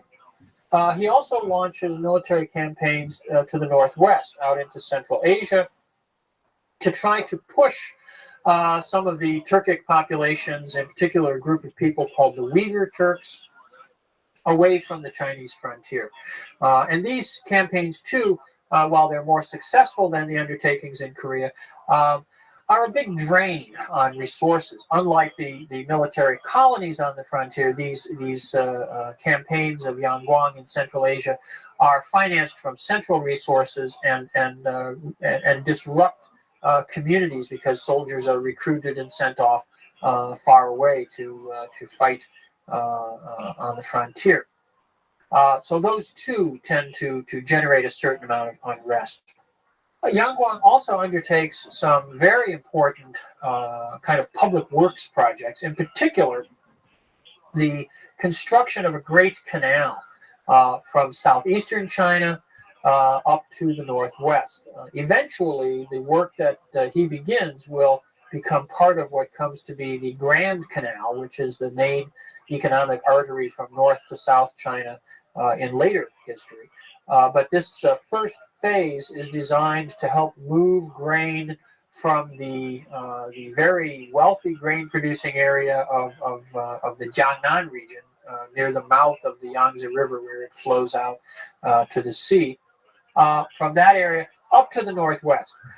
By this time, the capital of the Sui is up in the northwest, up near Chang'an and Luoyang. They have political centers at both of those again, just as earlier states have. But while these have been the political centers of China, of unified Chinese states, for 1,000 years now, the Northwest has continuously, through this period, been going through a slow process of climate change, which has involved it getting warmer and drier. And it has become less and less agriculturally productive. The Northwest had been, of course, as the original heartland of Chinese civilization. It had been a reasonably lush area, but it has dried out over the last 1,000 or 2,000 or 3,000 years. And by the Sui period, the Northwest is not able to support itself, or not able to support the lavish presence of the imperial court as it had been in earlier periods. And so the importation of grain from the southeast becomes economically much more vital. So the building of the Great Canal is undertaken by Yangguang to deal with that problem. But again, this involves extensive mobilization of labor resources, the disruption of local communities, and while we can see it as a very necessary and very reasonable undertaking, sort of in a macro historical view, for the people who were involved at the time, it became another factor in generating unrest and dissatisfaction with the Sui regime. The Sui dynasty comes to an end in the year 617. And what happens is a curious combination of events, a curious set of causes leads to the transition from the Sui dynasty to the next dynasty, which is the Tang. On the one hand, there's disaffection, there's unrest, unhappiness on the part of elements in the population with the rule of the Sui dynasty. The military campaigns, the labor levies involved with the canal construction. These things have alienated large chunks of the population, large groups within China. But it's not necessarily clear that this would have, in and of itself, led to the overthrow of the dynasty. There were often circumstances in which particular communities or even large sections of the Chinese population might have been unhappy with certain aspects of a particular imperial regime that didn't lead to that dynasty being overthrown. Instead, we can see an additional set of elements in this case that are a little bit unique and a little bit curious and almost quirky. And these have to do with rumors and mystical events that begin to take place and to circulate around the Sui capital in the middle of the second decade of the 7th century. And these had to do with a story, a vision, if you will, that the imperial throne was going to be occupied by someone whose name was Li. Now, the name of the Sui emperors was Yang. So obviously, the suggestion that the throne would be occupied by somebody named Li meant that the Yang family, the Yang rulers, were going to be overthrown. First, there were some itinerant soothsayers who sort of spread this story around the capital. A short time after that, a popular song was circulating around, which picked up on this rumor, picked up on this idea, and became quite commonly heard. Well, Yangguang was quite upset with this. He was very concerned about this. He wanted to preserve his power, preserve his dynasty. And perhaps he made a miscalculation, because what he did was he began to mistrust any of his officials whose name was Li. And indeed, he undertook to murder several of them. He undertook to destroy individuals named Li, who he thought might constitute a serious threat to his power. Well, not in the capital, but off in a city called Taiyuan, there was a military garrison, and the commander of that military garrison was a man named Li Yuan. He had the right surname. And he had a son named Li Shimin.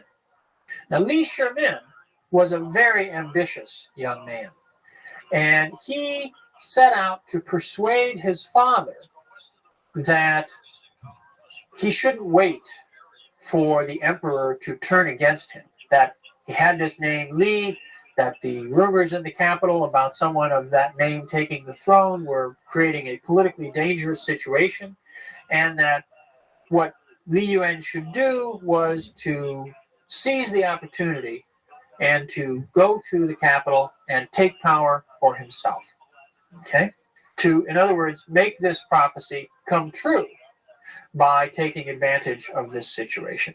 And Li Yuan was reluctant to do this, and indeed not until it appears that he began to actually feel threatened himself did he finally accede to Li Shimin's admonitions. But he does. And in 617, Li Yuan, with Li Shimin's support and assistance, sets out and marches south to the capital to attack. Rebellions break out. The Sui dynasty collapses. The court collapses fairly quickly. Yang Guang dies. Another one of his sons is briefly put on the throne, but this doesn't last more than a few weeks. And power disintegrates at the capital, at Chang'an.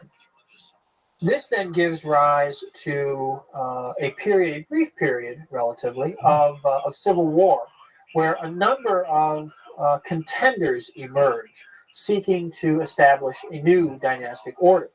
Li Shimin and Li Yuan are sort of the leading contenders, but it takes them about 4 years to defeat various rivals, various challengers. It's not until 621 that the last serious opponents are disposed of, and we can see the Tang Dynasty as finally sort of setting in. Now, there's an interesting sidebar to this process, which involves the Shaolin Monastery. The Shaolin Monastery is in Henan province. It's not far from Chang'an and Luoyang and the sort of core areas of Chinese politics. And the Shaolin Monastery had developed some particular forms of Buddhist exercise, I suppose you might say, which are the origins of a lot of the martial arts traditions that we know in later Chinese and indeed East Asian history. And at the time when the Lis are seeking to gain power in China, Li Shimin has a very close relationship with the Shaolin Temple. The Li family has patronized the temple, made donations to the temple, and Li Shimin recruits fighting monks from the Shaolin Temple to serve in his sort of personal bodyguard and retinue. And these monks are involved in a number of adventures, and the legends about them get expanded quite significantly. They became quite a sort of subject of popular mythology. Indeed, there are, even today, there are films made about this as part of the great martial arts film industry in China. But the reality is that the Shaolin monks did indeed play a role in the acquisition of power by the Li family. And this helped with the patronage of Buddhism that became characteristic of the Tang Dynasty in its early, in the reigns of the first few emperors. Well, in the 620s, the early 620s, the Tang establishes itself. The Tang Dynasty becomes the ruling house of the empire. The name Tang, like the name Sui or the name Han before it, is a place name. It has to do with the origins of the Li family, and it is then given as the name for their regime. Li Yuan reigns as the first emperor of the Tang until the year 626, at which point he abdicates. He lives on until 635 in a very pleasant retirement, but he turns the throne over in 626 to his son, Li Shimin, who in many ways really is the founder of the Tang dynasty. It's unlikely that Li Yuan would have rebelled, would have undertaken the conquest of power without the urging of his son. So it's really very appropriate that Li Shimin should come to be emperor of the Tang dynasty in his own right. And Li Shimin reigns for 23 years, from 626 to 649. So he presides over really the period of consolidation of power and the development of the core institutions and the stabilization of the Tang dynasty. We will pick up the story of how Li Shimin continues many of the policies of the Sui, brings about some further institutional developments of his own, and really launches the Tang dynasty on what will be one of the great ages of Chinese history, not only politically, but culturally, economically, militarily. The Tang is a golden age looked back on by later Chinese, and will trace some of the achievements of Li Shimin and his successors in the next lecture.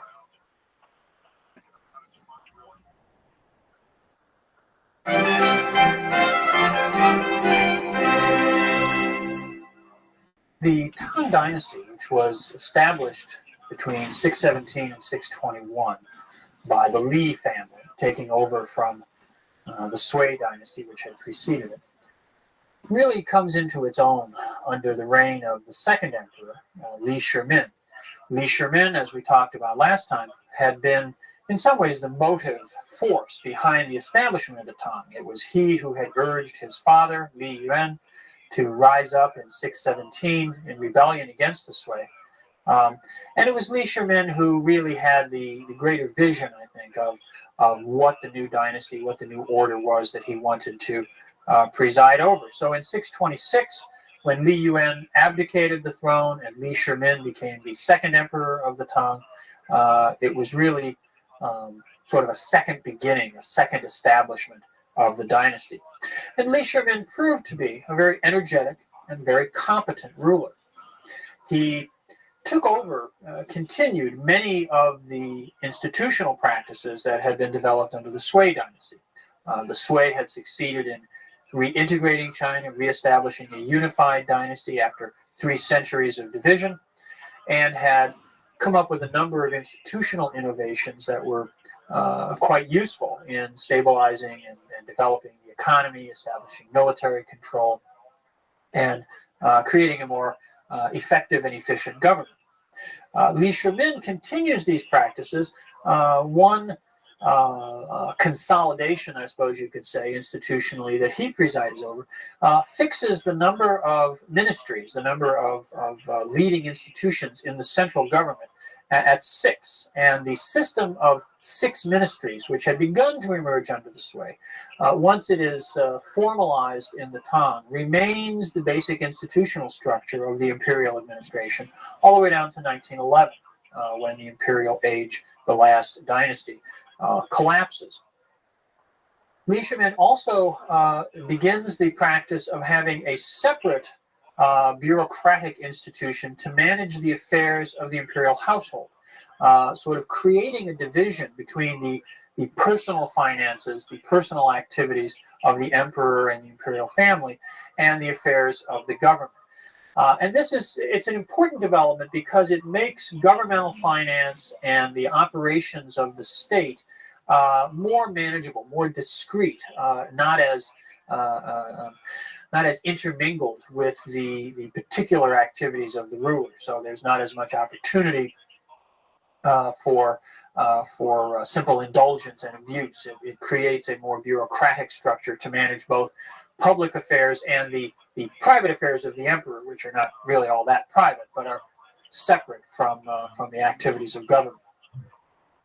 Li Shimin also continued the military campaigns which had been begun under the Sui, the efforts to extend Chinese power into Korea, into Southeast Asia, bringing Vietnam back into direct Chinese control, and most significantly, out in the far west.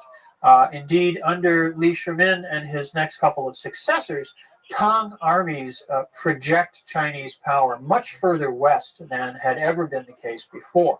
They established direct Chinese control, the operation of the imperial administrative system out into what is now Xinjiang province in far western China, to cities like Hami, and even beyond that, far beyond that, out into what is now parts of Kazakhstan and Uzbekistan and even Afghanistan. Local rulers accepted the overlordship of the Chinese emperor, and a series of protectorates were established where Chinese travelers and merchants could go freely and in safety and security. And this helped to contribute to the great economic expansion of the Tang dynasty. The capital of the Tang was the city of Chang'an, a city that we're familiar with by now as having been a political center under the Han, under the Qin, even under the Zhou. It was the capital. It was the site of successive dynastic capitals, and once again, the Tang established their principal capital there. They also continued to use the city of Luoyang further east as a secondary capital, and at certain times the emperor is in residence there. But Chang'an is the main center. It is in some ways the terminus or the starting point of the Great Silk Road, the long overland trade route that connects China with India, Persia, the Eastern Mediterranean. And both through overland trade coming from Inner Asia into China, and from maritime trade coming around through Southeast Asia, from the Indian Ocean, from the South China Sea, and in from Korea and Japan. Trade routes from all over East Asia, South Asia, Southeast Asia, and Western Asia converge at Chang'an, and it becomes probably the greatest city in the world up to that time. A population of 2 million people. It was vastly larger than its nearest rivals, which would have been Baghdad and Cairo at this time. And it was a city in the streets of which you could encounter people from civilizations all across Eurasia. It became a cosmopolitan center that was unrivaled and probably unprecedented at that time. Economic growth, fueled in part by this vast international trading system, but also simply by the peace and prosperity that that a stable dynasty brought to China, to a unified and integrated China. Economic growth was quite rapid in the first century of the Tang, and demographic growth as well. The population expanded considerably during this time. The population growth was in part a result of territorial acquisitions, the expansion of the realm, the growth of the territory directly controlled by the Chinese, but largely a result of domestic natural increase. The lack of internal warfare meant that people had a greater probability of surviving, and the prosperity, the growth in agriculture, the growth in the circulation of commodities, raised the standard of living for people, and that too contributed to both longer life expectancy and to a greater willingness to bring children into the world, and a greater probability that those children would survive. So a number of factors come together to yield a significant expansion in population during this time. In the course of the Tang Dynasty, the population of China goes from perhaps 120 million people up to perhaps 250, or some estimates even go as high as 300 million people at its peak. By far the largest empire, the largest country in the world. The social order in the Tang Dynasty is a continuation of the aristocratic system which had emerged back during the Han. The basis of wealth and status being the ownership of large estates, great families which had now, many of them, been in place, been in possession of these estates for hundreds of years. The Tang sets about formalizing and regularizing this to an extent even greater than what we've seen previously. Indeed, the Tang establish at the capital a registry of a sort of genealogical registry that maintains a list of the great families and maintains genealogical records showing who's a member of the great families. And it is from these great families that officials in the imperial government tend to be recruited. If your family was recognized as one of the clans recorded in the registry, then you were considered sort of automatically eligible, if you were otherwise qualified, for recruitment into government administration. If you were not from this elite strata, it would have been very, very difficult for an individual to enter into public service, public life, to be employed in the imperial administration. And there are some very practical reasons why this should have been the case. It's, on the one hand, it's a matter of aristocratic privilege, but there are also some practical elements that make this somewhat reasonable, most notably being that in order to attain the kind of education, the mastery of the textual tradition, the writings of Confucius, the histories of China, the body of precedent and historical knowledge that was necessary to function as a member of the literate elite culture, you needed a certain amount of economic resources. An ordinary peasant family, a family that had to deploy all the available labor resources at its command simply in the production of food, wouldn't be able to spare a young man for the many years of study that would be necessary to achieve the kind of learning that was requisite for employment by the state. So the elite families, by virtue of their control of agricultural wealth, also had the resources to support the educational undertaking of preparing young men to serve in the government. Li Shimin's reign lasts down to 649. He passes the throne on to his son, and a series of descendants follow him on the throne. But in 690, a very interesting development takes place, a completely unprecedented event in Chinese history. And this is the assumption of imperial power by a woman. Never before in Chinese history has there been a woman emperor. But in 690, a woman named Wu Zetian assumes the throne. And she is a unique figure. Never again will a woman reign in her own name. Never again will a woman be the emperor of China. In Chinese, Chinese is not a gendered language, so the term for the ruler, Huangdi, is not gender specific. It doesn't mean emperor as opposed to empress, the way that we have in English. So when Wu Zetian was on the throne, she was Huangdi. She had the same title as an emperor would have had. So she reigned in exactly the same way that a man would have.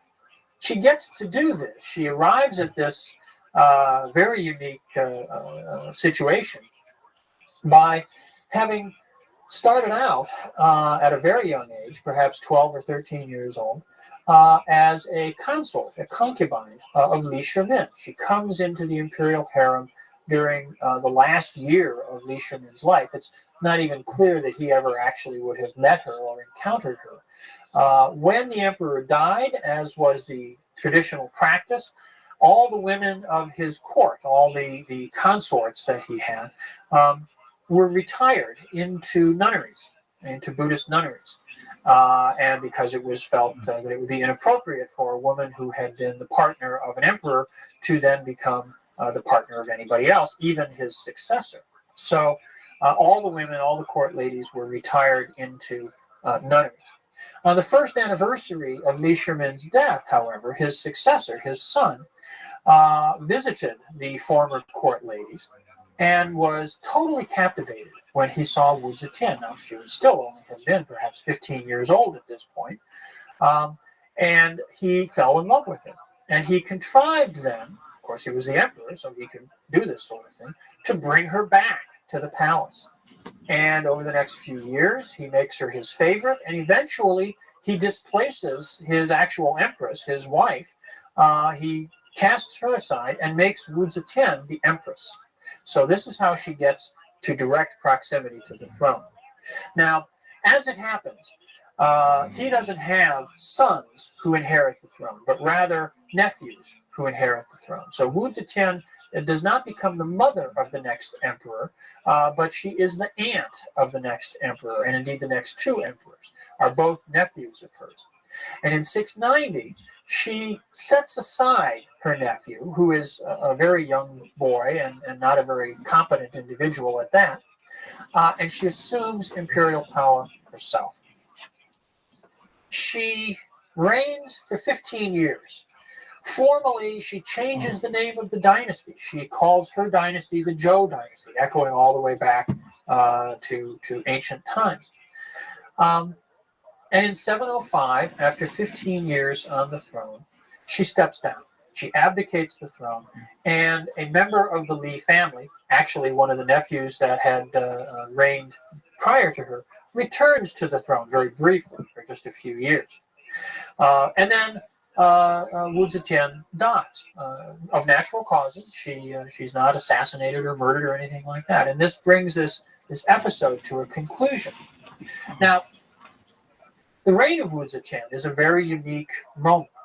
And if one reads the traditional Chinese historiography about this, it's a pretty bleak story.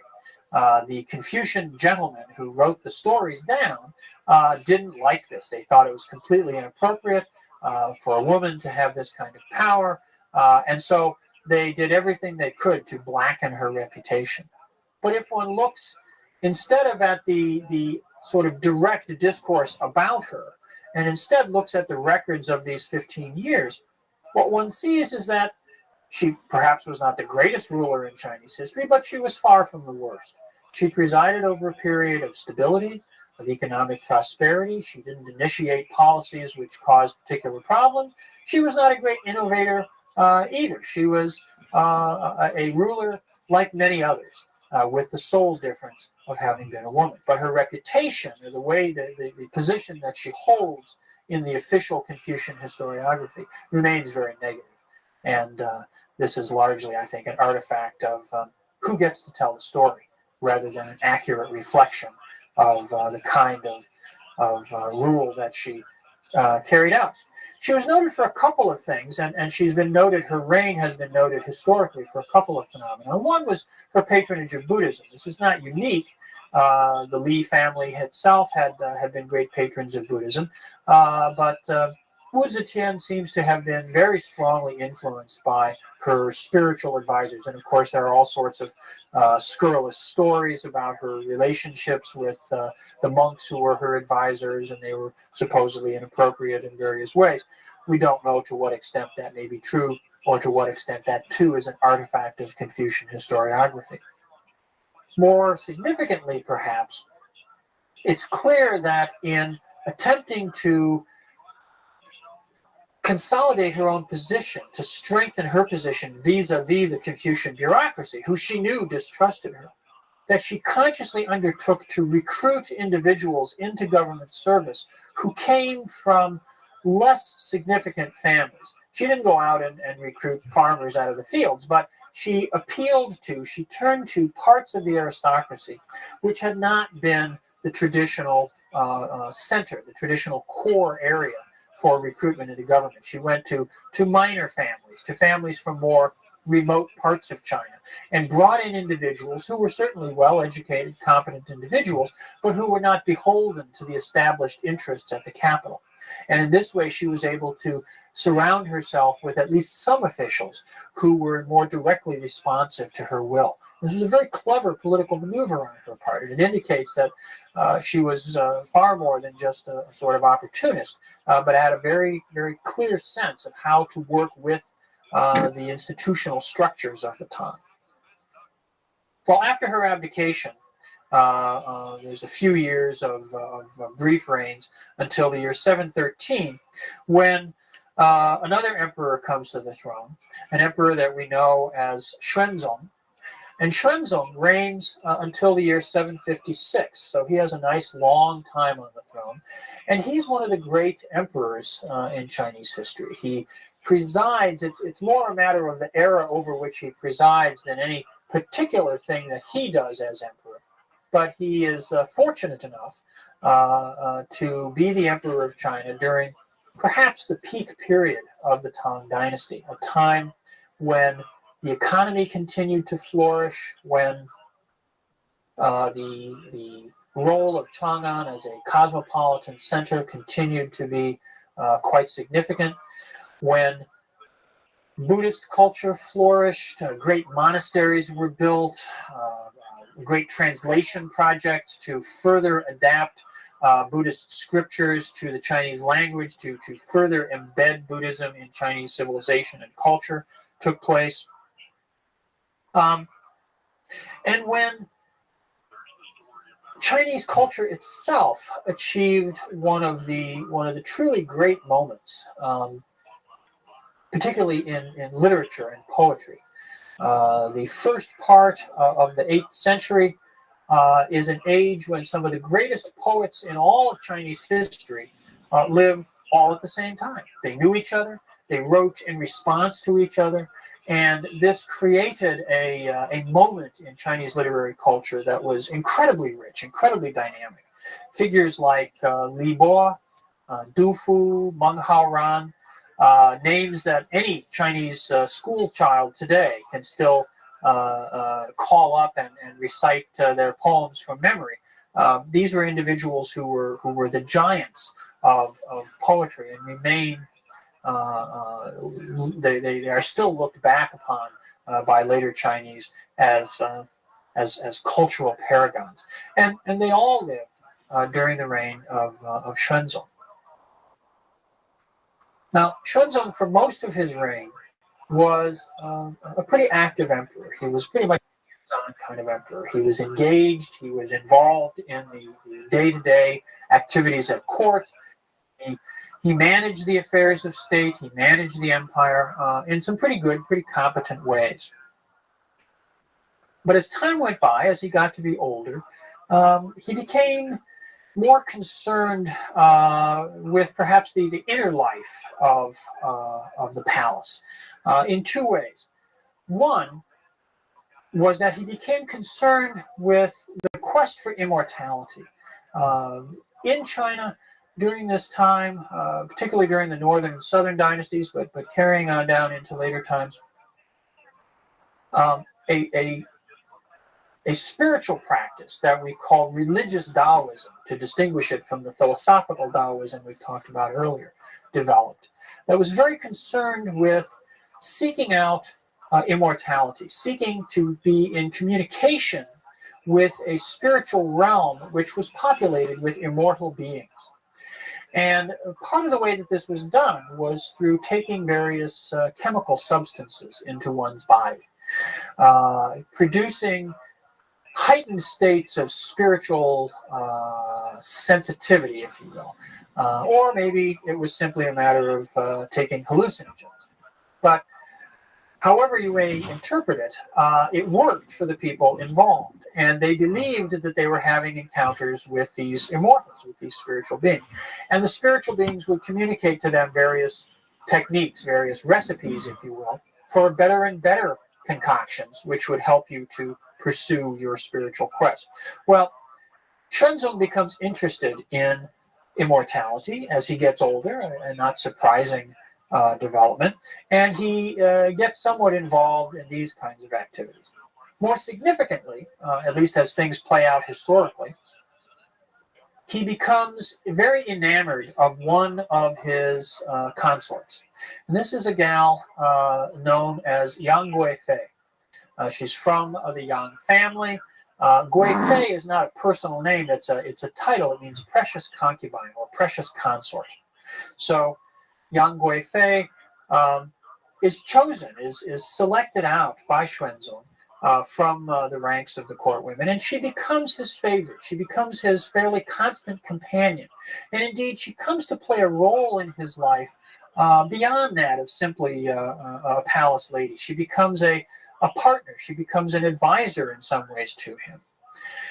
She shares in discussions with him about the affairs of state and about his other concerns. And this makes her a very powerful individual. Indeed, it makes her such a powerful individual, or at least such a potentially powerful individual, that it excites the jealousy of Confucian officials, of the regular officials at the court. And this, as we will see in a few moments, can become a very problematic thing. In the Tang Dynasty, one important political concern is frontier security, maintaining the defenses along China's border with Inner Asia. The Tang Dynasty comes up with some very interesting strategies to deal with this problem. They continue the policies inherited from the Sui of establishing agricultural colonies, military colonies out along the frontier, but they also come up with some new policies, some new techniques, and one of these is to employ military forces from one part of the frontier in the defense of another part of the frontier. And a very concrete example of this is the use of Uyghurs, of Turkic peoples from Central Asia, on the defense of the northeastern frontier of China, where the people against whom they were defending were not Turks, but were other non-Chinese ethnicities. One individual, a Uyghur Turk, who was so employed by the Tang, was a man called An Lushan. An Lushan is his name in the Chinese records. His Turkic name seems to have been something like Rakshan, but that becomes An Lushan in Chinese. And he was in charge of a Chinese garrison near where the modern-day city of Beijing is located. Well, he was a very successful military leader. He was a very competent general. He defended his part of the frontier quite effectively. And he became something of a popular figure at Xuanzong's court. And indeed, he was a favorite of the emperor himself. Every so often, these commanders would come to the capital and make a report to the emperor. And when those occasions took place, when An Lushan was involved, he was received quite warmly. He was entertained personally by the emperor and got to know him. They got to be very good associates. I don't know if anybody ever really establishes a close friendship with the emperor like that, but they came to have a relationship of trust. Well, An Lushan also came to be good friends with Yang Guifei. This was entirely appropriate in context, and indeed in their correspondence, which is preserved in the historical records, he refers to her as, he uses the term mother when he writes to her and addresses her, which would be appropriate since she was the consort of the emperor, whom he would have addressed as if he were his father. So the relationship, as it's recorded in their correspondence, appears to have been perfectly ordinary.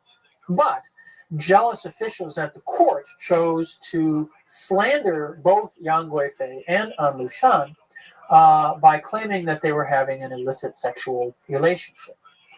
The emperor didn't believe this, but he was so persistently fed these rumors that eventually he began to perhaps have his doubts. And it may be that his state of mind was somewhat affected by the chemicals that he'd been taking in his pursuit of Taoist immortality. At any rate, he comes to at least have suspicions, and he summons An Lushan to come to the capital. And An Lushan, who is not unaware of the slanders that are circulating at court, resists this. He doesn't want to do this. He doesn't want to come to the capital and deal with this. This is taken by his enemies at court as evidence of his perfidy, and the emperor asks him again to come, and An Lushan finally decides that he has to do this, and he leaves to go to court, but he takes his army with him. And this triggers in the year 755 what we call the An Lushan Rebellion. And the An Lushan Rebellion becomes the great dividing line in the history of the Tang Dynasty. From its founding around 617 up until 755, the Tang has been a great success story. But with the outbreak of the An Lushan rebellion, the dynasty is shaken to its very foundations. The rebellion lasts from 755 to 763, so it takes 8 years for this situation to play itself out and be dealt with.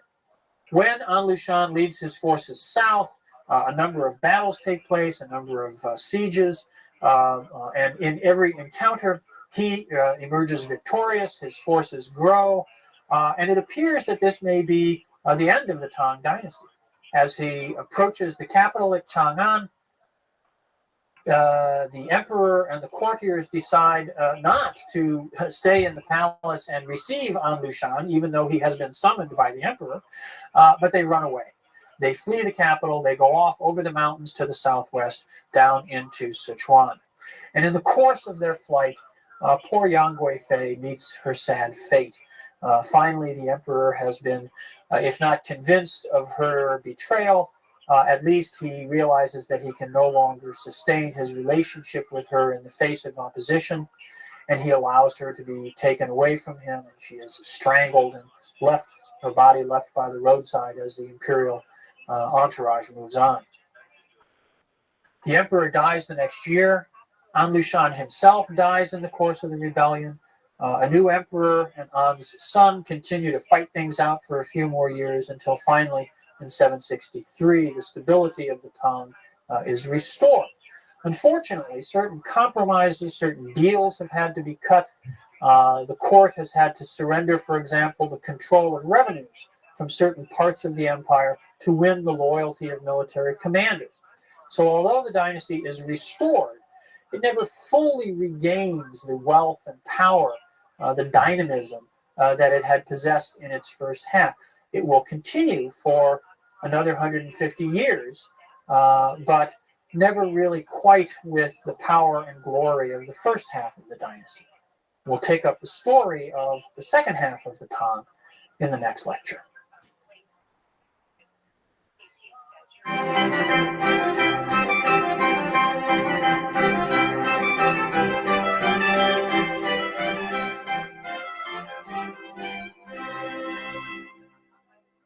The An Lushan rebellion was the greatest challenge faced by the Tang dynasty since its founding early in the 7th century.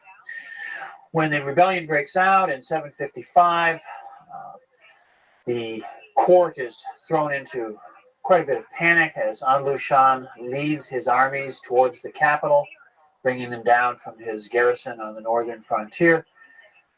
He defeats various imperial forces that are sent out to try to stop him. And this leads, as we talked about last time, to the flight of the emperor from the capital, to the capture of Chang'an by the rebel forces. But eventually, after 8 years, the rebellion is suppressed and the Tang dynasty is restored. In order to accomplish this, the court was forced to seek new resources, to find new strengths. The existing resources, the existing imperial army had proved inadequate to stop An Lushan in his march from the north.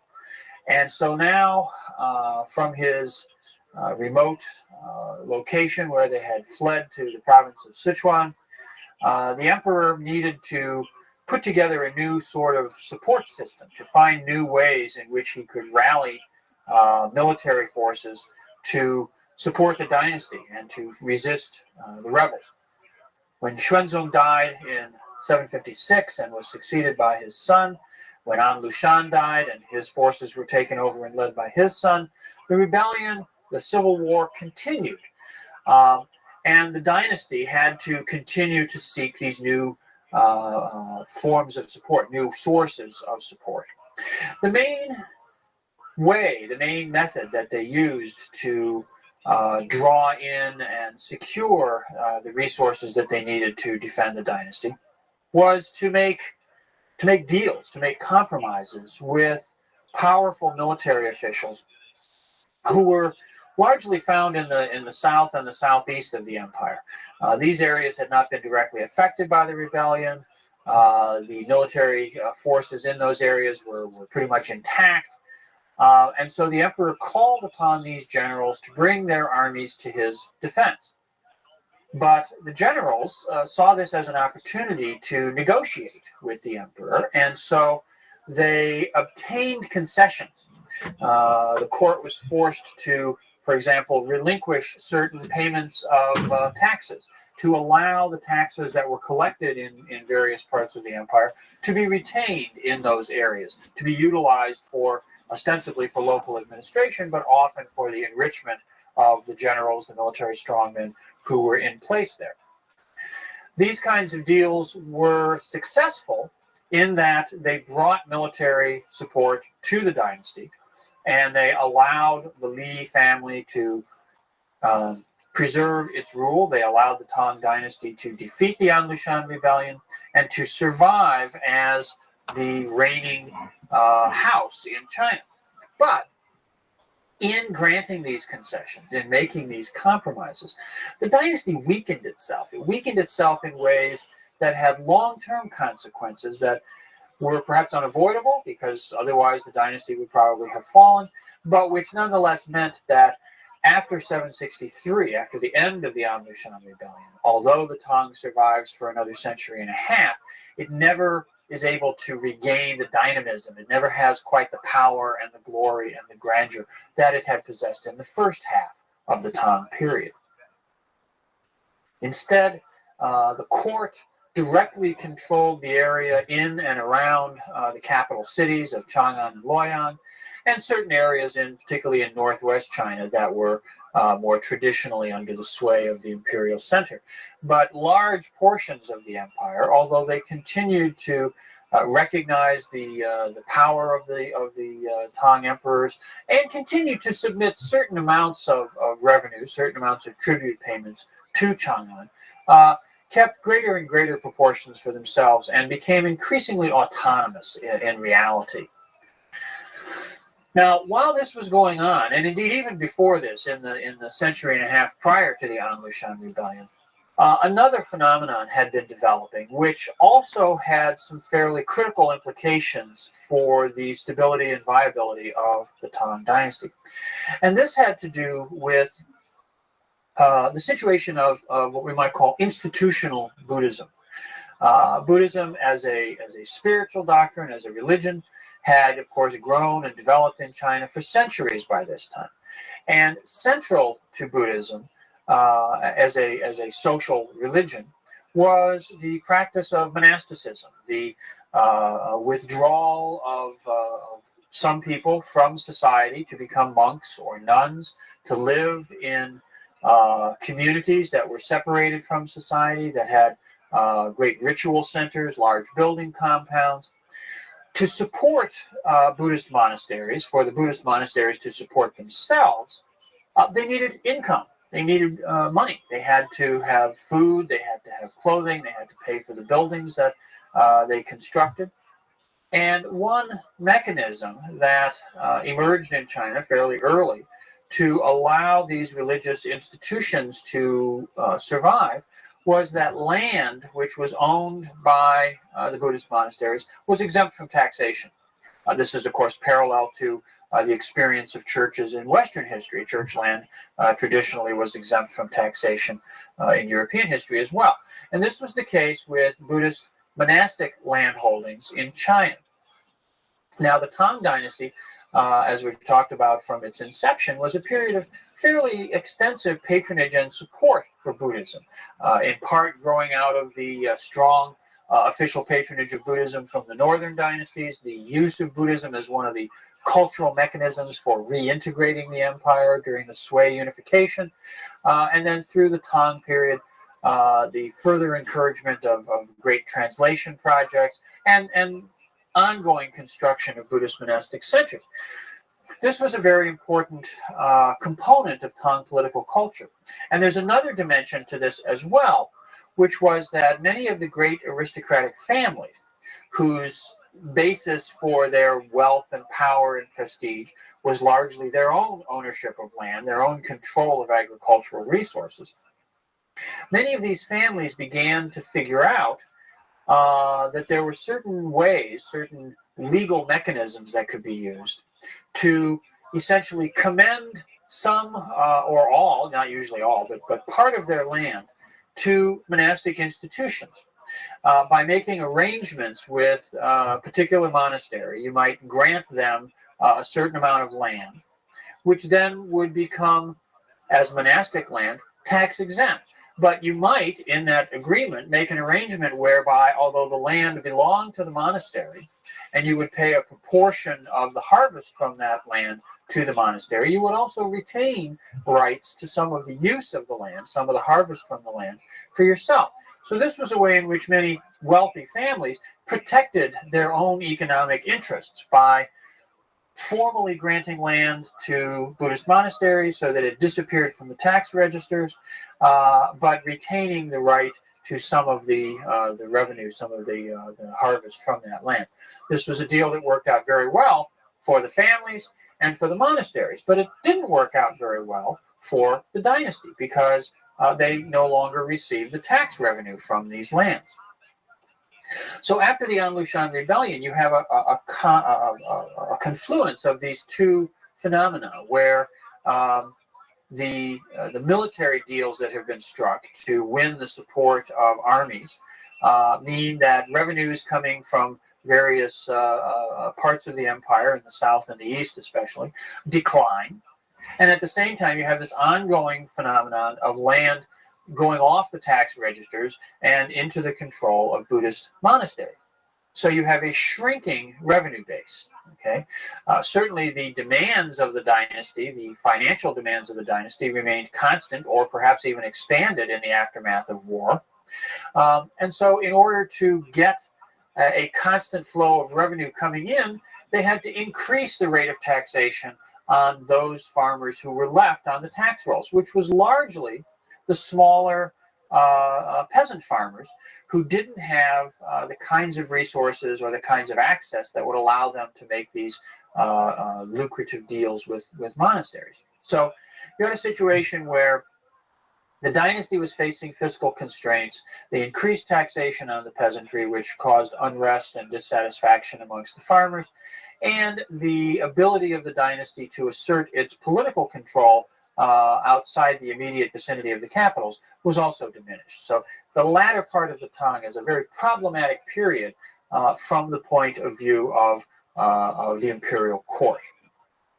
Now, late in the 8th century and at the beginning of the 9th century, there's a brief sort of revival in the at least in the spirit of the dynasty. It doesn't really go that far in terms of the material conditions of the dynasty, but there's a kind of spiritual uplifting that takes place. And this is in the form of a what's sometimes called the Confucian revival, a movement which was concerned to restore the centrality and the dynamism of Confucianism in Chinese political culture, in the operations, the functions of the Chinese state. And this comes to be centered largely in a movement called the Guwen movement. It's a literary movement led by, well, one of the chief figures in which was a gentleman named Han Yu.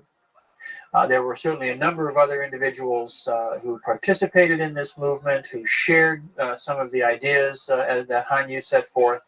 But Han Yu is a good representative figure, and we'll focus on him in thinking about the Guwen movement. He was born in 768, died in 824, and like several of the Guwen advocates, he was something of a new kind of figure in the Tang imperial government. He was from the aristocratic strata of society, but from a minor family, a family not one of the great families from the mainstream core of aristocratic political service, but from a minor sort of marginal family. He entered into government service by taking one of the occasional imperial examinations. And this is important because it meant that right from the very beginning, his qualifications were based not just on aristocratic status or privilege, but on demonstrated literary accomplishment. His capacity as a writer, his abilities as a thinker were clearly part of his qualifications right from when he first enters into government service. Now, Han Yu and some of these others developed this theory, this movement that we call the Guwen movement. Guwen means old style prose. Gu is old or ancient, and Wen is a word that has many very expansive meanings, but in this instance we can just take as referring to good writing, to literary culture. So ancient style prose, old style prose, something like this is how we can translate the term Guwen. And Han Yu, in his advocacy of Guwen, what he's talking about is a critique of the problems that are plaguing China at this time. And he links these together by talking about writing, by talking about literary culture. And of course, as a member of the educated political class, the educated political elite, he recognizes the centrality of literary culture to the functioning of the Confucian political class, the gentleman, the sure that we've talked about in earlier times. What Han Yu says is that writing, prose writing in particular, should be as clear and straightforward, as simple as possible. It should be expository prose which communicates the ideas that the author has in as straightforward a way as you can. What he's criticizing is the kind of flowery writing, the kind of very elaborate style that we saw develop in the southern dynasties during these centuries of division between North and South, between the 4th and the 6th centuries. That, he says, that's a kind of writing in which people are more concerned with how they're saying something than with what they're saying. And for Han Yu, this is part of the problem that has weakened China, that has undermined Chinese civilization. Now, he blames this largely on two malevolent influences, which are principally that of Buddhism, but also that of what we might call religious Taoism, a response from within Chinese culture to the arrival of Buddhism. Buddhism with its concerns with a more transcendent reaction to the problems of the world, not so much the kind of mundane day-to-day engagement with human affairs that we see in Confucianism, but a rejection, a transcendence of the day-to-day concerns and saying, this is all just transitory, this is all just passing, we should be concerned with spiritual liberation. Well, for Han Yu, that's a very bad message. Han Yu says that Buddhism and religious Taoism, with its quest for immortality that goes along with it, these things are bad influences on Chinese civilization, largely because they represent the rejection of the family. The family is, of course, central to Confucius's vision of a well-ordered society, a network of proper human relationships. And Buddhism, in particular, undermines that, indeed directly challenges it, particularly through the practice of monasticism.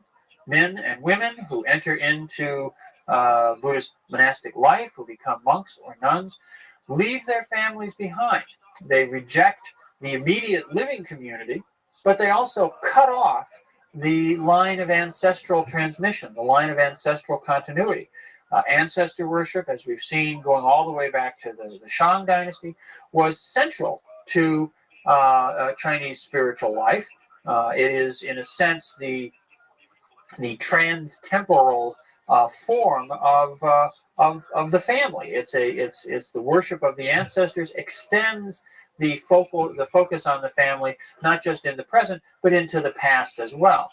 And so, by cutting off the family line, by not having children, which monks and nuns, because they leave their families and they are celibate in their monasteries or nunneries, they're not having children, they're not continuing the family line, then who will carry out the sacrifices to the ancestors? The ancestors will be abandoned.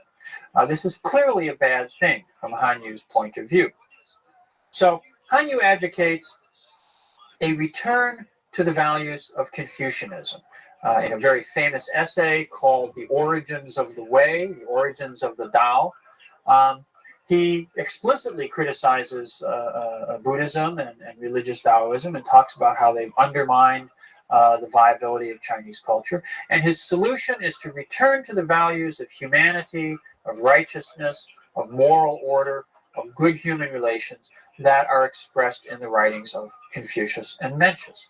He talks about the transmission of the way, how a knowledge of the way, the Tao, the proper order of society, had come down from antiquity all the way to Confucius and Mencius, but then seems somehow to have gone astray. And what he says is that by returning to the Confucian values and by returning to the kind of writing, the literary style that Confucius and Mencius themselves used, which was very simple, straightforward exposition, that will help to bring China back to the proper path. That will help to bring China back to a correct orientation. Another very, very famous essay by Han Yu is called, it's a memorial, which is a text that's submitted directly to the emperor. It's a communication from an official to his ruler, to the emperor. And Han Yu writes a memorial on the bone of the Buddha. It's called the Memorial on the Bone of the Buddha. And this has to do with a situation early in the 9th century when a Buddhist relic, supposedly the middle bone of the little finger of the left hand of the Buddha, is brought to Chang'an.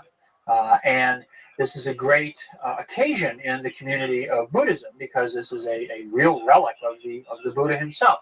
And of course, if we think about the role of relics in medieval Christianity and European history, great pilgrimages were organized around these, and the presence of relics could be the subject of warfare to bring relics back from the Middle East in the time of the Crusades was a great undertaking.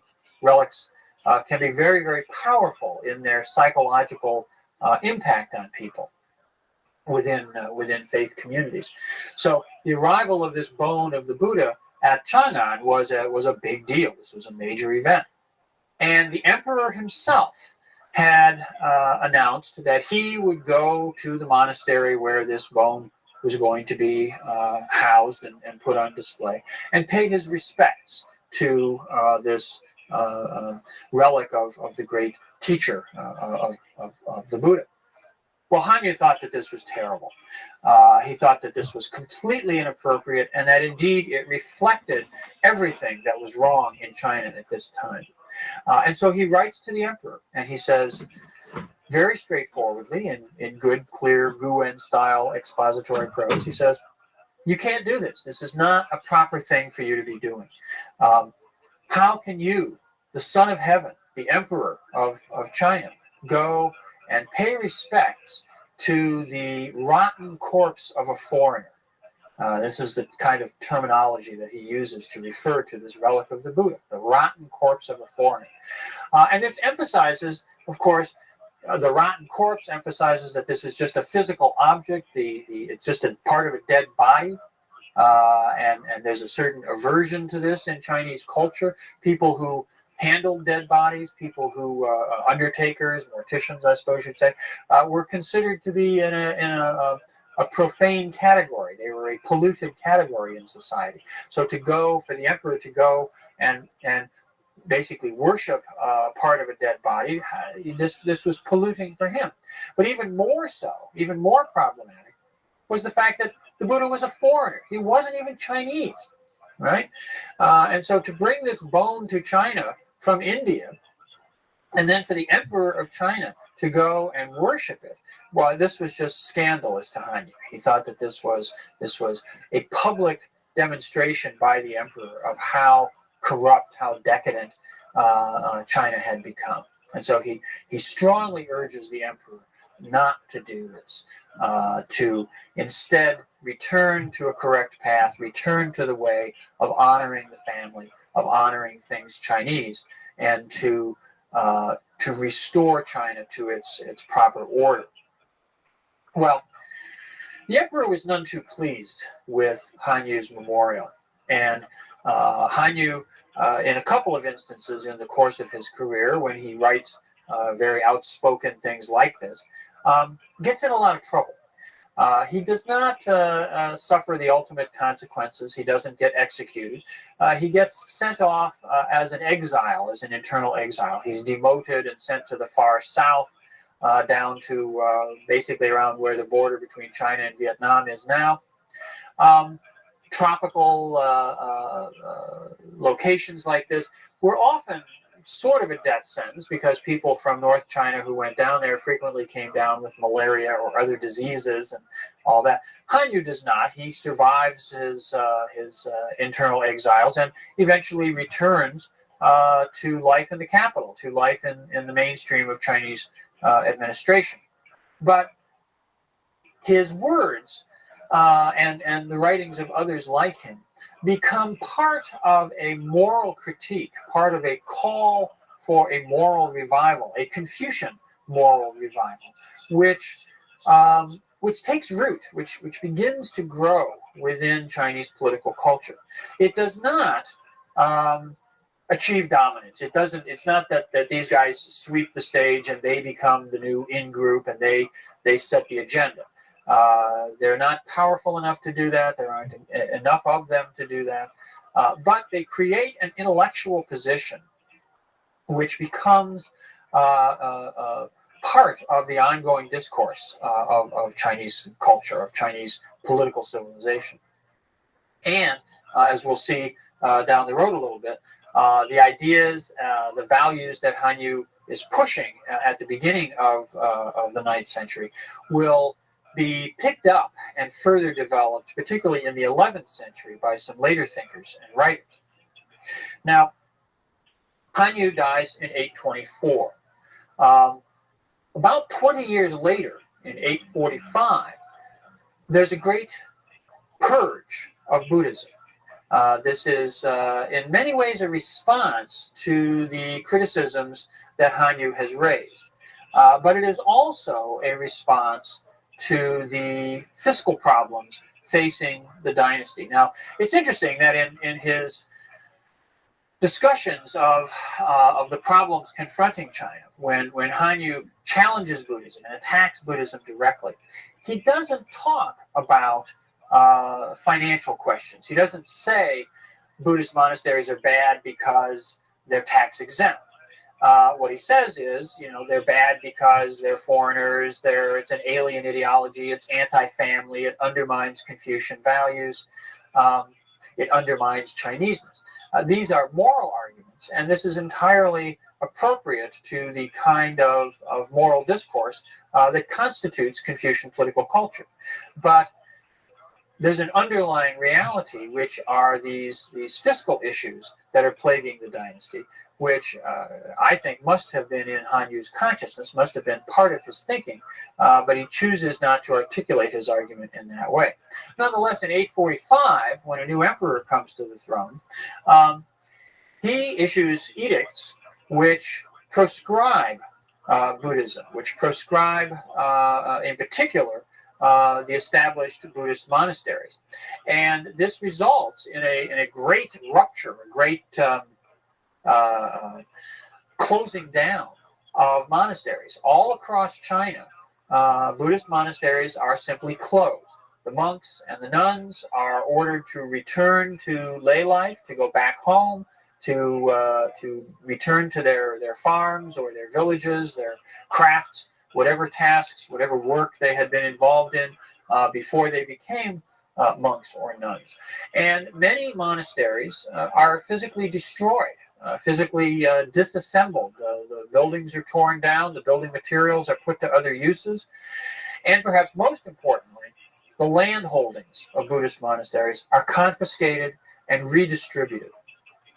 Now, we can recall that fairly early on, when we talked about the beginning of the Tang, and even with the Sui unification, there's been an ongoing concern with these dynasties for keeping keeping the farming population adequately supplied with land.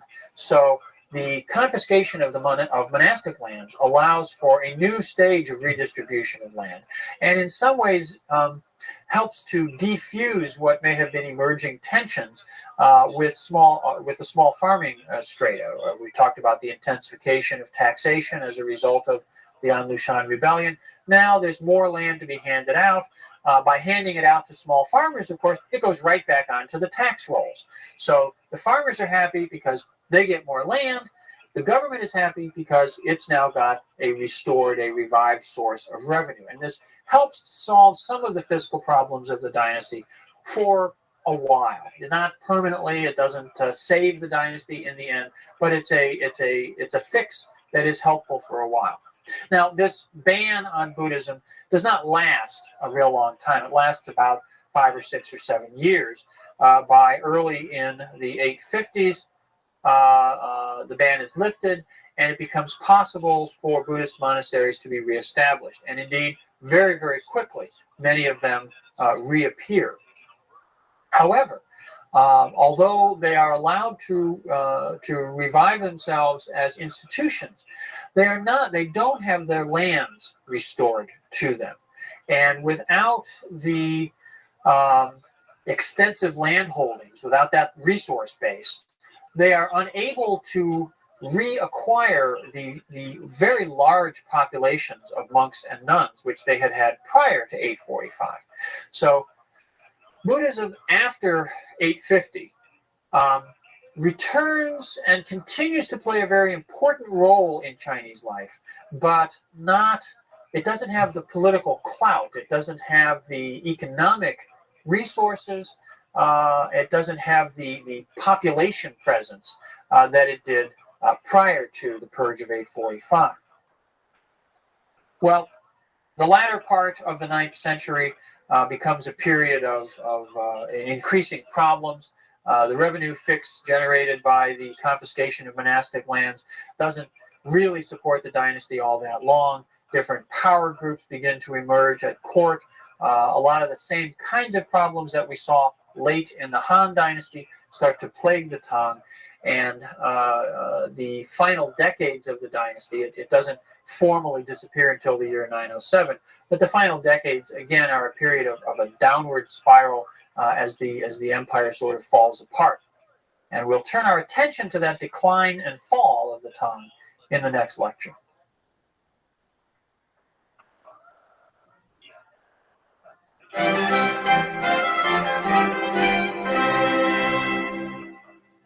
As the 9th century came to a close and the 10th century began, the Tang dynasty fell apart and disappeared. The kinds of stresses which we saw in the fall of the Han dynasty seem to reassert themselves. Very similar kinds of patterns emerge late in the Tang. Different groups of military strongmen who had risen in power, of course, after the defeat of the An-Lushan rebellion, who had controlled as semi-autonomous fiefs various parts of the empire, grow more and more assertive as the imperial center weakens and declines. At the center, at the court, powerful eunuchs emerge, particularly in the course of the 9th century, dominating weak emperors, controlling access to the inner palace and manipulating the political affairs of the court. The great aristocratic families, of course, which were in many ways the foundation of the imperial order at this time, themselves struggle to enrich themselves, to enhance their power, or simply to retain their control over resources, which are increasingly threatened by the instability of the empire. By the 880s, China is once again convulsed in great civil wars. Generals seeking to seize control of greater territories or seeking to manipulate and influence affairs at court, fight amongst themselves. There's rebellions that begin to break out. The weakness of the dynasty and the strength of local military and aristocratic power holders have allowed the exploitation of the peasantry once again to become more and more intensive, and this triggers rebellions, uprisings against both government officials and the estates of the wealthy. And finally, in the last years of the 9th century, military forces enter into the imperial capital. There's a great massacre of the eunuchs at court, and the emperors, the final emperors, become mere puppets of military warlords.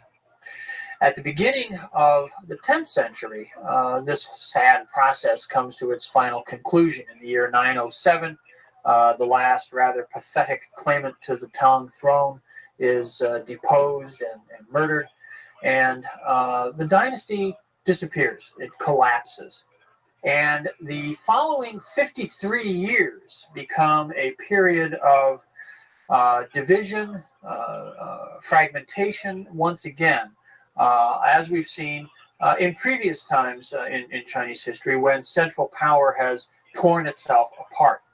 This time, the period of fragmentation is very brief. It's not long lasting. It's only 53 years, and when it comes to an end, it really is the last period where China breaks down into a multiplicity of small states. When order is restored in the 960s, it begins then a final sequence of great dynasties whose history, of course, we'll be tracing along. But it brings us into a period, the late imperial period, where imperial integration, where unified dynasties are the norm, and where we don't have another repetition of this complete fragmentation, or at least perhaps not until well into the 20th century, as we'll look at the warlord area in the 1920s.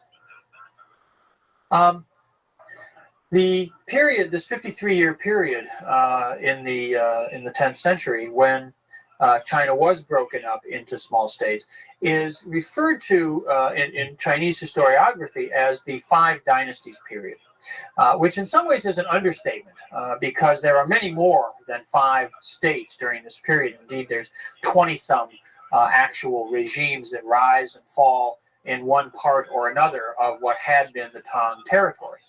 The 5 dynasties that we talk about sort of officially are the dynasties which were considered by later historians to have passed along the legitimate imperial succession. There's a basic idea in Chinese political culture which is called the Zhengtong, which means the legitimate transmission of authority. And so by tracing that from the Tang through these 5 minor states between 907 and 960, the Chinese maintain a legitimate line of succession. The other small states which rose and fell during this period are considered to have simply been sort of epiphenomenon. They're not legitimate possessors of real imperial power, even though they may have been relatively strong and dynamic entities at the time. They were just transient, and so they are relegated to a very secondary status.